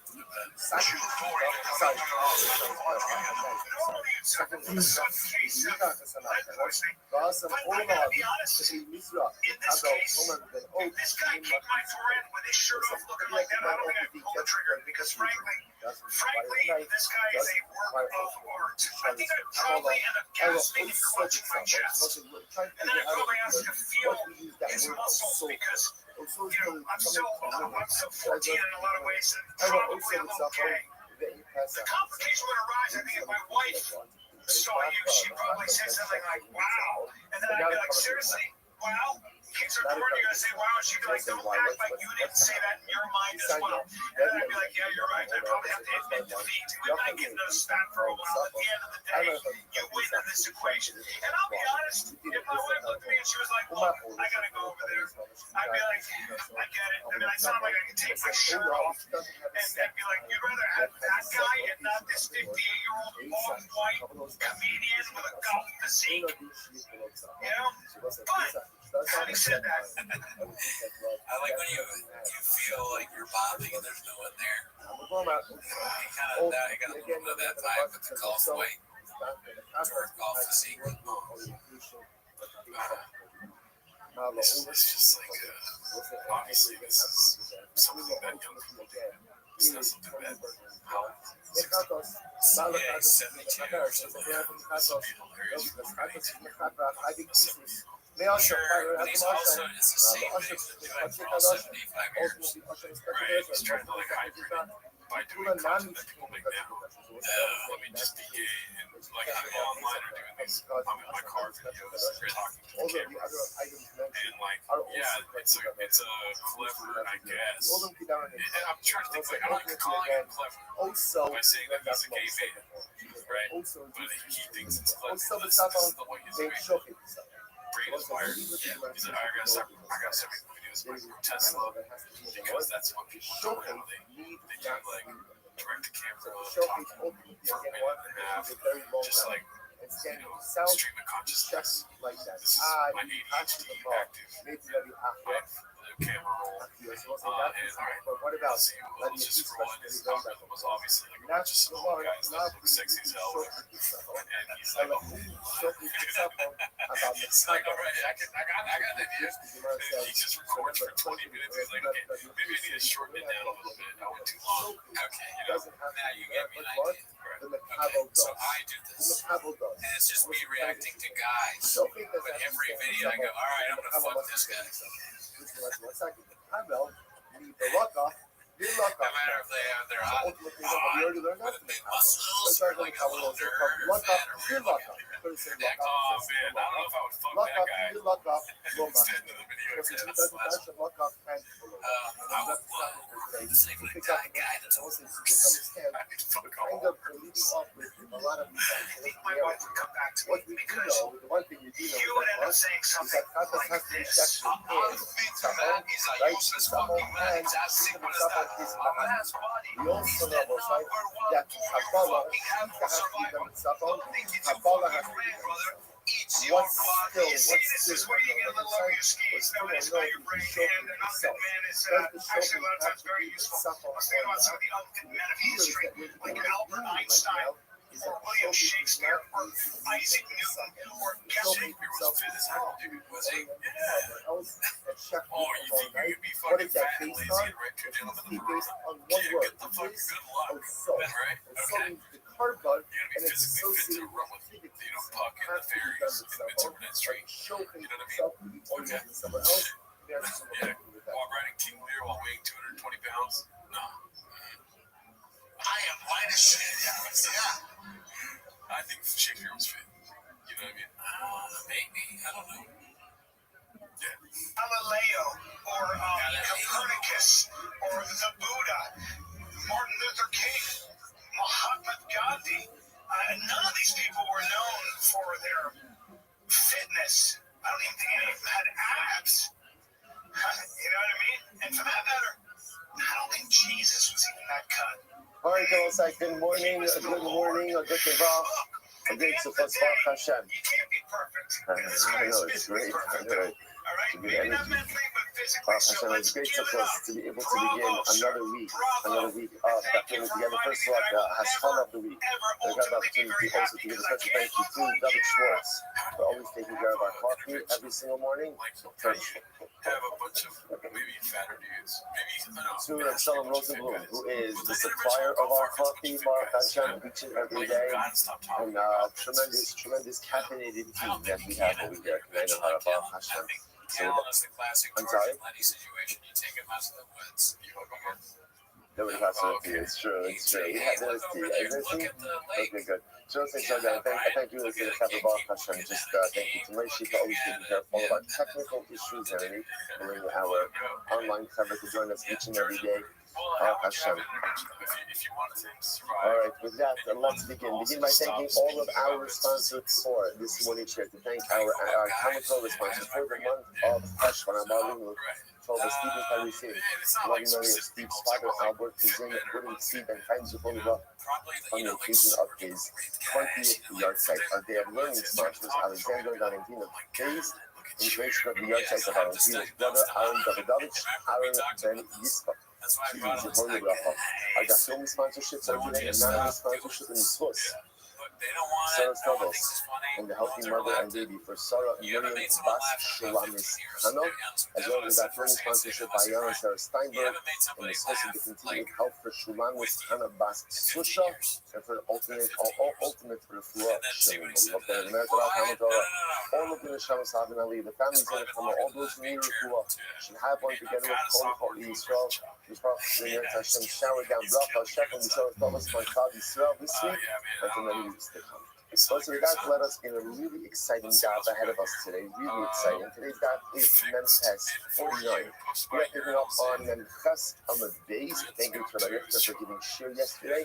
I know we got a little bit further towards the bottom of the daf. We're actually just going to back up a little bit, 6 lines up from the bottom on Memches 48b, middle of the line, Ashkechan. It is the fourth to the last word on the line. So again, I will say, on Friday, we have the great stuff to begin with the parak of Ezu Lakoman. And by the time, this is the guarantee, by the time you finish this parak, your man is going to be proficient in all areas of carbons. Like proficiency in any subject, there are easier days, there are more difficult days, there are more enjoyable days, there are more taxing days. One thing is clear: if we stay the path, if we remain committed, if we open our hearts, open our minds, open our neshamas, recognize that every single word is, as the Gemara told us, meaning that Messianic error will come out from this parak ridiculously enriched. So with that, let's go. Ashkefan, Shita Ba'olah, the mitzvah. Kabbalah, Nami, the mitzvah Ashkefan. So the Gemara says as follows. At the end of the day, we have to remember again, we've been going through this, we've only done one Mishnah so far in Ezra Makoma. So the Gemara says, here's what we found so far. That there's an obligation to go ahead and check the Olah in the north. And let's remember again, I'm not doing the other stuff, but remember again, this is north. This is north. Like this side of the Mizrach. Now, by the way, I didn't point this out on Friday, but I'll just mention it now. What exactly north is going to be subject of somewhat machloket, right? Because on one, bless you, on one, what does north include? Is north just literally, again, this strip opposite of the Mizrach? Is it this strip opposite of the Mizrach, or does it extend back this way as well? Like all the way like up to the wall, up to the dividing wall of the other between the Azara and the Kodesh. So again, we'll talk about that in a little bit. That's going to have a lot of ramifications because, you know, for example, who is permitted to shut the Kaaba? Who's permitted? Anybody, even yourself. Well, interestingly enough, by Yisrael, it would seem that Yisrael is not really allowed to come over there. So we're going to discuss exactly the mechanics of all this. But again, for right now, we're just going to call it north. So what we know is it means, obviously, here. The shaila is, does it mean here? Does it mean here? So that's going to, again, remain to be seen. But again, let's just go with north right now. So Ashkefan, here's what we know. Shita ba'olah the mitzvah, Kabbalah nami the mitzvah Ashkefan. So here's what I know. The mitzvah is to shech the olah in the north of the Mizbeach. I also know Kabbalah. The section of the blood is also done in the north. Shita the Kabbalah la'akiv we know it. How do I know that it's not simply a mitzvah to remember, the lashon of mitzvah means this is something good to do, but if you didn't do it, it's fine. So I know that there's a mitzvah to shech the olah in the north and to do kabbalah, reception of the blood in the north. How do I know that it's not just a mitzvah, but in fact it's obligatory? And by the way, obligatory to the point that what? That if you didn't do it, then what? The covenant is invalid. I don't know that it's not just something, guys, but it's actually obligatory to the point that if you don't do it, the effectiveness of the covenant is undermined. I'm going to talk about Abba. We came a lot about Shiva. Kava Chomer. It's a Kava Chomer. What's the Kava Chomer? Here we go. Uma Chatos Habba Mikach Ola Ma'akeves. So that's very interesting. The Chatos now, I don't know if you mentioned this on Friday or if I meant to mention it yesterday, Shia. But the concept of north, the concept of Safon, that of carbon has been shifted in the north, that is actually stated in the context of Olah. That's where it's stated. So everything else is learned out from Olah. So you must watch this. So Ma'achatos Habba Mikach Olah Ma'akeves. So Achatos, by the Chatos, also has an obligation of Shita and Kabbalah in the north. Where is Chatos learned out from? Chatos is learned out from Olah. So Chatos, which is learned out from Olah, is Ma'akev, yet we know by Chatos. If you go to Shita and Kabbalah in the north, ultimately the covenant is invalid. Olah Shabbat Chatos Mikach Eno Dum Shema'akeves. So let's see, you hear the logic over here? If Chatos, which is learned out from Olah, has to be Shita and Kabbalah in the north, and if you don't do so, the covenant is ineffective. Then the more so, Olah, which is the source for the halacha, Shita and Kabbalah in the north is Ma'akev. Solid. Here's the Gemara says, no, maybe not. Malachatos, Shipin Mechater Sachad pieces. So listen, you always pose this question between maybe Chatos is different. Now, I would Chatos is different because Chatos is pretty powerful. But what makes it powerful? But it's Mechater and Chad pieces. Like remember, it looks like when you do the cover Chatos, a cover Chatos is blood for any interaction which done intentionally would be Chayif Chalis. And then if you did it unintentionally, you did the cover Chatos. The cover Chatos is different. Even though you like it's derived from Olah, but it is a very powerful cover in that it's the Chatos of Christ during entire interactions. Maybe that makes it different. It makes a difference. Therefore, the Gemara doesn't have a source. I'm going to be there. So that's what you need to understand. You must ask me a simple question. I know that by Allah, Kabbalah has to be done in there. Mitzvah. I believe it should be done. How do I know that it's not just a mitzvah, but rather what? It's ma'atir. It is an indispensable part of the Kabbalah concept that if you omit it, the Kabbalah is under. How do I know that? So it kept one going out from Shabbos. Okay, that didn't work. Anything else? What's Kasher Rabbi Rabba? Who's this room the Kasher Rabbi Rabba? Yes, it's in Dynasty. Give it Matzino, Chaka, coming in Africa. They want to say, here's the problem. So the Gemara just wanted to say, we're learning out essentially Kabbalah of Ola from Chakas.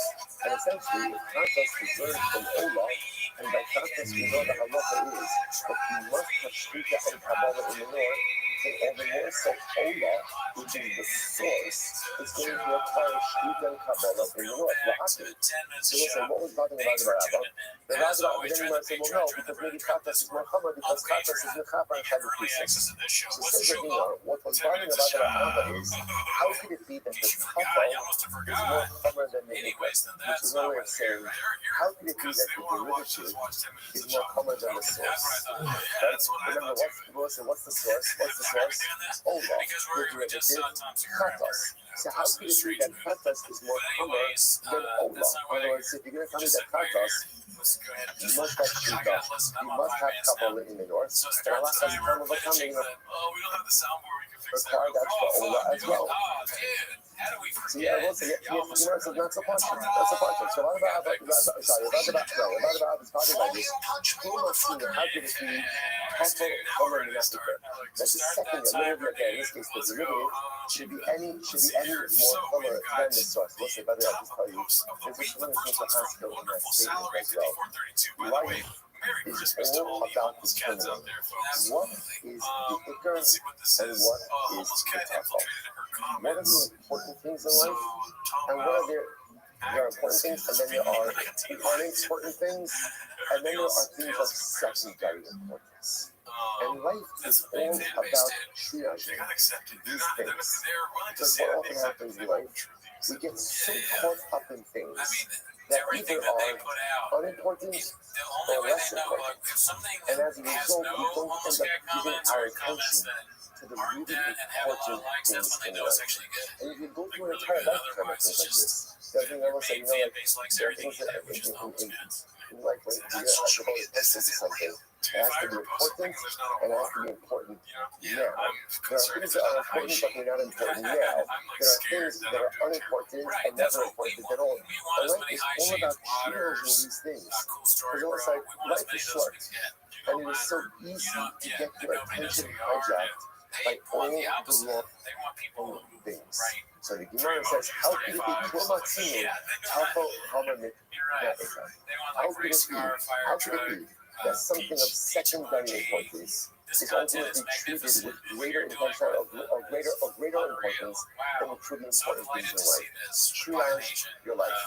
Identify what's important. Spend the time focus on the things that are important and don't allow yourself to get hijacked with tough or unimportant things in life. How many of you somebody Rabina? Maybe my Rabina below is that sometimes the tafel can be more common than the ikr.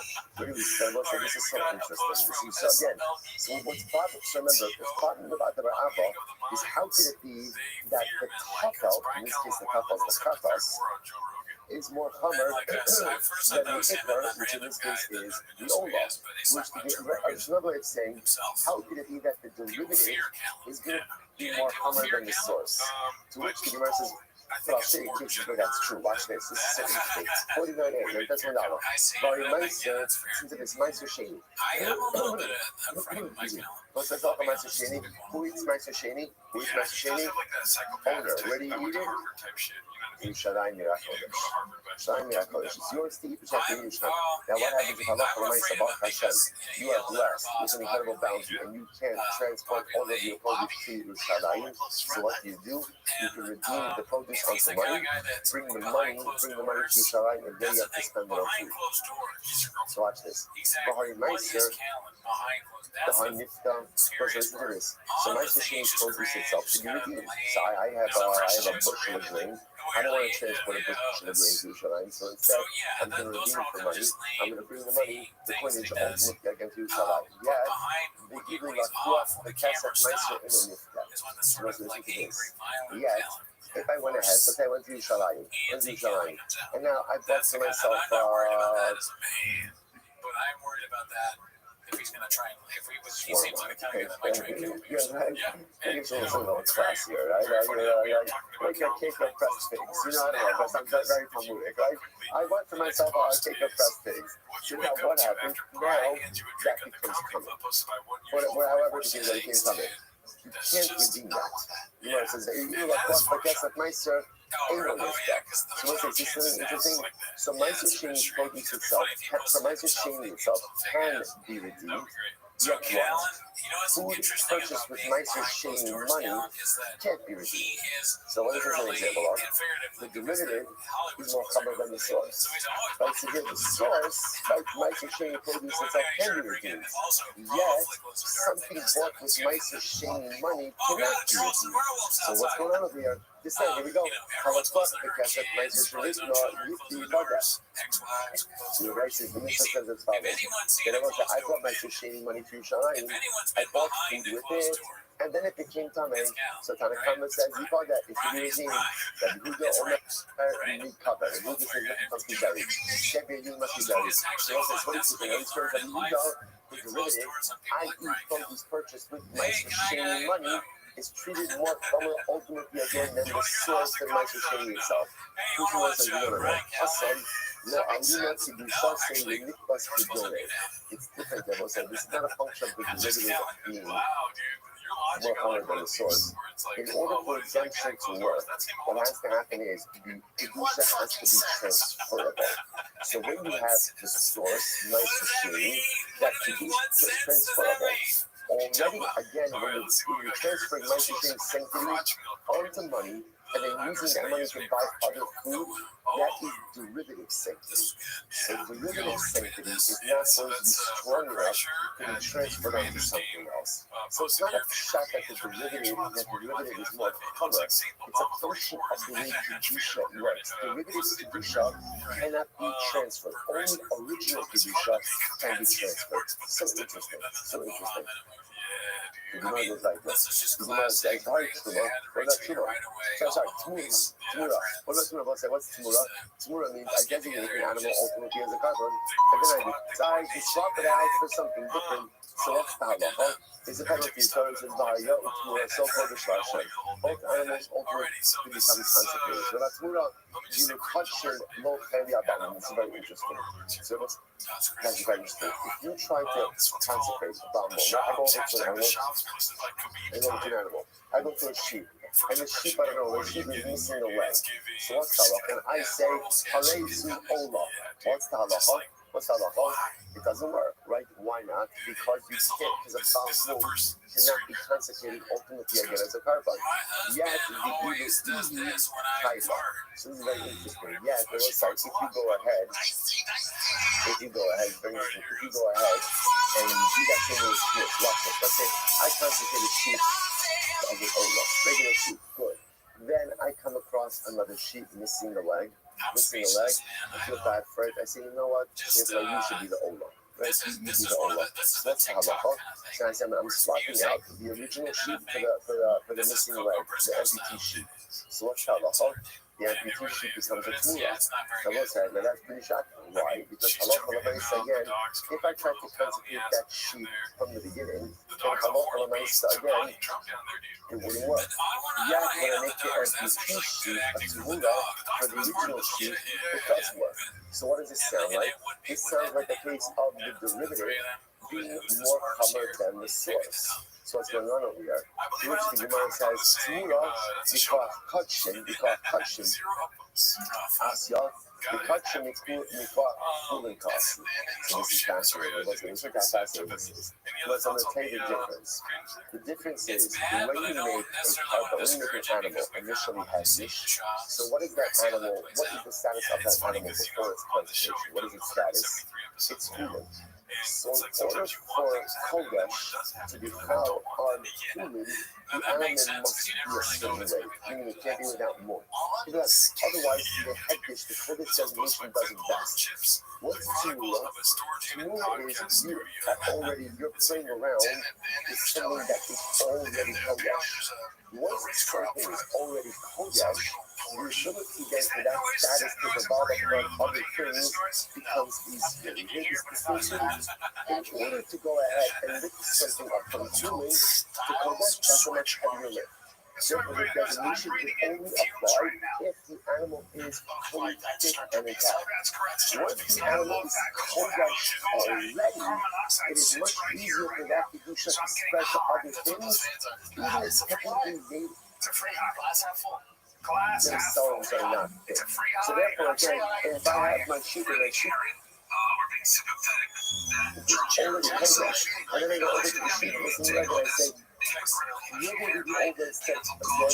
Seems like only doing with something that is Kodesh, it is easier for that status to spread to something else, as opposed to do something human into something Kodesh. Incredible. So it's not the shot that the derivative is more common than the source. It's just a different functionality of the concept package. The Moshe, by the way, is also tremendous Moshe. You know, if you think about this for just a moment, what's the hardest thing in life? What's the hardest thing in life? The hardest thing in life is getting yourself from human to heckish. That's the biggest gift. But becoming going from someone who is fundamentally mundane, ultimately again to someone who is holy. That's the hardest lift in life. And once I'm able to do that, and I'm able to say that I live in the realm of Kedusha, then even again, if not everything is perfect, like this is missing a leg, this is missing a this is missing a that, the Kedusha status is spread. Once I'm able to make the lift from truly, I'm able to make a lift for myself from truly to Kodesh. I don't need to be perfect. I just need to get myself into the realm of being covered, of being holy. Because once holiness has been created, it's able to develop even upon a whole life with the perfect service. Such an incredible thing. You know, so I guess I'm going to pensa, the heart, I don't know what comes to the heart, the heart, ain't no calling. Smicha and Misaka with Smicha's Hagel Show. This Kanabesa itself does not require Smicha, does not require the circumambulation, does not require waving of the chest and the thigh. Yet, the Moshe of the day telling Smicha when Misaka with Smicha's Hagel Show. The Moshe, what's the Moshe? Remember again, classic cake. If you designated the Kanabesa. And then what happened? I lost my carbon. So what did I do? I designated another one. I offered up the replacement, and then after I offered up the replacement, what did I find? My original color base up. So now the halacha is that color base up is offered up, or that original cover is offered up. And when it's offered up with Smicha, Misakim, and Chazir B'Shol. What is that an example of? But apparently the derivative is even more common than the source. Because now again, my original color base up did not need any of these things. Now this item is all. This is no, that's not the Raya. That's different because you can remember a Pesach during the rest of the year is called what? A Shlamim. And Spanish requires Smicha, right? Smicha, and Chazir B'Shol. So therefore that's not really a Raya. So this is kind of where the Gemara stopped, right? So remember again, let's go back for a second because we kind of got into a little bit of a tangent. What was our original question? Here's what we know. Based on all of our based on our journey in Israel and Kama, what I know is as follows. I know that an Olah requires Shvita and Kabbalah in the north. Right? What don't I know? Now I know that's the mitzvah. But Ula came along and what was Ula looking for? Ula ultimately again, we learned about it. The Olah, not only we're looking to understand ultimately again, is Ma'atir. He's a Ma'atir. So the Gemara wanted to say, yeah, you don't have to cut us. So then this kind of sent us into a little bit of a tangent because the Gemara said, obviously, if by Chatos, it requires something, it requires work by Shita and Kabbalah, and Chatos is a derivative, ultimately again, of Olah. So the derivative can't be any more common than the source. So that opened up this whole discussion. The Gemara is trying to show different examples of where the derivative was more common than the source, But ultimately, again, it turns out that each of those things really has your own explanations. Now, can you circle me back? He bites Emo. So once it's now coming full circle, maybe then we're still looking for the same source. What are we looking for? How do I know that Ola requires Shita and Kabbalah in the north? And not just as a mitzvah, not just as something I do that I should do, but it's not active. If you don't have it, the Kabbalah isn't validated. How do I know that? Why the fuck is How do I know that? You might say, you guys say, Omikra, Ha'olah, in Kamachai. That's what the pasuk is like, Ha'olah. Now that Ha'olah, ultimately again is, I would say, by the way, in the tanning section of the I think we have to hear what she said. if you want, I mean, good. Beautiful, by the way. It's just like such a, this is going to go in our marketing, right? Right? This is what that film does to you. Now, it comes from the Gemara, right? So, but if you want, remember, there's an additional people here. So, what says as follows? The possibility is as follows. I'm not going to pasuk says, Ha'olah. The Ola. So what's that? So the Ola, the Gemara understands, will come to head, which means the Ola has to be offered up in a particular way. Interesting. So that's another, that's that definitive article, that's idea, right? Which goes in, this is not some, but again, whatever we're talking about is definitive. Therefore, again, we're looking at from the has to be in self. And which is fine. So it's interestingly enough, that seems to be the end of the discussion. Right? Interesting. That's just Ha'olah must be done in a particular way. What's the way that Olah must be done? Shita, Kabbalah in the middle. Done. Next, Asham Minawan, Dubai Safin. How do I know that Asham also requires Shita in the north? It says, Bamakoma Shayishvit Lasa Olah, Yishvit Lasa Asham. Beautiful. Easy enough. Pasuk says, it's great. You must say, you know what's incredible? What's incredible about learning Gemara? You learn how much is actually written in the Chumash that we just never pay attention to, right? You must say, hey guys, it's a pasuk. It's a pasuk. Right? Okay, good. Wherever you shech the Ola, that's ultimately again where you should shech the Asham. Therefore, once you've established that Ola says that Shita is done in the north, so the Asham is done in the north. Ashkefan Shita, Kabbalah Minalan. So now I know that Asham gets Shita in the north. How do I know that by Kabbalah? It also has to be done in the north. Versus the Es Damo Yisrach. Because the pasuk says, and you shall literally sprinkle or throw its blood. So from here we see that Kabbalah is also done in the north. People double, now leave it soften. Ultimately, again, Kabbalah is also done in the north. That's what I'm like. We're not asking to follow questions. Mekaba Atzmo Minalan. So let's say, so how do I know? Interesting enough. So now by Ashma I know, Shita has to be done in the north, Kabbalah has to be done in the north. How do I know that the person doing the Kabbalah also has to be standing in the north? So it's actually an interesting connection here. Like, in other words, maybe the person, the Kohen, could be standing anywhere as long as he actually does the act of Kabbalah in the north. How do I know that the Makabal, the Kohen doing the Kabbalah, he himself had to be standing in the north as well? You know what? Damo, the S Damo. Okay, so what says, so Damo teaches me ultimately that Kabbalah itself has to be done in the north, and the S Damo teaches me that in the Kabbalah, the one ultimately again doing the Kabbalah has to be standing in the north as well. It's incredible. Ashkit on the mitzvah. So all of this tells me that by Asham, so I need Shita, Kabbalah, and the person doing the Kabbalah, everything has to be in the north. That's the mitzvah. How do I know that it's not just the mitzvah, but la'akib, how do I know that Allah for myself, that this is an indispensable necessity? And if I'm missing it, the effectiveness of the covenant is undermined. There's another passage. What does the passage say? The Shachar as Akeves.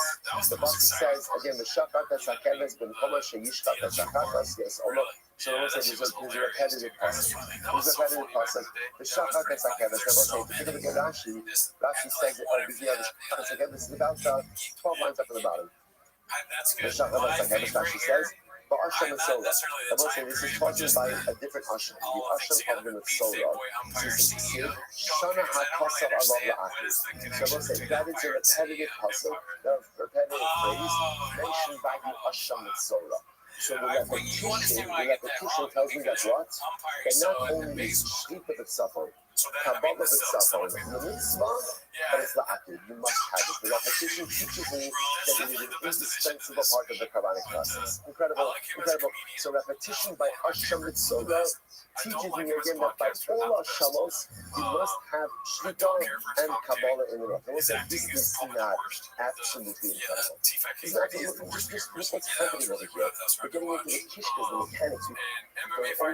Now we're up to Hashem, going into Hashem Mitzvah. Listen to this. You know, so it's like behind. Now, one second. Is that Hashem Mitzvah? Is that why it's there? So it's there to be repetitive and tell me that both Shvita and Kabbalah has to be done in the North La'akid? Is that what it's teaching me? One second. How about in the Here we go. It's going to teach you another rule. What's the rule? Actually, an interesting exegetical rule. Something that was included in a general rule. The Yasa Lagos, the Davra and then it was singled out for some type of unique halacha. You cannot return it to the general framework until the Torah itself actually and explicitly returns it to the general framework. That was a really see that case such. I'm not using an example. It's case such. The shakat as hakaras, the makamar yishkat as hakaras. The Esa'olah, the Makamar Kodesh, the Katas, the Hashem. So also, so you actually quote this passage, you see by Hashem Mitzvah. Now, what does the passage say? The Shakat Esakeres, you will shut the sheep. The Makamar Yishkat Esakatas, that's on the same place. The Yishkat the Katas and Olah, the Makamar Kodesh, in a holy place, to the Katas Hashem. Because ultimately, again, the Hashem itself is like a Katas. That was the only thing. The Chatas Hashem. So it's very dynamic to say that the Hashem is going to be treated like a Chatas. Not coming over to Chatas Hashem. Why did the Torah say Chatas Hashem? Listen to this. The Ishiyatsa Hashem Mitzorah, Lidon B'Davar HaChadosh. So let's say on one hand, an Hashem Mitzorah is in the Hashem form. Yet an Hashem Mitzorah is dramatically, fundamentally, and holistically different. Why? Because in Hashem Mitzorah you do something with it that you don't do with any other covenant. And what is that? Interestingly enough, you take some of the Hashem Mitzorah, what do? You apply it to, let's say, on the right big toe, the right earlobe, and the right thumb of the Mitzorah, of the person's Taras. Then I say, I would have thought, yup, I might have thought that since this unique Hashem has blood applications, literally again on the Mitzorah himself, I would have thought that perhaps that tells you that there are no blood applications on the Mitzorah in this particular carbon. Therefore, the pasuk says, no, Kifata Hashem is like a Chatos, not Chatos. Like the Chatos requires blood applications and sacrifices to the Hashem Mitzorah, so too, the Hashem Mitzorah requires blood application and sacrificial parts on the Mitzorah. It's incredible. So watch this, what happens over there, okay? Let's take a step back for just a second. We're talking about part. You might ask me now, how do I know that Hashem ultimately again has to be done in the North? Like, how do I know that Jesus is done in the North? That's a couple of things. Okay, so you might call it stupid. You might say, fine, I know that that's the mitzvah, ideally. How do I know that it's in Kuba, that it's an indispensable reality, that it's Ma'aku? How do I know that? I'm going to stop translating Ma'aku if you know what I mean, all right? Ma'aku means indispensable part of the Kabbalic process, which if omitted, fundamentally undermines the effectiveness of the Kabbal. A very long definition for one word. Right, but again, that's Ma'aku. So I don't know that it's not, but it's not close to you're not close to us, ultimately again, from the Shakat es Hakeves, the Makom Asher Yishkat. So remember again, ultimately, you're not close to talking about Hashem Mitzorah. The Shakat es Hakeves. The Gemara says it's redundant. It's redundant. So because it's redundant, it teaches you that the need for the North is not. Where it says, hold on. It's not redundant. Not redundant. That's actually necessary for a whole other teaching. What is it necessary for? It's like this. These ones we want to pass on Hashem Mitzorah. And Hashem Mitzorah is fundamentally different. Why? Because it is blood applications on a person. You don't find any other covenant like that. that. What the fuck? Right? It's blood Yeah, applications. no, that's Really, crazy. there are, like the other kind of nuts, you also have this, right? But for myself, there's no What are other you talking about? part of this. I might have thought I that mean, I since the believe Asham that Mitzvah has it's blood very, very applications on a short-term person, satisfaction for a long-term there's no like, blood fucking problem. applications You got or people showing up to your sacrificial house. cars Yeah, I don't even understand what the they short-term have. satisfaction Therefore, what does the that you pasuk do? kill The a shakat fucking as a bear. kevis, He the wants to mokum as a kill a bear. I yishkat know as a chatas, he's as a like, almost a bonus, ki gekat as a asham. Teach me that what? That even though Asham Mitzvah you know, he's a little bit was too. I'm removed starting to from the general believe framework some of of the Asham, stuff he says. the Torah I think goes he's there like and a puts it murderous back. psychopath. So the pasuk is not I rebellious. don't want The pasuk anything is not ulterior. I rebellious. wish they The didn't pasuk is exist. fundamentally necessary to teach me a separate halacha. Like I will say, so by the way, if that's the case, then what? Then the problem is we're back to square one with Asham. How do I know that halacha l'maisa? I don't know that halacha l'maisa. Ultimately, again, the need for suffering by Asham is ma'ati. Pasuk you need is used for something else. To which the Gemara says you're right, but in turn, mitzvah b'hai, although mitzvah b'hai, the Gemara says just let it right over here by Asham mitzvah, and don't write it by a general Asham. And I would like to say so again, then I would have said, if halacha l'maisa again, it's true by Asham mitzvah, then obviously again it's true by regular Asham as well. So honey thought Yisraelan Yatzal Jamudavra Chadash.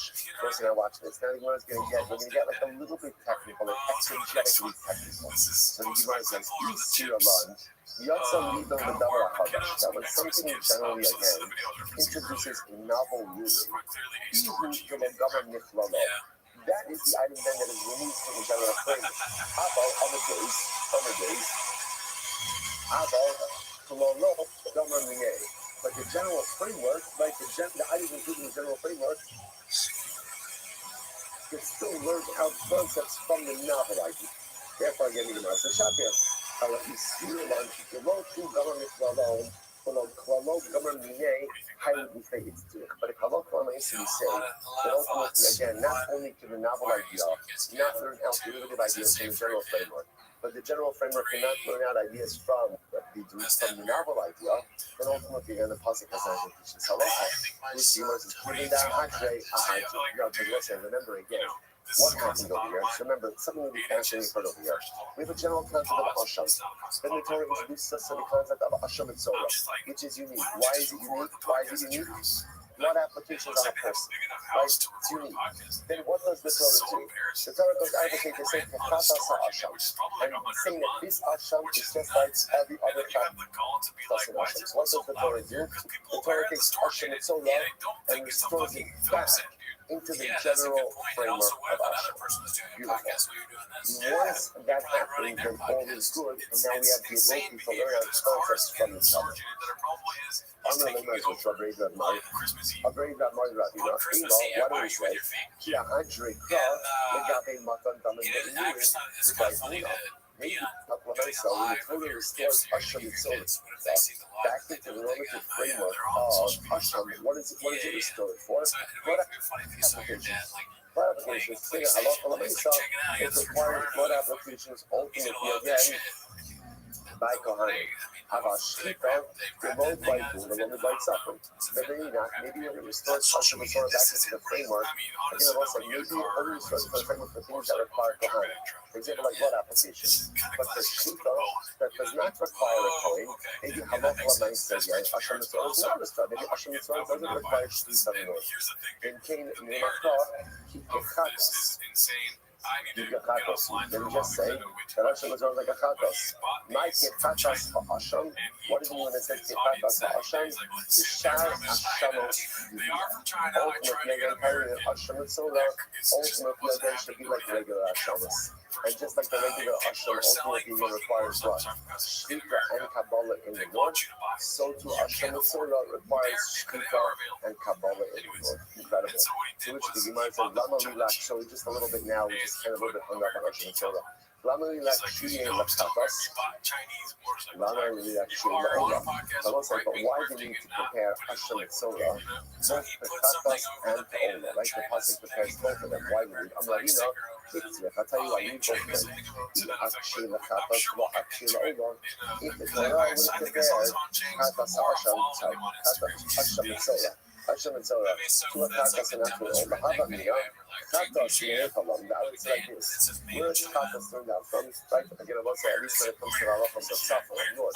Where is Chatas turned out from? Ola. The Gemara says, and therefore I would say, watch this. It must be very important. I would say, Dava Halam is the Hekish. Closing on the Hekish. The most when I watch this. If the Torah would have just said that ultimately, again, the Hashem is like the Chatas. Where is Chatas learned out from? Chatas learned out from Ola. In that case, what's happening over here? Chatas, which is learned out from Ola. Now I'm going to go ahead and learn out Hashem and Torah from Chatas. Now we seem to solidify a particular principle, which is the subject of this week, which is Davar Amame Behekesh, closing around the Hekesh. It's something that itself is learned out from a comparison to something, can it then be the source of a comparison to something else? So to illustrate this, if Chatas is learned out from Ola, can Chatas then serve as the source for Hashem and Torah? So if the pasuk would have just written the Chatas, I would have said the answer to that question is yes, because Chatas is serving as the source for Hashem and Torah that requires Nur. Well, Chatas is then the Torah, and therefore again, Chatas is not serving as the source for Hashem and Torah. That teaches me that something that is learned out from a Hekesh, from a comparison, can then serve as the source for another comparison. And as we're going to see, not everyone agrees with that principle. And therefore, again, what does the Torah do? The Torah puts in there Ola. Ola also, so therefore, again, I'm not learning out Hashem and Torah from Chatas, but I'm going to learn out Hashem and Torah from Ola. So that's the case. And just like the pasuk say that Hashem and Torah is like Ola, and then don't bring in Chatas at all. I mean, I would have said like this. I would have said, if you would have just said it, I would have said, I would have said, I would have said once again, that perhaps based on this we could say there's something we're not from a comparison to serve as a source for the comparison. Ultimately, again, then I would say compare it ultimately again to Chatas. Ultimately, again, it's better to learn out, Hashem and Torah from the source, which is Ola, and not learn out from the derivative from the Hakish, which is Chatas. The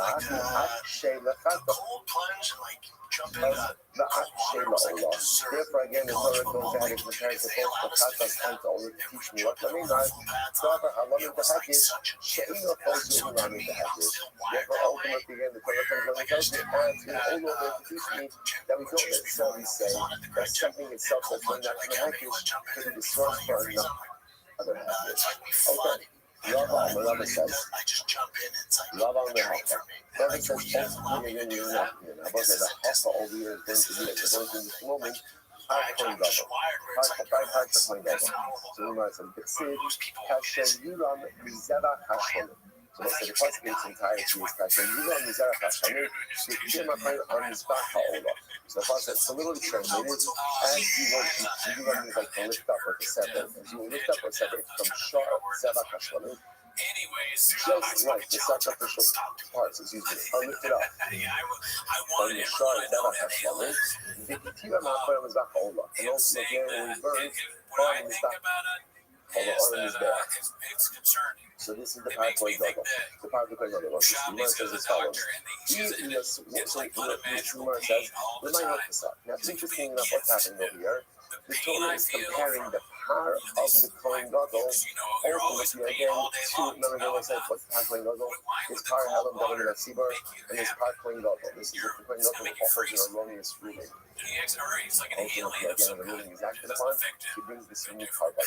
So the Gemara is interestingly enough, the Torah equates the power Kohen Gadol with the Shlamim. So why? The Gemara says, Ili Osaris HaKavit, which we acquires. So basically tell me about say that's what.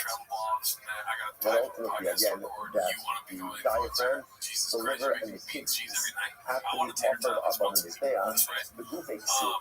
That's explicitly written in the Pasuk. That's explicitly the Gemara says. Amrav Mishum the boy Agmurei Yosar Sakavit Ushtek Bayos Mitar Helam Davish of Sibor the Siire Avodas Kokavit.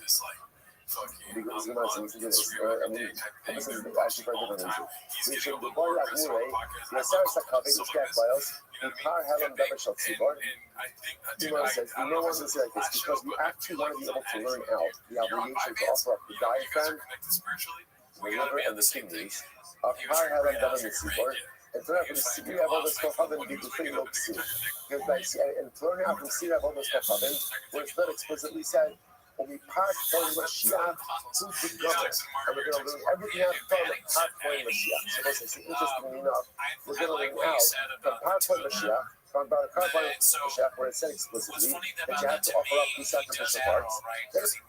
I guess her she I'm tells going to him learn out ultimately again from there to Par Halom Davanasi. And from there to see of all the stuff having, Yahaki it's the Kasher Yuram. Therefore, I need to praise Kasher Yuram. In a Havi Keman because of the buffet. But once I have that praise, ultimately again, it's as if the obligation was written explicitly. The low in a Havi Zavar Halom and Behakish, closer Umarami. And if I will say, because that praise is there, it's not like I'm taking something that itself is learned from it by comparison and ultimately using it as the source of the comparison for something else. Okay? So look at the name because the Lord is specified this right before I know you had this at all. He simply defends, because if it had written in the actual process itself for the Akish, and I didn't even have this, however, I would have said, God bless you, God, I love it to Hakish. Closer around the Hakish. That generally something that is learned out through a comparison can serve as the source for another comparison. If you came not to yourself, you say,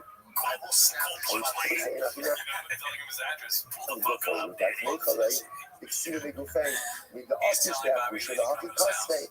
Ultimately, again, as Lord says, since he came up, not she Akushe, we come because of the good faith, person bring it in the actual source itself. With the Oscar Akushe, the hockey cost faith. Since it's going to be used as the source of the Hakish, therefore the Torah, right? In that context, that should remember, Dava Halami the Hakish, ain't closing on the Hakish, which will ultimately something that is the source, ultimately of the Hakish, can serve as the source for something else. So let's say, let's zoom out a little just a moment. So let's remember what we have, right? So what have we accomplished? What we've accomplished is number one, we've solidified by Ola, right? Ola speaks of itself on, Kabbalah of itself on, not just the mitzvah, but Ma'akli. Next, Hashem, speaking of itself on, Kabbalah of itself on, Ma'akli.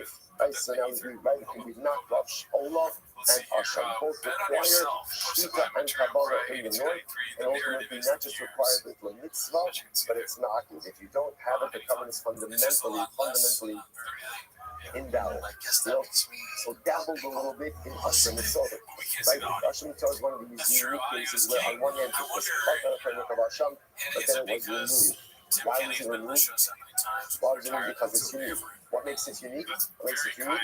What applications on people? On non-people, on the soul.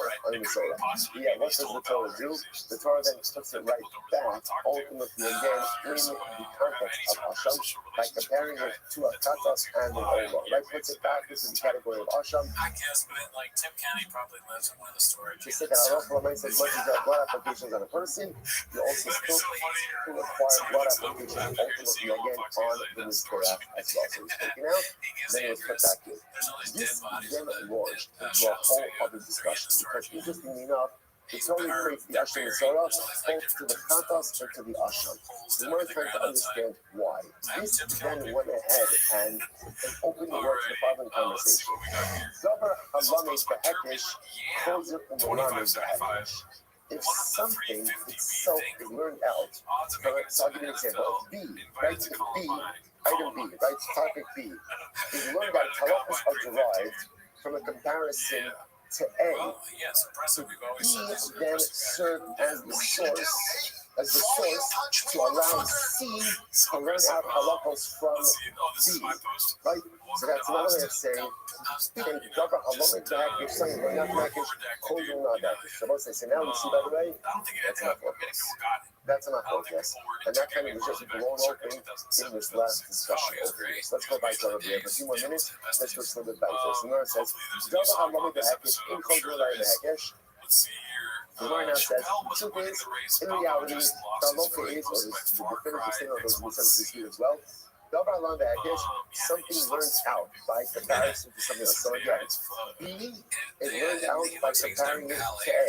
So now then you can't learn out anything about C from B. Which I must have anyway. What's the logic in that? What's the logic in that? Because B itself is not a source item. B Okay, so this is the can't be a source item because whatever we know about B is derived from a different source item from A.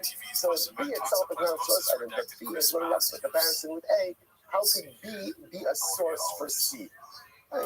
So the Gemara makes a statement. So therefore, Sarah learned the Hekish, and no holds on the Hekish. Therefore, something learned out by comparison cannot be the source to learn out something else. So where do we know this from? Image of Rabba, image of Rabina. Either we learn out from Rabba, and I've also actually points out in the first one over here. Image of Rabba, the Kasher Yuram, the place of Kasher Yuram. Image of Rabina, the Asher Mitzvah. Okay, so either from one of those two other sources which we learned, the Gemara says, image of Rabina. Never halal in the Hekesh, now she yelami b'gzir shava. Oh, interesting. Okay, so now let's take it for granted that we're going to pass in never halal in the Hekesh. Eino choser umalamid behagish. Something learned out from a comparison cannot serve as the source of the comparison. But what about, let's say again on the side, I learned out B from A through a hakish. To B engaged in Gzeir Shava, which ultimately again, C. Now let's remember again, how do you make a Gzeir Shava? How do you make Gzeir Shava? Similar word or phrase in two contexts. So I understand that B can't serve as a hekesh for C, but can serve as part of a Gzeir Shava for C. So Tashma, but so we want to raise these guys, very interesting Tashma. But we know son, Ben Abtum was older. This is very interesting. Now in the few come to the garden, she told her, I don't know both sides. That Saras erupts on an entire bed, which means you have an entire article of clothing that is covered by Saras. How do I know that ultimately, again, that article of clothing is tar? It's tar. How do I know this? So the Gemara says, Rashi points out there is a second one that Rashi with people, and Parashat Saras Kefala Beged. Literally, again, this Rashi up to run the entire Beged. How do I know that if you have some pizza on a Beged, there's a Beged star? Ne'emar Karachas Gabachas V'Godim. Kari Russian of Karachas and Gabachas, that Russian type clothing. This white line, Karachas Gabachas V'Godim. Second white line that says on and it says Karachas and Gabachas by a person. Malahalan Karach Kulotar. So most of just by a person. What happens if a person is totally covered in saras? What happens? What's halacha? They're tar. What are these unique peculiar halachas by saras? Like you have a spot of saras, you can become covered. But you're covered head to toe by saras, ultimately again you're tar. So just like it says karachas and gabachas by a person, right? And a person covered head to toe by saras, ultimately is tar. Akan, so too by a beged. We also have the same lotion of karachas and gabachas. If the beged is fully covered by saras, tar, incredible. And we must watch this about saying, how do you know by a person if he's covered head to toe, ultimately again by saras?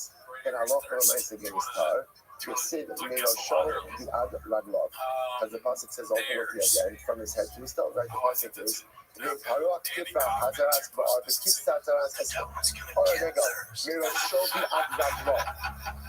Torah says if he's covered, when he's head to his feet, like his tar, this is Yeremo says,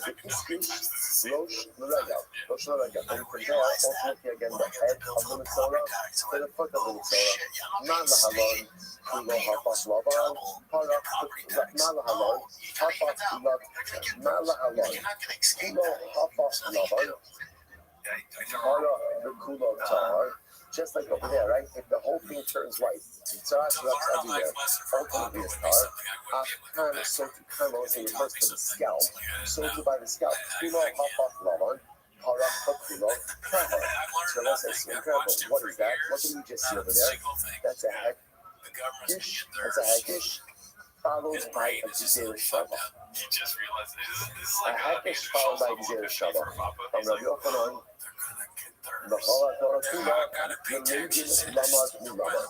general, I want to say, so first of all, let's need to answer our question. Even if you hold Davar Halamid Behakish, Eino Kosher Malamid Behakish, there's something ultimately again learned out from a Hakish, cannot serve as a source Hakish for something else. Apparently, we hold that Davar Lamed Behekish holds the Melamed Gzera Shava. Right, so now from a Hekish, ultimately again it could be the source of Gzera Shava. Where did you learn that out from Saras. That's incredible. Incredible, just about Saras. Samar says, by the way, hold up, I'm going to be open on. But that was, I think, actually guy go wrong. He says, B'chol Kulo, L'meidin Lamad Milan. In general, both sides, it's not true. In general, in the Torah, you can always learn out something, even if it's learned out from another exegetical thing. Which is one way of saying, just because B is learned out by a Hekish from A, doesn't mean B can't be the source of a Hekish for C. I must say, this is very important. Right, to zone back in now for those of you who are on vacation, right? Let's say, so on my side, this is now like tune in, right? But also because now this is now principle, right? This is now principle. You know, because in reality, just because something's been learned from a Hekish, it serves as a source. That's the general Kala Torah Kula. Even if B, which means the ABC model, just because B has been learned out by a Hekish from A, B could still serve as part of a Hekish for C. And just again, you're making zero Shabbat between B and C. All of that works. All of that works. The only place, interestingly enough, where it won't work is this Minat. Fascinating. The only place where this does not work ultimately again is by Kabbalah, by Kachim. She'ein done in Lamad. I touched on most is the exception. I touched in Halacha Lamaisa. I touched in the only place where if something is learned out, if something is a derivative, it cannot serve as the source for something else. So in touching in Kabbalah, sacrificial law, ultimately again, if you're learning out B from A, so ultimately again, and then B cannot be the source for C. Neither through a Hekish, nor even through a Gzera Shava. It's not going to work. Why? He says, it's very simple, it's a little bit backwards, but he says, tell you why. Lo Yomar Safona Ba'asham, the piece of Gzera Shava, the Kachik Halasham, the Kados. Because at the end of the day, in Torah, we're not need to say Tzafan, we're not need to create a work requirement by Asham. And I sort of learned it out from the Gzera Shava, Kachik Halasham, the Kados. So it's worth Lav Lameirov, it's Davar Halom in the Hekish, in Kozman on the Gzera Shava. And everyone said, based on this father, you have to say by Kachim, even you have to say that even someone else from a Hekish, not only can I serve as another Hekish for other items, but even can't serve as a source for Gzera Shava. The Dilma, we shouldn't be to the Mikra, maybe it's different because we'll say at the end of the day that Gzera Shava, I think we have a problem. Why? Now the Chatos, Shikin, the Chatas, Akavi Krisis. Now, because when the Gzera Shava will work, why? Because you can ask the Pirkot, because at the end of the day that Chatos is Mechaper on Chavi Krisis. Maybe that makes it more cover, which the Gemara says, no, Kachik Kadosh means Gzera Ksivi. There's another pasuk. So because there's an open pasuk, ultimately again, the Gzera Shava is free and clear. So I will say, what do you see from it? What's the bottom line for this Gemara? Interestingly enough, we went through this exhaustive exercise about Davar Halom in the Hekish, Kozol Olam the Hekish, right? If B is learned out from A, could B then serve as a source for C? And I've always said that question is on two levels. Could B, if B was learned out from a Hekish, so could B serve as a Hekish for C, or could B serve as part of a Gzera Shava with C? So the Jesus about the answer to that was no, yes, yes. Bottom line, the Gemara says, the answer is yes. Yes, if B is learned out from A, right, through a Hekish, B can serve as a Hekish to C, or as a Gzera Shava to C. It's not a problem. There's only one area where we say that if something is a derivative law, it cannot serve as a source for something else, which is Kachim. And I will say, where does the Gemara learn that from? The simple amount of repetition that keeps happening again by Kachim. The fact that the Torah says something reinforces it, says it, that indicates us that in the normal sacrificial law, we say Davar Halom in the Hekish, something they're not from a Hekish, cannot serve as the source of Hekish for something else, and by potentially can't even serve as part of a Gzera Shava for something else as well. But that's a din by Kachim, not a din by anything else. So those say, Shkoya. What a daf, what a daf, what a day. Beginning of a great week together. Shkoya, everyone. All right, anyways, so I get my address out. That is good, but I want to put the scumbags. Tomorrow. In Texas. All right, in fact, when you come to my house, I'll leave the door open, let you put a knife to my wife's throat and see what happens to you. Here, like Kevin right now.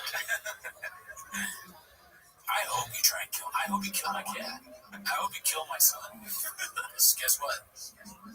I'm gonna fucking abraham you.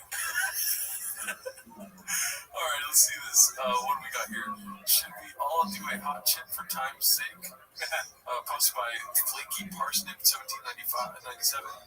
Best comedy special. Martin Maron Panic.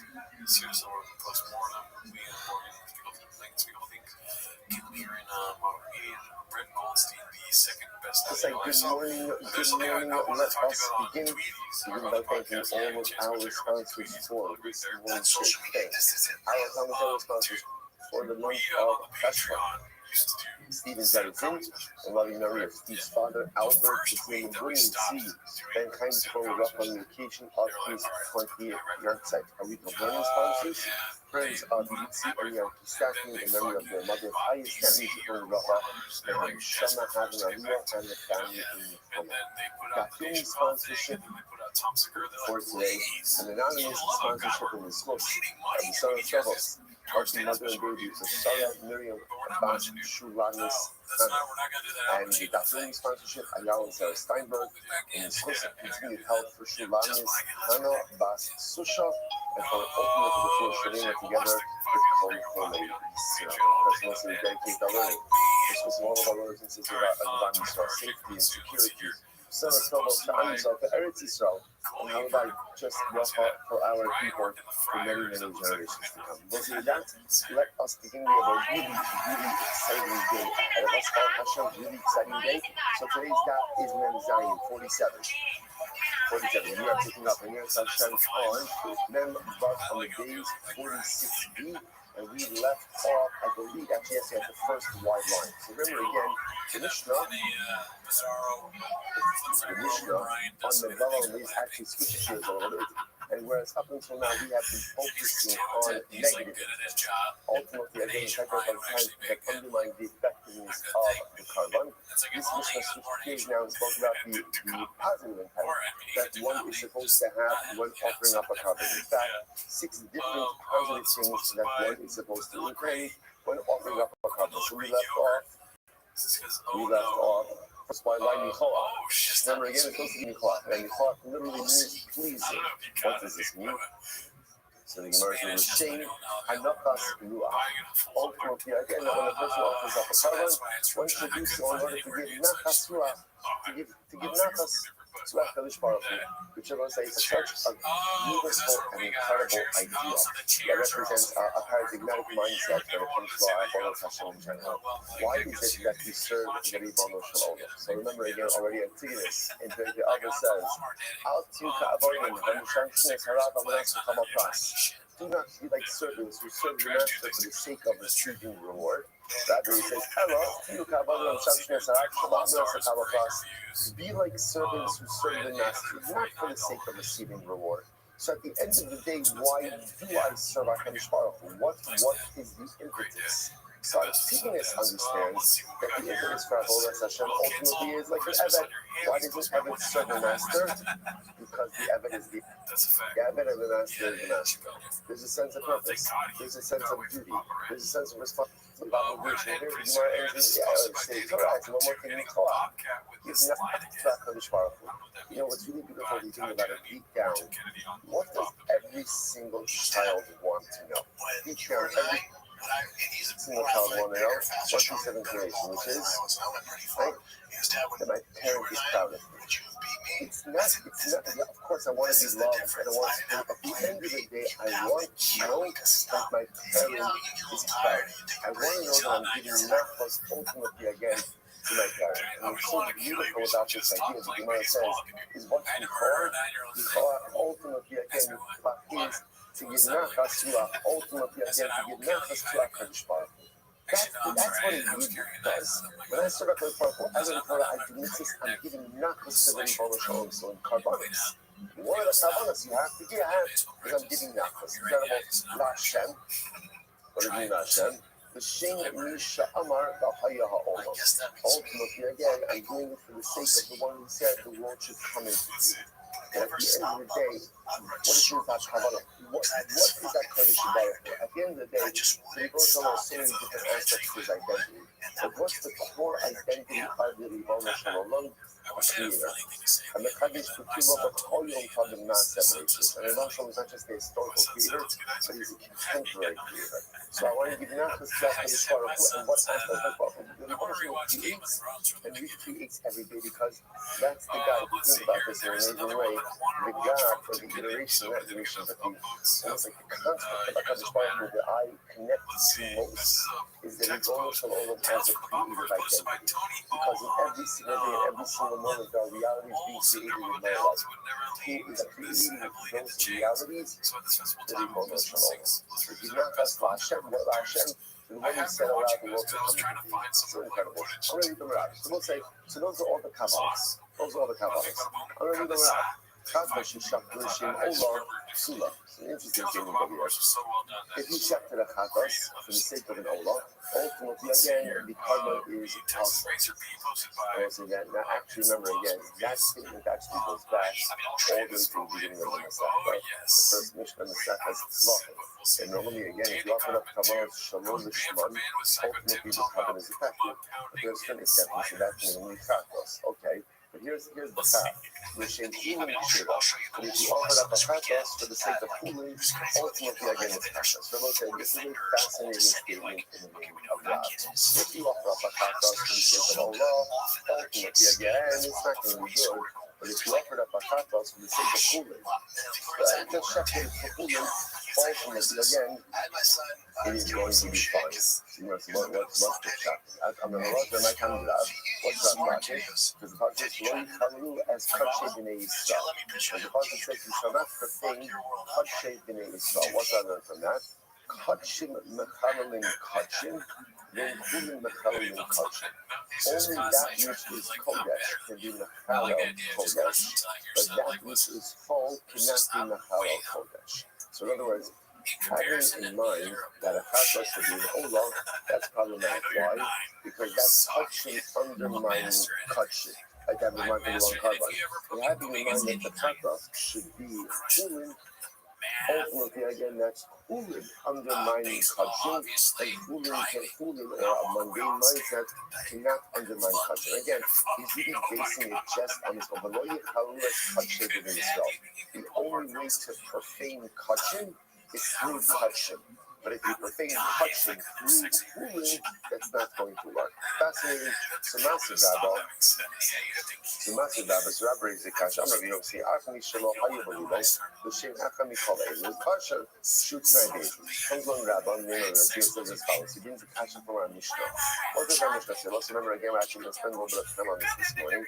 Our Mishnah said that although there are 6 things for which you should have kavanah, at the end of the day, if you do not have any kavanah, if you have any specific kavanah, I think halacha is still effective. Why? Because it's a tonight based. Right? Essentially, what these things did, and it's a situational kavanah.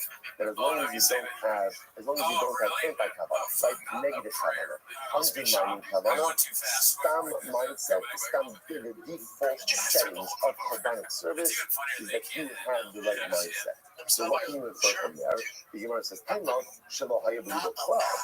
reason it works is because in some of the cases where the offerer, like the coin, has no kavanah. What do you see from there? If you had in mind for chulin, it's invalidated. In other words, the Mishnah works under the premise that you're right. As long as you have quote-unquote zero mindset, you're good to go. Because Chazal, we're going to talk more about this, that Chazal created it's called a framework of situational kavanah.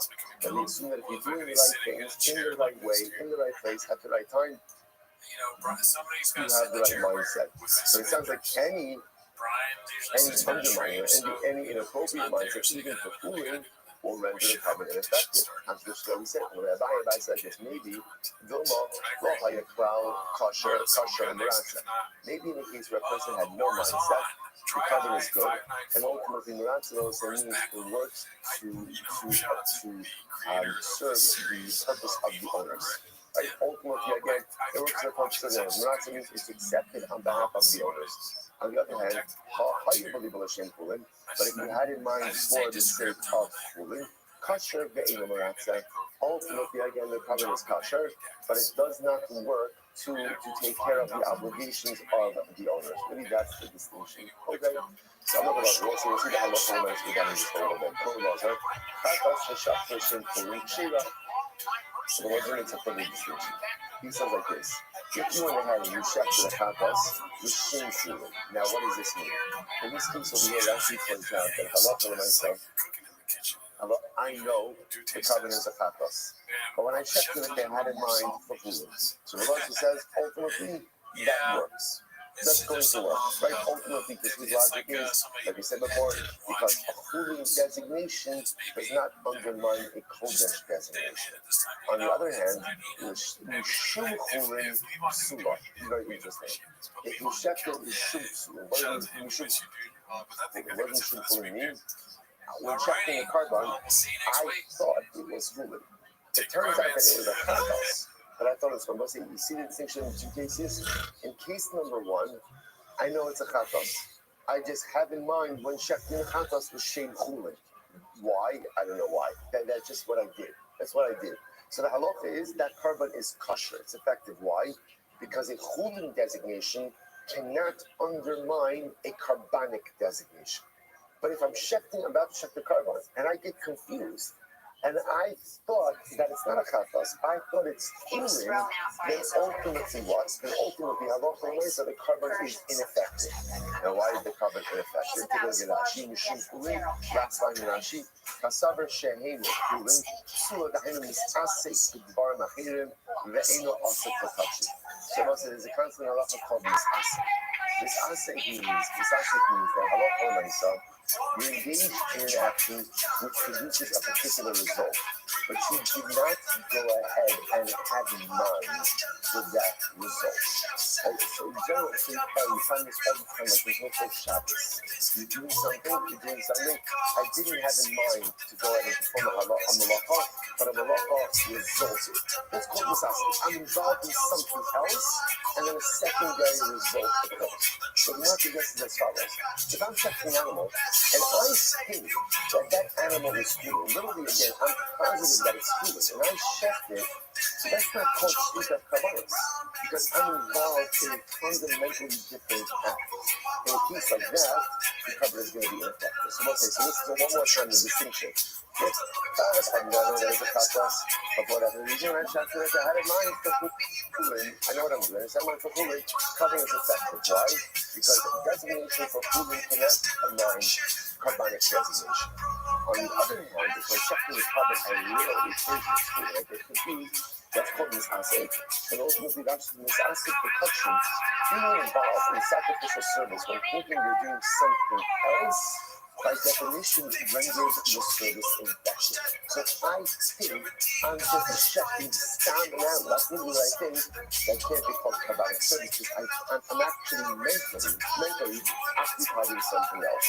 Example, the divine makes moment of top of them, that was the 47 days.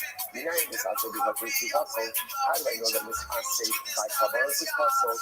Remember, the term is asake is I am engaged in an act that I think is one thing, but it produces a different result. That's what's called misasek. So in this case over here, I think I'm checking chulin.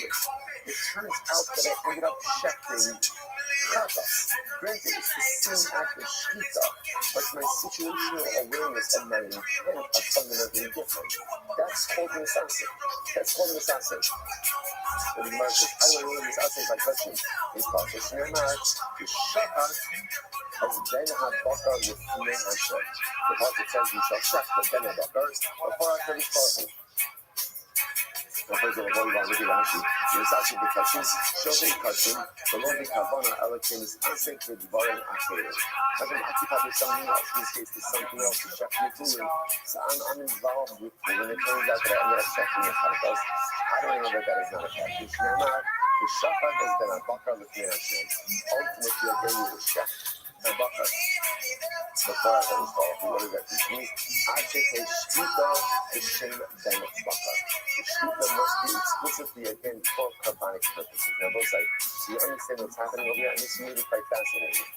There is room for error in terms of carbonic designation. In other words, if I'm checking a carbon and I have in mind for the wrong carbon, depending on what it is, that carbon could still be effective. There's room for that.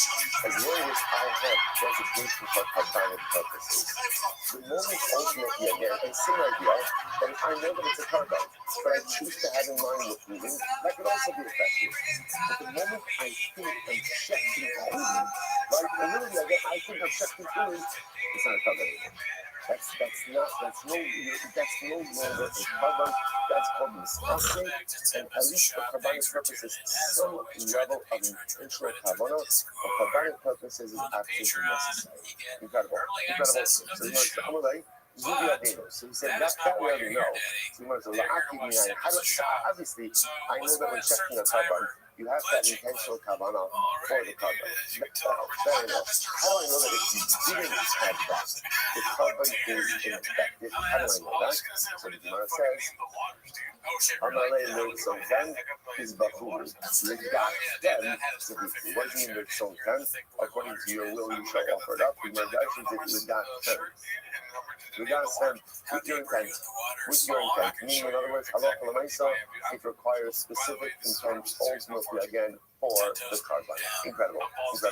Says the Gemara, so remember again, the Gemara they said that halacha l'maisa, because machshava goes after the one who is offering it. Remember again. So this is very interesting. At the end of the day, who establishes intent when it comes to carbonos? Who does that? It's the Kohen doing the avodah, not the owner. I bring your carbon for the base of Mikdash. At a certain point, I hand that over to the Kohen. All of these discussions about intent, who is responsible for the intent? It's the Kohen. Right? So which is very interesting. So therefore, again, and all of this is all carbons. Lies on the Kohen who's going ahead and offering it. Now, granted, by shkita, I can do shkita, ultimately have my intent there, but in general, intent is determined by the one who is offering up the carbon. Says the Gemara, here we go. Must this is low key icon. I'm not sure they're not going to do the icon. It's on your Yossi said, Shamashi Shabayim Mifagin. I heard that an owner can make the carbon pickle. And what's that now? That's incredible. I can only actually just roll. Shamashi Shabayim Mifagin. Third line down to the top of Nashi. Tavoda Sakole, in Kiva Rakon Bishtika, the Kishua Bailam Aleh. This is wild. So ultimately, the Rosa Belusi says as follows: I heard that the owner of the carbon could actually make the carbon pickle. Meaning what? That if the Kohen is doing his avodah, and let's say the Kohen has no explicit intent, and the owner has in mind, what's not Shabbat, what's pickle? What's no, I had this mind, but outside of the permitted time. So again, I heard that makes the carbon pickle. That's wild. I said, I'm the owner. I'm standing. That's right. I'm standing over here. Hello. Which is obviously thank you. Right? It's not going to be beautiful. I'm standing over here. This is going to be too. By the way, it's actually unnecessary for sure. Right? But again, I'm standing over here. Right? Kohen's over here. We'll do that in just a moment. So the nice again, in other words, I could go ahead and make the carbon pickle. I can make the carbon pickle. So obviously that does not reflect the view in our Mishnah. So but I don't know, my time there was a Yossi. What's a Yossi? I think can I only make the carbon pickle. The Amrikra, the hit I'm not sure. In most of the process says they could not ultimately again, who's the Makrid? The Makrid is the owner. So you see that the Torah itself vests the owner with power, which means that even though the owner is not doing the avodah, they're not telling people to make the pickle.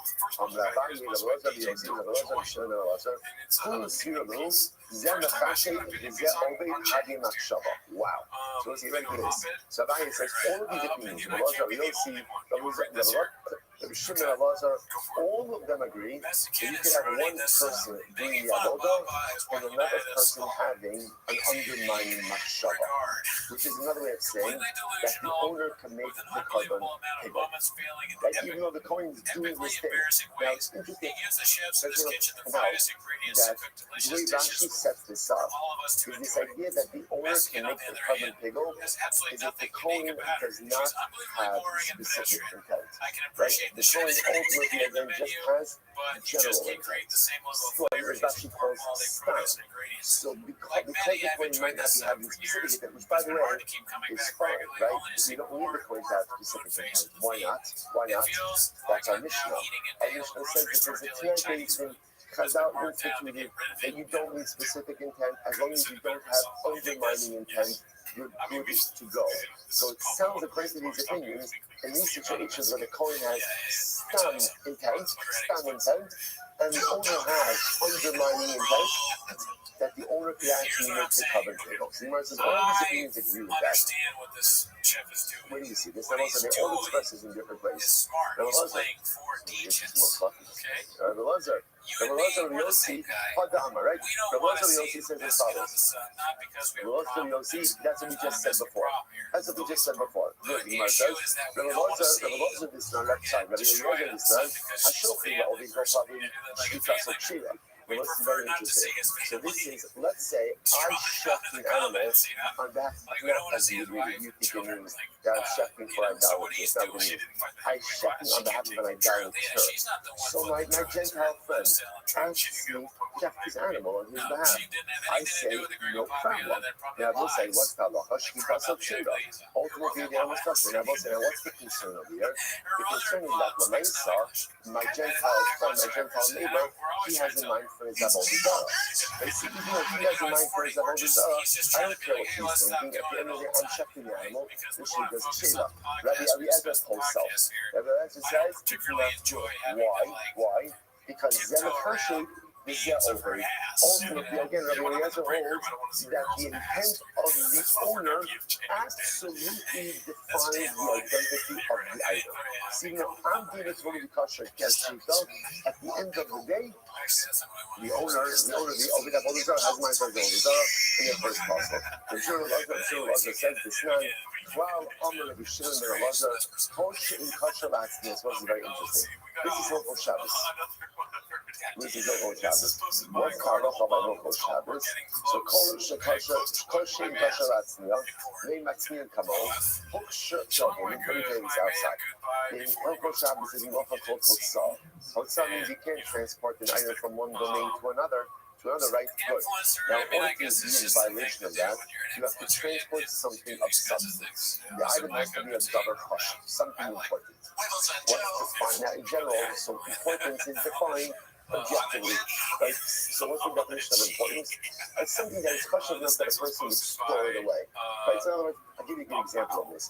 Like if I go ahead and I take a bean, and I transport that from Rishus Hashanah.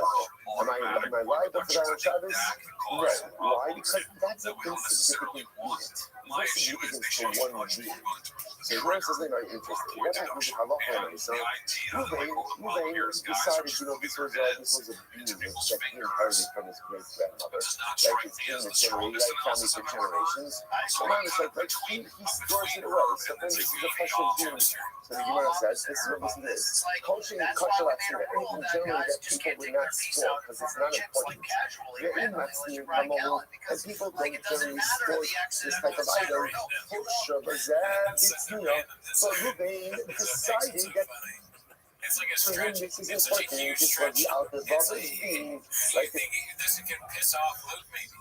This was like people have like a sourdough starter. This was like their oven starter. This was the bean that made the magic happen, right? And for generations, this bean has been in the mishpacha. This is her oven starter, right? And therefore, for Ruben, this is crushed. So Ruben stores it away. And what happens now? Shimon comes along. Shimon takes that bean. Then not stealing it. But Shimon takes that bean and he transports it from Rishus Hayokid to Rishus Harabim on Shabbos. What's the halacha? Gemara says, Shimon is liable for himself. Shimon is liable for transporting an item. Why? Well, that's incredible. Why is Shimon liable? He transported an objectively insignificant item. Why? Because Ruvain's mindset endowed it with importance. So again, it's also that's a little bit of a different application, but same concept. That one person's mindset or intent ultimately again could have an impact on the reality of another individual. So Ruvain is describing that this being is chashuv is enough ultimately again to make it a davar chashuv, something important enough that Shimon should be liable for himself. Incredible.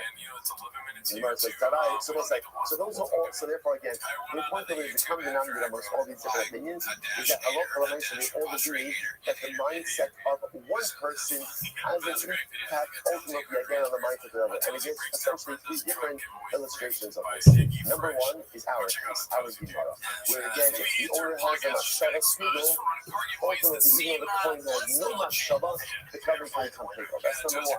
Number two, I'm checking the animal on behalf of my Gentile neighbor. My Gentile Akum neighbor has in mind ultimately again for a Zara. I don't have any intent. Allah says, ultimately again, the animal is going to be usher. And number three, Ruvain has in mind the people which is destroy his grandmother's starter being, like it's objectively not chashuv. But again, now Shimon comes along and transports it from one day to another on Shabbos. Shimon is liable. Why? Because this Ruvain has endowed it with chashuvos, therefore Shimon is going to be liable. So three different illustrations of the same concept. That one person's mindset ultimately again could have an impact on another individual. Now the Gemara says, Karvayu Ismihu, Rabbi Elazar, Rabbi Yossi. So both of the other opinions, both of those Rabbi Yossi, why? Hashta b'chutz amino, b'fnim libai, because at the end of the day, right, if this concept, that one person's mindset, could have an impact on someone else, if it applies b'chutz. Now, remember again, the cases of b'chutz outside of the Beis Hamikdash are the two examples of idolatry and Shabbos. So if this concept is true b'chutz outside of the Beis Hamikdash, then what? Then all the more so it is true inside the Beis Hamikdash. Okay, incredible. Right, the laws of Yossi, less than the Tadaiki. Right, the laws of Yossi doesn't necessarily subscribe to the other two opinions. Why? Maybe he holds this concept only applies in the Beis Hamikdash. So only Beis Hamikdash ultimately again that the mindset of one person can have an impact ultimately again on other people. But perhaps outside of the Beis Hamikdash, those are the cases of Avodah Zarah and Shabbos. Perhaps he does not subscribe to this idea. Okay, but Shimon ben Elazar is the Rabbi Elazar. Eliezer, sorry, and Shimon ben Elazar holds like the glow agrees with Rabbi Eliezer. Hashta the Shabbos aminon. Because if you see this concept of Hazim of Shabbos, Avodah still coming in place. Shabbos is very common. Going to apply on Shabbos certainly will apply to idolatry. Rabbi Elazar, let's look at the Shimon Elazar. Rabbi Eliezer doesn't necessarily subscribe to the Shimon Elazar. Some of the Avodah still coming to Amrit came with him. Because maybe only holds that this concept holds true by idolatry. Because Avodah Zarah, as interesting as it sounds, may share certain commonalities with temple service. So those both represent religious service. However, about Shabbos, Melechas Machshavas on the Torah. But by Shabbos is different. Shabbos requires Melechas Machshavas, which requires ultimately greater level of intentionality on behalf of the perpetrator. And that's perhaps there should be no liability in this case. And we'll say, so bottom line with the Gemara says is, it's not staying with the Gemara Sarah. The Gemara just wanted to put on our halakhic, on our Talmudic radar, the following idea, that although the Mishnah makes a statement, and what's the Mishnah statement? He who does the avodah is the one whose mindset matters, and no one else's mindset matters, which means, from the Mishnah's perspective, the mindset of the owner when the Kohen is doing the sacrificial service means nothing. All he must put in going to say is, by the way, hold on, not everyone agrees with that. There is a school of thought that says that the mindset of the owner, or for that matter, the mindset of the other, does have an impact on me. And again, the Gemara brings three examples of that. One from our Gemara, one from Table, one by Avodah Zarah, and one by Hanukkah Shabbos. The Gemara just points out then that, by the way, not everybody would necessarily view everybody of his case. But for our purposes, that actually doesn't matter. All we needed to see is that a school of thought actually goes in and sees something. So we'll say, how do we pass in? So I want to show you an interesting Rabbi. The Rabbi says, Rambam says,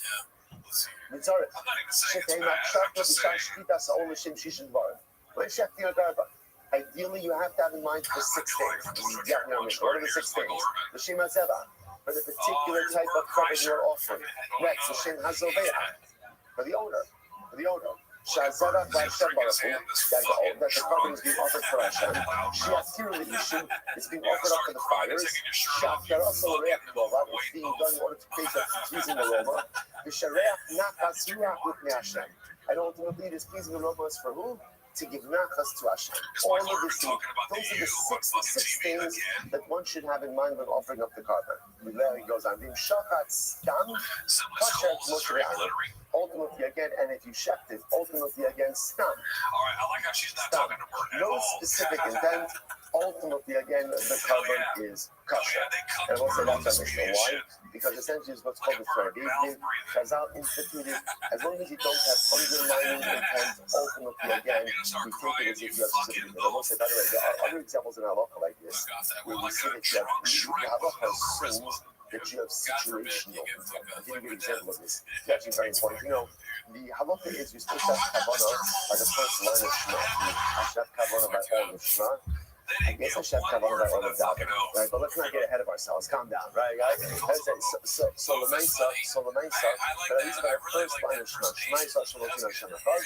I'm supposed to have explicit intent, literally again, that Hashem is the one and only God, and I accept Him upon myself. I've just had that specific idea in mind. To the point, by the way, that if you don't have it in mind, the halacha is you're not Yotzei Shema.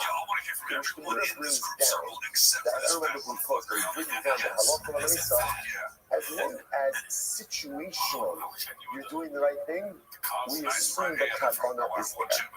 Right? So in other words, if you're checking your email, then you're not Yotzei.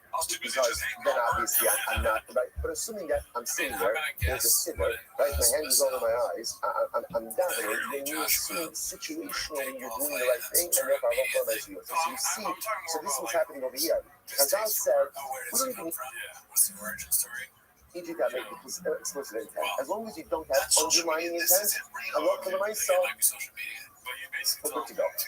We're good to go. So we'll say, so ideally, have in mind all of these 6 things. But as long as one did not have undermining negative intent, ultimately, again, one is going to be Yotzei. So it also tells us, we also pass like the Mishnah, namely, that the machshava of the owner does not have an invalidating intent on the carbon. So if the actually point being the avoda and the owner has in mind for Tegel, obviously not for the owner shouldn't have that in mind. But Lamaisa does not undermine the effectiveness of the carbon.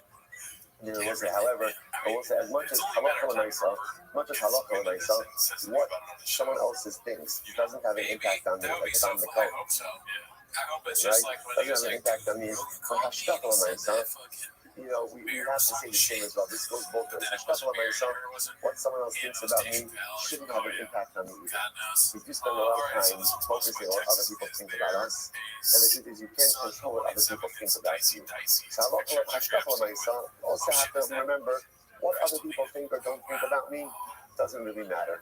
Doesn't matter. Obviously, I have to do the right thing, but at the end of the day, I can't control what other people think.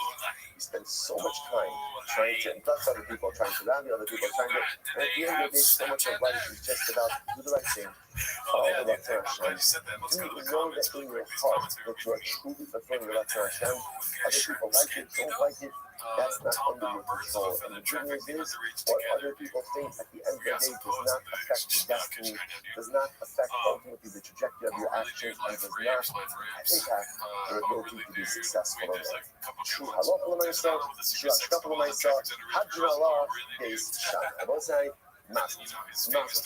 And now we have done Exactly. I can tell you, I've been dreaming about this day. I've never been dreaming about this day.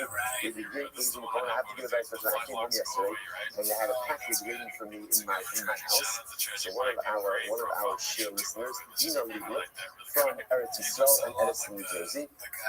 Edison, New Jersey. I had a package in my house, and Baruch Hashem. So she sent me a beautiful note that I mentioned that I wanted the master of the Makonan Dash for Yom Kippur.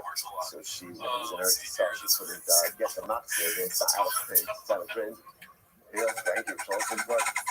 But she did send me this beautiful sefer called Torah HaKavanos, which is anything and everything you need to know about Kavanos. I'm very excited in here. Some light reading over the weekend. And also, really what's great, I'm going to keep this over here, just two laminated images over which we'll just keep up. In Eretz Hashem, just again, these are the same images that I sent out on the chat, actually, but one is in Hebrew, one is in English. So you can actually, I'll keep them up here, you can see it. And I will say, this is literally, again, what David brings dreaming about, to come to Ezel Makoman. And the reason why Ezel Makoman is going to be so powerful on two levels is as follows. First of all, we all say Karbanos in the morning. We all say Karbanos in the morning, right? And saying Karbanos is, even if you don't have time, like during davening, it's good to do it after davening, for the simple reason, when the Shama parents Fasim. The halacha is in the act of the ability to offer up Karbanos. So saying the Karbanos gives us an opportunity as if we are offering it. One of the major pieces we say is this parak. We say this parak of Mishnah is the whole parak, every single morning. It's Ezel Makoman. This parak is the key to understanding all of Kabbalah. This is going to go through every type of carbon, where it's done, how it's done, and in Eretz Hashem. The great part is that this is where we're going to live for the next little while. You remember how we had 2 days ago? 8% of the sheep. So if someone asks you, what's your address? Where do you live? I live in the basement of Dush. I live. That's where my neshama is. That's where my head is. That's where my gemara is. That's where my morning is. And I both say, what a scoss. What a scoss. To be able to live inside the base hamikdash. The gemara said, when you learn these sugyas, it's the southern shita. We're living in the messianic era. With that, let's go. Ezel Makoman Shazvah. What is so exciting? What is the proper place? And I will say, by the way, you might be thinking to yourself, what is this guy talking about? Really exciting, right? What is David Schwartz putting in his coffee? Right? And so, let's say, again, if you want to feel it, you'll feel it. If you want it, and if you open your neshama and just close out everything else, right? Hyper-focused. Put your eyes in it, put your mind in it, and say, Ribono Shel Olam, I want to be as excited about this Gemara as the Kohen Gadol was in the avoda of your people. If that's what you want, I promise you, money back guarantee, you will feel it. If you don't want it, and we're just going to trudge along and just whatever, then of course it's going to be tedious, and you're going to look how many pages do we have left. They're both right. And by the way, don't look how many pages we have left, right? Because it's pretty much the rest of the cycle, right? This is it. This is where we live. So let's say, so again, make it new parak, Erev Shabbos, make a choice right now. Do you want to be on fire, inspired, and the sugar for this? If you want it, here is the choice. I'm opting in. I'm making a choice. I want to be on fire about Kabbalah, on fire about Kosher, on fire about Beis Hamikdash. I want to live with you in the Kodesh HaKadosh. If you want it, it is yours. But you gotta decide right now. Right now. I'm not gonna take a show of hands. Right? Let's say right now. New parak, new opportunity, opt in, or not. What is the proper place of Kabbalah? What is the proper place of Kabbalah? So let's say, this is it.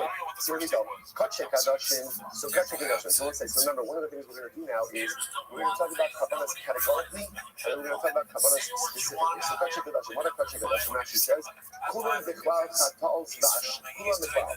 Pretty much Kachek Hadashin, let's say, one of the biggest categories of Kabbalah. What's included in there?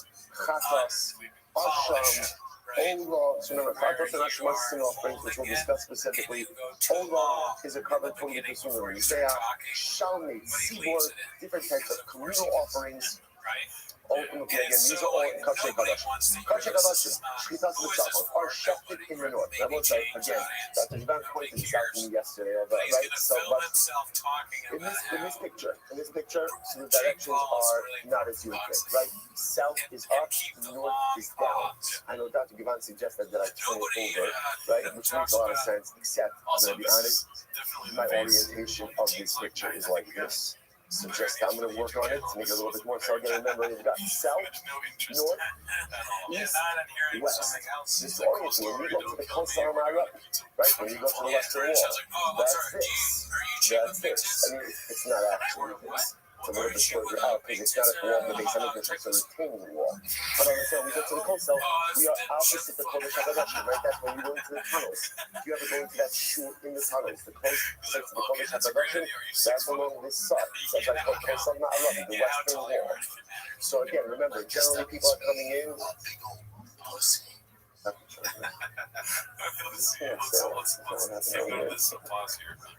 Why is it doing that? Yeah, that's I don't know. It's flashing now. I don't know what that is. Okay. Yeah. All right. So listen. So nice again. So remember. So. Say what you want about him. So now remember, when we speak about like this Shivas and Mitzvot, where's the Safon? Safon is going to be here. Is that what I'm testing it too many times? So how do I work? No one's done more for the sport of boxing. So remember, here's the Mizbeach. Here's the Mizbeach. Safon, north is going to be over here. So remember, Shchita for the Kabbalos ultimately again occurs in this area over here. Now we're exactly in the north because remember, north essentially extends from here all the way until the beginning of the Heichal. But Kachei Kadashim is Shchita somewhere in this particular area. Okay, so you might as first. So Kachei Kadashim is Mitzvot. How is Hashem Kippurim? Shchita's Mitzvot. So again, the Par Mitzvah Yom Kippur, let's say we've seen it, we've spoken about it many times. What's Tzar and what's Tzar? What's the Par Mitzvah Yom Kippur? Those Yom Kippur office. Those remember, what do we call that? Chatos, inner chatos. And again, those are also Shtifas on the Tzafon. They are shechted in the north. What we call the north, it's called the north of the Mizbeach. This is where they are shechted. The Kibbutz of the Mishar Tzafon. Similarly again, Kabbalah, we receive their blood also in the north of the Mizbeach. The Gavan Ta'on HaZaya, Habina Badin, Yala Parokas, Mizbeach HaZav. And again, I will say, because it's a Chatos Pnimi, because it's a Chatos, as much as Shchita occurs over here in the north, then the blood is brought in. There are blood applications on a couple of different places. Being Habadin, between the poles of the Aron, right? Ala Parokas, outside over here was called the Heichal. Opposite the curtain or onto the curtain, and ultimately on the golden altar, which is over here, the Mizbeach HaKitonis. So these are the inner Chatos offerings of the Kippur. Matanam Akos Miyakel, so also you've seen a lot of this information already. Remember again, for the first Pnimi, you can't miss any of the blood applications. Thank you. For the Chatos Pnimi, thank you. For the Chatos Pnimi, for the inner Chatos, ultimately again, you cannot miss any blood applications. As opposed to a Chatos Hachitzo, the outer Chatos, Halot Lamaisa again, all you need is one blood application, the rest you should do what you don't need it. For the Chatos Pnimi, ultimately again, you need all of the blood applications. And if you miss any one of them, the Chatos is compromised. Furthermore, Shiari Hadam, Hayishotay Ayisol Ma'aran Mizbeach HaKitzo. What do you do with the leftover blood? Leftover blood of a Chatos Pnimi in the Chatos, it is poured out on the Yisod and Ma'aran Mizbeach HaKitzo. So this is very important. Remember we speaking about this Yisod? If you see in this image, I don't know if you can see it from here, this is in Mizbeach. If you notice over here on the northern side and on the western side, there is like an extra base. The extra base. The Shirayim, the leftover blood of an inner Chatos, was taken to this western base and was poured out in the drains over there. We're going to talk about it. It was poured out along the drain on the western base. On the western base. Good, the Gemara says. Good. Alright, so good. And if we know if you didn't pour out the remnants on the western base, ultimately again the covenant is still effective. Parim Hanesrafim. We see in Hanesrafim. Now let's figure out what are Parim and Seir Hanesrafim. So we've seen this already before. Parim Hanesrafim is Par Elam Davar Minat Tzibor. That's if the Sanhedrin rules erroneously. Ultimately, again, in Klav Yisrael follows that ruling. or Par Kohen Mashiach, which is the Kohen, makes an erroneous ruling. And again, that ruling is followed. So remember again, I want to point out something very important. These kabbalas are going to be offered up in the Beis Hamikdash. They are burned outside of the Beis Hamikdash. They're actually burned outside of Yerushalayim. That's what they are burnt out in this Torah. We're going to discuss this in greater depth. So again, they're slaughtered here, we're going to discuss, but they are burned outside of the Beis Hamikdash. So watch this. And Seir HaNesrafim. So remember again, the Seir HaNesrafim ultimately again is the Seir Avodah Zarah. That's the club and so offers up Avodah Zarah. So that's the halacha. So part of the Shechim Seir HaNesrafim. So once again, they are shechted in the north. Same area over here, north of the Mizbech. Okay, the Kibbutz done Kushas B'Tzavon, and the reception of their blood is also done in the north, this area. The Damun Ka'an Hazai Ala Halopes V'Amizbach Hazah. So we're going to both sides. These Par HaNesrafim, Par Ha'elam Davin Tzibor, Par Kohen Mashiach, Seir Avodah Zarah, these are all communal infractions. Shefted in the north, the blood is then brought into the Beis Hamikdash, and the blood ultimately again is sprinkled. The blood is sprinkled toward, not on, but towards the curtain of the Kodesh HaKadosh over here. The Gemara says, furthermore, on the golden altar, which is here. On the base, ultimately, the Gemara says, we've seen over and over. When it comes to any katas cleaning, any internal katas, you need all of the blood application. And failure to do any of the blood applications ultimately undermines the carbon. Shiyari Hadam, what do you do with the leftover blood? What do you do with the leftover blood? Once again, you come to the western side of the Mizbeach. You come to the Yesod, which was that extra ledge over here. You see highlighting it over here. There's a drain over there, and Halakha said that's where you would pour out the remnant blood. But if you fail to do so, if you didn't do that, if you didn't pour out the remnant blood by the western base of the outer altar, ultimately, again, it's okay. It's okay. You should do it, but if you didn't do it, it doesn't undermine the effectiveness of the cover. The most is very important. Par HaNesrafim and Seir HaNesrafim. So Par HaLam Gavim Tzibor, Par Kohen Mashiach, Seir Avodah Zarah. After again, Shechita in the north. Bring the blood in, do blood application on the curtain, do blood application on the curtain Mizbeach, go back out, pour the remnant blood on the western ridge, on the western base of the Mizbeach. Now, what do you do with the animal carcass? What do you do with the body? But then take it out of the Beis Hamikdash. We'll see exactly which way you're going out. And you're going out somewhere outside of the Beis Hamikdash. Where? There's a place called the Beis Hadash, which means literally, again, the place of ash. The carbon and the carcass of the animal is then burned outside of the Beis Hamikdash. Incredible. The Gemara says, Elu is son of Beis Hadash. Incredible. That was like fantastic.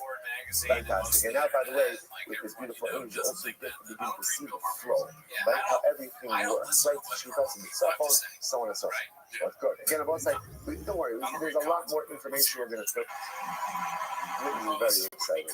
Says the Gemara, the Nisni Nami, the Kilo, I don't understand. The first statement of the Mishnah was, Kache Gadoshin, which again, I want to say, we say this large category of Kabbalas, Tadas, Asham, Ola, Shaman, Tzibor, are shefted in the north. Right? Shkitasim is shefted in the north. If you notice, what did the Mishnah say? The Mishnah didn't say anything about reception of blood. By other Kabbalas, talks about the Shkita and Kibul Gama, the way you're receiving the blood. Why doesn't it mention anything about reception of the blood in the north as well by Kache Gadoshin? Which the Gemara says so again. The Nisbinami, the Kibul Gama, and why doesn't the Mishnah say that by Kache Gadoshin they receive the blood? Kabbalah is also done in the north. And it's still going to be the Asham Mitzola, the Kibul Gama, the Yad. So they said this is fascinating. Because there is an exception of Kache Gadoshin, get into this, where the reception of the blood is not done in the Kli, but rather is done by hand. Not for the squeamish of Kohen. So again, so the Mensa, after Shkita, the Kohen is not receiving the blood in the Kli, he's receiving the blood in his hand. That's the Asham of the Mitzola.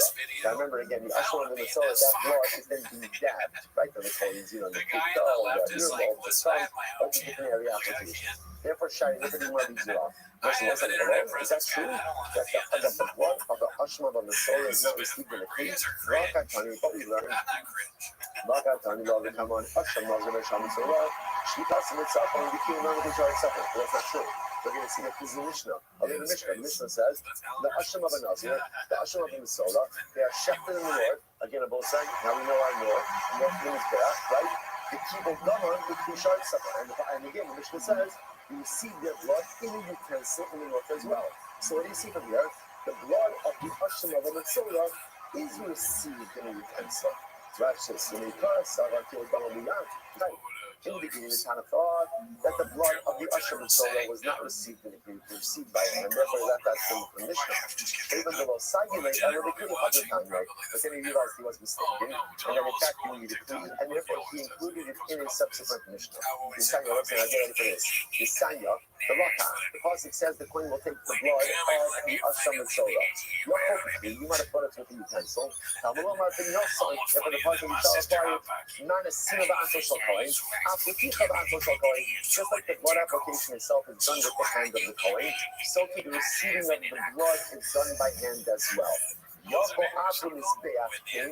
might have thought that even the blood applied to the Mizbeach ultimately again should be the same. In other words, by hand and not with a Kli. Not chatas to unikli, asham to unikli.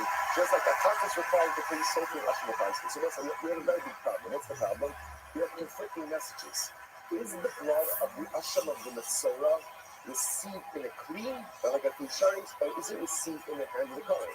Now, the Gemara makes it sound like the answer is yes, but how could it be both? Very simply, watch this.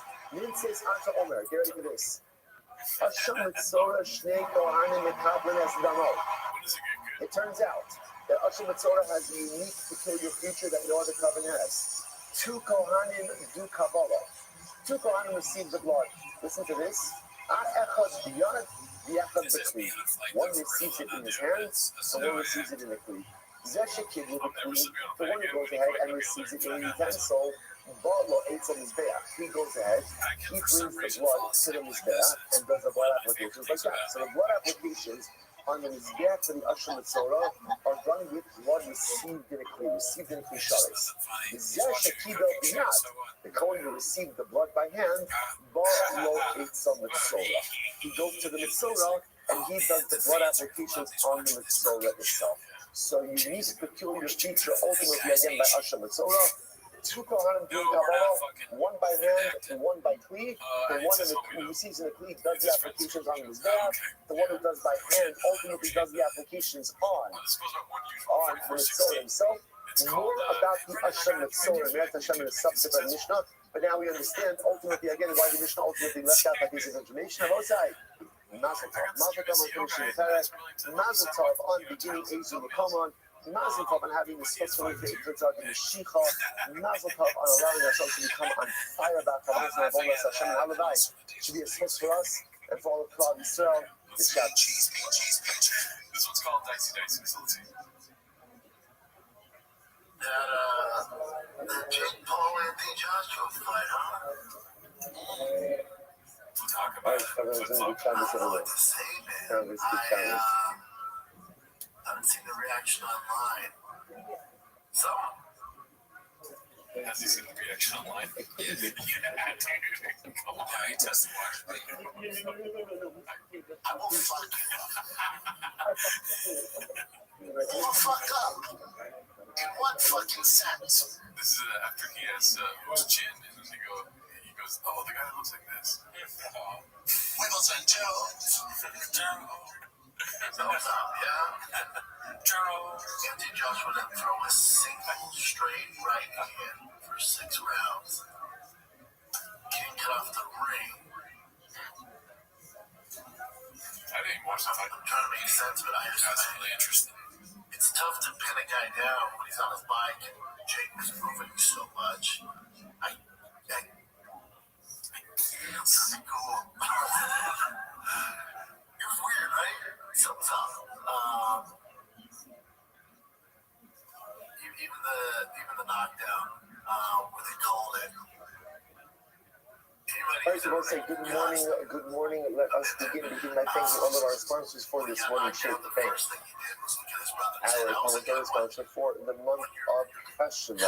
Stephen Kelly Zin and Robin Loving of Steve's father, Albert Zin, born in Steve and kind of supporting Rafa on the occasion of his 20th yard site. Our weekend learning sponsors, friends of Yitzi and Yankee Staten, in memory of their mother, highest Staten supporting Rafa, and Shama Havanariyo. Is that the only sponsorships for today?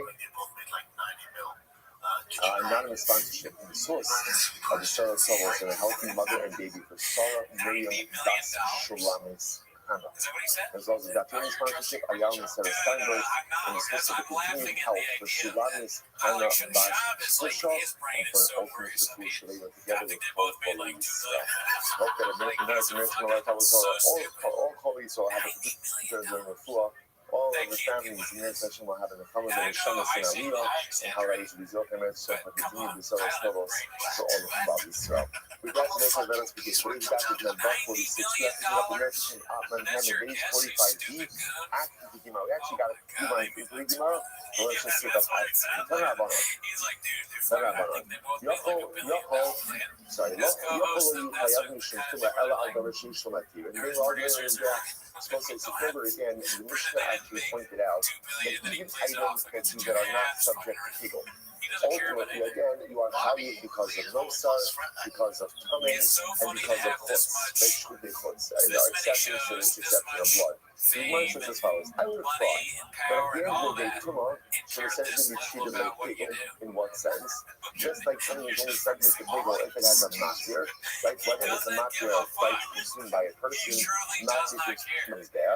So do something should only be subject to Tumah if it has a matir as well. That's what I would have thought. Now, why would I have thought? Why would I have thought that? I could have made a comment over. Here we go. Well, should be via Achos. So when it comes to Hegel, Hegel should be Kviyah. What is that mean about sense? The halacha is like this.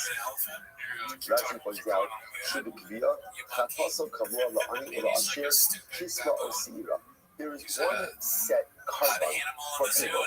For example, as opposed to other factors we talk about where there's a carbon over the yield rate, right? Depending on your rate, so you pour that depending on the carbon you're going to bring. When it comes to Hegel, it's a fixed carbon. Everyone brings the same thing.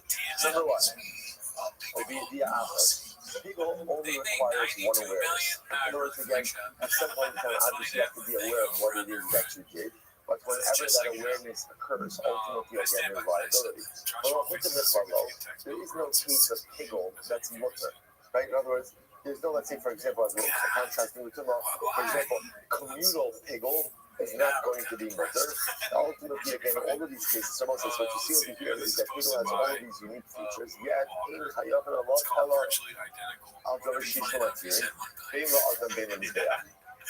yet, right, with all of these details, one is not something is not subject to Hegel, of course, unless it has a matir. So I would have thought, Tumah, Shiva Olaviole, so Tumah ultimately again, which has an Olaviole, which means the halachas of Tumah. Let's remember again, just when we speak about Tumah, two cases of Tumah. What Masechta does this go back to? What this goes back to? Opening Mishnah Meseches Shavuos, right? Shtayim Shemim Arba, right? Remember again, so we saw with Tumah, okay, Shavuos, even Shavuos looks good, right? In the middle of Zvachim. It almost looks good in the middle of Zvachim, right? So the nice, so remember we had the case of Tumah, there are two cases of Tumah. Either a person is Tahar and consumes Tamei Kodesh items, or a person is Tamei and consumes Tahar Kodesh items. That's when we speak about Tumah.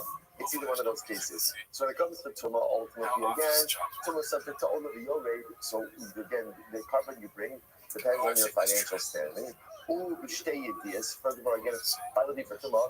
There has to be what's called Yediyah B'tchili Yediyah B'sol. An awareness before the act and awareness after the act. Furthermore, there's a case of Tumah that's permitted, so to speak. When is Tumah permitted? But Sibor. Like Halacha when 50% of the Tzal Yisrael is coming, so the laws of Tumah are fundamentally suspended. Right? So all these things, the inner din, Shema Chayev, Ella, Aldar, Shishon, Ater, Mela, Aldar, Mela, Yes, I would have thought And certainly again by tomorrow, you should only be chayiv in a case where there is a matir. Talmud Lomar asher him makdishim li. Therefore, the pasuk is also the rest of that pasuk, by the way. And Gabriel Aaron Albaros, the Nazri, the Kachi B'nai Yisrael, only Kalu Hashem Kachi asher him makdishim li. So the pasuk for the Nazri, this is the pasuk telling Aaron and his sons, remove yourself from karbanos when you are in a state of tumah. How does the Torah frame it? Asher heim makdishim li. What does that include? Ultimately, again, that includes ultimately all mukdashim, all kodesh items, whether they have a matir, don't have a matir, ultimately are subject to the laws of tumah. So although again, the Havamina, right, I could have made a kavachober, ultimately again from pigel, and therefore we would have said just as pigel requires a matir in order to be subject to pigel, so too tumah requires a matir. Kamash Malon, the pasuk itself is marba, it includes everything. Asher hein makdishim. Anything that ultimately again is kodesh is going to be included within the strictures of tumah. Incredible. Yochel. So this is very interesting. So I would have thought, therefore, again, the halachos of tumah should set in immediately. Now, what is it? If you don't do that, Yochel Miyad, this is the second wide line in Rashi. Yochel Miyad, Mishahok Tishu, Mischayiv Alav Miyad in Achol Tumah. It's very interesting. I might have thought that halacha myself, the prohibitions of tumah set in as soon as the animal is consecrated. So let's say even before all of the avodah has been done, as soon as the animal is consecrated, halacha l'maisa again it should be subject to tumah. So the Gemara says, Yachol Yad, Talmud Lomar, Yikra, the prophet says it shall be offered, which indicates to us what? You actually Talmud Lomar Yikra, Mikol Zarachem, the Malaj and the Five Shals. That's what this means. The Yesh Nogea Shuchayiv. That was very interesting enough. The pasuk says as follows: "And more le'adnadar say, and kol ish asher yikra, because Hashem hakadoshim." So the pasuk is lashon anyone who will come close to the kachim. So the prohibition ultimately again is coming close, and if you do b'nifra say, you'll get kares. So the Lord said, so the Lord said, I don't understand. You're going to get kares for coming close, and the kashkas again, what coming close means is what? He's touching. So you're going to get kares for touching karbanos in the state of tumah. Seems a bit severe. So that the Yishal Yeshu Chayiv, and the Makamala Yikra, about what does the possibility of Yikra? Sorry, the Hochsha Basra Mikari Pakasa Nagada. So also we're talking about a situation when do the halachas of tumah set in? At the point that the sacrificial meat is ready to be offered up. So at the point that the covenant is fit to actually be offered up on this day, ultimately again that's when the laws of tumah set in. When is that? Hot Pesach, Yesh no matir nishif ulu matirin, Ein no matir nishif neshmatri. So if I say that depends. This is so interesting. When does a carbon become fit to be offered? It depends. If it has a matir, as soon as the matir has been done. If it doesn't have a matir, then at what point does it become ready to be offered up? The moment that it was put into a klisharis, service utensil. And I've also said, this is actually a really interesting fact. It may not sound as interesting as I'm making it, but that's a problem with you, not a problem with me. Right? So again, I always say, so I just don't understand something. So what's fascinating is a covenant becomes fit to be offered in one of two ways. It's either the matir is offered, which is what would be classically, that's what we'll offer with pigel, or it's put into a klisharis. Once it's put into a service utensil, ultimately, again, then it is ready to be offered up, which is such a fascinating Musar Haskell. But if a person ultimately, again, wants to, so to speak, go on the Mizbeach, a person really wants a sense of closeness to HaKadosh Baruch Hu, there is some type of preparatory act that needs to be done. You see, like, for example, like in Chassidus, the concept of going to the mikveh every day is like a big thing. What's the pshat, right? You don't have someone tara. So what's the pshat of going to? Because we're going to a mikveh, I'm not stressing this is what we do, but I'm suggesting that when I say that going to the mikveh represents a preparatory act.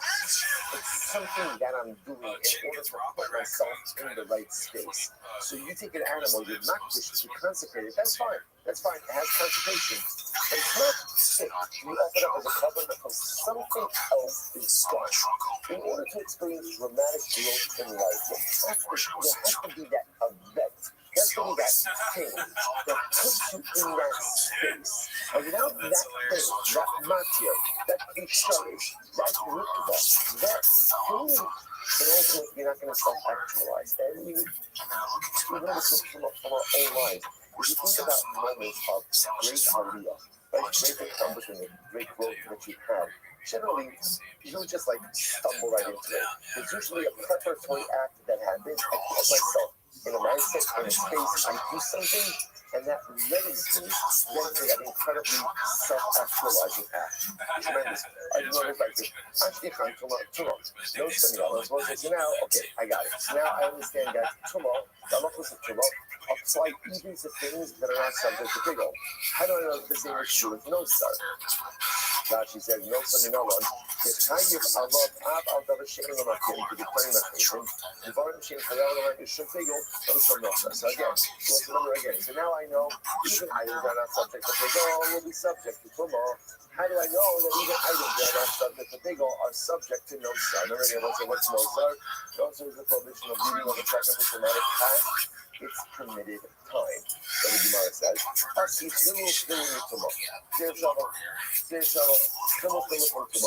the Gemara says,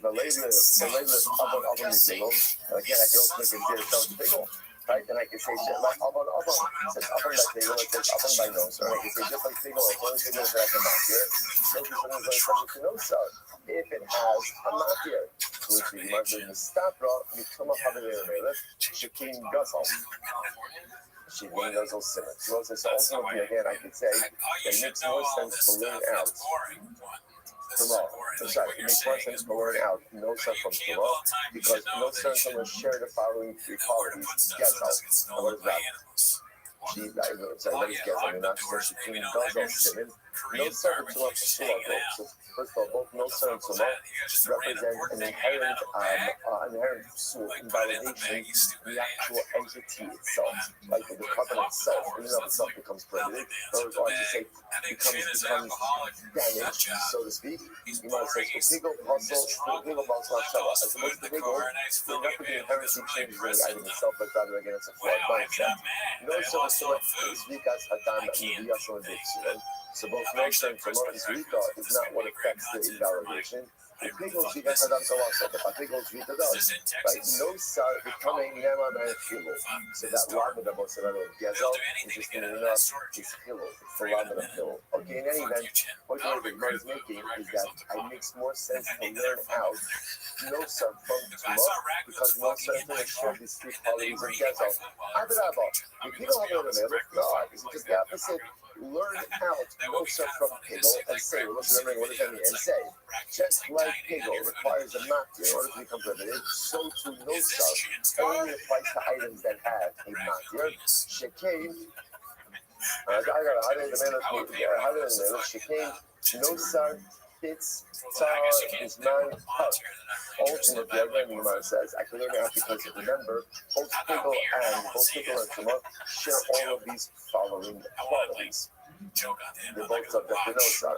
Ultimately, again, sits, which means the sits refers to Tahar. So if you actually take a look at Rashi goes through all of these. Rashi goes through all of these things over here. Rashi says, Shekin Hutter sits. If you take a look at 4 lines up on the bottom, no son of people will put some of the lumber to up. Okay, well, so now you go through all of the similarities. Point over here is the Gemara says, furthermore, again, when you look at the similarities, ultimately, again, between Tumah and between Nosar and Pigel, it's even more than the similarities between Nosar and Tumah. As such, maybe I should learn out Nosar from Pigel and say just like Pigel requires a matir, so to Nosar requires a matir, which the Gemara says, Emma, need the Tani lady. Now that also we learn how from lady. What a lady say? The Tani lady, Inayin Shah, but Sultman, Hakosam, Medaber. How do I know that the Pasuk is even talking about Sultman? The Pasuk of Vayinazvi, right, which is the Pasuk that tells Kohanim to go ahead and stay away when they are coming. How do I know that? So the Gemara says, Hallelujah, as contributing to this type of Medbah 46a, the Torah is talking about two forms of of profanation. I don't know if that's a word, but I like it. But two words of profanation, profaning. So we must say echad psul nosar ve'echad psul tumah. Ultimately, again, one is a psul of nosar, and one is a psul, ultimately, again, of tumah.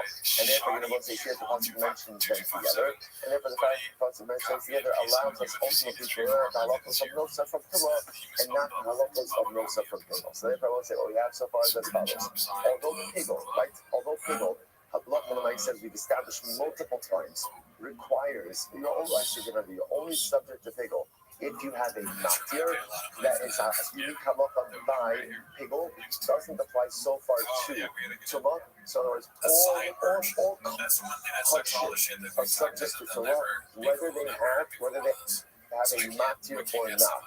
If it has a matir, then it's the matir that makes it subject to tumah. If it doesn't have a matir, then ultimately, as soon as it's been consecrated in the Sharis, it is ultimately again subject to tumah. No sar is going out from tumah. Zero shama from tumah. Just like tumah doesn't need a matir, so you can be subject to no, so you also don't need a matir. Beautiful. Let's go right there. Chutz min adam. That wasn't interestingly enough. The only exception to this is dan. That was like dan is something that is not subject to pigel or nosar. This is incredible. So Mark says, okay, then how do you why is that? So I just want to point out how fascinating this is, right? So remember, blood itself, in general, blood itself is mentioned multiple times throughout the Torah. It's not allowed to eat it. So yet fascinating enough what we begin to see is when it comes to sacrificial blood already we established is not subject to pigel. Why not? Why not? Not subject to pigel. Why not? Because remember, it's the matir, right? It has no matir. It is not, it has no matir. And now what the Mishnah is telling you is that halacha l'maisa, it's also not subject to nosar, also not subject to tumah. Okay, so the Gemara says, we're in all this one. Look at Asher's moment. The dam is in Chayavah Mishum Nosar. It's been struggling both the dam and the Nosar in the Chayid. Shtayin al-Hafez.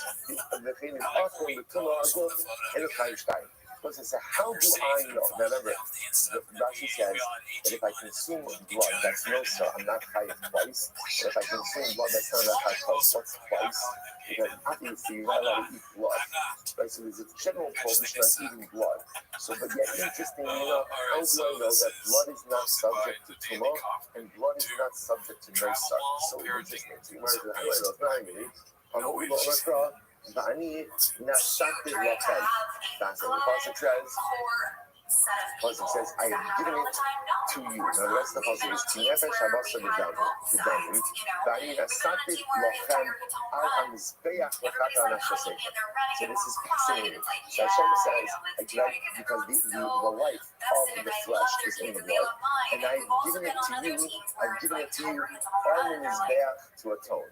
So the Gemara says, listen to this. This is fascinating. Vani Nasati twice in the first.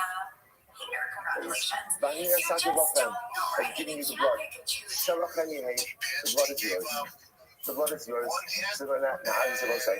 Not for consumption purposes, but to ultimately again remove it from the other what we'll call sacrificial structures.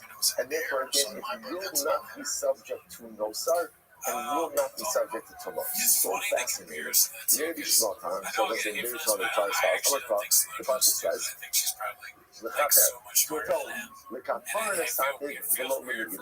I've given you the blood ultimately again for atonement and not for milah. In other words, it's not subject to milah either. This is one of these gemaras where everyone agrees. They just bring out different sugars. It must be weird to just. Oh, says that right? The Rosh Hashanah says, "Kineka Shabbos B'Dam B'Dam." What is it? All the kapara to the after kapara. Blood has the same status before atonement as it does after atonement. What does this mean? Not after kapara in bo me'ilah, just like after atonement, there is no me'ilah. Which I will say, by the way, remember, it's actually very interesting. In general, we're going to talk about this. Me'ilah, which is what? Me'ilah is mundane usage of consecrated items, only applies up until the point that the item has used for atonement. Once it served its function, usually it's not subsequently subject to Meila. So not after Kapara Imbo Meila, just like after atonement, the blood is not subject to Meila. After Kapara Imbo Meila. So to the atonement, the blood is not subject to Meila. So you might one second. Meanwhile, the after Kapara, so the Kapara, I could turn that argument around and say that the blood should be treated after atonement, like it is before atonement. Minus makeup are used for Meila, just like before atonement, the blood is subject to Meila because it has not yet served its sacrificial purpose. After are used for Meila. So to after atonement, it's also subject to Meila. Of course, that is why. What it is. Not says no.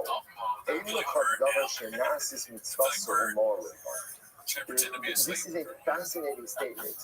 The Gemara says there's no such thing. I let me say it in positive. Once an item has served its purpose, there's no Meila. There's no Meila. Meila is only a status, only a prohibition that is in effect up until the item has served its designated sacrificial purpose. Once it served its purpose, it's no longer subject to Meila. Which is such a fascinating idea. Why? Shalom, is that true? This is great. Right? Shumas Hadashim. What about Shumas Hadashim?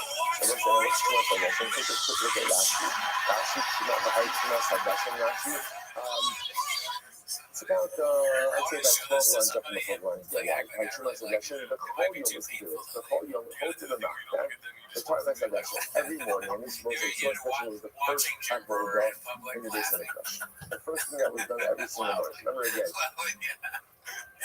When he comes to make an in the morning, what was waiting for him on top of the Mizbeach? A pile of ash. Because remember again, over the course of the night, they were offering Kabbanos, but they were burning a burning purity, right? They were burning leaves and stuff. So therefore, he comes to work in the morning, comes to make in the morning, and he sees a pile of ash. What does he do? He goes up, so what does he do? He goes up to the pile of ash, and he takes a shovelful, right, of ash. He brings that down. But those saying, in his Rachel shell Kedesh, and he puts it by the northern part of the ramp. No, again. Ramp, therefore, which Mizbeach are referring to? Outer Mizbeach, like northern parts of the ramp. Okay, the Gemara says, we could say the summer, Master the Shem Gimel Zaso, the Shem Gimel Ben Koman, Alma Asanya. So let's say that. This is incredible. We're going to talk about this. Remember this. Right? Again, it was a very exciting one. I was going to say it tomorrow.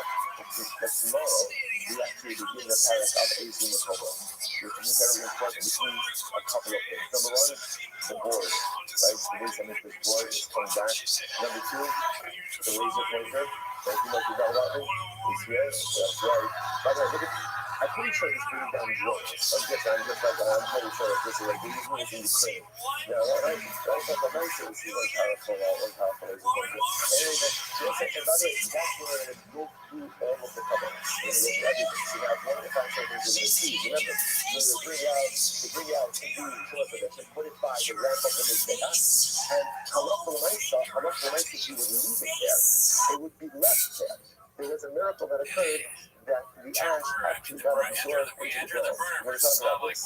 So listen, the Gemara says, now, the fact that it was left there, right now, remember, if it's true that after a sacrificial item serves its purpose, it's no longer subject to the Meila, then after the coin puts that ash on the floor, what should you do with it?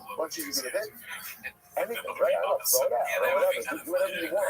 But the fact that it has to be left there, right, and absorbed into the ground indicates to us that an item is subject to Meila even after it's served its sacrificial purpose. So my Gemara says, no. This is so exciting. You're right. But please understand, Shumas Hadashim is an exception and not the rule. And in fact, there's another exception. What's the other exception? Big Guna, Kohanic clothing. What does that refer to? Take a look at Rashi. Next Rashi, Big Guna. This is so interesting. Rashi says, "Our boat, the budget, the coin gadol, nichnas pan l'shnayim l'fnei b'yom kippur."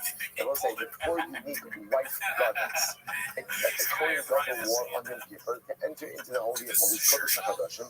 So what's the halacha? She'asar l'shtamish b'hem od. She'asar l'shtamish b'hem od. It says, "Upashat is big yabat." Binicham Sham, Vedashion, Olamed Shetim in Geniza. Now, also, another example of this word is the Dikkin of Yom Kippur. So the Kohanim clothing of Yom Kippur, after the point did his avodah, they cannot be used anymore. So the Gemara says, it's a concept of when something is mentioned once in the Torah, it creates a paradigmatic rule. When something is mentioned twice, what that tells you ultimately again is the rule is still true, and these happen to be two examples. So therefore the Gemara suggests as follows. The rule is true, which is once something has been used for a sacrificial purpose, it's no longer subject to Milah. There are two exceptions to that rule. One of the two exceptions to the rule, Shumas Hadashan, the ash, and the Kohanic clothing of Yom Kippur. Those are items where even once you use them for their designated use, they are still subject to Milah. But again, the fact that the rule is given twice indicates that that's not the paradigm. Those are the exceptions, not the rule. It's incredible. So the Gemara says, "Honey, so now let's look right to the Rabbanan and say that when the pasuk says by the big day by the chronic clothing, you leave them there, indicates to us that they must be stored away, meaning they can't be used because they will be subject to Milah. Otherwise, Joseph, the Amar saying the coin head yoke, but the person who knows says no. Binicham Sham means that's follows. Binicham Sham means you can't use the big nickname of 1 year for the avoda of another year. But that big nickname can be used by regular way throughout the year. Fascinating. Some might be killing me, man. What is there to say? Also, probably if you think about it, it's such an incredible idea. If you go to society, you can't wear the same clothing. You can't wear the same clothing ultimately again from one year to the next. Right? Every Yom Kippur, you gotta wear another set of clothing. If I'm wearing the same clothing from last Yom Kippur, there's something so profoundly wrong just out of the gate. Every Yom Kippur has to have its own big So the Gemara says, what is there to say? Oh, because the verse like, everyone is agreeing that Shumas Hadashin is a unique outlier. Because you have to put the ash there. And once you place the ash on the northern side, on the north of the red, ultimately, again, the avodah is done. It is still subject to, the east of the red. It is still subject, ultimately, again, to Mi'ilah. So that's one case. And then the other case is Egla Arufa. Listen again, Egla Arufa, we know Halacha L'Maisa, again, is the decapitated cat. You find someone murdered in between two cities, they measure the closest city, the elders of the city come out, decapitate a cat, wash their hands. The Egla Rufa, will say even after the decapitation occurs, the Egla Rufa is Asr Ba'anal, which is another example of something that has served. Now, this is not a sacrificial purpose, but again, we'll call it has served its religious purpose, yet is still subject to Mi'ilah. So let's say, so therefore again, Shumas Hadashin, those 6 in a one kafan. The first 6 in a one kafan, and therefore, whenever you have two examples of the same rule, that shows you that it's not a paradigm. It's not a paradigm. And therefore, again, these are two exceptions where even after the particular purpose has been served, it is still subject to Mi'ilah. But in general, that's not the rule. In general, the rule is once something has served its designated purpose, it is no longer subject to Mi'ilah. So this is fine according to the opinion that says that whenever you find two examples of the same rule, it's two examples in order to show you don't create a rule, don't create a paradigm. But according to the opinion that says Melandin, what is there to say? So which the Gemara says, ultimately, again, there are two instances. What are the two? Ha'arufa, Mahasam Siv Nisamo. Ultimately, the Egla Rufa says Ha'arufa, which means it maintains its identity ultimately again as a Rufa, and it only applies here, not to any other case. And ultimately, again, by Shumas Hadashin, this Samo, that is not for the Halacha of the Shumas Hadashin, but doesn't apply anywhere else. So I will say, so bottom line, the Gemara ultimately comes to the conclusion that Halacha L'Maisa, we uphold that principle, that once something has been used ultimately for its intended purpose, it is no longer subject to Megillah. And interestingly enough, there are exceptions to that rule. Hadash is an exception to that rule. Hegla Arufa is an exception to that rule. At least according to one opinion, Big Get Kahuna is an exception to that rule. But let's say there's another interesting exception to that rule, which is, if you think about this at the moment, is human being, a person. Right? So let's say, so when a person is alive, a person has Kedusha. But the halacha is, even once a person dies, you have to treat the body with Barachar. Because you might have said a person died, ultimately, again, the life is served their purpose in life, therefore the body has no more Kedusha. Even enough, halacha makes a person is so holy. A person is so holy, almost like that Shumas Hadasha. Like in halacha makes it, even after the person has served their purpose in this world, ultimately the body still retains some level of sanctity. That's why there's such a concept of kavod hameis. You have to treat even a lifeless body with the tremendous amount of power. Okay, then let's try to down Lamar. So let's say, why do I need to read the psukim? Ultimately, again, by dam, by blood. So we might go with okay. I'll tell you why. Number one, we did in the Elo. So now let's say, by the way, just to point out, how did we get into this whole discussion? Because again, the Torah, one of the reason was that how do we know that blood ultimately is not subject to? We know that blood is not subject to Kegel because it doesn't have a matir, right? It is a matir. And now we know also that blood is not subject to Torah or to no sub. Why is that? So if you look, for instance, ultimately again, because blood is not held. Blood is yours, right? Blood before kapara is the same thing as blood after kapara. And just like blood after kapara ultimately again is yours, right? So too blood before kapara. Now, how do I know that blood after kapara is no problem? Because once the blood is used for its designated sacrificial purpose, it's no longer subject to, right? And that kind of morphed into this discussion. And that rule is upheld. Once an item ultimately again is used for its designated purpose, it's no longer subject to me. I will say that rule is always true, except when it's not.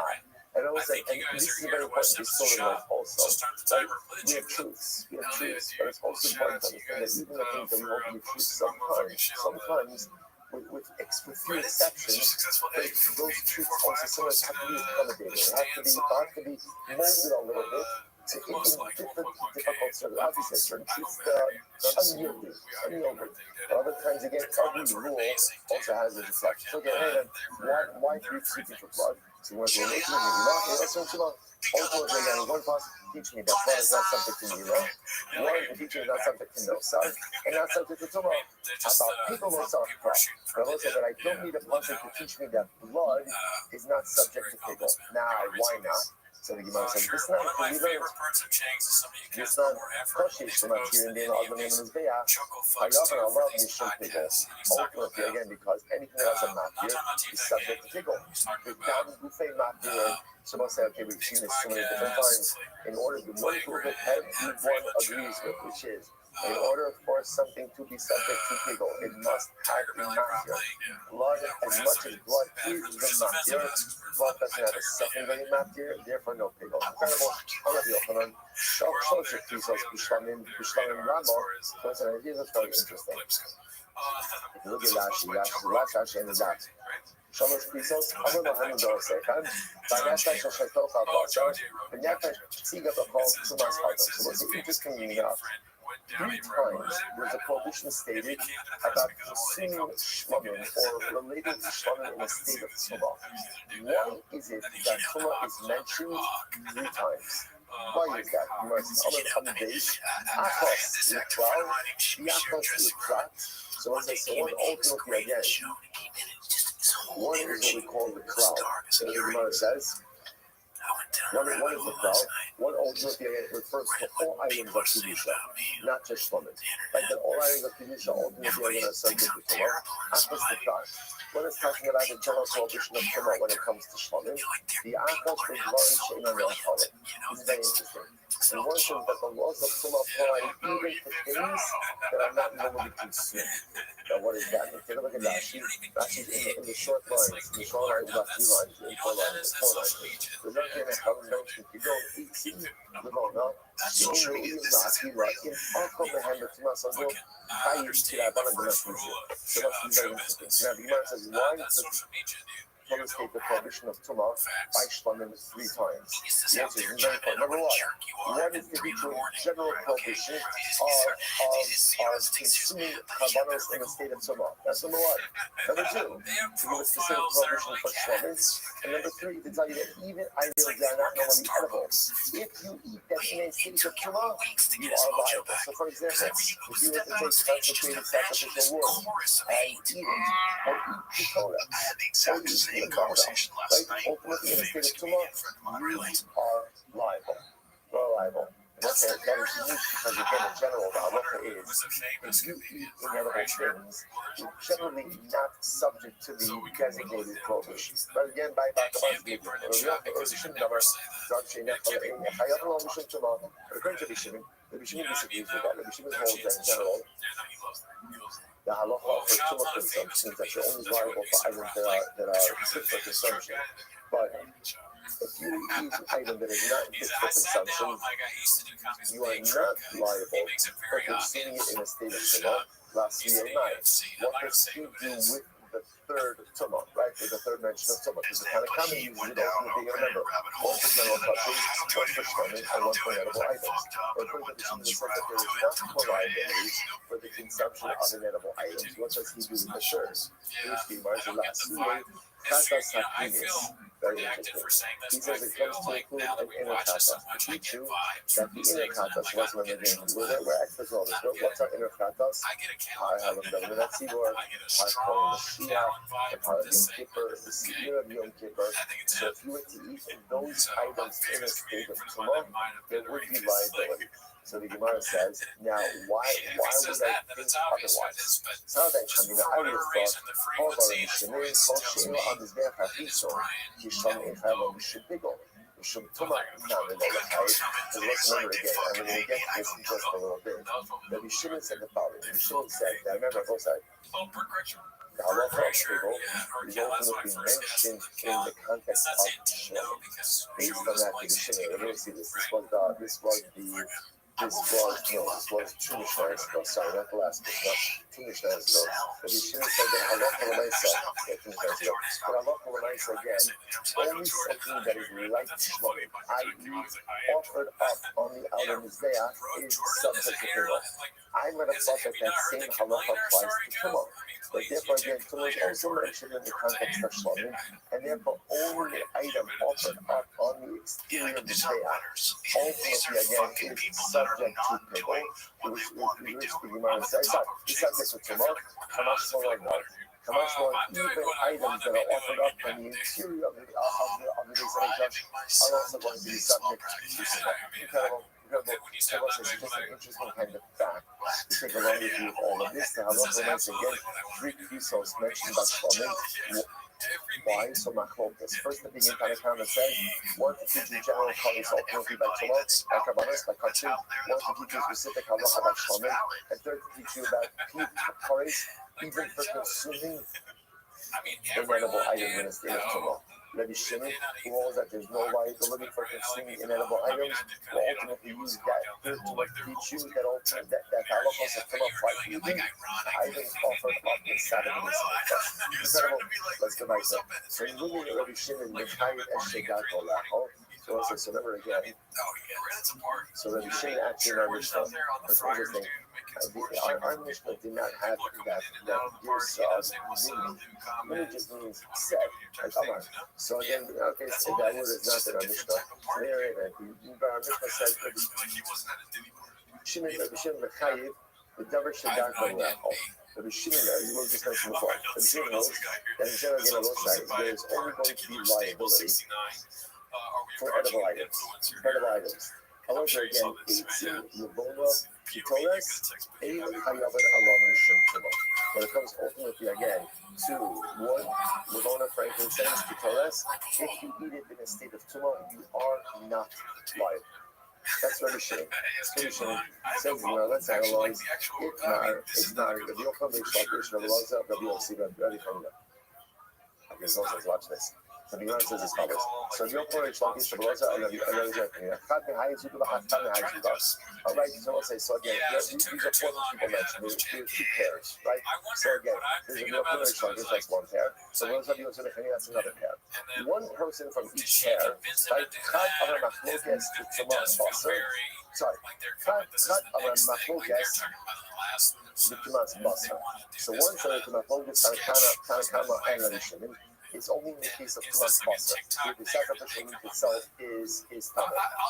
But Tumas Aguf, you can have called Kinalo. But ultimately, again, if you're talking about Tumas Aguf, right, where the person ultimately, again, is Tameh, the person is Tameh, then what the Tumas Basar means the item is Tameh. That's what Maflogas is.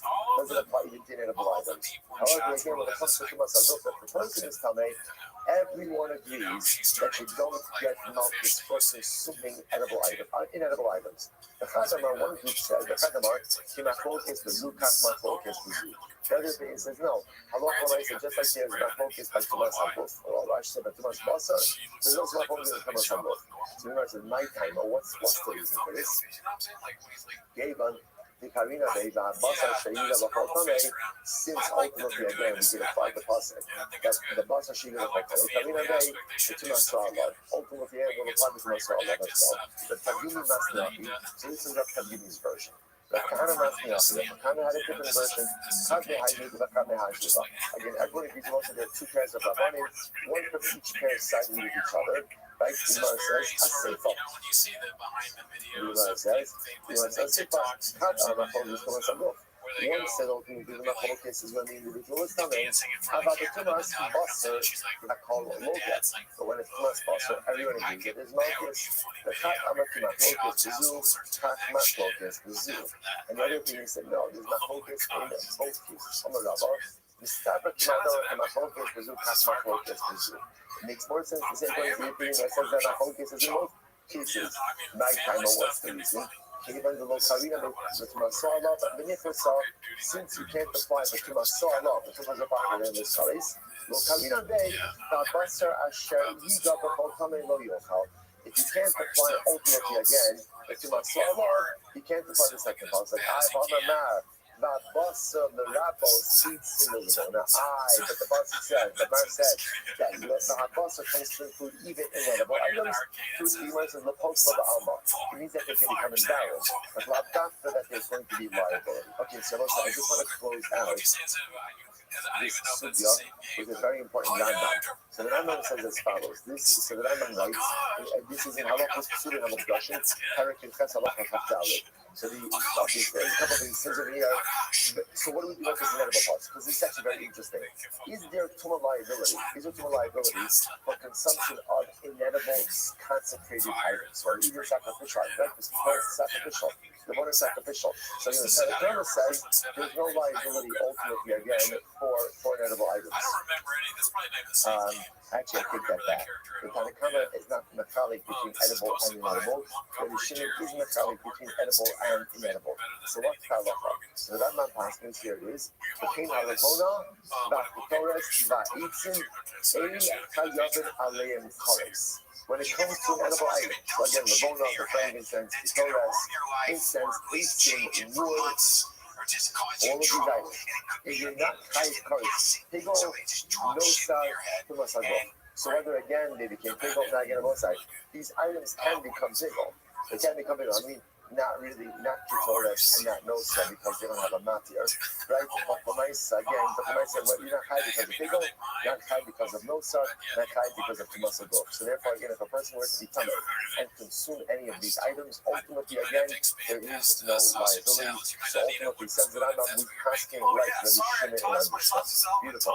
It will say, great Mishnah. Now, we're fundamentally pivoting. That's what life is all about, the power of the pivoting. The Opportunity, we've always been focusing on things that undermine the effectiveness of Kabbalah. Now we're going to talk about positive intentions. Here we go. So Shisha Devarim Advarim HaZevach Mizbah. When offering of a carbon, one should have the following 6 things in mind. What should you have in mind? Number 1, the Shem Zevach. When offering up a shechting of carbon, you should have explicit intent for what type of carbon are you offering. Unless you don't just reminisce about, there's no bracha. But when the kids are putting down, the kids are laying down that when you make a bracha, at the time you say Baruch Atah Hashem, you should know what the suffix of that bracha is going to be. Right? When the person's holding a cup of liquid. You know, I'm going to drink this for sure. I don't quite know what's in it.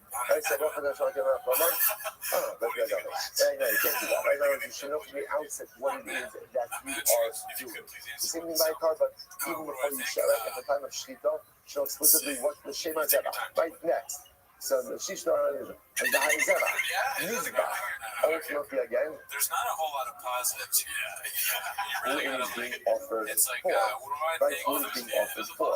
Ultimately, again. So you want to say, sorry, the Shishna Haizera. So the Shishna Bar Haizera Mizbah. Number one, the Shem Zera. For this particular kind of cover. Number two, the Shem Zera. For the person who is being offered for. Remember again, often a Kohen is doing this.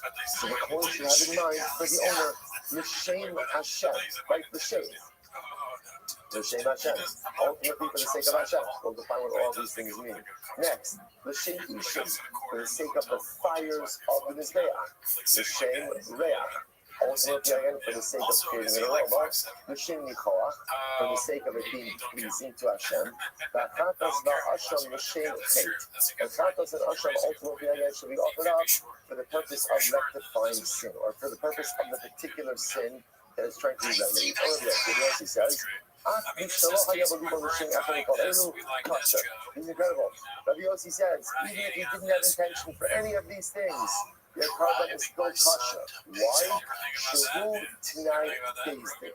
Ultimately, again, because essentially it's a stipulation of Bezdin. Now, what's the stipulation of Bezdin? Take a quick look at actually just a moment. Sheshachat Stam. That was that even someone who did not have this intention. Ultimately, I will say now which intention? Specific intention for any of these items. If let's say a person didn't have specific intention. Now, again, obviously, I will say, no non-specific intention means no negative intention, right? Because again, negative intentions can undermine the effectiveness of the carbon. But assuming a person just had standas, I don't have specific intention for anything, just blank slate. So the halacha, the carbon is kosher. Why? Listen to this. Shoot, tonight, he's going to look at actually. Sheish Chatztam. So let's get into this. Chazal actually mandated that when you check the carbon, when you check the carbon, don't have anything in mind. Just have standas. Standas. Why? Let's get into the carbon. History David, the Lolema Bishmo, Soma Asi Lolema Shalom Bishmo. So look, this is wild. This is wild. Chazal essentially said to the Kohen, just have general dust. Don't have specific intent when you offer up the carbon. Right? Why? Because since the carbon is kosher with non-specific intent, now there are exceptions to this rule, right? But since the carbon generally is kosher with non-specific intent, therefore, better to offer it up with non-specific intent. Why? Because if you have the wrong intent, that actually undermines the carbon. So therefore, again, it's fascinating. Better to have non-specific intent.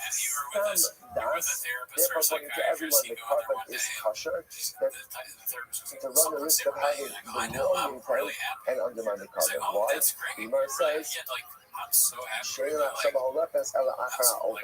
because at the end of the day, remember again, who is the one ultimately who determines the intent of the carbon? Remember, it's not the owner.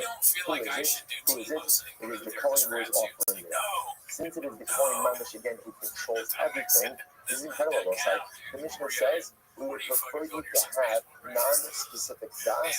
Therefore, you don't run the risk of undermining the effectiveness of the carbon. This seems mind-blowing. This seems absolutely mind-blowing because this is like the halacha saying over here is we would rather institutionalize almost like a bidiyavad level. This way we know that everyone is getting it right across the board as opposed to telling you to do like a kila and ultimately run the risk of compromising the carbon. It's incredible. More about that. I'll read that out. Allah, when the Prophet says Allah, says the shame Allah, it means ultimately the carbon should be offered up for the sake of an olah. Lafuki l'shem shvarim below. We didn't see that Allah Koraisa, if you offer up an olah for the sake of a shvarim, that is ineffective. So Allah teaches me the carbon ultimately again should be offered up for its own designated purpose. So it's like the Gemara is just going ahead and really deconstructing this concept. Next, Ishin for the fire. What is that? Ishin, a carbon should be offered up for the sake of the fires. Lafuki kibaba below. as opposed to putting the carbon on the mizbeach for the sake of roasting it. In other words, when the Kohen puts the carbon on the mizbeach, it should be done for the sake of putting it on the fires, as opposed to roasting the meat. Didn't kavanah.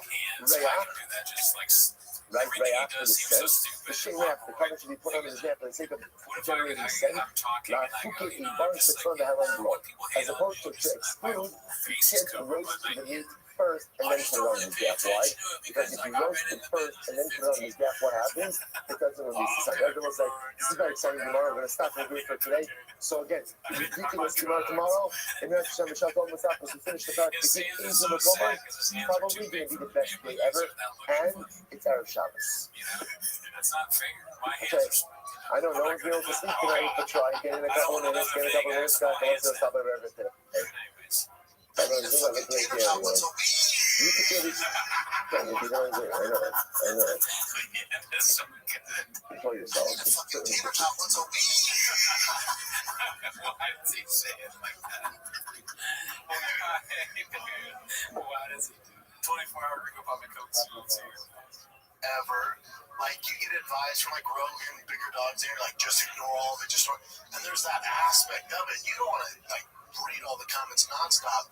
But, like, with the Reddit group we have now, it's like, you know, Nick Simmons, he's like, man, I think you guys should, like, shine some light on it some. Like, it's his elephant in the room. Like, it's not a bad thing. There's actually some really funny stuff. All right, we'll say good morning. Let us begin to give my thanks to all of our sponsors for this morning. Our Commodore sponsor for the month of Festival. Stephen Kelly, Jamie, Rodney, Steve Father, Albert, Jim, Boone, Steve, and Ken, Tony Reha, on the Q Service 20th yard site. Our weekly learning sponsors, friends of Mitzi and Young Stanton, in memory of their mother, Tiger Stanton, Tony Reha, and Shana Havanawi. That's the only sponsorships for today. Anonymous sponsorship from Source of the Sarah Troubles and a healthy mother and baby for Sarah Miriam Bas Shalom's Hannah. As well as the Dachshund sponsorship, Ayala and Sarah Steinberg, and the source of the continued help for Shulami's Hannah Bash Susha, and for an ultimate food today together with Cold Police.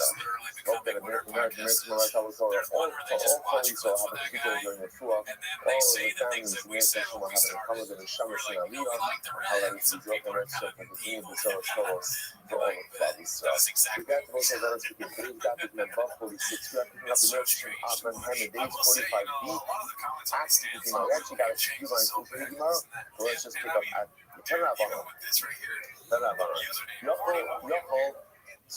Yokolo Yisayavnu Shemtuma Ella Abdalashim Shemaki. And they're all doing is that, supposed to say again, the Mishnah actually pointed out that even items that are not subject to pigment, ultimately, again, you are chayiv because of Nosar, because of Tameh, and because of Chutz. Like stupid Chutz. There are exceptions to this exception of blood. So the Gemara says as follows: I would have thought that at the end of the day, Tumah should essentially be treated like pigel. In what sense? Just like something is only subject to pigel if it has a matir, right? Whether it's a matir that's quite consumed by a person, matir becomes bad. So too, something should only be subject to Tumah if it has a matir as well. That's what I would have thought. Now, why would I have thought? Why would I have thought that? I said there's another point. There we go. The last pigel should be a apples. So when it comes to pigel, pigel should be what is the minimum? So it's not local like this. Rashi points out, should be Kavira, Chapaso, Kavua, La'ani, La'ashir, Kisma, Osira. There's one set carbon for pigel. For example, as opposed to other factors we'll talk about where there's a carbon over the yield rate, right? Depending on your ratio, depending on the carbon yield rate. When it comes to pigel, it's a fixed carbon. Everyone brings the same thing. Number one, via apples. Pigel only requires one awareness.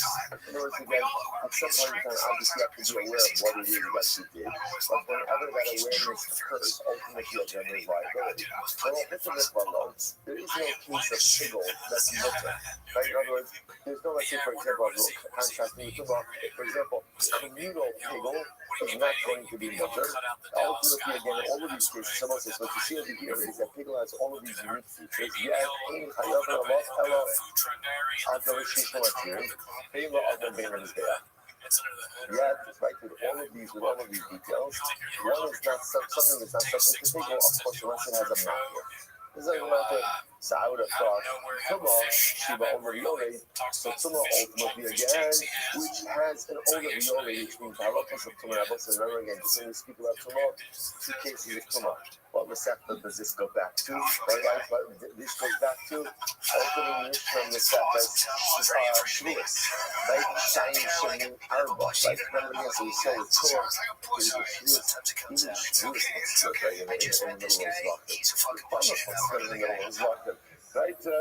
So the nice, right. So remember, we had the case of Tumah. We have two cases of Tumah.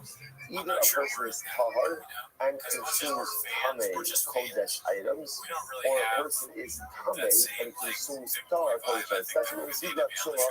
It's either one of those cases. So when it comes to Tumah, ultimately again, Tumah is subject to all of the Yole. So again, the carbon you bring. So depends on your financial standing. Who stay with this? Furthermore, again, already for Tumah, Yashli is what you did, the Chili you did, the soul. An awareness before you act and awareness after you act. You will put some mitwala. Furthermore, there's a case of Tumah that's permitted, so to speak. When is Tumah permitted? The Sibor. Like, halacha when 50% of the car is coming, so the laws of Tumah are fundamentally suspended. Right? So all these cases, the Eno did. Sheno Chayev, Ella, Aldel, Shishol, Ajay, Mela, Aldel, and Lucas. I would have thought, and certainly again by Tumah, you should only be Chayev in a case where there is a matir. Therefore, the pasuk of the rest of that pasuk, by the way, is that the Nazru, the Kachi B'nai Yisrael. So the pasuk of the Nazru, this is the pasuk telling Aaron and his sons, remove yourself from karbanos when you are in a state of tumah. How does the Torah frame it? Asher heim makdishim li. What does that include? Ultimately, again, that includes ultimately all mukdashim, all kodesh items, whether they have a matir, don't have a matir, ultimately are subject to the laws of Tumah. So although again, the Havamina, right, I could have made a Tavachomer, ultimately again from Pigel, and therefore would have said just as Pigel requires a matir in order to be subject to Pigel, so too Tumah requires a matir. Kamash Malon, the pasuk itself is marba. It includes everything. Anything that ultimately again is kodesh is going to be included within the strictures of Tumah. Incredible. Yochel.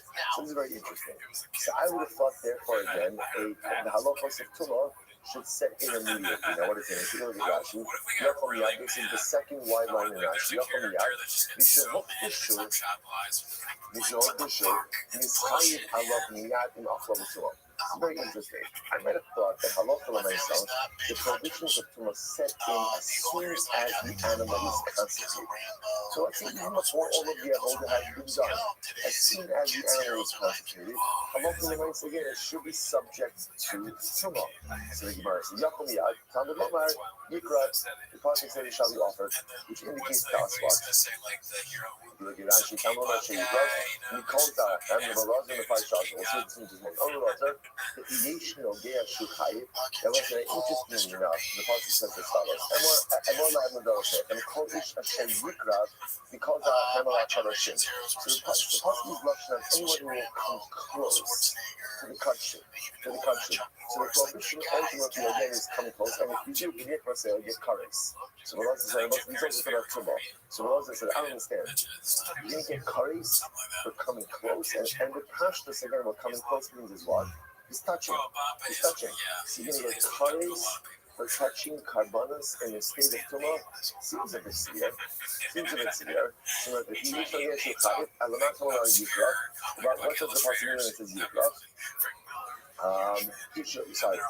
The hochshar basar likari pakasar v'gada. So we're talking about a situation when did the halachos of tumah set in? At the point that the sacrificial meat is ready to be offered up.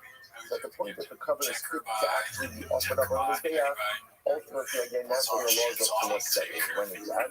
Hot case that like, יש לו מכיר Rambo, משיב I ומכיר, want you to אין bone לו down מכיר so my משיב dad gives me ומכיר. a Therefore, said that's the thing. This is so interesting. When does a covenant become fit to be offered? It depends. If it has a matir, as soon as the matir has been done. If it doesn't have a matir, then at what point does it become ready to be offered up?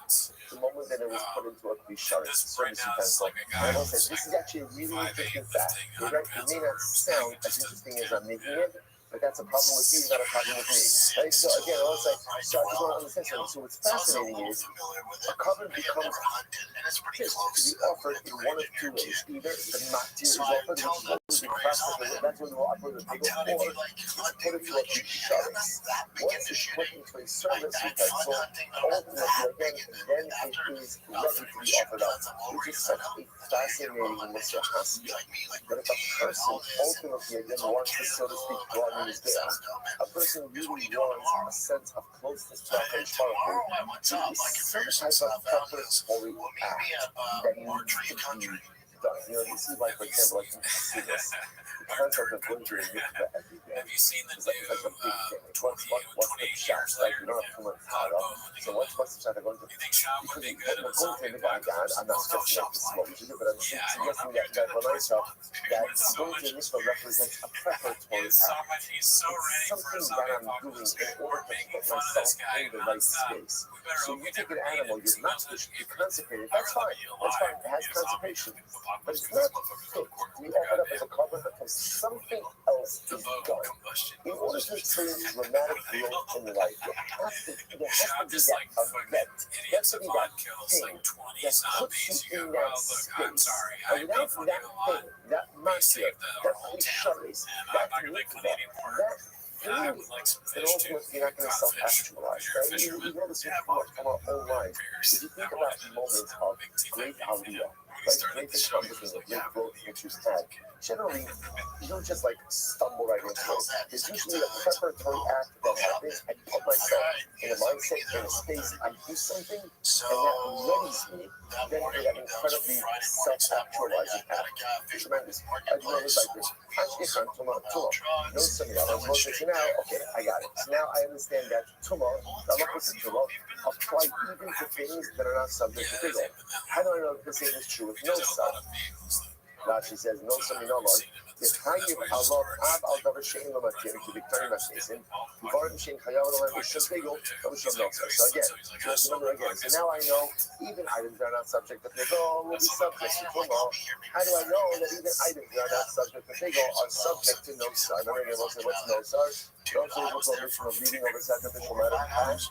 It's permitted time. So the Gemara says, Asi Kilu Kilu Tumah. Dear Shabbos. Kilu from Tumah. So the Gemara says, Valev, Avon Mikilo.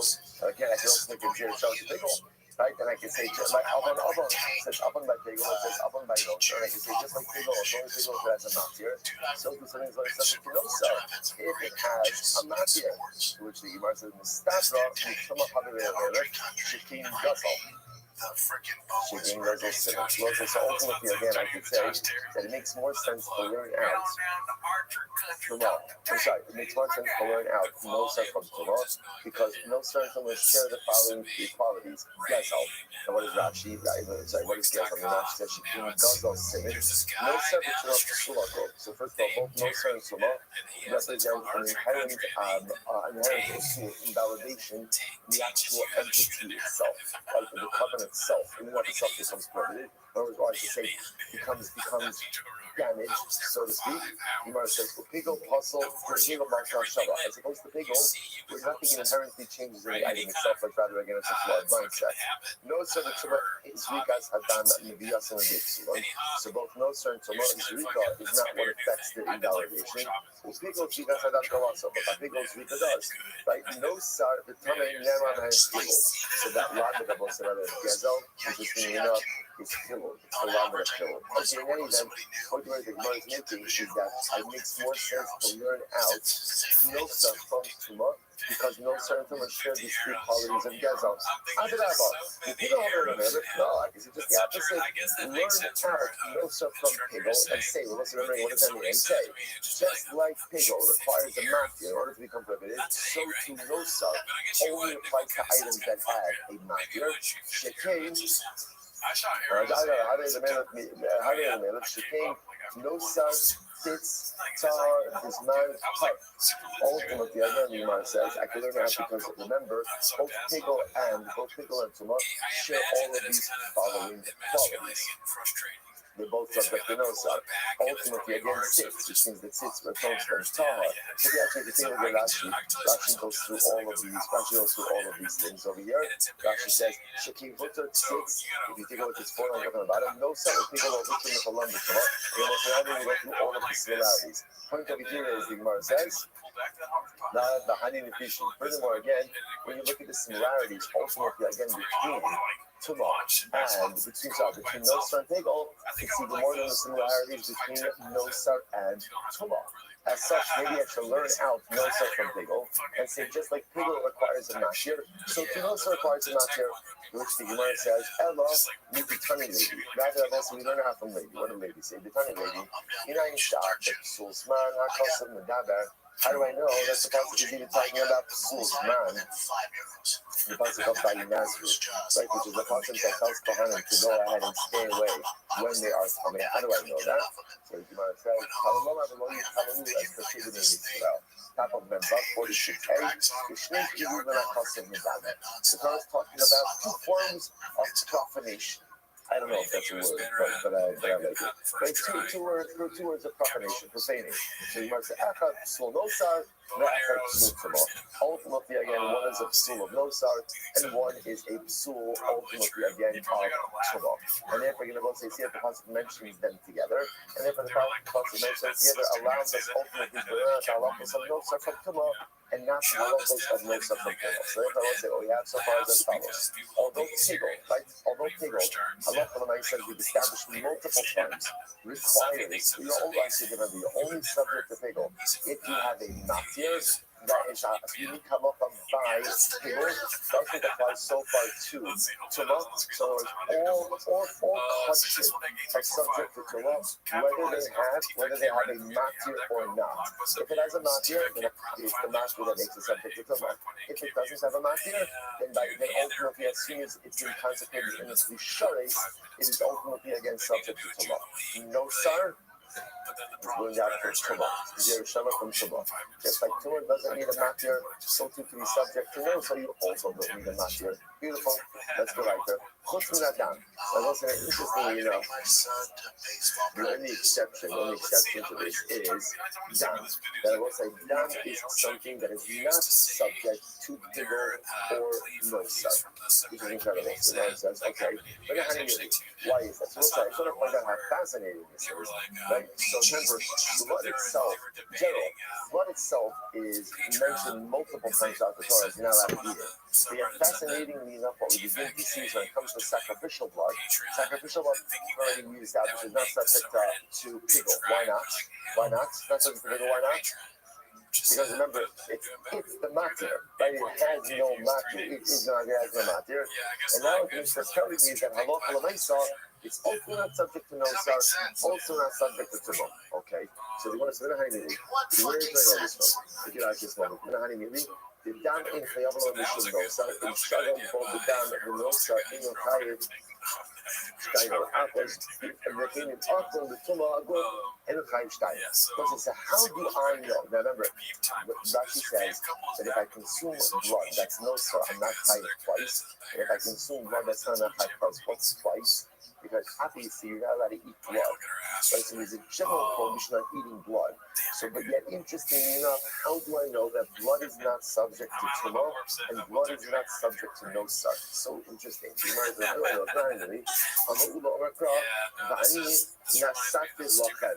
Fascinating. Pasuk says, I have given it to you. Now the rest of the pasuk is Nefesh Havasa B'Ganim, V'ani Nasatit Lochem Al HaMizbeach L'Chata Nafsosei. So this is fascinating. So Hashem says, because the life of the flesh is in the blood, and I've given it to you. I've given it to you on the Mizbeach to atone. So the Gemara says, listen to this. This is fascinating. Vaninas, the Gemara splicing the phrase. Vaninas Sakevachem, and giving you the blood. Shalachani, the blood is yours. The blood is yours. So we're not for consumption purposes, not for consumption purposes, but to ultimately again remove it from the other what we'll call sacrificial strictures. And therefore, again, it will not be subject to Mosar, and it will not be subject to Tumos. So fascinating. Where is Shlomo? So what's the very short time? The Pasuk says, L'chaber, to atone, L'chapar Nesativ below the Milah, and giving you the blood ultimately again for atonement, and not for the Milah. In other words, it's not subject to Milah either. The real Prophet will say, this is one of these Gemaras where everyone agrees. They're just bringing out different the real Prophet says, the Pasuk says on the cross, away from morning combat in 2026.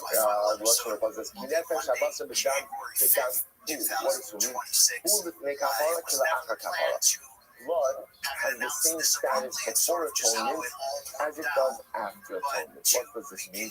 Not after kapara in Me'ilah, just like after atonement, there is no Me'ilah, which I said, by the way, remember, this is actually very interesting. In general, we're going to talk about this. Me'ilah, which is what? Me'ilah is mundane usage of consecrated items. Only applies up until the point that the item has used for atonement. Once it serves its function, usually it's not subsequently subject to Me'ilah. So not after kapara in Me'ilah, just like after atonement, the blood is not subject to Me'ilah. After kapara in Me'ilah, so to before atonement, it's also not subject to Me'ilah. So we must 1 second. Meanwhile, the after kapara goes make kapara. I can turn that argument around and say that the blood should be treated after atonement, like it is before atonement. Malach make kapara yish for Me'ilah, just like before atonement, the blood is subject to Me'ilah because it has not yet served its sacrificial purpose. After kapara yish for Me'ilah, so to after atonement is also subject to Me'ilah. We're saying why? Get this. Versus no.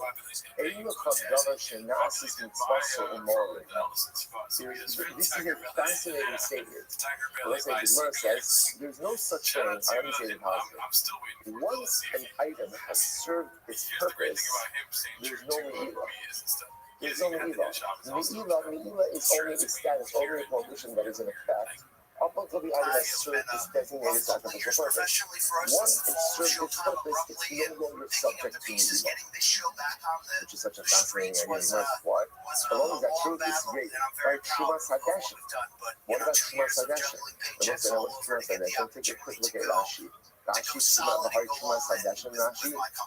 It's about, I'd say about 12 lines up in the first lines get wide. Shumas Hadashim, but Chol Yom, listen to this. The Chol Yom, Chol to the Machdash, the Karmas Hadashim, every morning, and this was a Shumas Hadashim was the first avodah in the day of the The first thing that was done every single morning. Remember again, Chol Yom comes to me in the morning. What was waiting for him on top of the Mizbeach? A pile of ash. Because remember again, over the course of the night, they were not taking any kavanos, but they were burning the garden, right? They were burning the leaves and stuff. So therefore, he comes to work in the morning, comes to his work in the morning, and he sees a pile of ash. What does he do? He goes up, both of them out, right? He's talking about ash, so what does he do? He goes up to the pile of ash, and he takes a shovelful, right, of ash. He brings that down. He brings that down. The nose saying the Mizracho shall Kedesh, and he puts it by the northern part of the ramp. No, remember again, ramp, therefore, which Mizbeach are you referring to?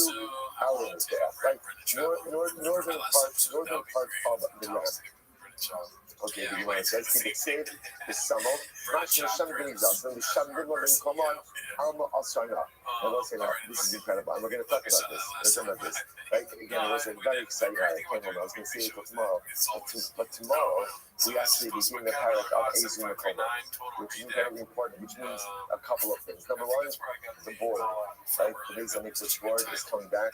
Number two, the laser pointer. Thank you, Moshe David, is here. That's right. By the way, look at. I mean, that's I'm pretty sure totally this brings kind down of drills. I'm pretty sure that this is like they're using this in Ukraine. not Now, right, ironic. right, but the nice is one powerful laser pointer. And so let's say, and by the way, that's when we're going to go through all of the kabbalas. We're going to go through everything. So now, one of the fascinating things we're going to see is, remember, so to bring out the Shema Tradition, 45, the ramp up the Mizbeach, and Halakha L'maisa, if you would leave it there, it would be left there. There was a miracle that occurred that the ash actually got absorbed into the ground. We're going to talk about this. So listen, the Gemara says, now, the fact that it was left there, right now, remember, if it's true that after a sacrificial item serves its purpose, it's no longer subject to the Elah, then after the coin puts that ash on the floor, what should you do with it? What should you do with it? Anything, right? I don't know, throw it out or whatever. So do whatever you want.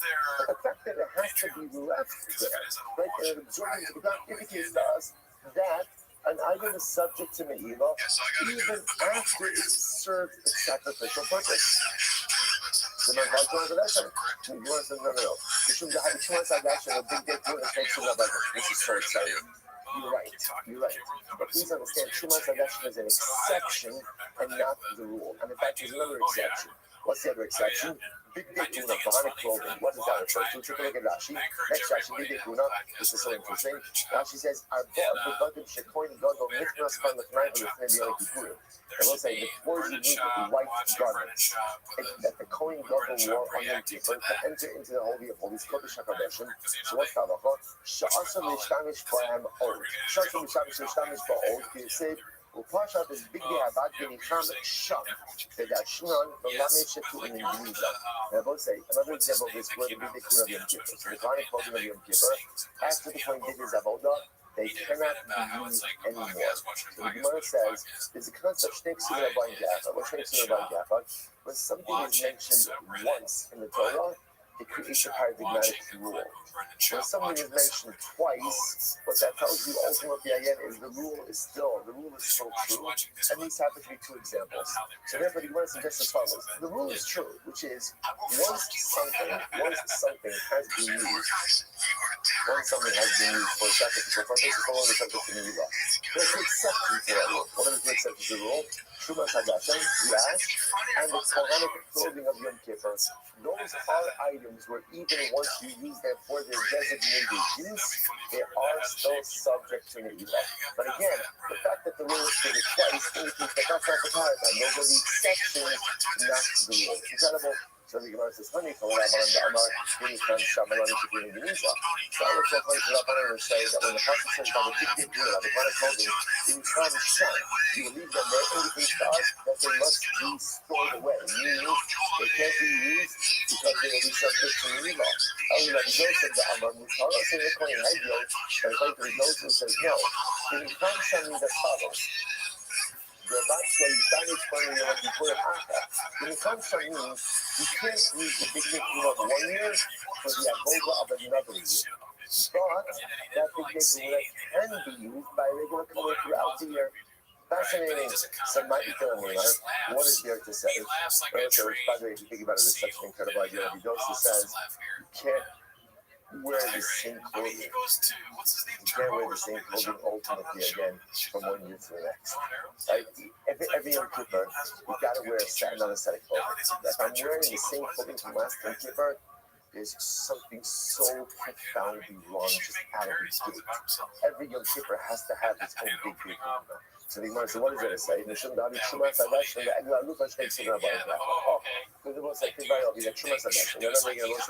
Everyone is agreeing that Shumas Hadashim is the unique outlier because you have to put the ash there. And even though once you place the ash on the northern side, so on the north of the ram, ultimately again, the avodah is so subject to.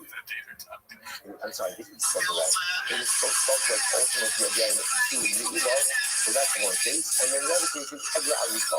Looking at Egra Arufa, you know, Halakha L'maisa, and then you decapitate that. You find someone murdered in between two cities, they measure the closest city, over the city for them, decapitate that, wash their hands. The Egra Arufa goes that even after the decapitation occurs, the Egra Arufa is also bound now. Which is another example of something that has stood now. This is not a sacrificial purpose. But again, we call it has served its religious purpose, yet is still subject to to Yehuda. Still subject to Yehuda. So it looks like, so therefore again, too much of that shkei shakes on one gap. Before shakes on one gap, and therefore whenever you have two examples of the same rule, that shows you that it's not a paradox. It's not a paradox. And therefore, I welcome the nice again, these are the exceptions where even after the particular purpose has been served, it is still subject to the Ilah. But in general, that's not the rule. In general, the rule is once something has served its designated purpose, it is no longer subject to the Ilah. So honey for Ramadan in Milan. So this is fine from creating that says makes it about the Echad in Milan, that wherever you find two examples of the same rule, it's two examples where to show you don't create a rule, don't create a paradigm. Aruman Daman Milan, might come in, right? But according to the opinion that says Melandin, what is there to say? To which the Gemara says, ultimately, again, there are two, ultimately, there are two meetings. What are the two meetings? Harufa, the Hassan said this Sambo. Ultimately, the Egarufa says Harufa, which means it maintains its identity, ultimately, again, as a Rufa, and only applies here, not to any other case. And ultimately, again, by Shumas Adashan, this Sambo, and it's after the Halacha, the Shumas Adashan, but doesn't apply anywhere else. So I will say, so bottom line, the Gemara ultimately comes to the conclusion that Halacha L'Maisa, indeed, we uphold that principle, that once something has been used ultimately for its intended purpose, it is no longer subject to Milah. But interesting enough, there are exceptions to that rule. Shumas Hadashin is an exception to that rule. Egla Arufa is an exception to that rule. According to one opinion, Big Yehuda is an exception to that rule. There was like there's another interesting exception to that rule, which is about this moment is right, so let's say, so when a person is alive, a person has to do something. But the halacha is even once a person dies, you have to treat the body as that. Or you might have said a person dies, ultimately, again, their life is served their purpose in life, therefore the body has no more kedusha. The living isn't enough. Halacha makes a person so holy. The person is so holy, almost like that Shumas Hadashin. Like the halacha makes it even after the person has served their purpose in this world, ultimately the body still retains some level of sanctity. That's why there's such a concept of covered amaze. You have to treat even a lifeless body to turn this back out. Okay, and then plus the price is on Lamos. So I said, why don't you do it in Sukkim? Ultimately, again, by blood. So we might know I'll tell you why. Number one, so now let's say, by the way, this is that everything get into this whole discussion, because again, we know that one of the removing was that how do you know that blood ultimately is not subject to? We know that blood is not subject to people because it doesn't have a mafia, right? It is the mafia. And now we know that blood is not subject to Torah or to no self. Why is that? So the Gemara says ultimately again because blood is not there. Blood is yours, right? Blood before kapara is the same thing as blood after kapara.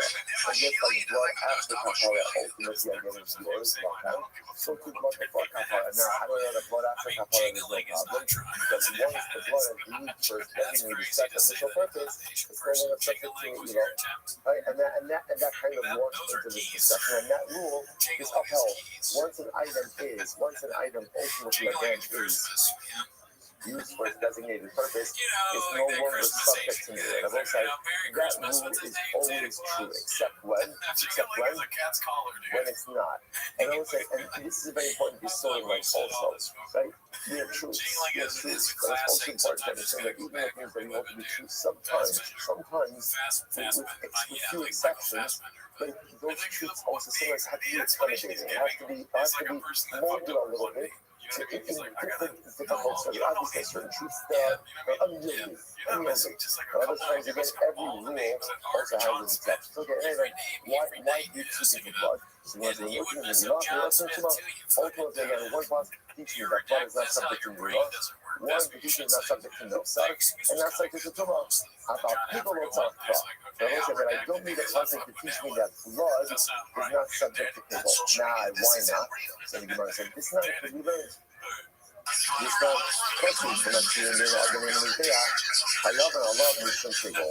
Ultimately, again, because anything that has a mafia is subject to people. Now you say mafia, so most likely we've seen it so many different times. In order to one thing that everyone agrees with, which is In order for something to be subject to pigul, it must have a matir. Blood, as much as blood is the matir, blood doesn't have a secondary matir, therefore no pigul. Incredible. I'm going to be open on source of Krisos, Bishlamim Lama. Here's what's very interesting. Look at Rashi, Rashi, and Dash. Shalosh Krisos, I'm going to have a go second. By Nefesh, so they say, interestingly enough, 3 times the prohibition stated about consuming shlamim or relating to shlamim in a state of tumah. Why is it that tumah is mentioned 3 times? Why is that? On the base, Achos is well, Yachos is Zach, so as I say, what ultimately again? One is what we call the cloud. They would know that. One is the cloud. One ultimately refers to all items of Kedusha, not just shlamim. Like that all items of Kedusha ultimately are going to subject to tumah. Achos the cloud. One is talking about the general prohibition of tumah when it comes to shlamim. The Achos is very shame on that color. It's very interesting. And one says that the laws of tumah apply even to things that are not normally consumed. Now what is that? Take a look at Rashi. Rashi's in the short lines. In the short lines, about 3 lines here, 4 lines here, 4 lines here. The Lord Jane Echad is very interesting. Don't eat seed, Levona, Shein Re'im La'achila, Im Achol Lehem B'Shema Shadov, Chayi K'Rabbanan B'Masnisi. So that's very interesting. Now the Gemara says, why does the Torah state the prohibition of tumah by shlamim 3 times? The answer is very important. Number 1. What is the teacher's general prohibition of consuming karbanos in a state of tumah? That's number 1. Number 2, to give a specific prohibition for shlamim. And number 3, to tell you that even items that are not normally edible, if you eat that in a state of tumah, you are liable. So for example, if you were to take consecrated sacrificial wood and eat it, or eat ketorex, or eat levada, right? Ultimately in a state of tumah, you are liable. You're liable. Once that is unique because again, in general, the halacha is if you eat inedible things, it's generally not subject to the designated prohibition. But again, by Bakaban Shmidi. And the real thing is, the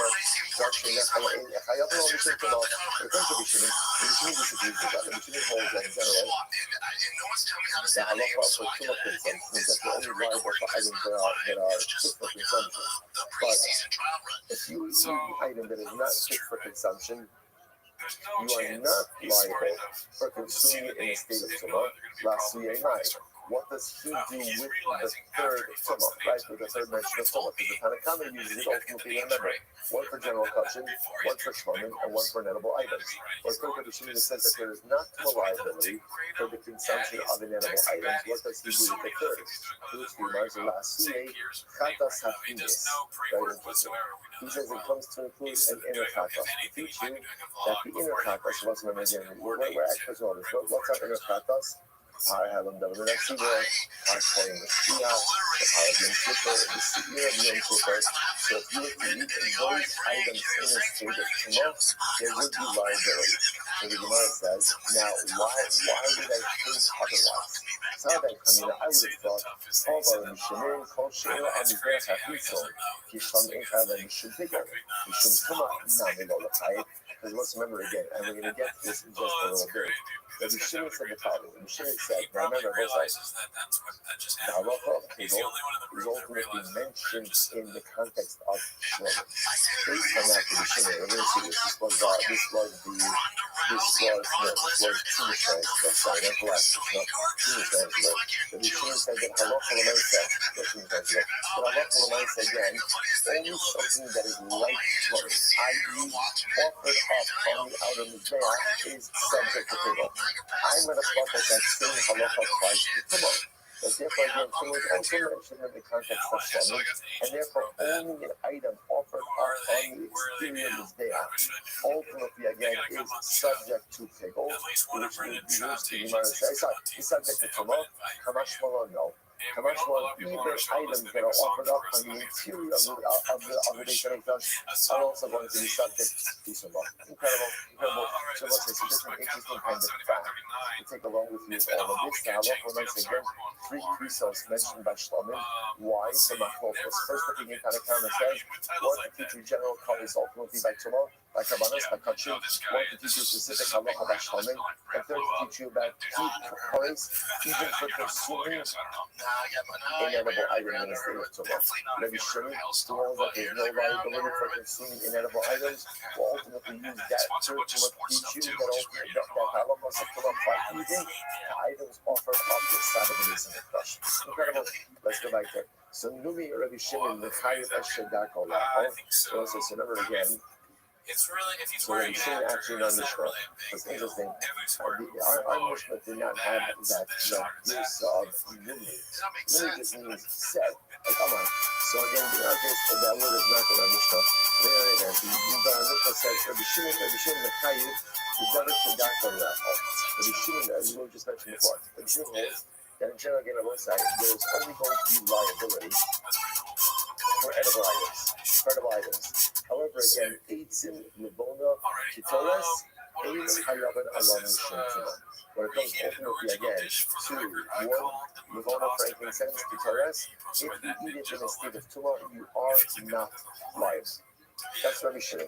Rabbi Shimon says, let's analyze Itmar, Rabbi Yochanan, Reish Lakish, Rabbi Elazar, Rabbi Yossi, Rabbi Chaya. I see where you're going with this. Okay, those are the last ones. The Gemara says as follows. So Rabbi Yochanan, Reish Lakish, Rabbi Elazar, and Rabbi Yossi. Chakin Hayazu, Chakin Hayazu. All right, so let's say, so again, these are four people mentioned. There's two pairs, right? So again, there's Rabbi Yochanan, Reish Lakish, that's one pair. Rabbi Elazar, Yossi, that's another pair. One person from each pair, right? Chak Avra Machlokas, Itzuma, Basar. So, Chak Avra Machlokas, Bishtimas Basar. So one says the Machlokas, Tanakama, and Rabbi Shimon is only in the case of Tumas Basar, where the sacrificial meat itself is covered. But Tumas Aguf, different how Imaloka. And ultimately, again, if we're talking about Tumas Aguf, like when the person ultimately again is coming, the person is coming, then we'll say Tumas Basar is the item is coming. That's what Machlokas is. Does it apply to genetical items? However, again, when it comes to Tumas Aguf, if the person is coming, everyone agrees that you don't get this for consuming inedible items. The Chagama, one group said, the Chagama, Timachlokas Bezu, Kakmachlokas Bezu. The other thing says, no, Halachah says just like there's Machlokas like Tumas Aguf, or Rashi said that Tumas Basar, there's also Machlokas Tumas Aguf. So in nighttime, what's the reason for this? Karina Beidan Basar Sheila Bachotane, since ultimately again we could apply the pasuk that the Basar Sheila Bachotane, Karina Bay, the Tumas Sa'alav, ultimately we're talking Tumas Sa'alav as well. The Tavini Masniaki, so this is not Tavini's version. The Kahana Masniaki, the Kahana had a different version. Kadme Hajuda, Kadme Hajuda. Again, everyone agrees also there are two pairs of Rabbanim, one from each pair siding with each other. Right? Umar says, Asefa. I've been lifting weights since I was 6 years old. One said, okay, these are my whole cases when you coming. How about the Tumas Basar? I call it Loka. But when it's Tumas Basar, everyone agrees that there's Malchus. The Chat Amakimas Lokas Bezu, Chat Machlokas Bezu. And the other thing is that no, there's Machlokas in both cases. Amarabba. Chat Machlokas Bezu, Chat Machlokas Bezu. Makes more sense to say according to the opinion that says that Machlokas is in most cases. Nighttime, or what's the reason? So you know the Mocharia is the Tumas Sa'alav, but the Mikvah itself, since you can't apply the Tumas Sa'alav, the Tumas Sa'alav in every case, Mocharia Day, Ta'basa Asher Yuda B'Chotane Lo Yochal. If you can't apply ultimately again the Tumas Sa'alav, you can't apply the sacrifice. That I V'Amar Na'Basa Melapos B'Tzimur. Now but the Basa said, the man said that the Habasa comes to include even inedible items, to which the Gemara says the post for the Alma. It means that they can become invalid. But not so that there's going to be liability. Okay, so listen, I just want to close out this sugya, which is a very important Rambam. So the Rambam says as follows. So the Rambam writes, this is in Halachos Psulim HaMufgashim, Parak Yefes Halachah Chavdalet. So there's a couple of these things in here. So what do we do about this inedible parts? Because this is actually very interesting. Is there Tumah liability? Is there Tumah liability for consumption of inedible consecrated items? So even sacrificial, right? This is sacrificial. The one is sacrificial. So the Tanakhama says is there's no liability ultimately again for inedible items. Actually, I take that back. The Tanakhama is not mechalik between edible and inedible. The Rishon is mechalik between edible and inedible. So what's halacha? The Rambam here is between halachona, והקטורס והאיסים אין חייבת עליהם קורס. When it comes to edible items, so again, the bone of the frankincense, ketoras, incense, bitzim, wood, all of these items. If you're not chayiv kares, pigol, nosal, pimasazot. So whether again they became pigol, not again these items can become pigol. They can become pigol. I mean, not really, not ketoras and not nosa because they don't have a matir, right? But pamaisa again, but pamaisa, well, you're not chayiv because of pigol, not chayiv because of nosa, not chayiv because of pimasazot. So therefore, again, if a person were to become and consume any of these items, ultimately, again, there is no liability. So ultimately, says that I'm on with Paskin like Rabbi Shimon and Rabbi Shas. Beautiful. They both say, great Mishnah. Now, we're fundamentally pivoting. Fundamentally pivoting. That's what life is all about, the power of the pivot. Up until now, we've always been focusing on things that undermine the effectiveness of Kabbalah. Now we're going to talk about positive intentions. Here we go. We're saying, Shisha, Zivarna, Adsarim, Hazerach, Nizbah. What do we have a carbon? One should have the following 6 things in mind. What should you have in mind? Number 1, the Shem Zerach. When offering up a shefting of Rabban, you should have explicit intent for what type of carbon are you offering. And once you know this is reminiscent of making a bracha. But the kids brings down, that when you make a bracha, at the time you say Baruch Hashem, you should know what the suffix of that bracha is going to be, right? Or like some of the person's holding a cup of liquid. You know, I'm going to drink this for sure. I don't quite know what's in it. Right? So Baruch Hashem, oh, that's right, right, you can't do that. Right now, you should know from the outset what it is that you are doing. So same thing by carbon, even before you share, right? At the time of Shmita, show explicitly what's the Shema Zebach. Right, next. So the Shisha is the Hayzeva. Mizbah, ultimately again, who it is being offered for. Right, who it is being offered for. Ultimately again, so you know, sorry, the Shisha Hayzeva. Sorry, the Shisha is Bar Mazerach Mizbah. Number 1, the Shem Zerach, the particular kind of cover. Number 2, the Shem Zoveach, for the person who it is being offered for. Because remember again, often a Kohen is doing this. So the Kohen should have in mind for the owner, L'Shem Hashem, right? L'Shem. L'Shem Hashem. Ultimately, for the sake of Hashem, we'll define what all these things mean. Next, L'Shem Ishim, for the sake of the fires of the Mizbeach. L'Shem Reach. Ultimately, again, for the sake of creating an aroma. L'Shem Nicola, for the sake of it being pleasing to Hashem. V'achatas v'asham L'Shem Chet. And chatas and asham ultimately, again, should be offered up for the purpose of rectifying sin, or for the purpose of the particular sin that is trying to be remedied. However, what Shabbat says, this is incredible. WLC says, even if you didn't have intention for any of these things, your carbon is still kosher. Why? Shavu T'nai Bezdin. Ultimately, again, because essentially, it's a stipulation of Bezdin. Now, what's the stipulation of Bezdin? Take a look at Rashi for just a moment. Rashi says, even someone who did not have this intention, ultimately also now with intention, specific intention for any of these items. But let's say a person didn't have specific intention. Now again, obviously I will say, non-specific intention means no negative intention, right? Because again, negative intentions can undermine the effectiveness of the carbon. But assuming a person just had stamdas, and no specific intention for anything, just one slave. So the halacha is the carbon is kosher. Why? Let's do this. Shoot trying to say, look at actually, sheesh katstan. Let's get rid of this. Chazal actually mandated that when you check the carbon, when you check the carbon, don't have anything in mind. Just have standas. Why? Let's get rid of the carbon. Histu bezdin below lema b'shmo from the asi l'mema shelo b'shmo. So this is wild. This is wild. Chazal essentially said to the Kohen, just have general dust. Don't have specific intent when you offer up the carbon. Right? Why? Because since the carbon is kosher with non-specific intent, now there are exceptions to this rule, right? But since the carbon generally is kosher with non-specific intent, therefore, better to offer it up with non-specific intent. Why? Because if you have the wrong intent, that actually undermines the carbon. So therefore, again, it's fascinating. Better to have non-specific intent. Das, therefore, according to everyone, the carbon is kosher, than to run the risk of having the wrong intent and undermine the carbon. Why? The Gemara says, Wow, Tank was a Because at the end of the day, remember again, who is the one ultimately who determines the das, right? The intent of the carbon. Remember, it's not the owner. Who is it? It is the Kohen who is offering that. Since it is the Kohen Mamish again who controls everything, this is incredible, right? The Mishnah says we would prefer you to have non-specific das, therefore you don't run the risk of undermining the effectiveness of the carbon. This to me is mind-blowing. This is absolutely mind-blowing because usually what the halacha is saying over here is we would rather institutionalize almost like a bidiyavad level. This way you know that everyone is getting it right across the board as opposed to telling you to do the hafila and ultimately run the risk of compromising the carbon. It's incredible. More about that. When the pasuk says Ola, says Gemara, the Shem Ola, it means ultimately the covenant should be offered up for the sake of an Ola. Rafuki the Shem Shtarim Delon. The teaching that Allah if you offer up an Ola for the sake of a Shtarim, that is ineffective. So Ola teaches me the covenant ultimately again should be offered up for its own designated purpose. I was like, the Gemara is just going ahead and really instructing this process. Next, Ishin.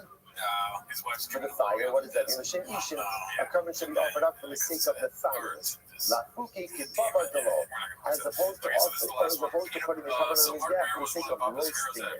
In other words, when the Kohen puts the carbon on his back, it should be done for the sake of putting it on the fires, as opposed to roasting the meat. Giving kavanah. Right, Rayak for the scent.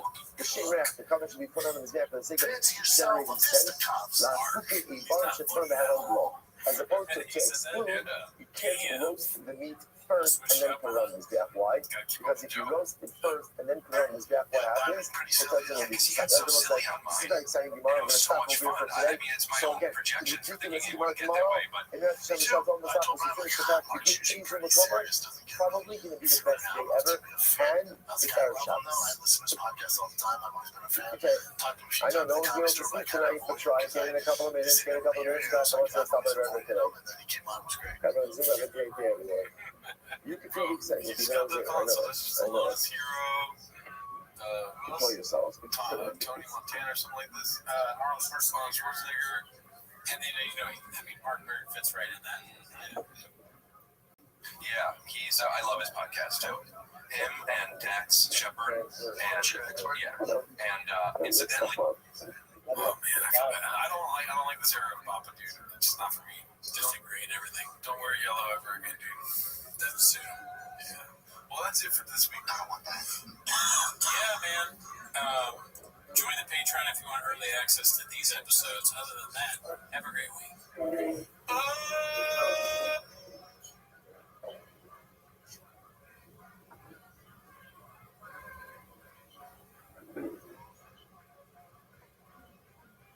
Good morning, everyone. Good morning. Let us begin by thanking all of our sponsors for this morning's thing. Our financial sponsors for the month are President Stephen Tyler Zinn, Father Albert Zinn, William C. Ben Klein, and Rafa. Our sleep experts at the Arrival know how to match you with a mattress that can help. And now at Mattress Firm, you can upgrade to a queen mattress in adjustable base for just $499.99. With great sleep you deserve, visit Mattress Firm. We make sleep easy. Restrictions apply. See store or website for details. Anonymous and exclusively similar Slobos. Listen, I know some bull. And the healthy mother and baby for Sarah and Miriam Bas Shalamas. Nano, as well as Ayala's and Steinberg and Sisbar, who usually do a stable.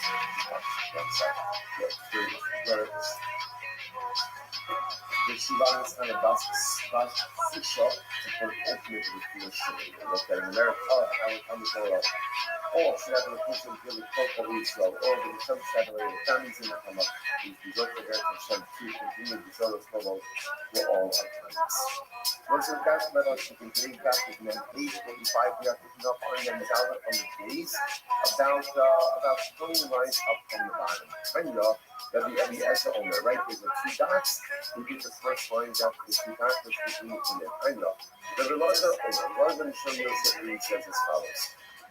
kind of the Lord is showing us that he knows the Dava Anasa Bukutsi. So at first, the Lord makes a little bit of a dramatic statement, which we then go into further defining the Gemara. So Pika the Dava Anasa Bukutsi. If you go ahead and you have a predicate intention, it's something that is done outside. Then we discuss what that means. Pika ultimately again, the item becomes Pika. The Dava Anasa Bukutsi, looking up, so we have not covered Pika with something that is done on the inside. Ultimately, it does not become a Pika. So the Gemara is inside. Ultimately, again, what does it say? How exactly does this actualize? How you only the person was standing outside, and outside in this context ultimately means in the Azara, or outside of the Kodesh, outside of the Kodesh, and in the Azara, in the courtyard of the Beit HaMikdash. Va'amar, and he said, the person is standing in the Azara, and he says, I hereby have in mind to go ahead and check, right, or check the carbon, and to sprinkle its blood in the maha, and to sprinkle its blood. Now, interestingly enough, actually points out over here, sprinkle its blood on the inner mizbeach, have in mind to do that tomorrow. That's the foot to his mother, so just understand. He's standing ultimately again outside in the Azara, and he has in mind to do something to his mother inside. Inside, standing in the Azara, has in mind to sprinkle the blood on the inner mizbeach tomorrow. In what halacha? What we go, ultimately again, he has not created people. Why? Why? Because he's standing outside and he has a machshava ultimately to do something on the inside. So that's what the Gemara says, but not speaking people. Similarly, verse 50, how you only begin, especially between the standing inside, in the Kodesh. Va'amar, Harim Maja Aminasa Hakir Emurim Yishbok Shirayim Machar. And he's doing that over on the inside of the Mishpah. And he has in mind to go ahead and see the family sacrificial blood, or to go ahead and pour out remnant blood, right, to the leftover blood. At the base of the there tomorrow. So again, he's standing inside of the base of the Mishpah and has in mind to do something outside of the base of the Mishpah tomorrow. That's what he mentioned. And what halacha? Lokiga. Ultimately, again, he has not created Kiga. Why? Shemachshava b'kim tidavar ha'na'aseh. Ultimately, again, because he has machshava b'kim, he has machshava ultimately again on the inside, standing on the inside, something that is going to be done on the outside. What you do here is the fact that you being downside of the water, and you know the roots that you if halacha l'maaseh, you are standing on the outside, and you have a machshava able to do something on the inside, not bigger. Standing on the inside, have a machshava to do something mano on the outside, that is not bigger. Or in other words, even before we get to the punchline, it seems to be what Rabbi Lazar is saying is in order to create pigel, you have to be situated, you have to be standing, and you have to have in mind that you have over in the same place. What's this mano in the same place? So the Gemara says, however. Oh yeah, we don't want to sleep on that, dude. So the Gemara says. I don't think they're here for tater tots, though, dude. Tater tots equals early. So the Gemara says, on the other hand. No, they're not, though. They're not here for this. They're here for the soundboard. Are you only put Ba'amar Hari Shokin Bishkov Shirayim Machar, Olahakti Murim Machar. But for example, let's say again the Kohen is standing on the outside, and he has in mind to go ahead. Standing on the outside, and he has in mind, he says, I'm shechting now with the intention to go ahead and pour out the shirayim, or to sacrifice the sacrificial parts outside of the prescribed time. So therefore, the machshava of the thought, as well as machshava the thought, as well as the actual action are occurring, or the intent to the action are occurring in the same place. Ultimately, again, the Gemara says, why? Because he's having the machshava to do something ultimately again outside, and he's situated on the outside. So says therefore that creates pickles. So it's a fascinating idea that ultimately again that the machshava has to take place in the same area where the ultimate pickle action is intending to take place as well. So therefore again, if you're standing on the outside in the Azara, and you have in mind to go ahead and burn the sacrificial part to pour out the remnant blood, Chutz's mano, that's pigel. But if you have the Machshavas pigel in a different geographic location where ultimately the Maisa pigel is going to occur, then that does not create pigel. Fascinating. Amr will say, which by the way, essentially what Gemara is saying like this, is that your intention and your actions ultimately again have to occur in the same area. Which is a fascinating look at Haskell as well, which is a lot of times there's a disconnect between what you think and what you do. We have the most beautiful intentions, the most beautiful goals, dreams, aspirations, shifas. There's only one problem, is that they don't materialize. I have this head and this heart full of all the wonderful things I want to accomplish and do, but they don't find expression in the way that I live and what I do and how I act. Sometimes we espouse beliefs. I believe in this, I believe in that. Wonderful, but it doesn't find expression in terms of how I behave and how I act. And you know what I'm saying over here? This isn't a negative, this is pigel. But in order for pigel to be effective, ultimately the machshava, the thought, and the action must occur in the same domain. And what is true for pigel is also true for life success. Your thoughts and your actions must occur in the same domain. It is not enough in life to walk around with the right intentions, goals, dreams, and aspirations. They're only meaningful ultimately if you bring them to fruition. Incredible. What's the pasuk? That supports this idea? So the Gemara says, Kashay Yuran Yishar Zeva Hashlamim. So the pasuk says that will be literally again, that will be separated out from the Shar Zeva Hashlamim. So the Gemara says, so ultimately, again, what are we learning out from the Shlamim? The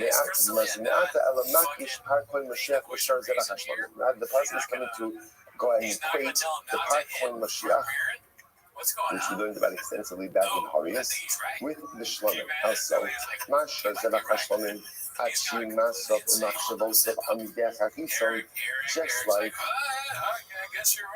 the Shlamim. Ultimately, we require both the actions as well as intentionality on the Mizbeach HaChison, the Adam Mizbeach.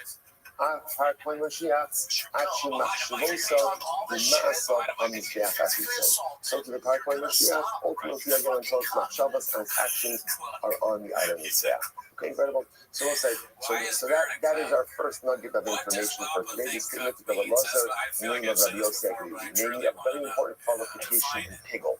In order for something to become pigel, ultimately, again, when the Kohen is having the Machshavas pigel, he must be geographically situated in the same area where the actual pigel action is going to unfold. So again, simple things. Kohen says, when doing Zrika,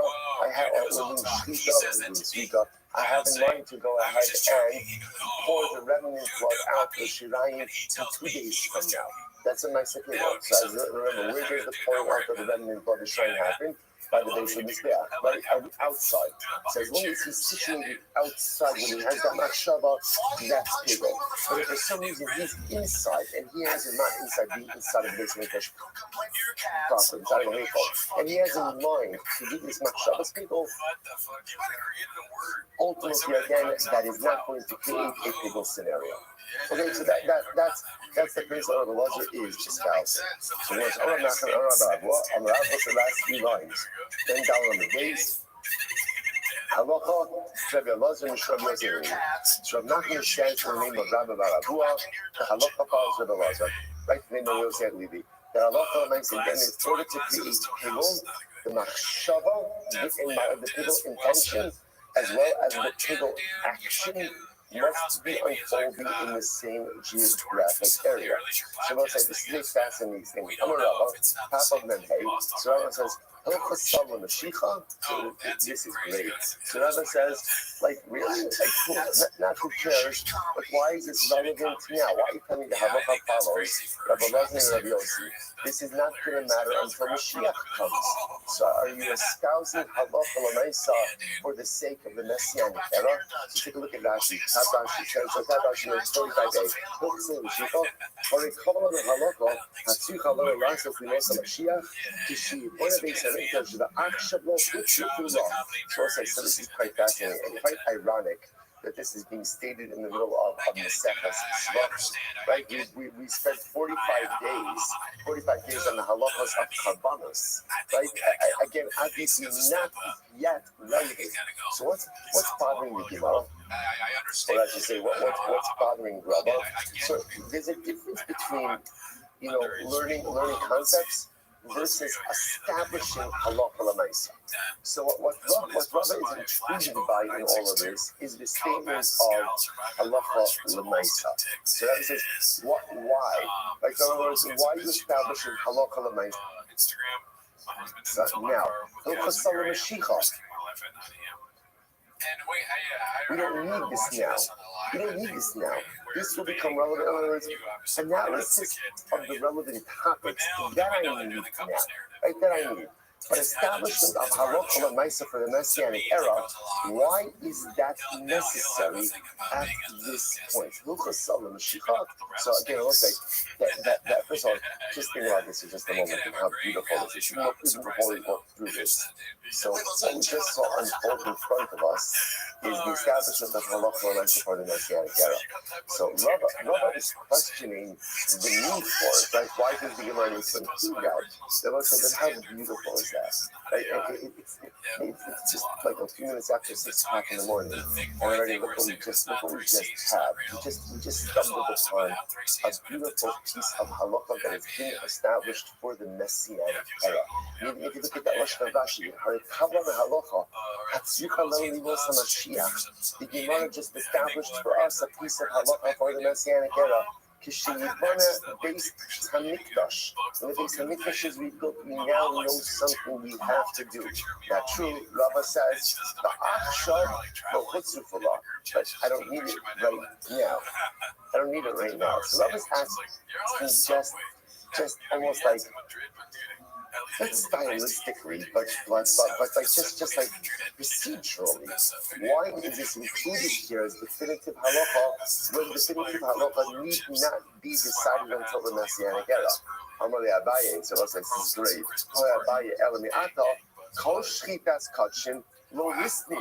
Sabai says, whoa. If that's the case, where have you been all in the second spot? Right, you're all in the second spot, and we've been dealing with all halachas that are only relevant when Mashiach comes. So maybe we shouldn't talk about any type of shchita. Let's talk about karbanos in general. To which the Gemara says, all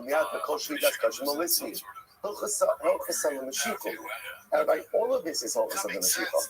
Which, by the way, just gives you also a new appreciation, ultimately, again, of what it is that we're doing. Because they're definitely engaging a little in the second smoking, and we think to ourselves, like, what am I doing? Right? Again, we're going through so much information, such a limited amount of time. In general, that's the challenge of Dr.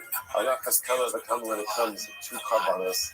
Like the attention, the ability to understand is sometimes feels so limited. So let's say just understand that when you have this supposed to learn the Sechas Svachim, you're living in the Messianic era. You're living in the Moshe Mashiach. And let's say somebody said to you, you can live in the Moshe Mashiach for 55 minutes a day, but you're going to have no idea what's going on. Would you take it? If you take it, like, imagine for a moment that you can live in the Moshe Mashiach for 55 minutes a day, but you're not going to understand the language that the people that around you are talking. Would you take it? Or would you take it? I don't need to understand, just put me there. So just understand that when you learn these Mesechus and when you learn these Inyanim, we have the supposed to live in the Messianic era every single word, every single moment. And in Yichus Gedola Mizrach, to live in the most Mashiach, even if just for a little bit, an hour, is the greatest privilege in the world. So Rabbi said back to Rabbi, all of this is Yichus of the Mashiach. So maybe don't mention it at all. Allah, so if I give you a Allah, Drosh the Kabbalah Star, Hachanan Drosh the Kabbalah Star. So maybe the answer just is never saying sometimes you do things because it's the right thing to do. Right? Sometimes you do things because it's a beautiful thing to do. See, right?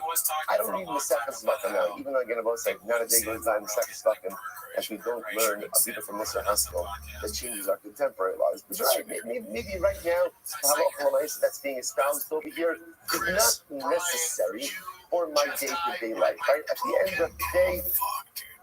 end of the day, there's nothing here halacha l'maisa that I can apply. Drosh the Kabbalah Star. Learn it.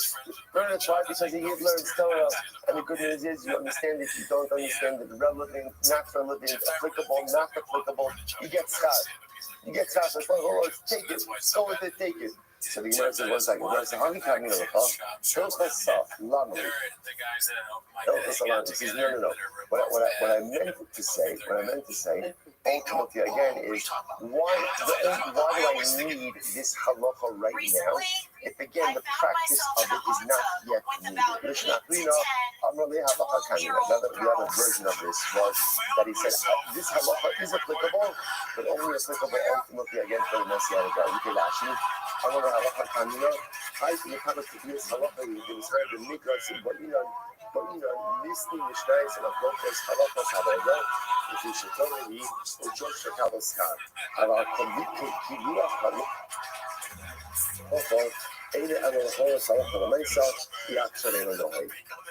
So there was the other version of this ultimately again was Rava, a definitive statement. Right now, we don't need this for the establishment of halacha.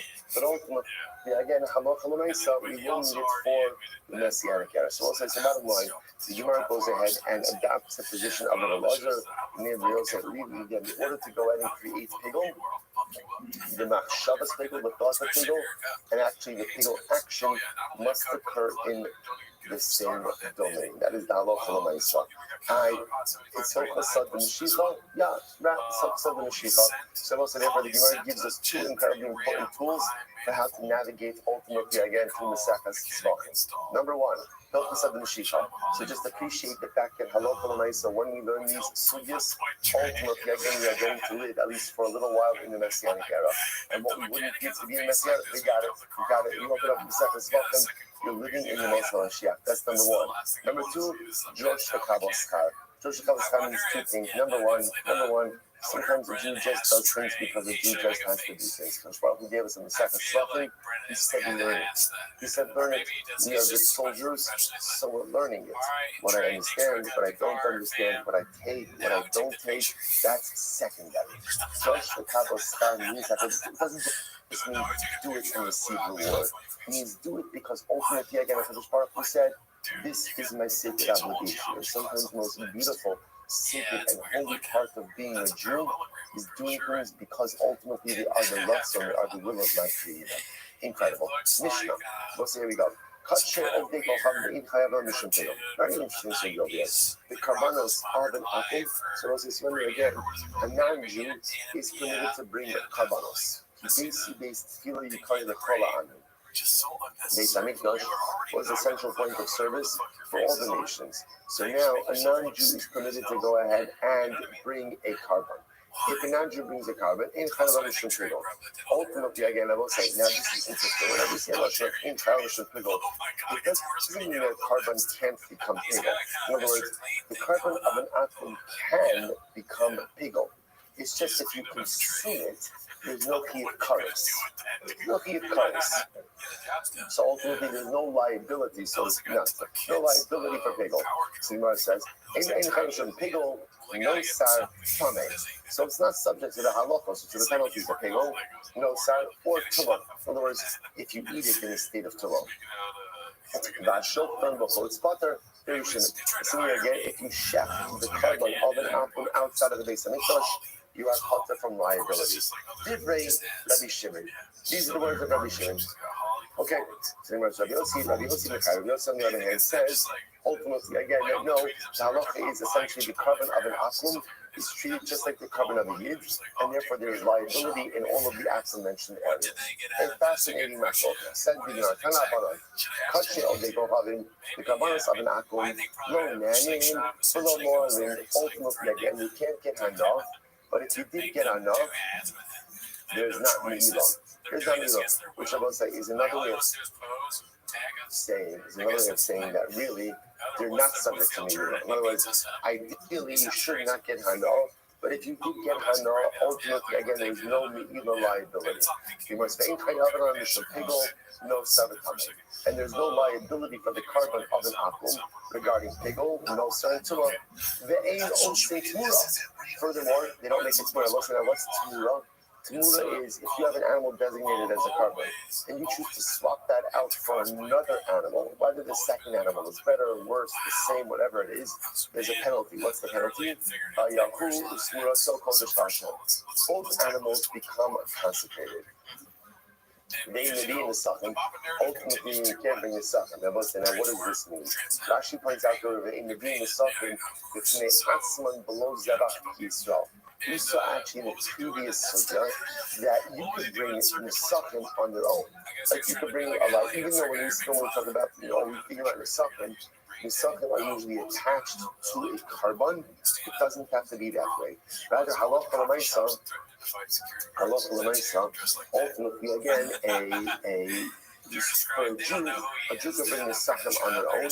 But apparently the Gemara says an akim cannot. They may be in a sachem. About karbanon, ta'ol is other Rishon. But if an akim is bringing a carbon, then carbon may require, depending on the type, may require nisachim. So you can't bring nisachim on their own, but if it's the type of carbon that we normally want for nisachim, then he brings nisachim. Good. That's what we should. And you ask Amar Yossi, I must say, by the way, Sim Rabbi Shimon as the Mishnah, which indicates to us that a lot of the details that apply to a Jew's carbon do not apply to an Akum's carbon. Rabbi Yossi says, no, I need a kulon mahachmir. Rabbi Yossi says the truth is, I really think we should be machmir, which essentially means we should really treat the carbon of an Akum just like the carbon of a Jew. Ultimately, and why? Because by carbonos it says Lashem. In other words, what Rabbi Yossi is really looking at is it's not as much a detail and who is bringing it, rather what? Who is it being brought to or brought for? It's being brought to HaKadosh Baruch Hu. So it's being brought to HaKadosh Baruch Hu. Why would the details be any different? Therefore, again, Rabbi Yossi says, in reality, I think we should be marking on these details, even for the carbon brought by an akum. Shneimar Hashem. Remember, when is that so? For Kachim Mizbeach. So when is this? So ultimately, again, by Kachim Mizbeach. However, again, which means carbonos offered up on the Mizbeach. But ultimately, again, when it comes to Kachim Mizbeach, now, what does Kache Bedek Habayis mean? So Bedek Habayis usually means items that don't have physical sanctity, but rather have monetary sanctity. Again, when it comes to items that have monetary sanctity, ultimately, again, they are subject to Megillah. Now, it actually points out over here, more than both, will come on the Feinstein. Later on, we'll see exactly what this is. Okay, so now, what the Gemara just quoted over here was in Brisa. Now, what we're going to do is dissect this right. So here we go. So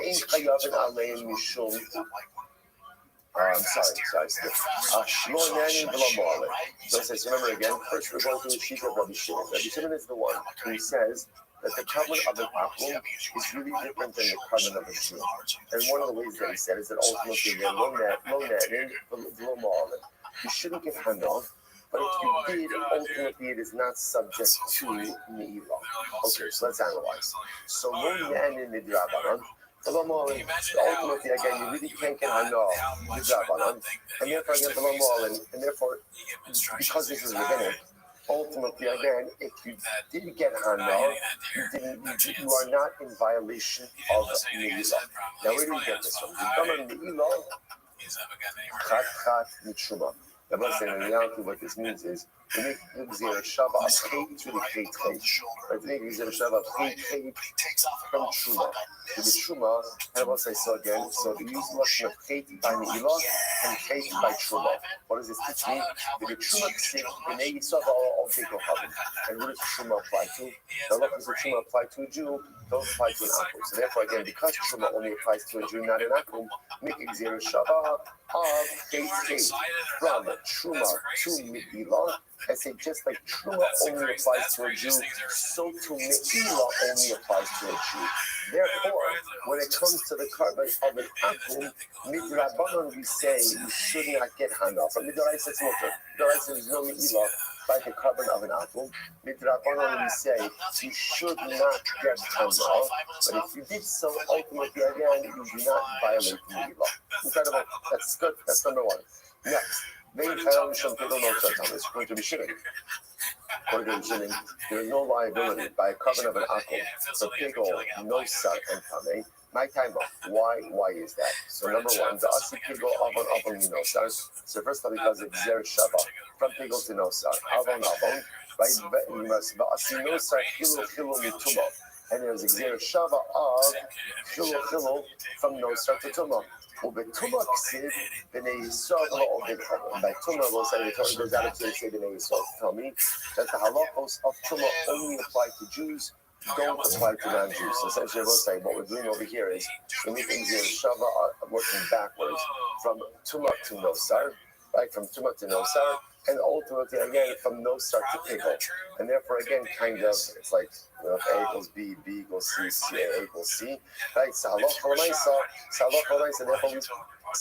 that therefore there's no pickle, there's no nosar, because there's no tuma, ultimately again by an akum. Incredible. Next, Renos and Tmura. So again, by the carbon of an akum, there's no Tmura. My time, what's the reason? There is Tmura l'mais behema. So ultimately, again, because Tmura is compared to Meiser behema, or Meiser behema is ish l'meiser dagan, and Meiser behema is compared to Meiser from literally from grain. From grain, or Meiser dagan ksiv b'nei Yisrael v'lo oltei kohabim. By Meiser dagan, it says b'nei Yisrael, which Meiser dagan again, Meiser from grain only applies to Jews, doesn't apply to non-Jews, and essentially we apply that all the way back. But to which the Gemara says about all of these things, if you never have lamed behekesh, chosum lamed behekesh, Sarah said, listen, it's actually very interesting because essentially what we're doing over here is we're creating a comparison, like we're learning something out from the comparison, and then learning something out from that learned item. Right? So, for example, over here, just to give this example over here, the Gemara says, right, we're saying that Meiser Dagan, right, grain Meiser, says B'nai Yisrael. Then we're learning out Meiser Behema, ultimately again from Meiser Dagan, because it's compared. And then we're comparing Tmura to Meiser Behema.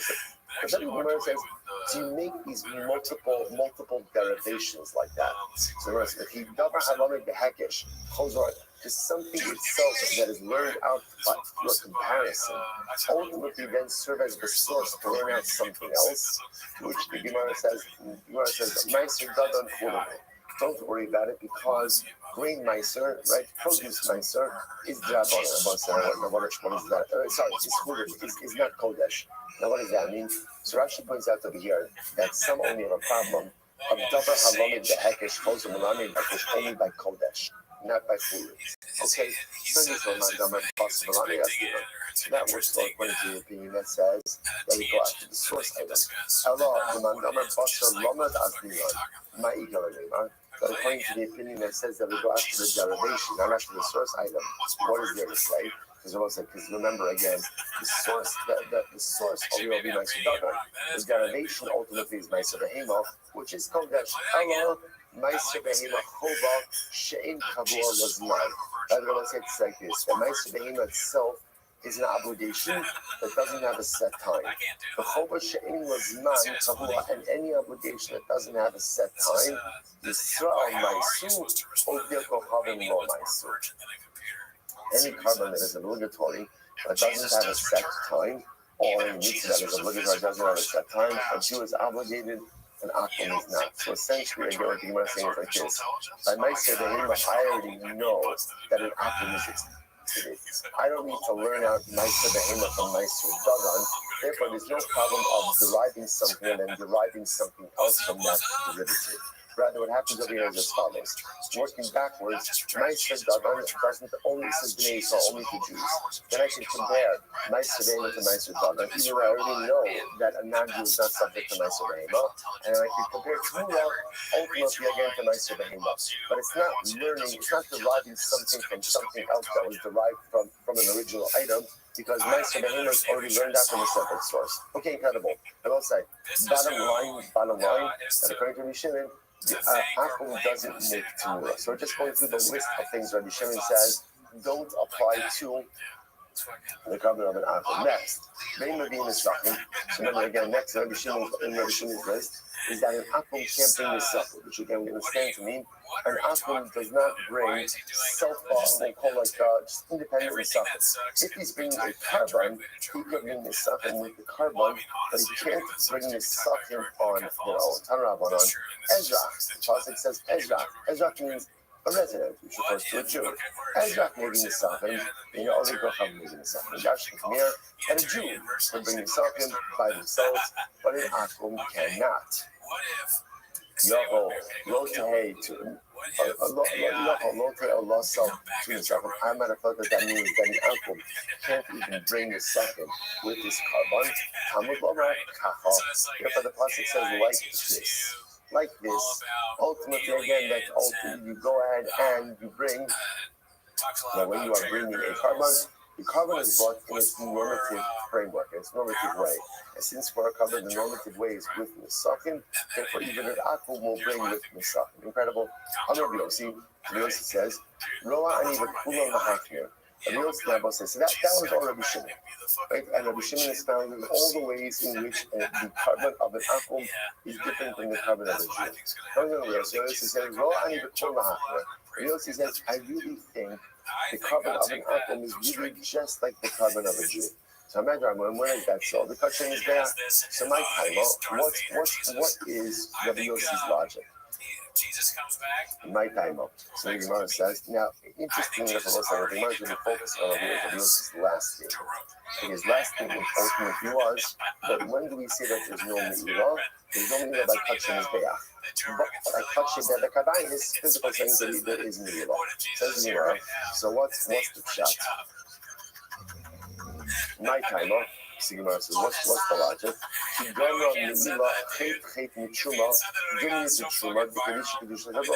I said, going back, because ultimately, again, when you look in Zero Shabbat, from Me'ila to Truma, so ultimately, again, it's comparable to Truma. What's unique about Truma? Because Kedushas Aguf, Truma has physical sanctity, about Kedushas Bedek Habayim is Kedushas Damim low. So what's this? Remember, going back, Rabbi Yossi uses Rabbi Shimon's own limit. Rabbi Shimon makes Zero Shabbat, of ultimately, again, from the Me'ila to Truma. Now remember again, Rabbi Shimon used it to say that just like a Jew is only Truma is only shaykh to a Jew, so to Me'ila is only shaykh to a Jew. Rabbi Yossi uses it a little bit differently, and he says just like Truma has as kedusha, as both actual as physical sanctity has, right? So again, Me'ila only applies to items that have Me'ila doesn't apply to items. Me'ila will only apply to items ultimately again that have Kedushas Damim. Incredible. So again, give me the truth of the Kedushas about Kedushas Bedek Habayis, the Kedushas Damim low. So once it's turned up on Dan Shinitma Bezak the Shogeg. So what we do in this case? Say if you have blood that became tummy, and you accidentally did the blood application. So let's say it's actually reminiscent. We had this a little bit. Remember we referenced this subject before already. That if you have things that are not really fit to go on in his back, but you did it anyway, what happens? Here we go. So the Gemara says, so talk about a dancing nitma, this is to be shown. You have done that became tamei, therefore should not have been applied to the mizbeach. But it was. You did it be shown. What's the halacha? Ultimately it works. It works on the days. The mazid lo works. If you did it the mazid, you did it intentionally, it does not work. Christianity is real because people are nice. That was the shot. If you think we can actually talk about it on the days, the mazid lo works. Can also do that one. It's knas. Religious podcast. Knas. I think it's a Right, the rabbis penalized you. So why is he? ולא שיביא אחת אם קימינצו בייזים, מתן לקר דיימן, או לחבי פודו נעזור, ולא להורצה להטי בסר לאכילו, אבל ביימן נזכרתם, actually that's very interesting over there. So let's say, so watch this case. Like Cohen checked it, and for whatever reason, the blood became unfit. So obviously, it should not be applied to his death.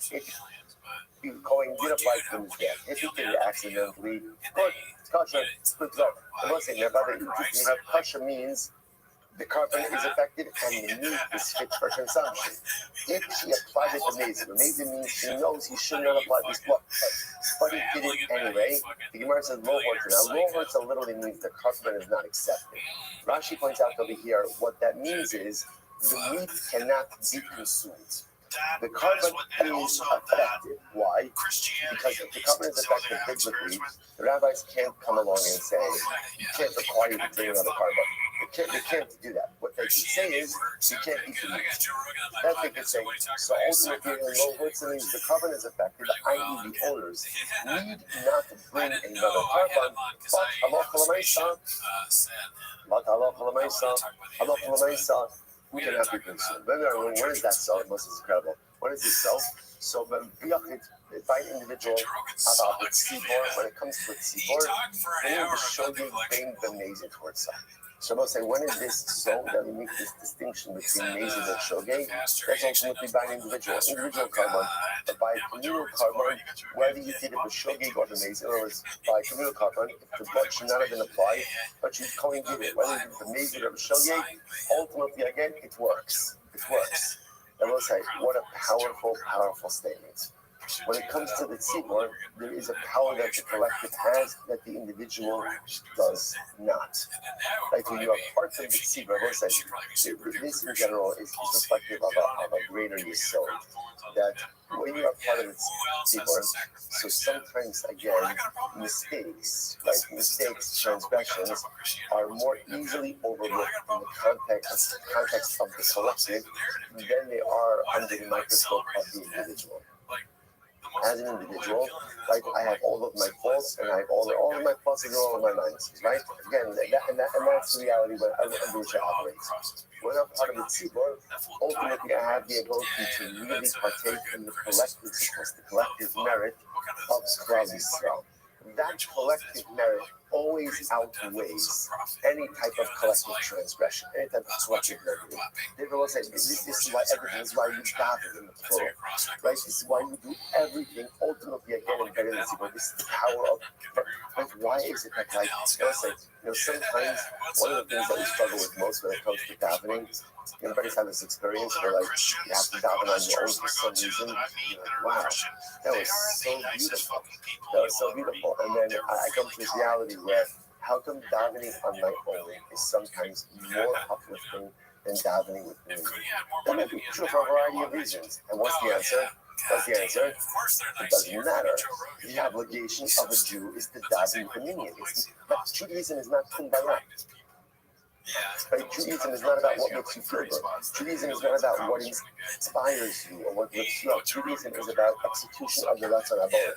And Judaism is about understanding that there are certain things that work in a more powerful way, even if you don't feel it as acutely.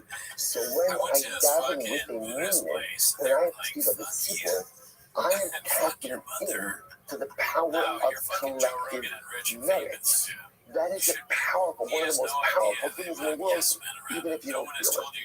Right? There are things that happen, even if you don't feel it. So when I daven with the meaning, even though, again, maybe I didn't daven with kavanah, but maybe I just zip through everything. Maybe the only way I even remember that I daven is because of the marks on my arm. Right? But there's been absolutely no residual impact of this. The fact that I daven in the context of the collective allows me to tap into the merits of the collective, independent of what I feel or not. That's the power of being part of community. That's the power of being part of community. And this is why you see this in general.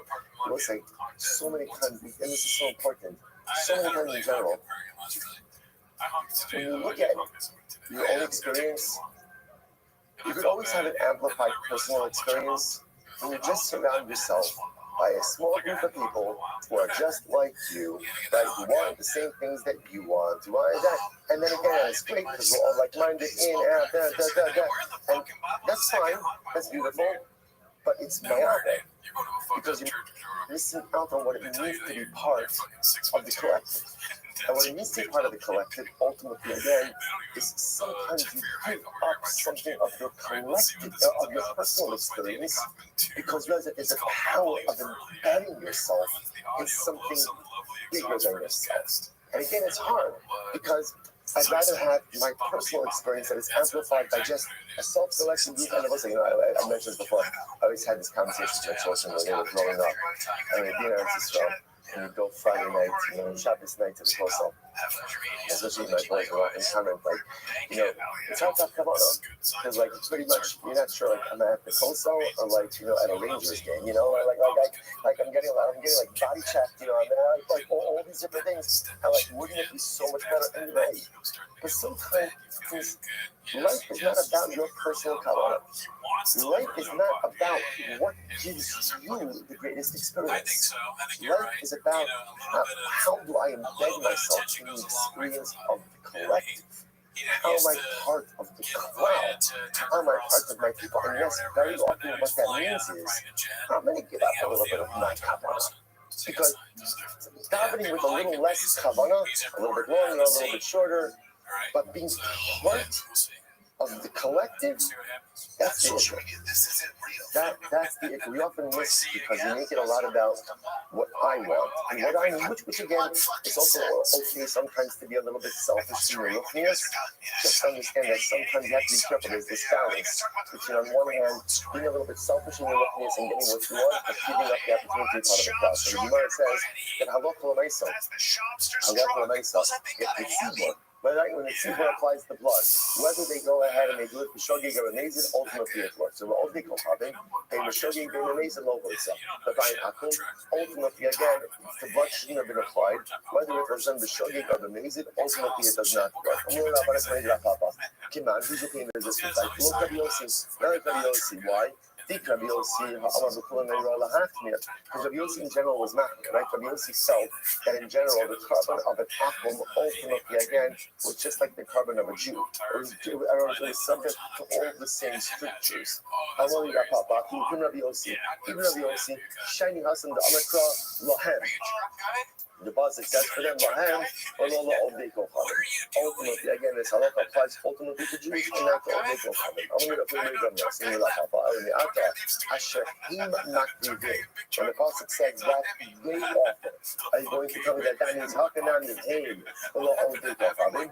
Ultimately, again, someone says that's Tumah. So would you say that the halachos of Tumah only apply to Jews and not to non-Jews by Karbanos? So I'm saying, again, Rabbi Yossi holds that Tumah applies to Karbanos of non-Jews as well.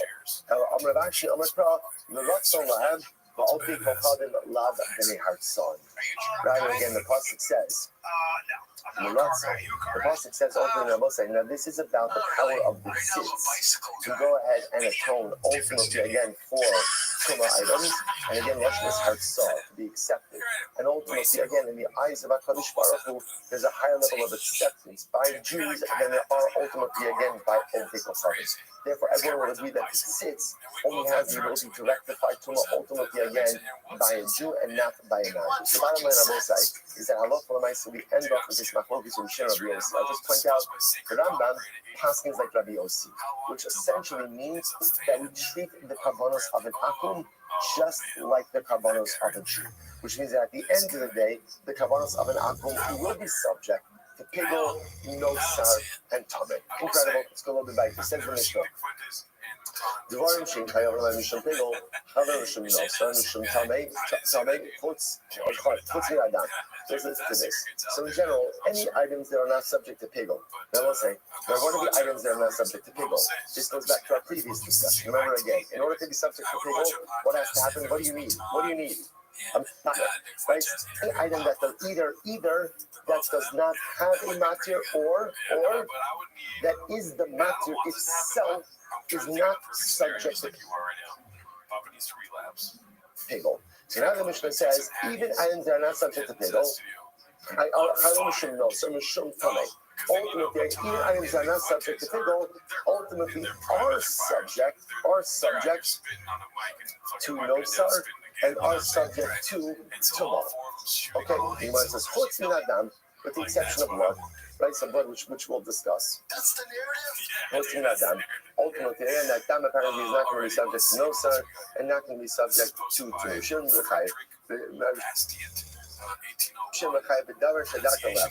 the Shimon says ultimately again there is liability. There is liability ultimately again for these items of anything that is normally consumed. But ultimately again, eating wood, lavona frankincense, Ketoris incense, one is not chayiv ultimately again because of tumah on these items. These are items that cannot be consumed. Now they say, now how exactly to understand that last statement in your session? Because remember, the Shimon says essentially you're chayiv for pigol, nosar, tumah. Well, yeah, for anything that could be consumed, right? Ultimately, again, then the Mishnah says, but eating lavona ketores, you're not chayiv mishum tumah. How exactly to reconcile those two statements? We'll see in the Gemara. Good. Tanabaran, yochol lo yuchayav mishum tumah, ela adav shishlo makivin. Name the other name of this gap. The most is very interesting. So remember again, as we said by pigol, halacha by pigol is you're only subject to pigol if you have a matir. I might have thought that the same halacha should apply by tumah. And maybe an object, right? Something is only subject to the halachos of tumah if what? If it has a matir, whether that is a matir through human consumption or a matir through mizbeach consumption, I would have thought that. But they will. It's a good. You can make a kavachomer. Umat pigol should be kviya. Or be a dia achos. We'll stop over here for today. We'll pick up in Yom Hashem with this kavachomer tomorrow. And Yom Hashem short up tomorrow, so we're good. We're going to on a tangent today. Reshkech, everyone. Wonderful day. Now remember, unless you forget, is original most. Last line. He's putting on a clinic right Yeah, now. He's the Babe Ruth of this, of saying things wrong. So Rashi says that. Yeah, I mentioned it. The only point. There's a blimp on the radar. Brush your eyes, dry your teeth. Never heard of it. I'm not Mr. Whole Foods. Yeah, he's Will Chamberlain putting up 100 right now, dude. Oh, yeah. What's up, fam? If you enjoyed the Patreon, this would be a good reason. And me just shot a little over you. Shot all over you. What does that mean? Come shots. Over you. All right, so I said good morning. Good morning. Let us begin. Begin by taking all of our responses for this morning shake the thing. Our commentary sponsors for the month of Teshuvah. Stephen Perry Zinn, the loving memory of Steve's father Albert Zinn, Bunyan Tzvi Van Train Support of Rafa, on the occasion of his 20th birthday. We can learn sponsors, the friends of Gitzi and Yankee Staten, remembered by the mother Papa Stat, Kaya Staten Support of Rafa, and Shana Habialiyah, and the family of Ada. Especially dedicated our learning. All of those who are here, result in your strength to have one together with Cold and Sharp and Cross and Shemir Session continues to shout the soul still. Rockets Shuas in the comments and Shalom upon all of Christ's stuff. What we got let us do a lot to do today. Today's got the $44. We are picking up on the Gimel of the days. 43B. It's okay, we'll just actually take out from the start. That's 13, 13 lines up from the bottom. 13 lines up from the bottom, other level. So again, middle of the line. This is actually kind of just in the middle of a sentence, but again, level begins a full stop, so let's just be here. Other level. Any pasuk that the Yitzchak Rabini did not explain, the Chol Masnisa the Rav Ziri, or any Brisa that Rav Ziri didn't explain, Lo Mefarsha, ultimately again has not been explained well. So first of all, what a comment. What a saying, the only person who really knows how to explain the pasuk is Rav Yitzchak Rabini, and the only person who knows how to explain Brisa is Rav Ziri. So how can Rav Yitzchak Rabini? Because what Rabbi Sabbath say? Now, remember again, the context over here was the pasuk of V'hanefesh asher tokah b'asar mizebach hashlamim asher laHashem b'tuma so alav. If a person will eat from kosher, b'tuma so alav. Remember, yes, we had my focus of b'tuma so alav. What does that refer to? Is that saying that the person is coming, or ultimately again that the meat is coming? We had that in our focus. So again, in this context, that's why this is being brought up. So therefore, these are about being said, and these two letters are said, and so on the run through this for just a bit. Because all of us, that's what we gave up. We see the Lashon gave up. Lashon is up at the answer. The two of us are because we got there. Since the person opens up, Lashon, a feminine Lashon, and a feminine Lashon, and it has the Zohar in the middle, a masculine in the middle. It must be referring ultimately again to Tumas Haguf. So remember again, that's here for us because remember we saw four different opinions all pointing in the same direction that the pasuk is referring to Tumas Haguf. The pasuk is referring ultimately against a person who is Tamei who consumes sacrificial or kodesh meat, not the actual sacrificial meat that is. Okay, fine. So that's the example of a pasuk that the Yisad Ba'adini Darsh must be such. What's an example of a brayso that was interpreted by Ramzi Eden? Must be such the Sanyo in Ne'amu Karos, not a Ne'amu Chaviros, in Ne'amu Chaviros, not a Ne'amu Karos. Okay, so we'll see what this is referring to in just a moment, or literally translated. If the Torah goes out of its way to mention that there were lenient items, then why do you need to mention the more stringent items? And if you mention the more stringent items, why mention the lenient items? Now, what exactly is this referring to? If you take a look at Rashi, Rashi is about 10 lines up in the bottom. And Kalos, Ne'in Akivas Kachim, the Tumas Haguf, Shmi, B'Taras Konim, the Kohen Farish, Va'azil, Mekos Mekamulos. So the context here is actually talking about the situation of a person who eats kachim when ritually impure. So I Tumas Haguf, I am tempted and I eat kachim. Now we don't know what kalos or hamulos are referring to. We'll have to see that in just a little bit. So first, the Bible looks to in them are kalos or hamulos. If the Torah just said the kalos and not the hamulos, and we see Omer ala kalos ala hamulos benisa, I would have said, trying to get about that. Right now, we have no idea what kalos and hamulos mean. So we'll just go with it for a little bit now and fill in the blanks a little bit later. Everyone would just said the kalos and hamulos. The more lenient ones, the more stringent ones, and you see Omer ala kalos on the more lenient ones, there's a lot. Hamulos, benisa, and on the more summer ones, ultimately, again, there's a death penalty. Okay? The kachim and hamulos, therefore, the Torah says hamulos to teach you that even for hamulos, ultimately, again, it's quote unquote only a lot and not a few of nisa. Again, if this doesn't make sense, it's not because you're missing something. It's because we have no idea what kalos and hamulos are referring to.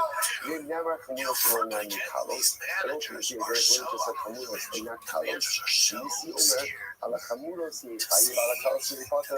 I would have found the hamulos yichayiv and the kalos yichata. Kach ne'emar kalos.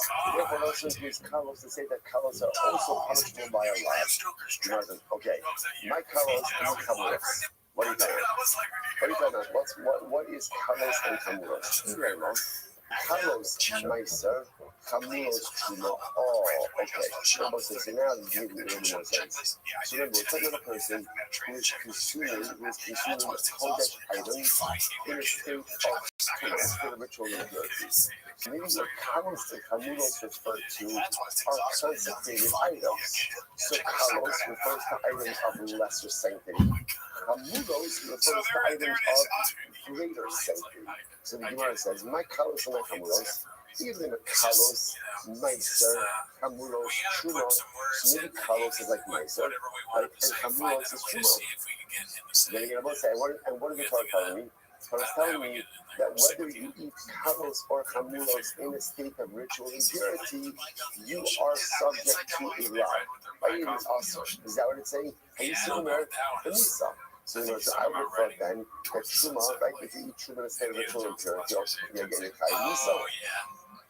See, one second. Hashtag Nisa. You are Chai. Nisa. If you go ahead and you eat, truma in a state of truma, ultimately again, you are Chai Nisa. So, he alone now, I used to own the Nisa, guy of me at the university. Something like it was like, right back then, Carlos, you would have said that Nisa. Ultimately, that couldn't be why you learn something out from A, you learn out B from A. So the scope of E is limited by the parameters of A. Hello, Carlos Tumas Cheras, Camulos Tumas News. Rather, Carlos must refer to his losses, so that the word switches gears. Carlos and Camulos doesn't refer to consecrated items. What is Carlos and Camulos refer to? Different levels of Tuma. Right, so we're switching. So rather, what is Carlos mean? Carlos means a relatively, we'll call it low form of Tuma. For example, Tumas Cheras. Person touches a dead body. Camulos refers to Tumas News. Ritual is making from contact with the corpse. So the word is denied. Now that's fine, but what type of item are you consuming? Right, so now what the Gemara is telling you is that whether or not you have a high form of Tuma or a lower form of Tuma, ultimately there's a prohibition to go and consume consecrated items. But the child is now, what do you consume? What are you consuming? Overnight. Even Shuma, if we're talking about Shuma, Nisa. So let's remember again, consumption of Shuma in a state of ritual impurity, no matter what level of ritual impurity you're talking about Nisa, the Sun, the Kast, and then Yuchamilos Balad, Habamisi. Furthermore, the Raisa said that even Chamilos are Balad, but that's not true. Shuma's consumption in a state of Shuma, no matter what the state of Shuma is talking about Nisa, which was scripture and disease. And if we're talking about again a person who's coming to consume mice, the top of them, 44a, in Namu Hamulos, and you see Omar Hamulos to Nisa, and then what the Bryce said before, and when I state the Hamulos, I would have said the Hamulos of the Nisa, oh, Maha, Tumas Sheretz Kaasya, isn't being learned out from Tumas Sheretz, it's Dayo Lagomina Genius Tundam. And again, what you just said before, Dayo means whenever you learn out D from A, so again, the scope of D is limited by the parameters of A. So therefore, again, if you're learning out from Tumas Sheretz, that means it's limited by the parameters of Sheretz, which is subject to a lot of Nisa. So Ziri says like this. From the zero, listen, remember again, why we do this? Because Rava came along and said that any brisa that is not explained by Rav Ziri, ultimately you can't understand it. So here we have quite an enigmatic brisa, and meanwhile again, who's about to save the day? Ziri. That has nothing to do with our topic at hand. It's only being brought up because you can remember, Rava said any pasuk that's not interpreted by a Risa, by a you're not going to understand. And we needed that pasuk because that pasuk taught us about the idea that it's that remember again, the pasuk in Vayikra is talking about Tumas Haguf and not Tumas Hakarban. And then he also made a corollary statement, which is any brisa not interpreted by Rav Ziri, no one knows what it's talking about. So then you might bring an example of this, that's why this is here. I'm Ziri, so Ziri comes along and he says like this. Guys, here's what it means. Carlos, Tumas Sheretz, Camulos, Tumas Neus. Similarity, when the brisa talks about Carlos and Camulos, it's talking about Tuma, at least in the Shema. So I'm a $11 44A, 4 lines down from the top. So it's usually like this. Carlos means relatively lower level of Tuma, i.e. Tumas Sheretz. Fine. Camulos is Tumas Neus. Good. Well, what does the Bible need to say? This is fascinating. Tumas Sheretz, V'ne'emar Meiser, Uchuma lo ne'emra. I've heard friends of shop be like, oh, I Right, I'm sorry, Uchuma. So let's say, for example, had, the Torah just taught me, the halacha is that if you're coming to Mount Sheretz, and then you're told me that if you're coming to Mount Sheretz and you consume Meiser and Shuma, so lo ne'emra Tumas Neus. And there is no mention of Tumas Neus at all. So what we're going to be telling you is that halacha l'meisa, if you have Tumas Sheretz and you consume Shuma or Meiser, you get exponential by Allah. Hayisi Omer, Halos ala Halos balav, la'ala Hamut b'nisa. I would have thought like this. If it's Kal al Kal, or for example, Kal al Kal, Tumas Sheretz on Meiser. Like Tumas Sheretz consuming Meiser. That would be an example of a lower form of Tuma. Ultimately, again, for a lower form of consecrated item, I would have said ultimately again, that's controlled by Allah. Barachamulos Benisa. But ultimately, again, if you have Kalos al Chamulos, which is, for example, let's say a lower form of Tumah, ultimately, again, on a higher form of concentration like Tumah, then we Nisa. When we become al Chamulos Benisa, there's almost like, the Russian is very interesting. They'll say, what is Kalos al Chamulos? So the first word refers to the level of Tumah. The second term ultimately again refers to the consecrated item. So Kalos al Chamulos means lowest form of Tumah, which is Tumas Sheretz, on higher form of Kedusha, which means Truma. So I would have said again, the Kalos al Chamulos means so based on this again, so therefore I would have thought initially that Kalos al Kalos, Tumas Sheretz, on Meiser, ultimately functional by Allah. And if I extrapolate from that, then ultimately again, Kalos al Chamulos is the Nisa. But ultimately again, Tumas Sheretz by Truma would be Chayiv Nisa. If that's the case, Chamulos Nami al Kalos Nisa. I would have thought therefore also what? Therefore Allah saw Chamulos on Kalos. That's an example of Chamulos al Kalos. Tumas Meis on Meiser. Tumas Meis on Meiser, which is again will come from the Tumah. But a lot of the consecrated items are also in Misa. The Kartna and not from those. Therefore, so there's got to be some ultimate again to go ahead and and therefore, I will say, Allah is teaching me that if there's Tumas Meis, ultimately again, we eat Meiser only Chayiv Malchus.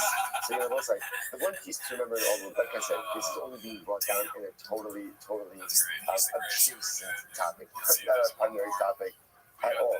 Just a couple of interesting facts that do come out of it. So first of all, Truma consumption in the state of Tumah is always going to be Chayiv Nisa. Like that's a possibility. Like if you eat Truma in the state of Tumah, and again, it seems to be irrelevant of the state of Tumah. Tumah is talking about biblical Tumah, not rabbinic Tumah.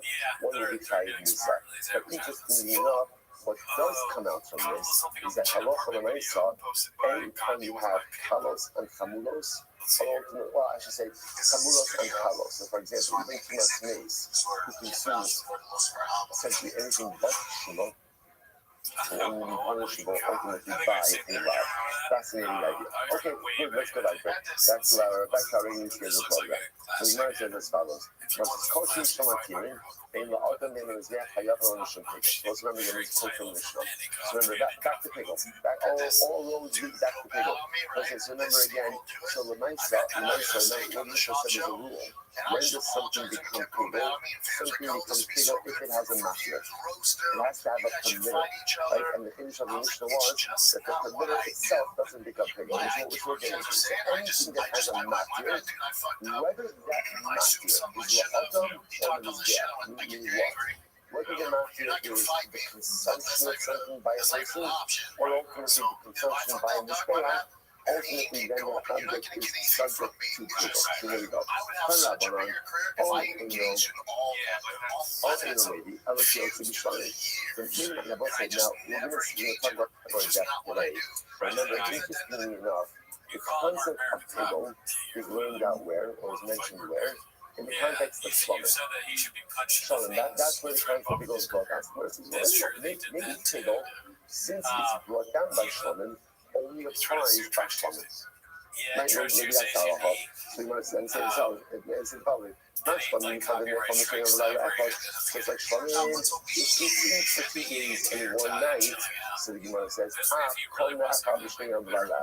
so to maybe pickle only applies to anything that is consumed for 2 days in one night. Maybe that's probably what here. As opposed to saying that if something has a permitter, ultimately it's subject to Shlomo. Maybe just halacha is Jewish, just like Shlomo, 2 days in one night. So to halacha, any item consumed 2 days in one night, it's subject to Shlomo. Because it's not coming on and another thing is something that is consumed for 1 day and 1 night is also subject to payment. sounds like he's saying. Mibasar, cautious uniting in alcohol. So, okay, so again, now what is so Mibasar says from his flesh, which tells me that anything whose remnants are consumed, subject to pickle, that's fine. But all the change here and Nepal 9, how do I Olos that has no, so to speak, residual that is consumed, like as an Olos fully consumed in his bear? How do I know that that's subject to pickle? Amalomar Zebach. The pasuk says Zebach, which really comes to include any carbon. How do I know that ultimately against even opals, burnt offerings, knuckles, new offerings, to the point that even again, the love of oil from the Torah, about those midrash more in depth today as well. Remember, for the Torah, there's an oil application, right? A blood application on him, an oil application. How do I know that the law of the pickle even apply to that load of oil? Ultimately, because the Bible says that the consecration indicates to us any sacrificial consecrated item is going to be subject to pickle. But us in no sign. And ultimately, no sign burned out.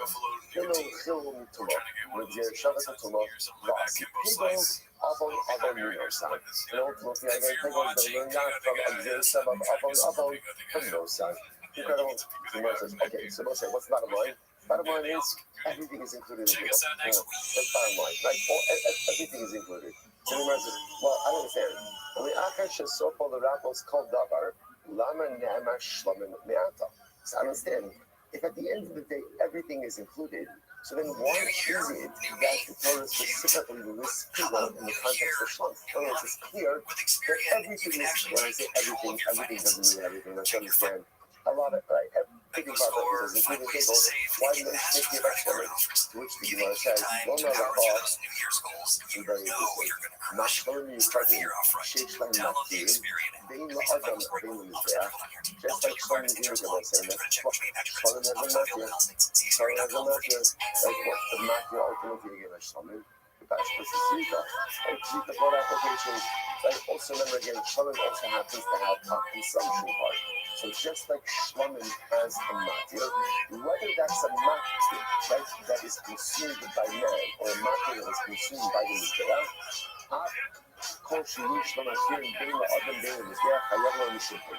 ultimately, therefore, anything else that has a matir, whether that's a matir because it's consumed by the Mizbeach or consumed by man, is subject to people. So nevertheless, like fascinating. So therefore, it turns out that the Torah goes out of its way to discuss the concept of people, ultimately in the context of Shlomim, to teach me this one yesod. Just like Shlomim has a matir, so too, again, people requires a matir. That's it. Beautiful. Says the Gemara. And now we just made it a little more. So now this is what the Gemara quotes. I already said this thing. The Gemara's quoting a Bryson now, but the Bryson sound almost exactly like our Mishnah. All of them are matir, so always back all of the comments. So for example, this is some examples of matir, primitters. For example, by an Ola, when you sprinkle the blood, you usually go, that allows the meat to be offered up on his back, and the hide becomes connected to the Kohanim. Ola Saos, which is a bird Ola, Gama matir is showing his back, so again, the application of the blood. And let's remember, I think I mentioned this yesterday, and we're going to talk about this.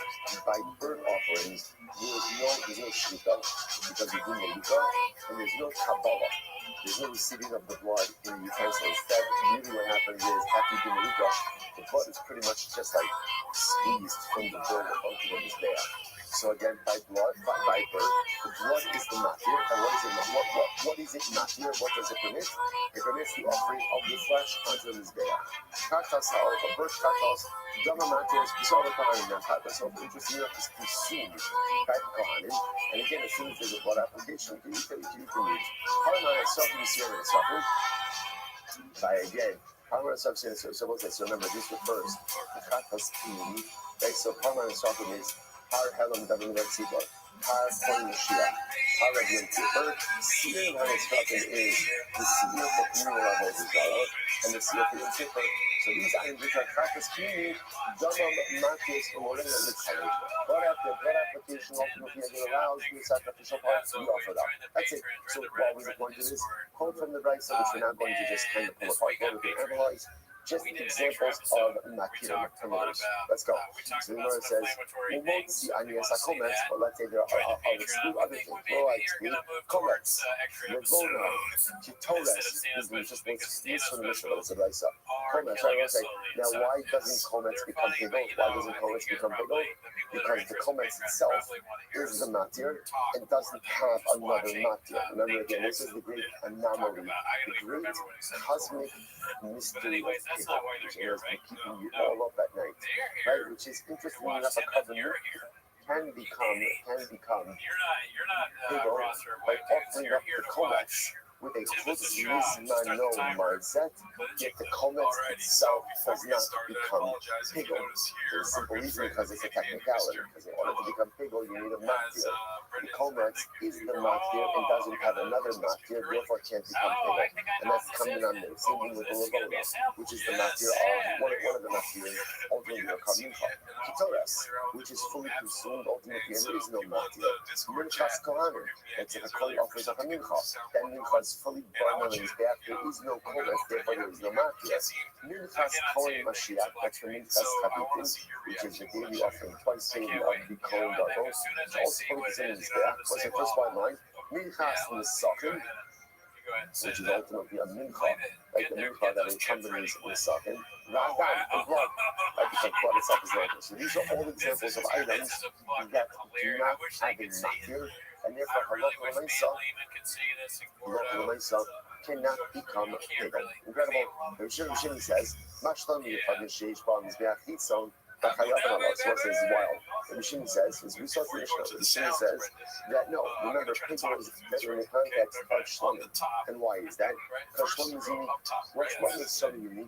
Not shlomim, but in sheish ba'al mizbeach hachitzon, b'chayad v'rolav. So what's unique about shlomim?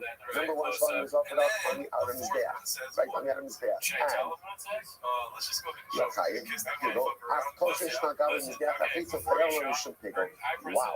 So Shimon says that halakha so no, the only things that can become pigol is that which is like shlomim. In what sense? Just like ultimately shlomim is offered up on the outer altar, so too only an item offered up on the outer altar, the mizbeach hachitzon, can become shlomim. Anything not offered up on the outer altar can become pigol. Let's see what this comes to exclude. Parma Esrafim, Sima Esrafim, Parash Inam mizbeach hachitzon, Shlomim, Ein Chayav Allah Mishum pigol. And therefore I will say that's amazing. Enough according to Restream, anything offered up inside of this mikdash cannot become pigol. Technicality, fascinating. Now you really fucked up. You almost forgot. Okay. I'm not. Yeah, I see the shlomim in my reading. So what's the example? So now, it turns out that shlomim is really the paradigm. Like shlomim is the paradigm. Anything that is like shlomim can become pigol. Not like shlomim can't become pigol. Therefore, halakha l'maisa, just like shlomim is offered up on the mizbeach hachitzon, iron mizbeach can become pigol. So anything else offered up on the outer mizbeach can become pigol. Good. So the Gemara says, what else comparable to shlomim? So the Gemara says, bachar. So bachar is a good example of this. Why? What's unique about bachar? Because like shlomim was to be consumed for 2 days and 1 night, so to bachar can be consumed for 2 days and 1 night. So the Gemara says, deny. How do you learn that out? How do you learn that out? You learn out seeing. So let's say, so again, now, I understand, and this is actually very interesting. I understand that shlomim is serving as a paradigm for ultimately, it's serving as a paradigm for items that can become pigol. But what exegetical method are you using to extrapolate? That's right, are you exegetical and extrapolate in the same sentence? That's like, there's actually some chapter in the Bible. Yeah, so very good. So the question is, how exactly are you extrapolating that? Like, in other words, what's the exegetical method that you're learning it out from? I'll tell you why. The Gemara says, even if ultimately it's melting, a melting, let's say kind of defines like it's like a condemnator. So if it's a condemnator, so you can lift up, you can ask the Shaila, Ma Mishtarim Shekhi to Uni Smicha, Uni Sachin, Nifas Hazarishon.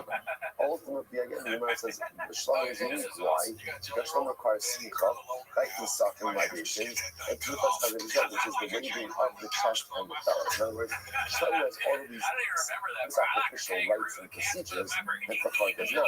Ella, in He'achel Ye'achel. Rather, again, it must be He'achol Ye'achel. Sorry. So rather, it must be doing it from the double option of He'achol Ye'achel. It's like a replay. And the Gemara says, well, exactly. Now, the truth is, we're going to see the Gemara is actually trying to dash it as a clown is dashing Kabal. Trying to say Klali the sleep, yeah, it doesn't mean it. The problem is, it's too club and it's too general words next to each other. So the Gemara says, and again, if you want to make a Kabal class, you're probably going to have to know. Teach yourself.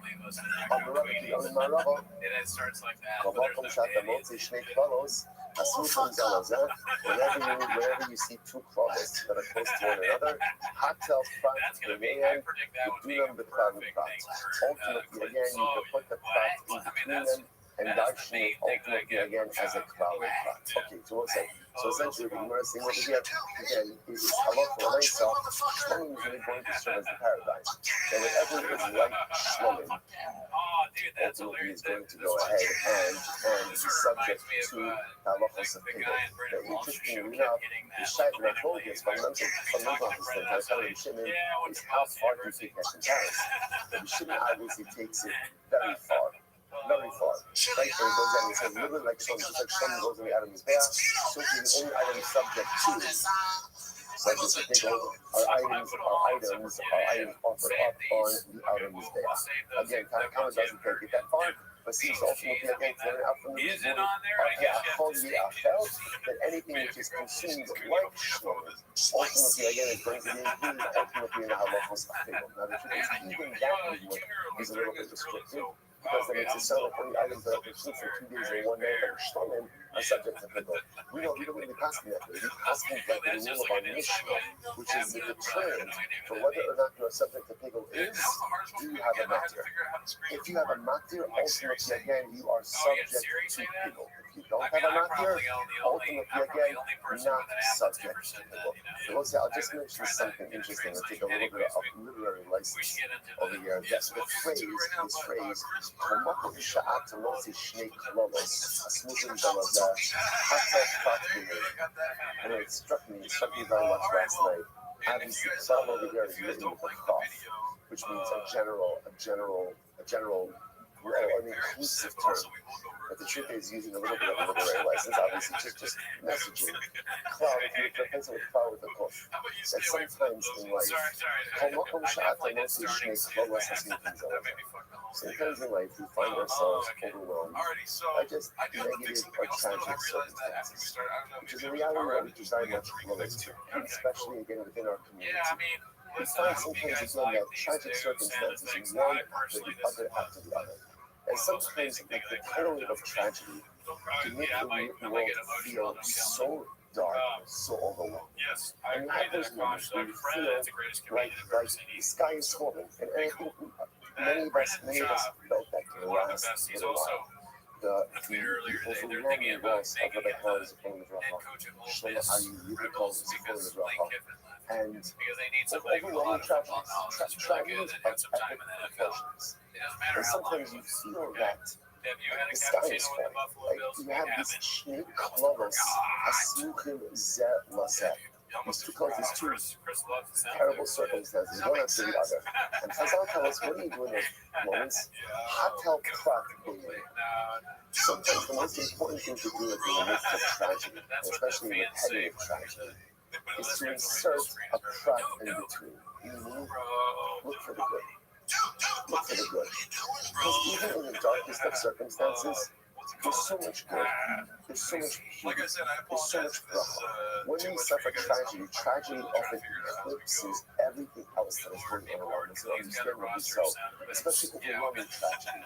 When somebody can take a step back, you have a little bit of almost like the panoramic view in life.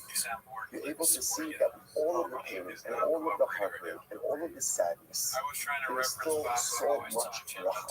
There's so much good. There's so much beauty. So when you have again, interpreting it with a kiss instead of the cough, when you find any tragedy, your ability is to keep proper perspective and to always see the chesed of Hashem. And how do you do that? Hata prat beneir. Put the prat, put the specific good. Look for the good, look for the beauty, look for the bracha, even in the midst of the sea of darkness. So you might go like Haman. So it says, remember again, amazing enough, the Gemara says, actually, until you go ahead and, right to the Gemara said, we're going to include in Pegor, literally everything, even the lug of oil for the Mitzvah. We're going to include everything ultimately in the laws of Pegor. So the Gemara says, Haman, who's opinion is the flesh. So the Mary, this I know. Look, Shana Shalasora, Hayam should pick up the there. And there it says that even the look of oil, which again, what's the number here is used for the applications, ultimately again for the mitzvah. Even that is subject to pickle, these words are here. Ema Seifa, so how I'm looking at the advice. So what is the advice? Most of the trust in the suffering, not done. I will exclude ultimately I will trust the suffering and done. So remember again, those are excluded from the Torah. So done is excluded from pickle. Done is excluded from pickle. Why? Because Dan itself is the matir, doesn't have another matir. Minchas Nesachim also is fully consumed on his behalf, and therefore no matir. So we'll say, Asam Rabbanon, that goes back to the Rabbanon, not really the Sanyo. Niski, the aim of Chayal Mishim Pigel. Then they say, Dan Angelach, matir, and the cards are in there. So it's very interesting. So I now look at this. The libations, the Nisachim that accompany an animal sacrifice, that the Meir says are subject to Pigel. Why? Let me posits, they have a natir. What's the natir? It's the blood of the carbon. The blood of the carbon is the natir for the sakin, for like accompanying libations, and therefore ultimately again they are subject to paygo. So the Chachamim says right there, what are you talking about? Other maybe a sabach of hayom in the sakin kana tzayamim. Here's the problem. So what's the problem? You don't have to bring your Nesachim the same day as your carbon.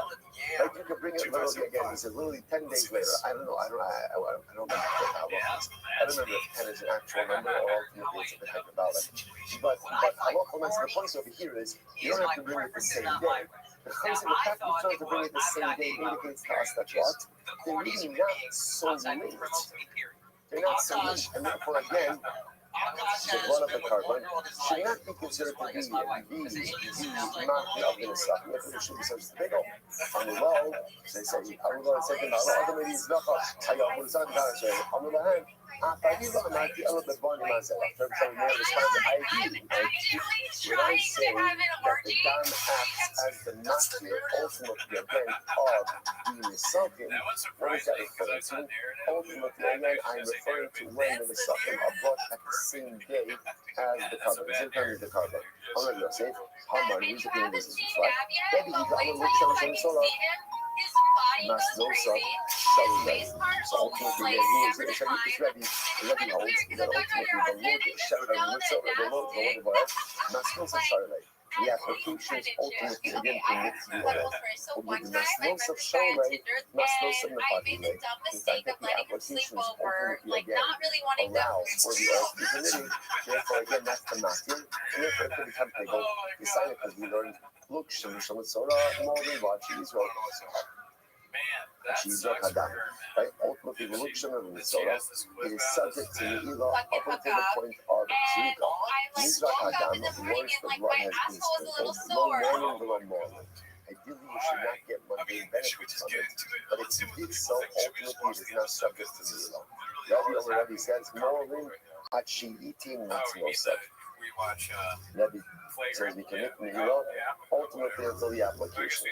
The Shavin Sha'asr Ba'ahila Achiitin Matan Shava. And everyone agrees that you cannot go on and can't, because the rest of the oil goes to the behind. Everyone agrees that the rest of the oil cannot be consumed until ultimately again the 7 applications and the applications on the thumbs.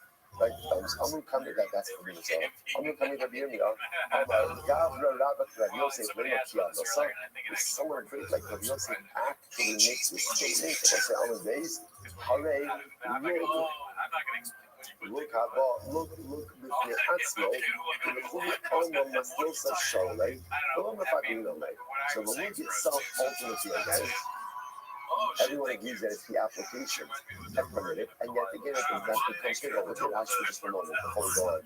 How בפני עצמו, so how about בפני עצמו, מסורה שהביא השם היום. Like the Lugol Achasoi, said Minnesota brought his Hashem today. This is the conclusion of his Salas purification process. So he brings ultimately again his Hashem today, and his Lug Shem and 10 days later, he will call the Alma, Makios of Shining and Dakila, like everyone agrees, the halacha on himself, that the applications are what permit the oil for consumption. The whole of the Kiddush should be Kishinizrak Kama Hashem, La Shira in the it was an obviously the wood is being brought after the carbon. That Pashtus means that it's not going to be sharis at the time of the Zika of the Ashram. And if that's the case, it's not related to the carbon. It goes on, it says, Dama Hashem, Tzadash, Lav Shilayim Gidi. And obviously, it's not a Kuluk Shaman, it's not even in a Kusharis. And with the Zika of the Ashram, then Halach on myself, it's not considered Kuluk Shilayim. When it's a below Shari, right? I feel off, you love me, but I'm going to give it a whole. You love me, so okay, okay, the Shari, I need off. I'm not saying, don't go in the Hashem, Nani, Apagav, the Rebbe, my skills, so Shari, right? Lord, Mr. God, Leishim, Tagal, Eladam, or comments, Shirav, to show the execution of Hasbach. So, one suggests like this. So, let's read that here. How you look up with the Atzmo. If you bring the link Shem by itself, meaning, Mitzora offered up his Hashem, and then at some later date, he offers up his link Shem. It is what we call it Anumat Yosef Sholai. I love if I can know it. It's the applications. Whenever they occur, ultimately again after the oil, and don't make it pickle. The Sanya, look Shem and Shem Mitzora, Chayab and Allah Mishum Pickle. Like the look of oil of the Mitzora, Chay because the pickle. Nickname, Shadam Makilo in the Baha'u'llah Kidayim. So ultimately again, it is the blood application of the Asham that allows the oil application on the stones of the Mitzora. These are very rare. And yet, I'm moving very rare. There's a reason why he says, what are you talking about? I thought maybe a Shema Hashem, but maybe so comes back to me, but I don't understand. The look Shem intends these brought without, sorry, I said the Hashem. The look Shem could be brought forward after the Hashem. The fact that it could be, I was like, Rashi defined this for us. See, if the Shemin, I understand what you want to say, that the Shemin is in a Kusharis at the time that Zika is done for the Hashem. And ultimately, again, that the wood is connected to the Asham. And therefore, the dam is the Makir, and therefore the Shemin could become Tegel. But the fact that the Shemin, the oil, doesn't even have to be in a Kusharis at the time that the carbon is offered, doesn't that indicate that, of course, they're connected, because everything is part of the same ritual process. But you can't say that the dam of the Asham is the master of the Luk Shemin, because the Luk Shemin could be sitting in its regular jar and even be shy for the time that the Asham is offered. So how can you say that the dam of the Asham is the master for the Shemin? To which the Gemara says, he says, V'alo other maybe Asham Asham, first of all, bring his Asham now, and look, you can't let us and bring his Luk Shemin 10 days from now. The Gemara says, you're right, calm down, I'm on the hand. I need more on my about the bottom of Asham. Listen, I agree with you. When I say that the blood of the Asham is the matter for the Rig Shemin, when do I say that? When the Shemin is brought with the Asham. That's what I'm saying is, but in Akinami, if the Shemin is not brought with the Asham, yes, I agree with you. Then hello. Well, when I saw it's not connected, then ultimately again the dam is not the matter for the Luk Shemin, and then the Pashtos, the Shemin should really become pickle. To which the Gemara says, I'm not doing the old the Sami Mikan Nisachim. And ultimately again, remove Nisachim remove Nisachim, ultimately again from the list. Amrabaye, we all know this, and actually no, don't remove it. The Tana look Haba in Asham, but who I did in the Nisachim Haba in Azaba. So I said, don't remove it, rather reinterpret it and say it in the following. The same way that when we talk about the Lug Shemin of the Mitzvah, the coming pigel, what is that talking about? That's a case of where the Lug Shemin is brought with the Asham. Because it seems to be everyone agrees that if the Lug Shemin is brought with the Asham, then the dam of the Asham is the matter for the Shemin, and therefore ultimately the Shemin becomes pigel. So too, the Sachem are the same way. Libations brought together with the carbon, together, they will be together. Ultimately, the dam of the carbon will be the matter for the Nisachim, and therefore the Nisachim will be subject to payos. Incredible. Was the Hazakana, the Sachim Abban Mekiatzma, then the Vice also says by the way, so it's almost two cases, right? So it's fascinating. Just talk that out on the story. Sometimes the Sachim, right, and the second is a libation, sometimes the Sachim can become payos, sometimes they don't become payos. Sometimes the Lug Shemin of the Mitzvah can become payos. Sometimes it doesn't become payos. What's what? Very simple. When the Sachim and the Lug Shemin, right, are brought with their respective karbanos, then the dam of their respective karbanos is their matir, they become pigol. When they're brought separately and independently of their respective karbanos, ultimately the dam is not the matir, and then they don't become pigol. Incredible. Incredible. So the Gemara says, look how body ma'ashem moving the Sachim. Right. So again, first category is the word of Shemin that comes with this Asham, which does become pigol because the dam is the matir. But doing the Sachim, same thing by the Sachim. The Sachim that come with the respective covenants, ultimately the dam is the matir, they become pigol. Then at the hardest time, then it also mentions the Sachim Abban Mefiatzmo, but who have been look how about Mefiatzmo. Then it creates a second category, a reference again of the Lug Shemin or the Sachim that come independently of their carbon, and halacha myself do not become pigol. So that's so fascinating, and again, a tremendous takeaway.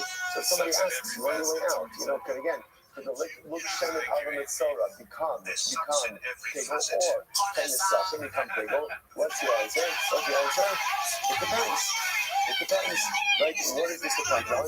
Was it brought with the carbon or not? If it was brought with the carbon, then the dam of the carbon becomes the matir.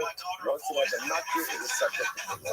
If it was brought independently, because remember again, another interesting fact over here is that Nisachim and Shemin can be brought after the carbon. After the carbon, halacha when I say if that's the case, they're not really, they're connected, but not really connected. The carbon, the dam is not the matir. If there's no matir, ultimately again, there is no pigol. Incredible. Incredible. We know there's like that. So like Armin, just remember the next thing the Rice said, but by Chatas Holes, the blood application, which again, remember we said, preferably, but rather again, is a squeezing of the blood of the bird onto the Mizbeach. That ultimately, again, permits the meat, permits the consumption to the Bahamas. So now, the way we know this, the tiny lady, called Kabbalah, the Rabbos, that says, this process is Zeria, the Kamikola Shadabashim, Mina Aish, called Korbanon, the Hobbin, Kassam, the Kolkata, some the Kola Shama, Asher, Shidi, the Polish Kalashim. This pastor is talking about everything that belongs to the Kohan. All the different sacrifices that belong to the Kohan. The pastor says, called Korbanon, all of the sacrifices, the Rabbos look Shaman Shamasola. This comes to include the look Shaman, right? After you do the applications on the Mitzvah, the rest of the oil belongs to the Kohanim. So the Gemara says, you would have thought, Min Ha'ish, you might have cut off money, you would have cut from the fire. Right? What is from the fire? Maybe it's only stuff that was on the fire that becomes the property of the Kohanim. Therefore, again, the Gemara says, the high love most of the Ha'ish, and the oil obviously is not the residual from the fire. Kamash Maman, Halacha L'Mersa, called Karbanon comes to include everything. Anything that is sacrificial in nature, ultimately, again, the Kohanim get. The Chol Min Chassam, and again, the Moses continues, so what is the Chol Min Chassamim? The Rabbos Minchas Omer, that ultimately, again, the Kohanim get the mincha that accompanies the covered omer. Remember, the covered omer is the body offering that comes on the second day of Pesach. Minchas HaKnos, ultimately, again, also Minchas Knos is the mincha of the Sota. Mincha V'Soka. That goes to the Panim as well. So that, I would have thought, Bach was so much Shakti, but Bahan, I would have thought like this. Generally, again, if he gets to something, those who achieve atonement through the item, Minchas Ha'omer La'Hatir Asya. Now again, remember again, the Minchas Ha'omer doesn't come to be Mechata. What does the Minchas Ha'omer come for? It comes to permit. It comes to permit the consumption of Kadosh and grain. So I'm going to put the Minchas to nose, Nevar Avon Kasya, and the Minchas of the Minchas V'Soka. The Soka process is to determine her guilt or her innocence. I would have thought that these are items that the Kohanim don't get. How much more they do? How much more they get to eat these items? You better let us continue. In the whole Kakasam, like the movie again, it's the Rabbi's Kakasam. It comes to explain Kakasam that the Kohen gets to eat the Kakasam. And with the Sabbath, I would have thought, I want to remember again, what's unique about the fact that the Kohen gets to eat Kakasam? What's unique about this? There's no shripa. There's no shripa, there's no shripa. So I would have thought that's called an aveva. An animal who dies, an animal is killed without proper shripa. That's called an aveva. Ultimately, the Kohen can't eat that. Kamash Malon, yes, he can. It's incredible. This comes to include the Asham and the Nazir Asham. They are consumed by the Kohanim. So I would have thought, since they come to rectify the state, they come to restore the Nazir and the Mitzvah to his previously held state, maybe Kohanim don't get to eat that. Kamash Malon, that they do. Asham Mitzvah has explicit. Asham Mitzvah is explicit. So Asham Mitzvah is explicit. But positively, hello, the Rabbis Asham Nazir Asham Mitzvah. Rather again, the Torah is going to do the Asham Nazir Asham Mitzvah. Just like Asham Mitzvah can be consumed by the Kohen, so too Asham Nazir is consumed by the Kohen as well. Incredible. Asher Yashivu, right? What does that refer to? Zeg Gezel Hager. So what's this fascinating? What's Gezel Hager? Gezel Hager, we'll say, is the situation, let's say I stole from a convert. I stole from a convert. And now what happens? What happens? Again, there's a mitzvah, the age of his Agzela. There's a mitzvah to return a stolen object. So let's say now the ger died, and he left behind no living relatives, halachis relatives. So what happens with Gezel Hager? He goes to Kohanim. Goes to Kohanim. So ultimately, again, I shouldn't see that means Gezel Hager goes to Kohanim. L'chol, shel kol yehay, it belongs to you, to the Kohen. Even the Kaddish Boaz Haisha. So again, even to use it for Kiddushin. So what does this mean? Well, sometimes when the Gemara wants to demonstrate that something really belongs to you, the way they demonstrate that is you can even use it for Kiddushin. Why? Because again, it ends up that Kiddushin, the item has to be yours. Halachically to be yours. So Gezel Hager, in this case, belongs to the Kohen to the point that he can even use it for Kaddish. I will say, no, we'll stop over today. We'll pick up and Eretz Hashem at these two dots. It was a great job. Great job. Baruch Hashem. Great Gemara, Shkrach, Master, a lot of sugis. To be continued in Eretz Hashem tomorrow. Well, you have a lot of. Yeah. Okay, we'll Zoom. Have a great day, everyone. Shkoya. He calls a lot of people. Yeah. Anyone he doesn't, if he disagrees with you, then you're a cutter. And he's gonna. I will snap his fucking neck. That's what happens. Housing market has been made. Will Akash and Jess leave divorce before 2027? I just want to point that out. Okay? 2027? We have like a long way. Yeah. Turn around, rebrand you right now, Jess. Okay, guys, I gotta wait. Can we get some other definitions out of the way? Yeah, let's get some other definitions. Yeah. Allegedly. Okay, we'll say good morning. Good morning. Let us begin by thanking all of our sponsors for this morning's business day. Our commentary sponsors for the month of Cheshvan, Stephen Darizin. Loving them with Steve, Father Albert Zin, see the kind people in the heart.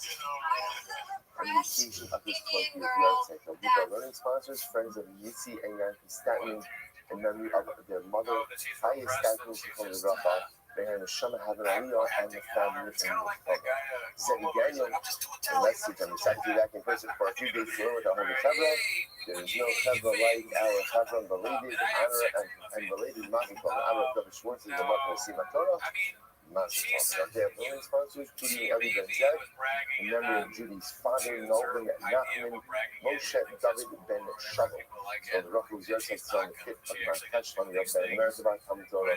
All of the Neshama Savim, their families, and the Torah, all the Tznirim Refuah. I wanted to get a call home and started control now. The rest of our brethren who brought home for Kuras Yisrael, should safety and security for our brothers and sisters in Eretz Yisrael and Eretz Yisrael Mizoka, beautiful B'Sel Tovos for all of Ad Yisrael. So with that, let us begin today's daf is Mem Gimel. We're really exciting daf ahead of us today. We actually made inroads into the Mishnah yesterday, but let's just begin from the beginning of the Mishnah again. On Mem Beis when these 42 last two lines. The following items, ultimately again, they are not paid. If you consume them, you will not be high because of pigol. Now again, I will say. What that means is, just to clarify, the we spoke about this again yesterday, is the following items, even if they are part of a korban, which is pigol, they themselves can never, we'll call it lack of a better term, contract pigol. Right? They cannot be rendered pigol. Now remember again, what's the rule, what's the concept that the Mishnah is espousing? The only way to become pigol is how? Is ultimately again, if you yourself have a matir. If you have a matir, in other words, an item has to have an independent matir, some other perimeter, ultimately in order to become a pigol. If the item in question does not have a matir, then by definition it can't become pigol. What's the finish? Even though again, that very item is part of a korban, which has been rendered pigol, along the lines of the object itself has not become pigol. So let's go through. You know what it says? Komets, number one, komets, which is again, remember again, that's the three fingerfuls of the carbon mincha that is burnt on the mizbeach. So now, the komets itself is the matir, but the komets again cannot become pigol, even if the rest of the mincha. So for example, a carbon mincha can become pigol, but Allah if one were to consume the komets, one would not be karis for consumption of pigol. Torres, which again is the burning of incense.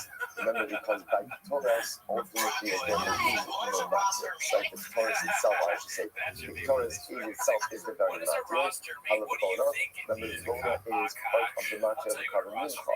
With the carbon mincha, you give the pizza, and you also bring Levona. Top of Mem Gimel, 43. Mishnah says Minchas Kohani. Minchas Kohani is a Kohen decides to bring a carbon mincha. What's the halacha? That mincha is totally consumed in his back. Again, this is just an important distinction. Halacha l'maisa. If I, in Israel, bring a carbon mincha, so what's the halacha? The komets gets offered up on his back, and the rest of the mincha goes to the Kohen. If a Kohen brings a carbon mincha, halacha is it is totally consumed on his back. So once again, there's no matir. There's no matir that's part of that, and therefore halacha l'maisa, no pigol. Minchas Kohen Moshiach, that's the mincha, what we call the minchas chabitim, the unique offering of the Kohen Gadol. That's where again part of it is given in the morning, part of it is given in the afternoon. Once again, it's fully consumed on the mizbeach. Therefore, again, no matir. The hanisachim haboim b'fnei atzmon b'li yalideh. Now, we're saying the hanisachim haboim b'fnei atzmon, for example, there's two cases over here. This could just be, let's just go with the simple case. So what are the nisachim? It's essentially a carbon mincha, so less, it's fine flour, together with a wine libation. So you can go ahead and pledge that in and of itself, and ultimately, again, that is fully consumed on the mizbeach as well. Therefore, no independent matir, because there's no independent matir, therefore it does not become pigol. So Chacham say now, again, interestingly enough, Rabbi Meir understands that the only time these nisachim don't become pigols when they're being offered up on their own. But if they are part of a carbon, part of an animal sacrifice, then they will be subject to pigol, because since they're linked to the animal sacrifice becomes pigol, then ultimately the nisachim becomes pigol. The Chacham say,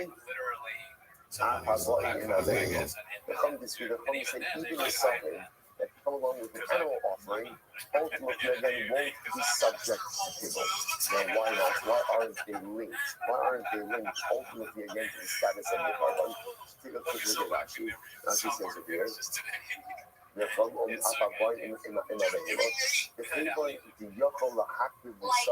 I say is so amplified and hyperbolic because it's so like incongruous to who I actually am as a person. Now, I'll be honest, as much as just was the things going that will on get with us you through guys, is and when you have definitely a with carbon Yahoo, and which was a or little on a part of socket, me. It was like, it that would be also hilarious to come in here and find out you had a huge roster. brought together with the carbon.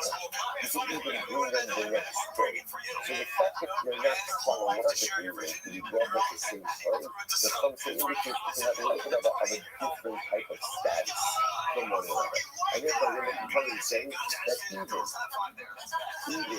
suffering that come with animal offering ultimately are not subject to pickle, since they can be brought at a different time. Okay? Again, about say obviously like and Mishnah will delve into these intricacies and tomorrow. Next, look Shemer Shal Mitzorah. The look of oil that is used for the Mitzorah. Rashi says over here, look Shemer Shal Mitzorah. Shirah Ne'achalim Kiyom V'Vrekim L'Kamah. So ultimately, again, the leftovers are back to the different streams we'll discuss. So once again, halacha likes to use no deal of people over there. Now, why that is we'll discuss.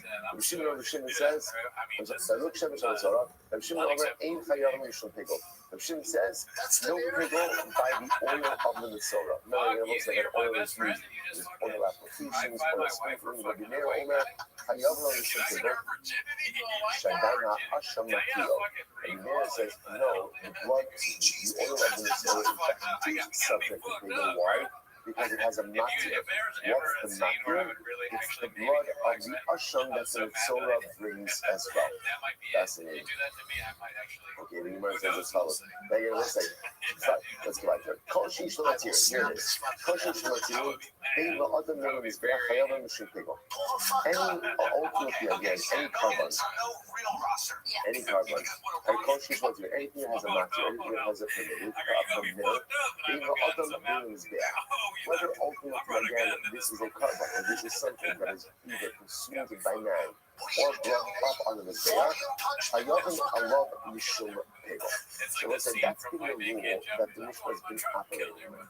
In order to become Pegel, ultimately, again, you have to have a matter. And again, I will say, I just want to stress what the Kiddush is over here. Right? So there's the principle makes a lot of sense. The Kiddush, what's fascinating about this is, these aforementioned items, not all of them, but some of them, technically be part of a carbon which is in and of itself pigel.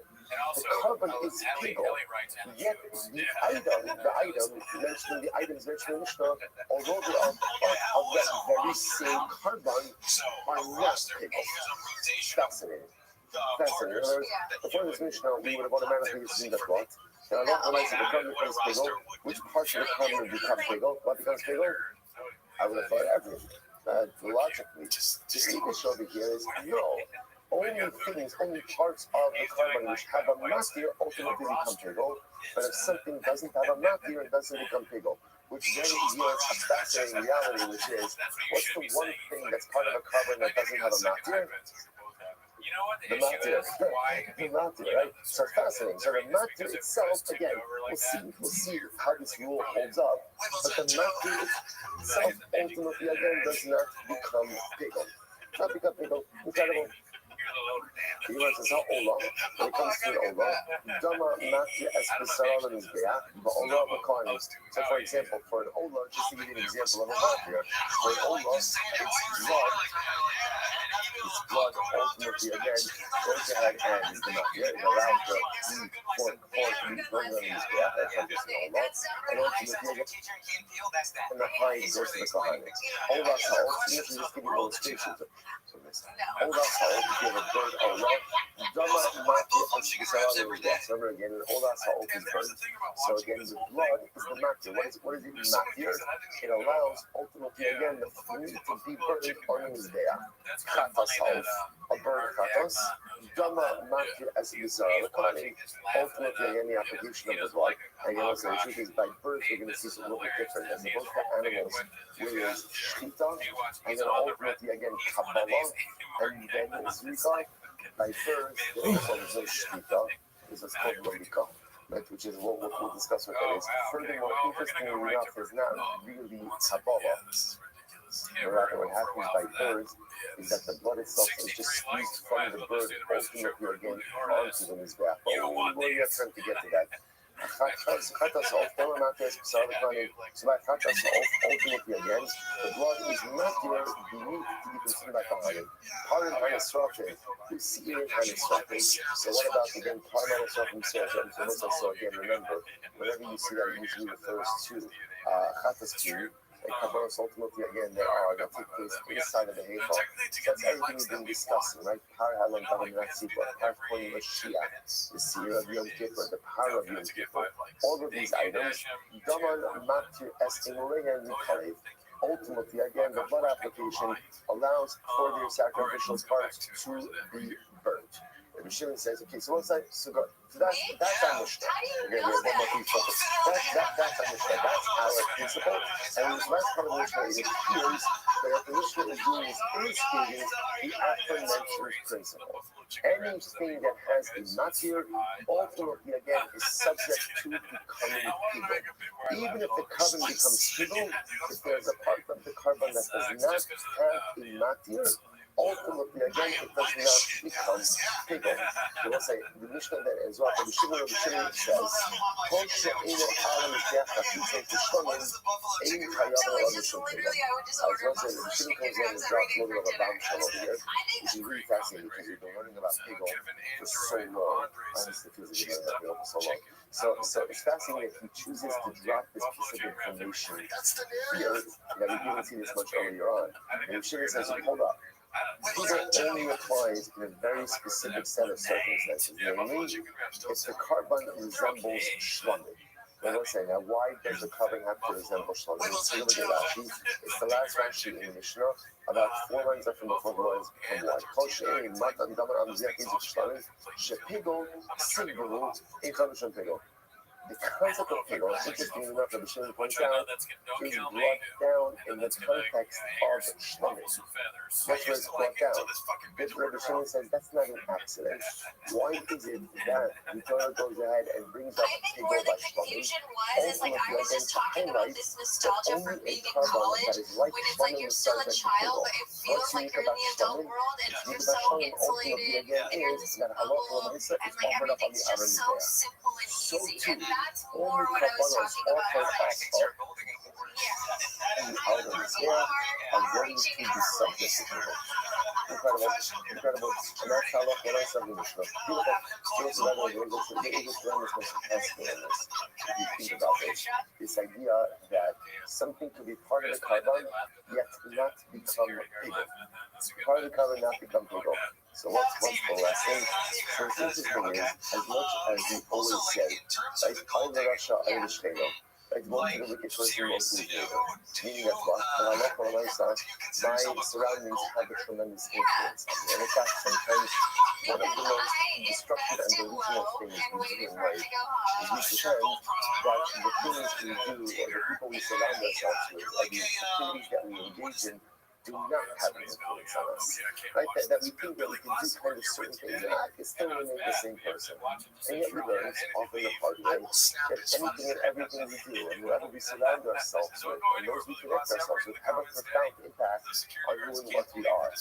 But yet, what the Mishnah also says is that sometimes you also can't control your surroundings. So just know that even if you're around pigul, doesn't mean you have to become pigul. Right? Even sometimes in life, because of circumstances not of your own choosing, you find yourself surrounded by compromised influences and circumstances. Resist.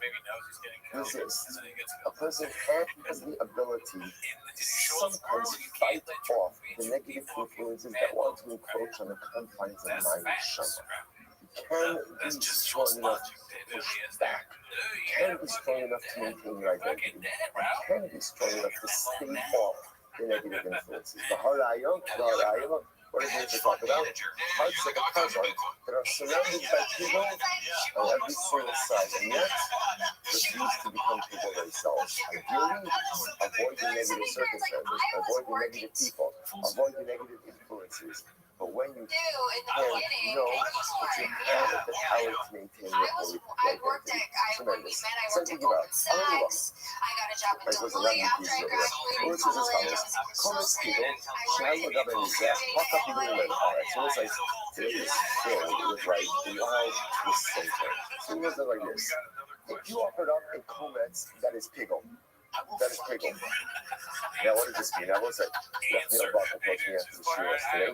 Let's go ahead and take special interest in all of these Gemaras, right? That what's fascinating about this is clearly according to the Gemara, when is the Comets becoming piggle? When is it becoming piggle? At the time of the Knesset. Like that's what's happening over here. So it's coming up at the time of the Knesset. So now Uber says something amazing. If you take a Comet that is piggle, and what happens? Shahabu got in Mizbeah, and now you put it on the Mizbeah, Haka Pigulo Mineru. Ultimately, again, its piggle status has departed from it. No longer piggle. Listen, you just understand? So in other words, according to the Knesset, at the time of the Knesset, he has in mind, it's Monday, I'm going to eat this mincha on Wednesday. Chutz mizmano, piggle 101. Now the carbon is piggle. The Gomet is piggle. Not granted. So remember again, Mishnah told me that if I eat that Comet, ultimately I'm not chayiv kares, right? Because ultimately the Comet itself doesn't actually become piggle. But I walk away, so Uber now says, if you place that Comet on the Nizbeah, the moment you eat it, what are you supposed to do with that Comet? What are you supposed to do with it? Burn it outside of this mikvah, right? Because it's invalid. The carbon is piggle. You have to get rid of it. But if you went ahead anyway and you put that Comet on the Mizbeah, Uber says, then rectify. Like I said, he came here early, so Rectify. I'm still trying Comet is good. to fill in all these holes. What kind of So that cowboy nest, that's really Why? funny. In Zimmer, so it's like in the Hayden, maybe they did go. Who asked more coaching? Now, who makes a cryptic statement? The statement is because if the Comet would make other things piggle, it in of itself certainly can become piggle. And that statement doesn't seem to help Ula's premise. It seems to harm it. So Ula says, my Kama, Ula, what are you saying? What exactly are you talking about? Let's watch this. In Eno Miskabel, hey, maybe Achille will be the piggle. So Ula says, so this is absolutely fascinating. When does a carpet become piggle? Let's go back a little bit. When does a carpet become piggle? Ultimately, again, only after the machir has been done, right? You don't go through the process, then ultimately, again, it comes to become piggle. So let's just go back to just a moment. Like I have a regular chata sachitza, regular chata that's being offered up on the other Mizbeah. When does that come and become piggle? When? Ultimately, after Zika. After Zika, before Zika, ultimately, again, does not become piggle. So people's discussion, so people's status, only involves the color carbon once the carbonic process is complete. Right? If the carbon ultimately is this complete carbonic process, piggle never really sets in. So what we're saying is like this. In this carbon, if you can't offer up the codex, then the Gemara says, hey, maybe after the piggle. Then ultimately, again, how does a carbon mincha ever become piggle? See, now what the Gemara is saying is, a mincha really only becomes piggle when the Kometz is actually offered up on the Mizbeah. If the Kometz itself is piggle, then how do you offer it up? It must be that when you take a piggle Kometz and you put it on the Mizbeah, ultimately it's like, so Mizbeah, Honestly, the Kometz, now by the Mizbeah rectifying the Kometz, sounds like again, now the company can become piggle. The Gemara says, okay, so let's take a look at Rashi this moment. In Abel Miskapel Dakara, the Rashi put second white line, if maybe I hear this is really piggle, I'm not just Kometz, I'm actually Yoka Shiraim Lamachar, will need from this Hageras, in the name Haktaras or Haktara. So again, I was saying, so now, we're actually saying this is like this. The Machshavas piggle now is not happening at the Kometz. What is it happening?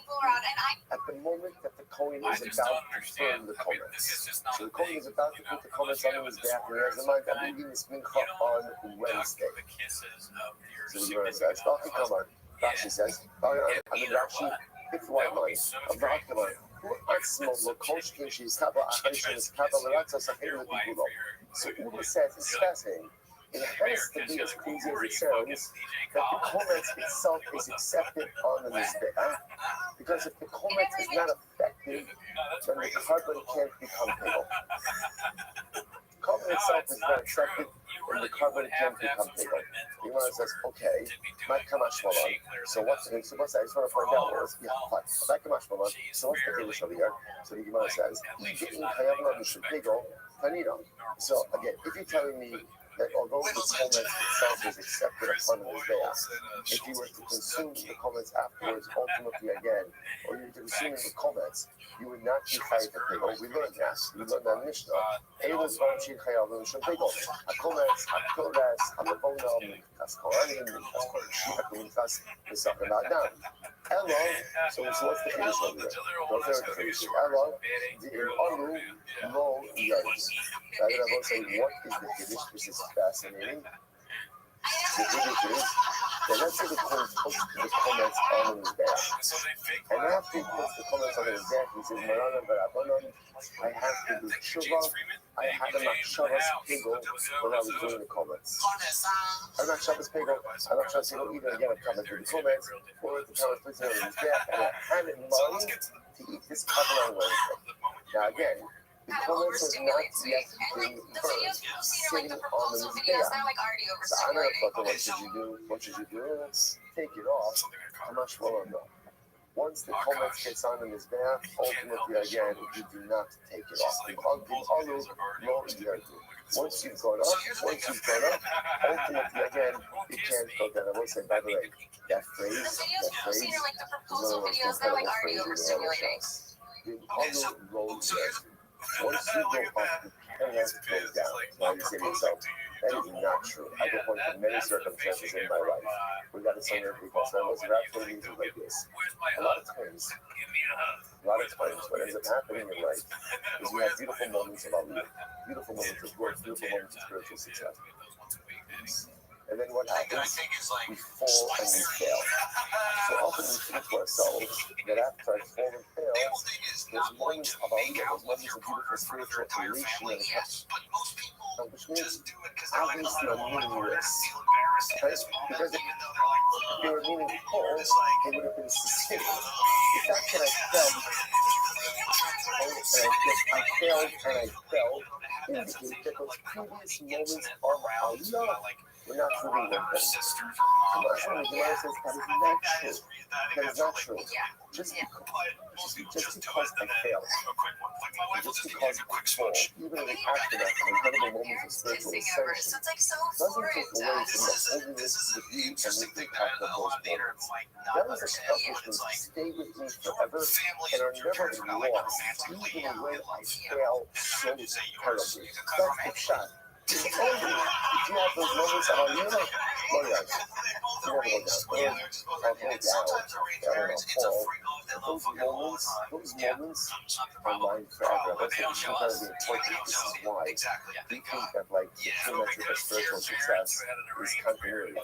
Right? You have to be able to keep something up. Then you finally realize that in life you can't really keep anything up all the time. So instead, I would say it's important to know that even one-off things are so beautiful and so important. Even just the ability to take a few minutes here, a few minutes there, just saying, I'm going to give you a hugging, but the next day is terrible.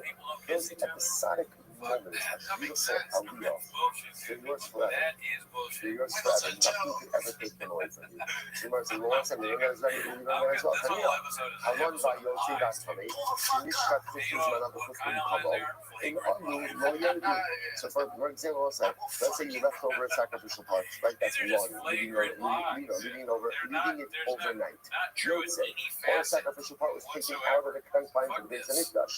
Or Tane, it became Tane, or Shenishkat with Mizmano, or it was shechted with a pagal intention, the Ukim Komo, or with the intention to consume outside of its limited place, or felt, and say all of these items, I say, none of these items should be offered up on his bear. But if you did what is on his bear, what's the halacha? Lawyer, if it went on his back, ultimately, do not take it down. Do not take it down. Right? So we learn this concept already. So the Gemara says, so the Gemara says, so I said, what's the case? He says, yes. When do we say that if you put it on his back, don't take it down? When is that? When the fire took hold of it. Only once the fire actually took hold of the carbon ultimately, again, do we say that don't take it down? But also, it's very interesting. But the word seems to be saying that halacha l'meisa, if the fire did not yet take hold of it, and you realize that you placed something invalid on his back, then what? Take it down. You look at Rashi. Let's see how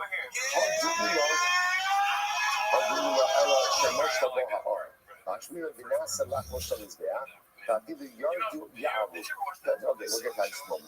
This is fascinating. Now, remember again, I was like, so I'm trying to point out, all of this Gemara is based on a statement of Ula. What did Ula say? That if you have a comment that is kibble, once you put it on his back, its kibble status has departed from it. Gemara says, okay, what's the chiddush? So now the Gemara says, the Gemara is saying the chiddush is that although you should not have put it on the Mizbeach, in Alu Lo Yerdu, where it says, we learned that already. We learned that house already. So what are you coming to add? Ula is coming to add a very important qualification. When do we say in Alu Lo Yerdu? When do we say something on the Mizbeach? You don't take it down. When do we say that? When the fire took hold of the item. But if the fire didn't take hold of the item, and now you realize that the item is there illegally, what's the halacha? Take it down. Take it down. Right, so again, if you put it on, even though again you weren't supposed to, and the fire took hold of it, you leave it on, it becomes part of his back, you leave it on. But if the fire didn't take hold of it, ultimately you take it off. Incredible. You might as well learn that also. Hanani Amra Ula. Ula already said that. What did Ula say? Amra Ula. Lo Shalo Allah. Shalo Mashla Lahana Ar. When do we say ultimately again that you remove an item from his back? Right? That Allah for the myself. I cannot understand any upset on being avocado when comparing these two. You know what I mean? Oh yeah, I'm sorry. Hanani from here. In Yardu Yalu. So I'm sorry, I did not, yes. The Ella in Yardu Yalu. I skipped this line. But again, I was like, what's the point of this? Ula's point over here is that Allah for myself in Yardu Yalu. This is fascinating. Let's say you put the comments on his back, then the comments came off on his back. So the halacha is Ula says you put it back on his back. Yeah. So not only do we say, right, in Olu Lo Yardu, but also like again, and if you illegally put the comments on his back, you don't take it down. But even if you put it on, it fell off. What's that halacha? You put it back. You put it back. The Gemara says, Hanani Tanina. We learned that as well. Kashin Shim Alu Lo Yardu. The same way that halacha l'maisa. Kashin Shim Alu Lo Yardu. The same way that if it went on his back, you don't take it off. Track in Yardu Lo Yalu. So to again, after putting it on, it then came off. Ultimately again, you know, but the Gemara says, well, no, what the case there, Shemash Labahana are. It's where the fire took hold of it. Okay, so listen, so watch what's happening over here. So right, Ula says, let's go back to Ula's original statement. Ula's original statement was, if you take a comments, which is legal, and you put it on his back, you don't take it off. Now the Gemara's like, what is the condition of Ula? Because again, the notion that if you put something illegal on his back, you leave it there, we've learned already. Ula's chiddush is, that's what? And if you put it on, and then it fell off, the halacha is you have to put it on. But when is that so? Shemashva and that's only if the fire took hold of the knitza. So ultimately, again, if you illegally placed the knitza on the mizbeach, and then again it blew off, and now you want to put it back on. So the Gemara says, Ula says, if the fire took hold of it initially, halacha l'maisa you can put it back on. If the fire didn't take hold initially, then you don't put it back on. Incredible. The Gemara says, Hanami Tanina. Sorry, Hanami Amro Ula Chadazimra. Ula already said this before.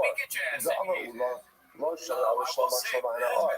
Ula said, when we say, Kim Yardu Lo Yalu, ultimately, if let's say the comment blows up in his back, but you don't put it back on, when is that so? Ultimately, again, if the fire did not take hold of it, about Mashla Bahen Ha'ar Yalu. But if halacha l'maisa, again, the fire takes hold of it, ultimately, again, ultimately, you put the comment back on his back. So Ula already said this before. He's already mentioned this before. The person I just mentioned, how beautiful this is. Look at Rashi says, look, sweetheart, it turns out in Radha,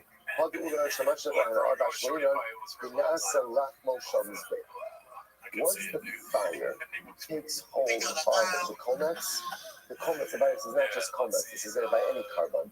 Once the fire takes hold of it, it becomes Rachel Shabbos-Beit. It becomes ultimately, again, this is now Mizbeach material. This is now the bread of the Mizbeach. So I just want to point out, we're illustrating this with comets, but the principle is going to apply with anything. Essentially, you take something, a sacrificial part, that you are not supposed to put on the Mizbeach because really it's been compromised. Once you put it there, you don't take it off. Not only that, even if it falls off, you put it back on. Now, when is that last statement true? When the fire took hold of it. If the fire took hold of it, it's already considered to be it's already considered to be ultimately the bread of the Mizbeach, and if I localize the property, the Mizbeach, therefore you put it back on. That's only if the fire took hold of it. Just what a beautiful and incredible metaphor. Once the fire of Kedusha takes hold of you, you belong to the Mizbeach. You belong to HaKadosh Baruch Hu. Sometimes, like when you ask the Katzker, where is HaKadosh Baruch Hu? Where is HaKadosh Baruch Hu? Without this Katzker, I went to the Katzker answer, wherever you let me. Wherever you let me. I allow myself to be consumed by the fire of HaKadosh Baruch Hu. Then by definition, I become his property. Once you are consumed by the fire of Kedusha, you belong to the very entity from which the fire emanates. So you've been impacted by the fire of the Mizbeach, you belong to the Mizbeach. You allow yourself to be inspired by the fire of the Mizbeach. And somebody said, it's just about opening my heart to it. Saying, I just want to be close to you. I just want to be connected to you. I just want to feel you. In that moment, the fire of HaKadosh Baruch Hu fills your neshama. You belong to Hashem. Once the fire takes hold of you, you are the property of the Mizbeach, property of HaKadosh Baruch Hu. So Gemara says, now listen to this. Swallow it out, thoughts. This concept of the fire taking hold, when is that? I will say on the base, any birth in the Chaper. So again, this is very interesting. I'm going to put it like this. Yes, once something is on the there and the fire takes hold of it, ultimately, again, that object becomes the very property of the Mizbeach. When is that so? Like by a sacrificial part of the animal. That is what? One cohesive unit. So once part of, let's say, the sacrificial part becomes burned, then what? You do it as if the entire sacrificial part has become burned. Aval, comets. The Mithras, aim alone. But ultimately, again, a comets, now let's remember again, what is a comets? A comets is power, like this flower. It's multiple individual particles. So therefore, again, perhaps you're not considered to be one cohesive unit, kamashro, and that they are. Kamashro, they are. And therefore, as once part of the comets, ultimately, again, becomes once part of the comets, ultimately, again, becomes a sinus, right? Because burn is there. The entire comets is considered to be part of the example. Shabbos, by the way, is also such a beautiful yesod and achdus. We often think that achdus, right, kind of like requires complete like homogeneity. Like everything has to be the same. Everything has to be the same. Like the limb of animals, all one cohesive unit. It's not true. There's even achdus in the comets. The comets is made up of multiple individual particles, but they're devoted to one unified higher calling. They're devoted to one unified, beautiful vision. And when that happens, even individual particles, each with their own identity, and each of their own identity, to form a cohesive unit. Achdus doesn't require us to be the same. And Achdus doesn't require us to agree with one another. Achdus just requires us to have unity of purpose, unity of vision, unity at least in some level of goals and dreams and aspirations. As a club, if we have that, we can use individual particles, but yet again, still one cohesive unit. Incredible. What says follows? So what says? So far, we've not proven Ula's concept is, if you have something that is sacrificially unfit, and you place it on his Mizbeach, once it's on, don't take it off. Not only that, but even if it falls off, put it back on. But if it falls off and put it back on, when does that concept apply? When is that? Only if the fire itself took hold of it. But if the fire didn't take hold of it, then halach, so once it falls off, you leave it off. Okay, incredible. Let's go right. So like I said, so we'll say number your base 43 second line. No go. High comments people. High comments people. The Pauge Mokisa Aro. We Pauge Asti Amaro. So listen to this. Therefore, based on the statement, based on the statement of the law, if you have a codex, part of it is on the Mizbeach, and part of it is off the Mizbeach. And I was saying a lot of this, and the fire took hold of the part on the Mizbeach. So Masikin Alim Kula, you can place the rest of the codex ultimately again on the Mizbeach. So let's say again, how exactly you accomplish, I'm not sure. But by myself, you can imagine the Kohen is placing the comments on his back. And as he's releasing it, part of it is singed and part of it is in his head. So I love when I say you might have thought that the part that's in his head is should be no. Since the comments is reckoned as one cohesive unit, once the fire touched part of it, all of it is committed to the person in his back. Incredible power of the fire. Once the fire takes hold, ultimately again everything becomes tarnished. Incredible. I'm gonna be stuck. I'm gonna be open. Hakiko Bahano Seva Kame, Shalom Mizbeach. You thought you could talk right now, dude? He's like 150 years old. Okay, so interesting things here. So we start by Yohan saying as follows. Hakiko Bahano Seva Kame, Shalom Mizbeach. So let's say Pigo, good. We need to define Pigo at this point, still in big trouble. Alright, so I'm gonna, one assumption I'm gonna make, we know what Pigo is. Good. No sound, which is any carbonic material left over after it's committed time, or tummy. Tummy means that these carbon became tummy. Shalom Mizbeach. Once you put it on the Mizbeach, Haka Isser Mehem. Ultimately, again, any prohibition is lifted from it. Haka means like literally like it flies away. I'm going to push that. Maridiki, this is Maridiki means literally again, the author of this statement. Author of this statement, author of this statement. You know, it says, Mizbeach Mikvatara. I don't say Mizbeach Mikvatara. But what do you mean you place an item on the Mizbeach? Like you place no sign, you place paper, you place something on the Mizbeach, and now the Mizbeach mix. And it's very sad. It's forbidden status, go away. What is this magic? Like how exactly does that happen? Or zero, Shemash Lamahana. I don't know what's the case. The case is where the fire took hold ultimately again of the mincha, of the carbon. And once the fire takes hold of it, halacha l'maisa, the legal status is, or I should say the prohibited status is lifted. Not sure these are this, so this brings the following. Shachim or others say, the Tumasa Allah. Tuma is a kind of Misha Tuma Polakas Mimenu, Yatsa Basa, Shein Tuma Polakas Mimenu. So what's that? Very interesting. So if you look at Rashi, that's the Tuma Salah, but Rashi starts with Tamon, Naisima Rabbi Shmaitin, remember the Tuma Sagot Medaber, Bahai Krokai, Banefesh Asher Toka Basa Mizebach Hashem, Asher Hashem, the Tuma Salah Allah. So what's that? So the most quoting the Pasuk. From Bayikra. Let's just spend a few moments on this. So the pasuk said, let's read it again. If a person will eat carbonic meat, right, shana meat, the tuma so Allah, and his tuma is upon him. So we're going to see there's a machlokes in the Gemara. What does tuma so Allah mean? Is the person tamei or is the carbon tamei? What's the case? Go back to Rashi in just a moment. So we're tuma so Allah. Yachol tuma habasar. The name of the High Allah Abbasar Kai. The name of the Tarsha Tamei Chayiv. So you might have thought that it's I'm reading Rashi that it refers to the tuma of the meat, right? And that the meat is tamei. Now the Lomar, the Tumaso Allah, Mashma, Shadayim Ki Allah, the Holding the Kar Hakos of Medada.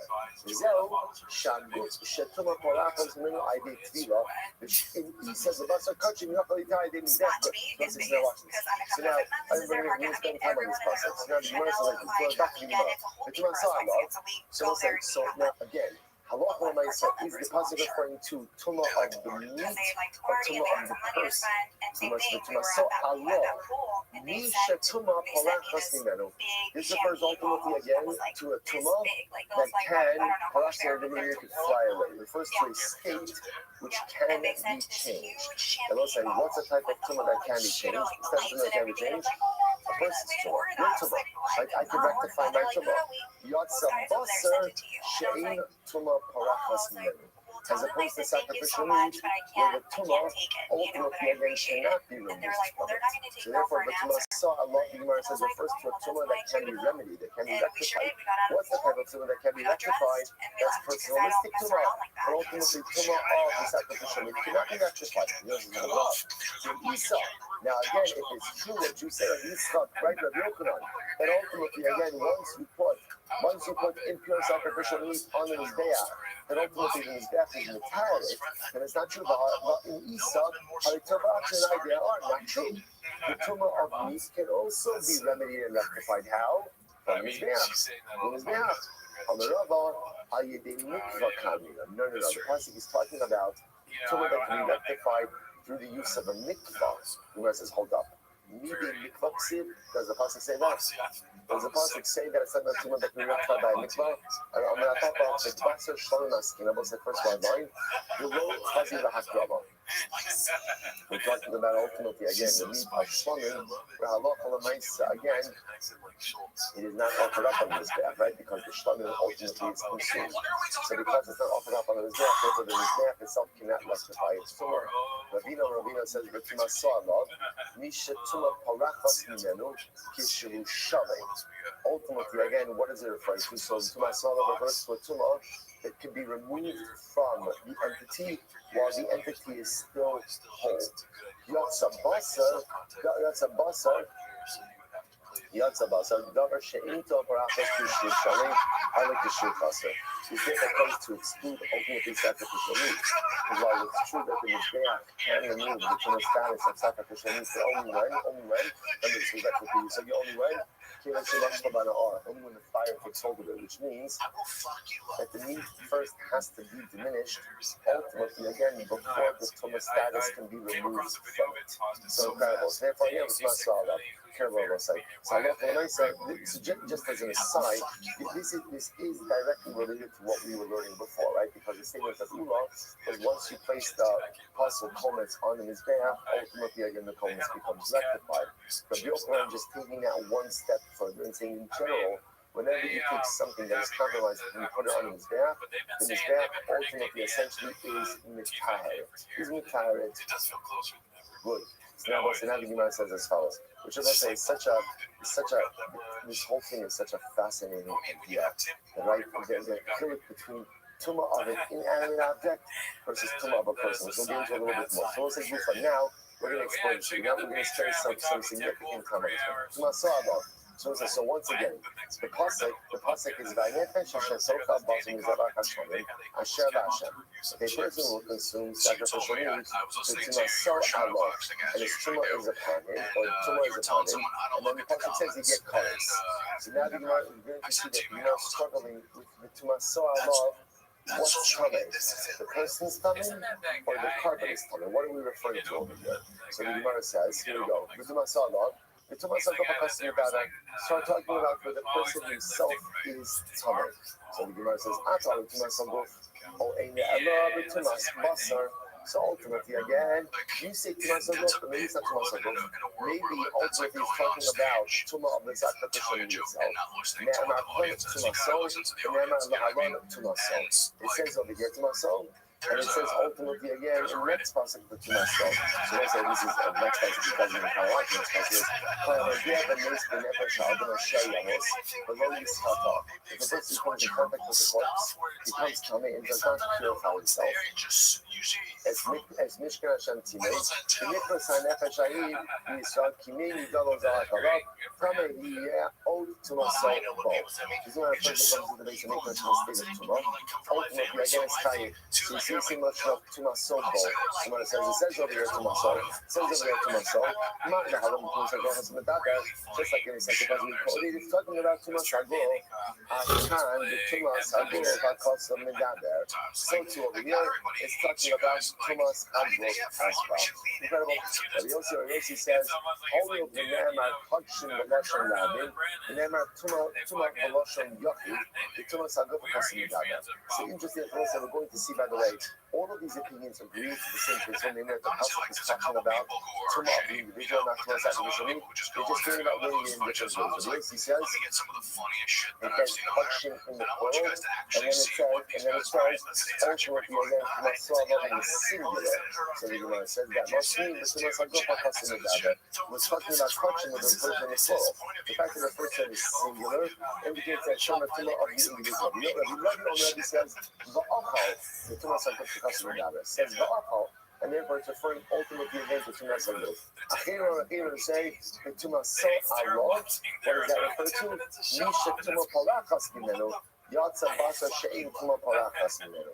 The Tumas Haguf refers to a Tuma that literally again can be easily removed, as opposed to ultimately again the Tuma of the Basar, which is not Palachas. Incredible. So Mary said,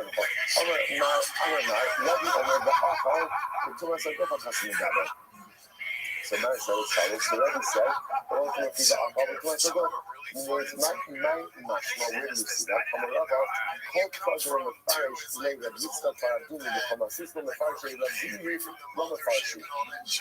It's just an interesting idea. Rebbe said in general, any pasuk that Reb Yitzchak Paradumi doesn't explain is not going to have a good head. You're not going to understand it. Just like any Raisa that Reb Zimri doesn't explain, ultimately you're not going to fully comprehend.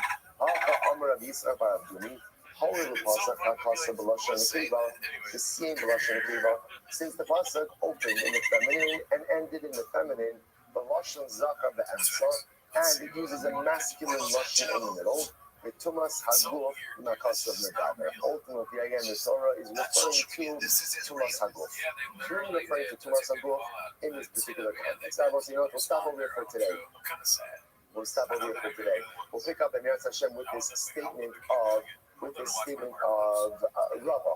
Right, when Rava says, so bottom line, just understand, Halacha L'Maisa, we're now going to significant detail. Right, after spending most of the morning focusing on the statement of Tula and the concept of the Mizbeach to rectify halachically broken items, we now detoured into this other concept of this pasuk, of whether or not the pasuk is referring to Tumas Haguf or Tumas HaKarban. Now we can say everyone is agreeing that it's referring to Tuma of the individual, so that everyone is agreeing with Halacha L'Maisa. How they get there is a number of different interpretations, but everyone is agreeing on that principle. And now we're going to segue into the statement of Zidul as well. We'll say Shkach, stop over here, what a daf, and we begin the week. Shkach, everyone. Dude, I'll tell you this right now. What were you trying to say? The land. There's certain words I struggle with. There's no doubt about that. But so that was probably my fourth show that week in 2 days. There's sometimes where my brain just will not work and I have to talk to that happens. There's sometimes when my brain will not work. God dang, he's a poet. Wiggles and Joe. Dude, good guy. That's It's like Nick Griffin or something like that. Why is it? What? all right, we'll say good morning. Oh yeah. Well, All right, we'll say good morning. Good morning. Let us begin by thanking all of our sponsors for this morning's cheer. Thank you. He is an industry plant, dude. I've never seen him Our talk about sponsors for the month of Feshvan, Stephen Perry Zinn, in loving memory of Steve's father, Albert Zinn, born in Zvi, Ben Kain Zichron Lebracha, and the occasion of his 20th birthday.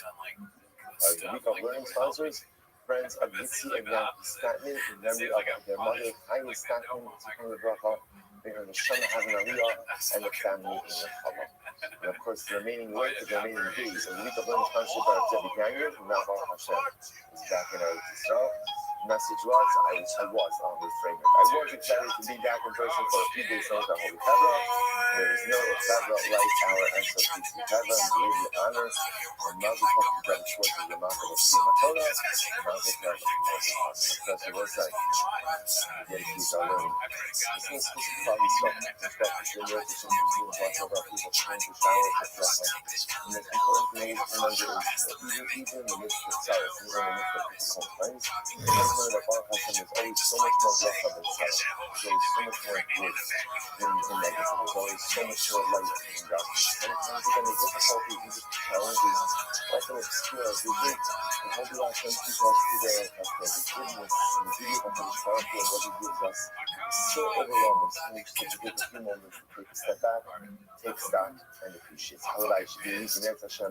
Beautiful B'Selas Tovos, beautiful brachas, Yeshua's and the Chamas Vala Klav Yisrael. We'll say with that, today's daf is Men Beis, a really exciting daf ahead of us today. Also, a new Mishnah for your time we'll get to at the end a little bit.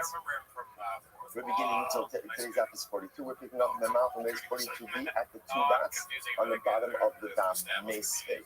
2 lines up from the bottom. So the is Meisvei. So we'll say now, what's the Meisvei? So just to reorient ourselves a little bit. So the Gemara said as follows. Rish Lakish made the statement. That Halos Lamais, according to the mayor, aim Mitzaglin the Chatzis Mati. Now we've seen this concept before, which is in general, in order for a carbon to become pixel, one has to have done the matir. What's the matir? The matir means really that action that in and of itself makes the carbon committed. So if the matir was not done, then the carbon cannot become pigel. So up until now, it's been a pretty straightforward discussion, because generally, again, when we speak about carbonos, I say matir, you say. Excellent, good. Thank you for the validation of my life's work. Excellent, good. Thank you. Good. It's just a hobby for me. I'm going to be a doctor by day. So again, really, when I say matir, ultimately, again, we think Zvika, right? Because Zvika is generally, again, when it comes to a carbon, ultimately, again, what creates the effectiveness of the carbon. So Rish Lakish wanted to advance that according to the mayor, halacha l'maisa, you can make a carbon pigel even b'chatzi matir, which means that even with part of the matir process, even if the matir itself is not complete. That was Rish Lakish's statement. It's challenging that. So basically, Gemara says, when is this true? Now, when is what's the look at that? That's actually the last line on the page.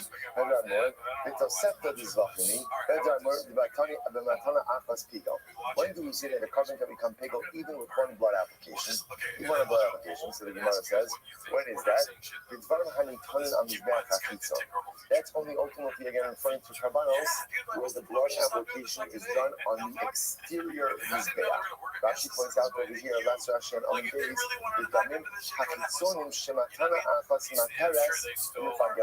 when do we say that one blood application has the ability to make the carbon pigel? That's when we look exterior carbonos. Carbonos with blood application is on the exterior mizbeach.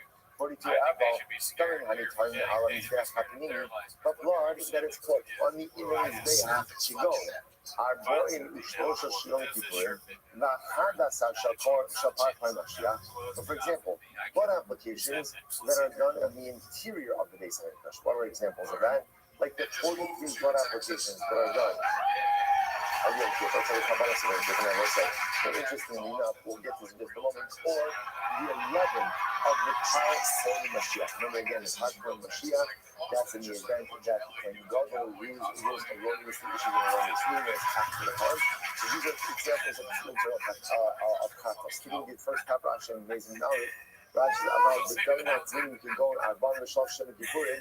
Afos Lamata V'Sheva Lamata Abin Abajin Damatar. We connect them with Damasar. How it is on. So Rashi just goes through the whole tally.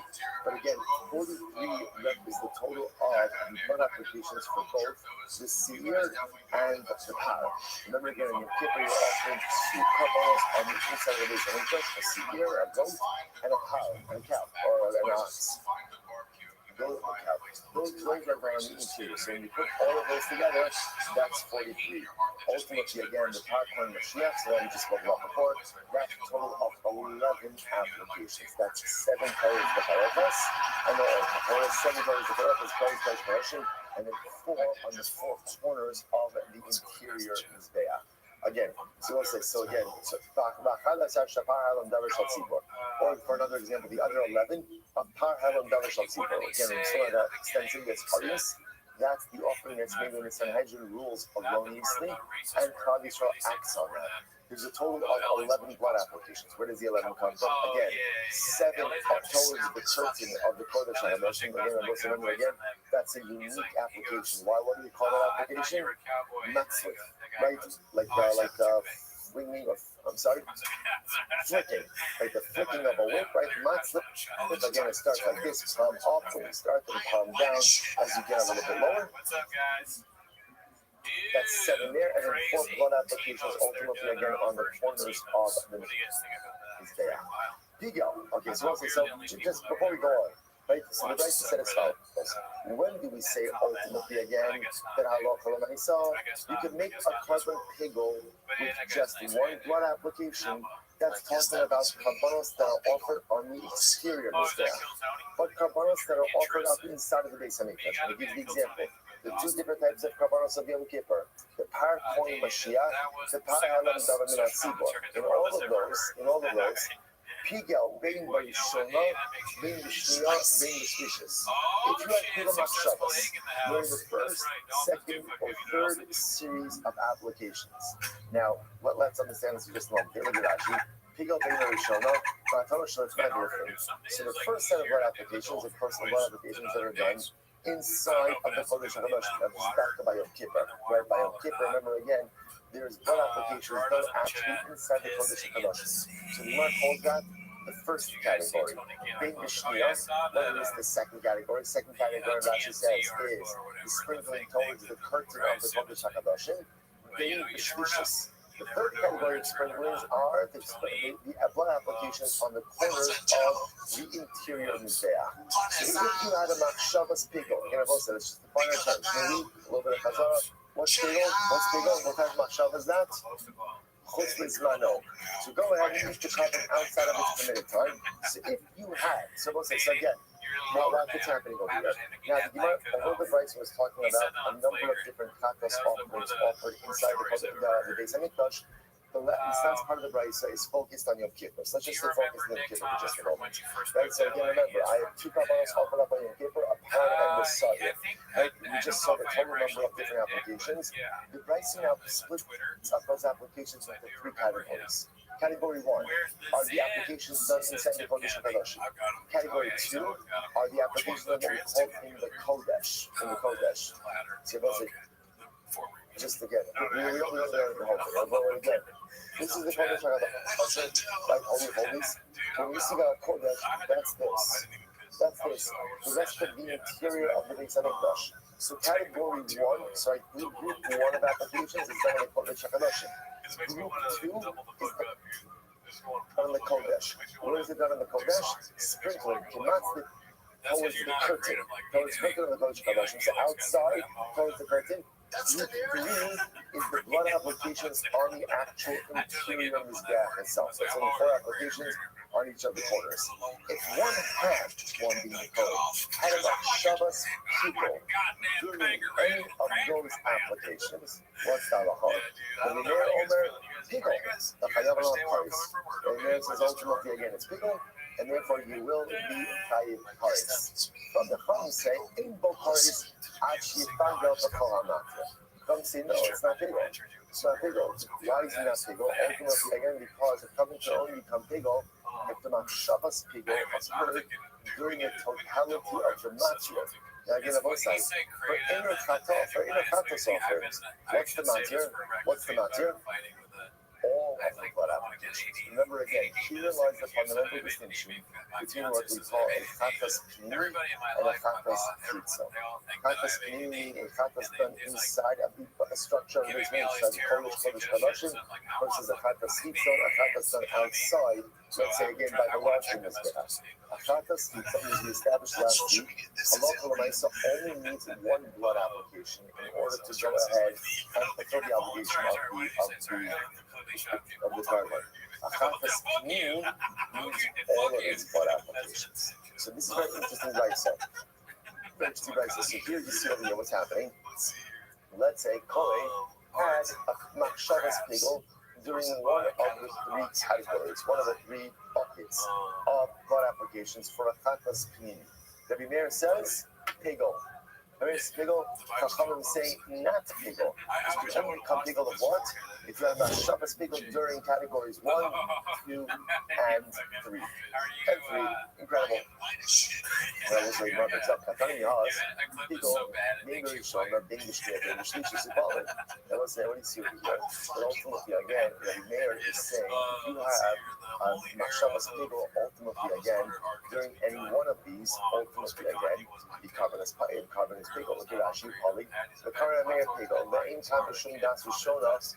The cassava and the fagrin, the katzimata, ultimately, again, remember again, Rish Lakish said before that according to the mayor, ain't a fagrin, I might have said it wrong actually earlier. Right, Rish Lakish says according to the mayor, ain't a fagrin, the katzimata. Right, ultimately, again, you can't make a carbon with a part of a mat here.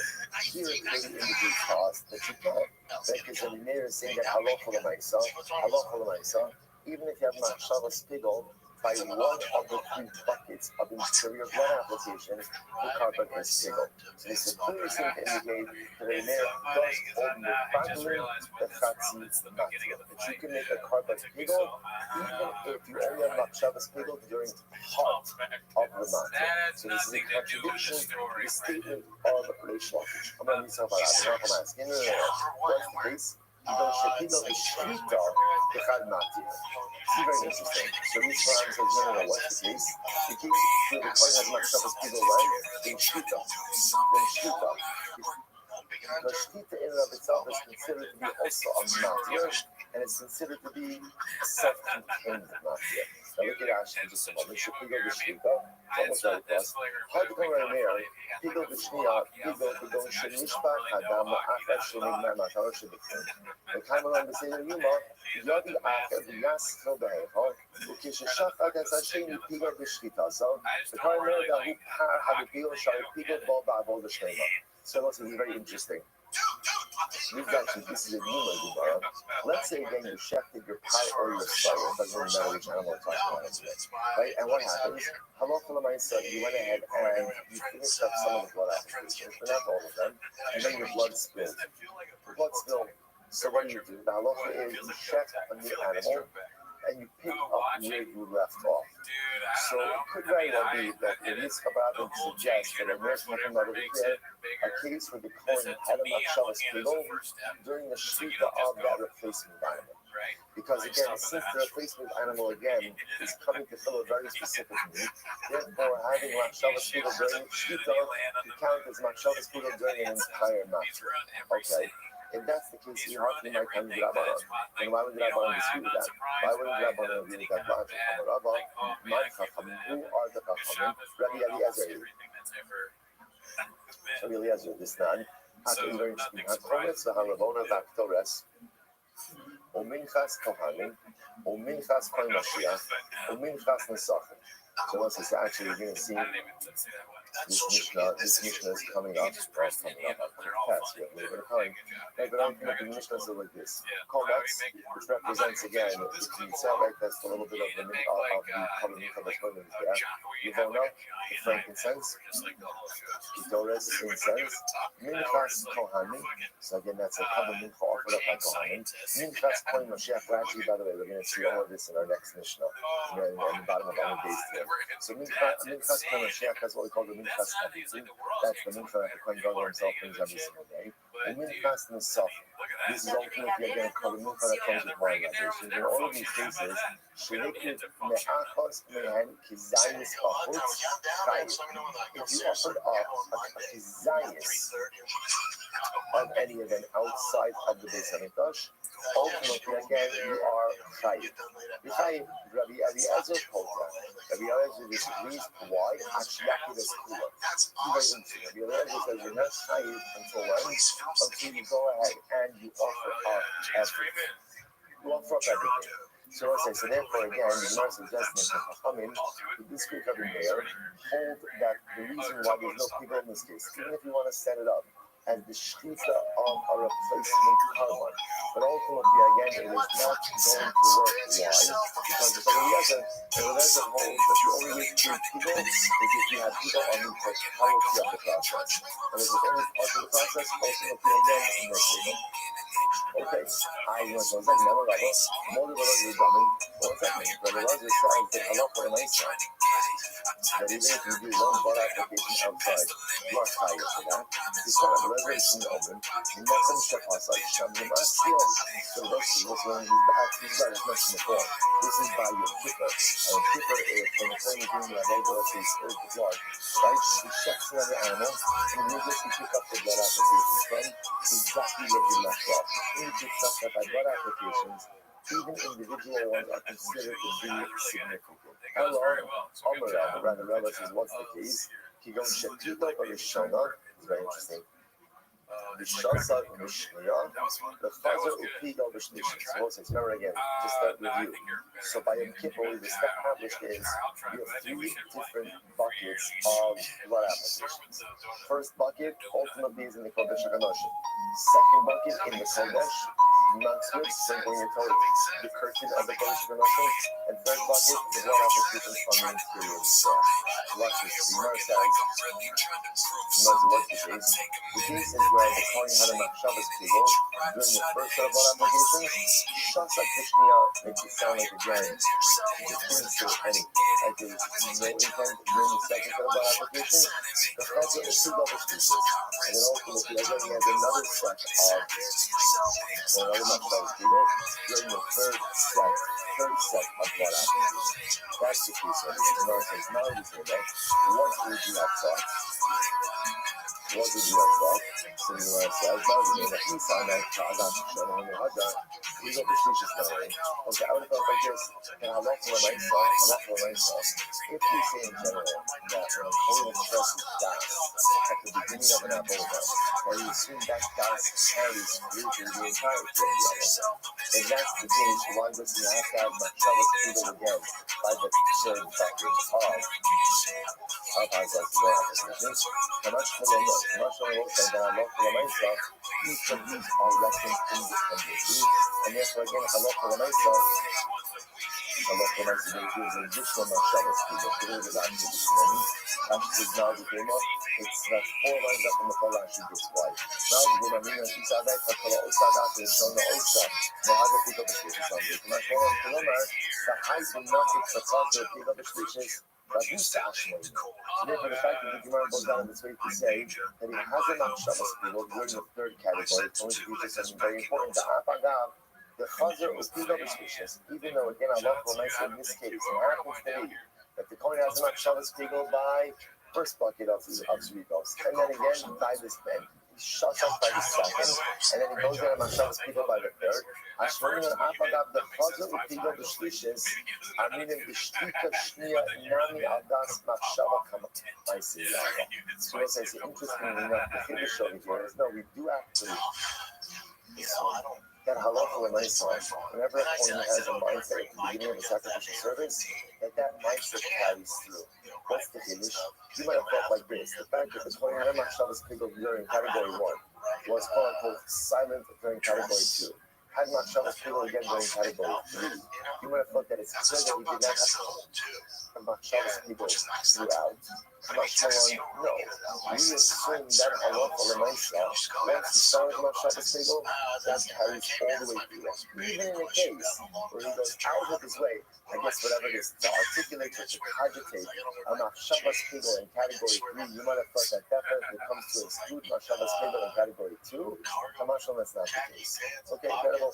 So Rashi, 1 second. Meaning, Shasakatani does it say explicitly that he was quiet? Rashi, Skina, or Shapis, you know, Shapida, Barishona, Ubishnia, Ubishvicious. The case is actually where the coin had explicit Makshavas Pegel, very first, second, and third categories. Ultimately, again, of his avoda. So Jokot, Malgipimo, Isa, like Kol Osadati Shonu Osa, Nahada, the Gumi, the Kohat, the Bakada Ramas. Because you would have thought like this: if it is true that we really hold that we have Machshava Spiegel in the beginning, that Machshava carries through the entire way, then why would there be a new mistake that he had a Machshava Spiegel in the beginning of bucket 1, bucket 2, and bucket 3? A much more than Halakha Lamaisa, we still hold our hands, still hold that whatever you do the Avoda, you do the Avoda on Das Rishon. So let's say, let's just pause it before it's on the page, because there's obviously a lot happening. So remember again, what's driving this entire conversation is a statement of Reish Lakish. Reish Lakish said, according to the mayor, Ein Mefaglin Bechatzin Matir. You cannot make a carbon pigel if you just have a Machshava pigel during part of the matter. So to say it differently, the only way to make a carbon pigel is to have Machshava pigel during the entirety of the matter. So the Gemara is constantly challenging this idea. The Gemara quoted the Bryce, Machosa, and Meir, and the Chachamim. But there's a number of important facts that are also accumulating as we go through this journey. So first of all, again, once again, we are constantly reinforcing this distinction between Chatas Kli and Chatas Chitza. Like Chatas Chitza, out of Chatas, we established already one blood application is good to go. You really should be doing all of them, but the idea that if you just did one, ultimately again, you are good to go. That is why. If you only had a Machshavas Pigel by, let's say, the first of the blood applications to cover this Pigel, even though there's still more blood applications to go, as opposed to an interior Chatas. Interior Chatas, examples of those: the Seer of Yom Kippur, the Har of Yom Kippur, Har Helam Davam Yatzibur, Har Kohen Mashiach. Those Kabbalahs to be effective require all of their blood applications. And if you miss any of them, ultimately, again, the Kabbalah is compromised. Therefore, based on that, in order to make an interior Chatas Pigel, what would you have to do? You have to have Machshava during all of the blood applications. Incredibly important, right? And by the way, I'll just mention it now, so you remember that is how you pass it. You pass like the Chum over here, Ein Bokaris Achi Fada B'chol Hamati. Pigel is only created if you have Machshava's Pigel during the entirety of the matter. Okay, we'll see them in the Rambam there, so I should apply tomorrow. One other piece of information just to take in, because it's just interesting and good to accumulate these facts as we go along. Again, 3 buckets of Hazals by Yom Kippur. Right? 3 stages, I should say, that are of blood application. Interior Kodesh HaKadoshim, then in the Kodesh, right? And then ultimately again on the 4 corners of the interior. Good. We'll say on base. I the hall. Bain Katani. Well, a second, no, actually, that's not but it doesn't say that. The Bryce says Bain, which means whether you have ultimately again Machshavas Pigel during the first bucket, the second bucket, or the third bucket, Kasha. Let's look at it. That is a good question. Not exactly sure what to do with that. Fine. So this is Gemara. Amar in there. Amar, Rameir says Pigel, the Chayav, and all of Kodesh. So you're going to remember we were pointing out from the Bryce that we saw before. Rabbi Meir said that Halakha Lamaisa, if you had, going back to Yom Kippur, if you had a Machshavas Pigel during any one of the buckets, right, any one of the stages, Kodesh Kadoshim, blood applications, Kodesh blood applications, Mizbeach blood applications, Rabbi Meir says, you make the carbon Pigel. So the Gemara says, Mifti, I don't understand that, but so it's interesting is, Rameir says 2 things, is you make the carbon Pigel, and you tie it Karis. Now, at first glance, that statement doesn't bother us because they kind of go hand in hand. The punishment for Pigel is Karis. Rameir says, hold on. Mifti Karis on the Chayiv and Shiyiku will come Akira. Again, I'll say one thing is clear, which is Karis is not incurred until ultimately, again, all of the Matirs, like all the Matirin, have been offered up. The other mass, Karsas, Kasher, Karsas, also. Like as Mar said, the mechanism for a kosher carbon is the same mechanism for a Pigel carbon. What does that mean? Mahar sauce kosher. Actually, will come at you, just like I was saying by a regular carbon, by a kosher carbon. Let's stand on Kippur. How do you know if the Yom Kippur offering is kosher? What do you have to do in order for the Yom Kippur offering to be kosher? What do you have to do? All of the blood applications. So too, again, remember, I'm going to say this is incredible. This is really fascinating to contemplate, right? A kosher carbon, I will call it kosher and pigel, is fascinating, are two sides of the same coin. Right? Essentially, the Gemara is saying is like this: whatever the process that will make the carbon kosher is the same process ultimately that makes the carbon pigel. So in the same way that for a kosher carbon, you have to do all of the blood applications. So too, again, all the necessary blood applications. So too, to make a carbon pigel, you have to do all of the necessary blood applications. You know, so just know this is a tremendous sort of general of like kosher and pigel, two sides of the same coin. Tumah and para are always two sides of the same. The cook says, we see this again with Jordan, we see it in the Hashem, not so long, when Rivka was pregnant, the Prophet says, the sons struggled, Yaakov and Esau struggled inside of her. The cook says that good and evil cannot occupy the same space. So they can coexist, but they cannot coexist in the same space. That's why Yaakov and Esau could not share a room.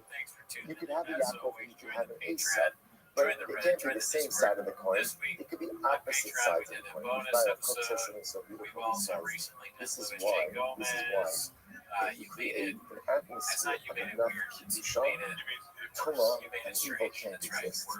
You can measure ultimately again for like oxygen. Like a candle needs oxygen in order to burn. If you deprive the room of oxygen, the candle can't burn. If you create enough good, by definition, ultimately again the evil can't exist. So exactly this is so. So you must say whatever is the process for affecting a kosher carbon is the same process ultimately application of evil. How so? Not sauce kosher actually will come out evil. Just like in order to go to cover kosher, you have to do all the material. So to our part sauce also actually you will come out evil. So to buy cover also you also have to go ahead and do all the material. Now, watch this. Let's just play this out for just a second. Right? But Amir said, so let's focus on Yom Kippur. Right? How many buckets of blood applications Yom Kippur? 3. So let's just play this out. Let's say the Kohen Gadol had a machshavas pigel during the first bucket in the Kodesh HaKadoshim had a machshavas pigel. Okay, so Amir says, what's that? Pigel and chayav cart. He says, hold up, let's go through this. After he has machshavas pigel by the first bucket, then what? He goes to the hall. Given the Chashiv gave this name, once ultimately again the Kohen Gadol has a machshavas pigel. Let's say again in the first application of Kodesh HaKadoshim, Psula, therefore again, ultimately the covenant is invalid. Right? This is Rabbi Meir. Because Rabbi Meir, in contradiction to Reish Lakish, Rabbi Meir is saying the following, it's pretty much what he's saying explicitly. Kimandalo Azidam. Therefore, we'll say, what happens when you go and you have machshavas pigel by that first blood application? What's the status of the blood application in the Kodesh HaKadoshim? What's the status? It's as if it didn't happen. As if it didn't happen. Or if it didn't happen, he hugged the hateful, now you ba'ala hudikar. Therefore, again, when he does the subsequent blood applications, then what? Little bit again, the Gemara says it's like you're sprinkling water.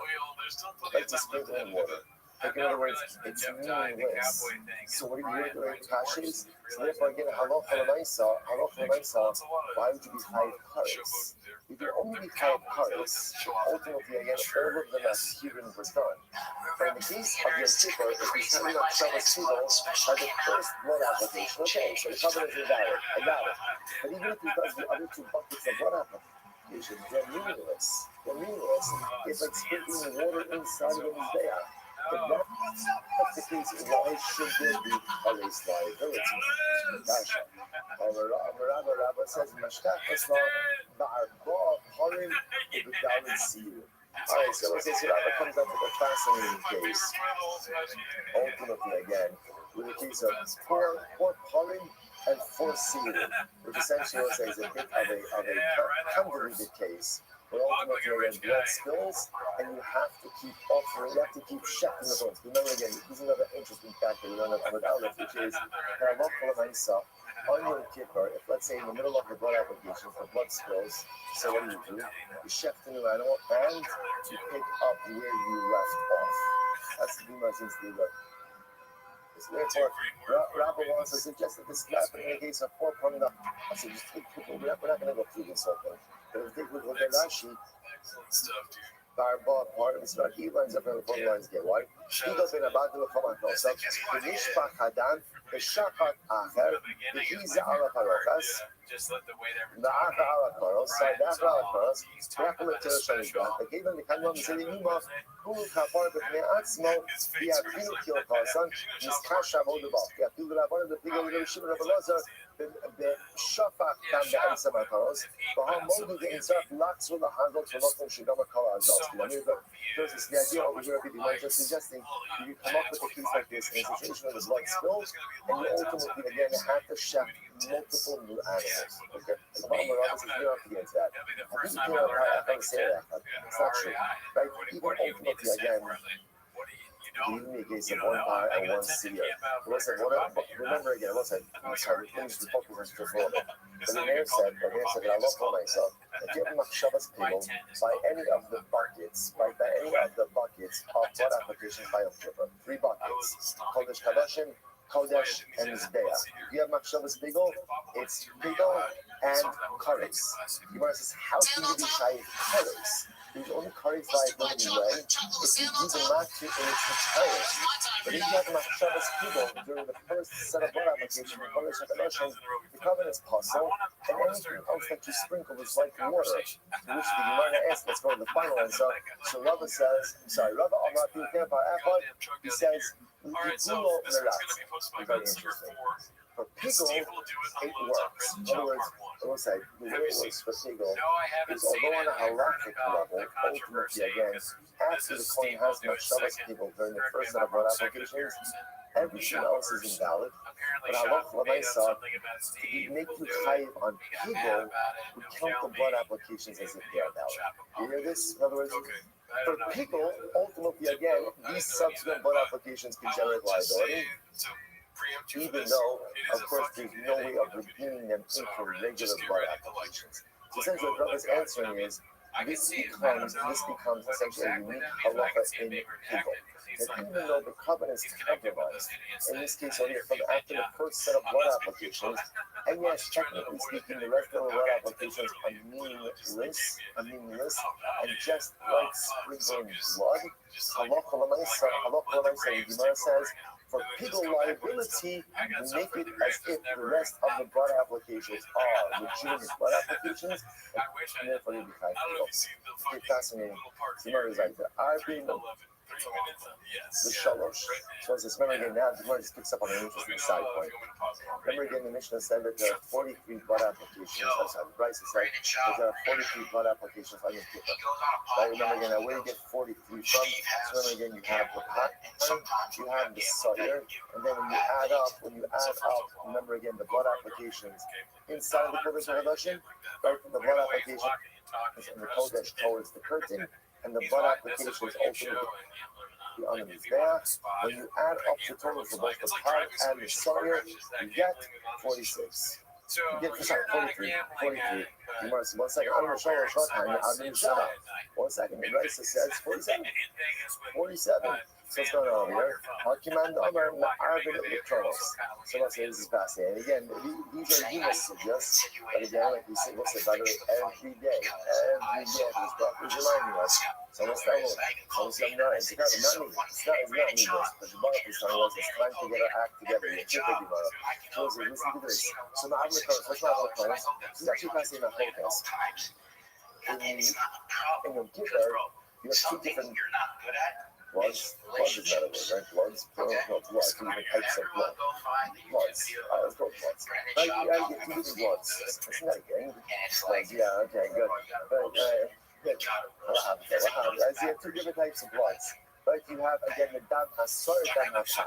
So the Gemara says, so now like this: if you understand ultimately again that by the time you get, so remember you have like your applications inside the Kodesh HaKadoshim, your application from the Kodesh towards the Kirsten.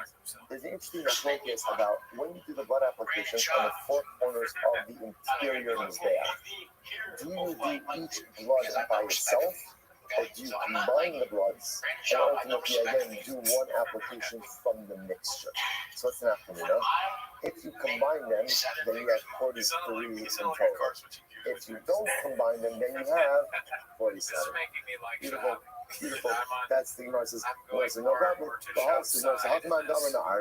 So again, the one that says 43, that's the opinion that says you combine the bloods before the application on the interior is there. And the other is the opinion ultimately again that we do not combine ultimately again for blood applications on the corners, and therefore you get 47. One second, I'm finished. Tanya, I've gone to Shmona. Oh, but there's another opinion that says 48. And I said, no problem. Hotman Amr Shirayim Ma'akvim, Hotman Amr Inchanakim. And also, now remember, Allah for myself, after you do the blood applications, ultimately on the corners of the scale, remember you have leftover blood. Where do you do leftover blood? Where do you do it? You pour it out by the sod, right? You pour it out by the base of the scale. It's still there. So once I see here's the Shiloh. Is that last act of pouring out of the remnant, is that part of the avoda or not? So that's a machlokas. That's a machlokas. The mandam who says it is, ultimately again you actually end up with 48. Obviously, the two shittas are going together. In other words, the opinion that holds that pouring out of the remnants is part of the avoda also holds that what? It's a separate blood application, ultimately again for the par and the soul. That gives you a total of 48. Andrew Schultz. Mashenke, the opinion that says that Shrine is not. But no, because even trying to serve us. Says from the Shalom, from the Shalom, should be open to join you ever call it. Joy and Mishracha. Smart says as follows. So look at Rashi by the way. Shirayim, Shvikas Shirayim, Ukluted Rabbi Akiva, Rabbi Yehuda, Kila'el, and Kila'el. Okay, so what's I say? That's not okay. So again, if you know that Shirayim is necessary, that gives you 48. If you know that Shirayim is not necessary, ultimately again, that gives you 47. Incredible. So nice. And that is the Kasha. When is this so? I was thinking of the Rashi just a moment. It's our separate in the Haskatani Labramorin. שהמלכה נתגלה בעבוד האחס, בקניצו או במחן כלי, ואילו שאין שם אלא עבוד הסמטר, אחד שמתניצו מחן כלי ולבונה, יוכלו לחזקה של שייך ולבונה. So as I say, mega amor, so let's like this, so nice for that amor, I will say now again, the Gemara is asking over here, now when do we see that you can make pigol by the comments and not by the Levona? Now actually we're going to see more of this in the next Mishnah. But that's what actually points out to this Tosef is talking about over here, that ultimately again, from where do we see, Shemapagli as a comments below Halavona? From where do you see that you create pigol ultimately against the comments and not with the Levona? So the Gemara says, the Knitza, the Matakli, the Hilo. Do the processes of the Knitza, the placement in the utensil, and by taking it to the Mizbeach. Balo lahaktara, if ultimately you're going to burn it, not some as a comments, not Shabbat. If you put the comments, or you put it right, you go and you place the comments for burning purposes. The not Shabbat, Hashem is not Shabbat's Pigol. That's how I hold the Shkita, and you don't say anything, or you have no das by the Lamona. Or Shinosa as a comments for Shkita, that's how I hold the Shabbat. Or you place the comments ultimately without anything. And the Lamona with the Mat Shabbos Pigol, that's how Rabbi Meir Omer Pigol, but Hayavan Alav Karis. Rabbi Meir says it's Pigol and it's 5 Karis. So remember again, this also is the same thing. This is that's Reish Lakish. Reish Lakish said that according to Rabbi Meir, Ein Mefaglim B'Chasi Matir. You cannot go ahead and make a carbon pigol with only half of a matir. First of all, half of a matir. Here, the mayor is saying you can make a carbon pigol even with part of a matir. But some of the Chachamim say no. Ain bo karis actually found them a problem matir. Ultimately, the Chachamim say the most this is how you pass in a law for a myself. The only way to make a carbon pigol is if you have Shabbos pigol throughout the entirety of the matter. Okay, the Gemara says, but if both folks are there, the Gemara says, I can tell you how as a comes b'shtika, that's how the bottom of Shava will cover. Like Mary even says in a case of where you like you didn't have any das by the comments, and you had das by the Rabban. That is because that it is legal. And Mary argues, Ema, the Gemara says, rather read it as Ema Kvar Nasim as Halavanim Shava. Ultimately, again, say that he already offered up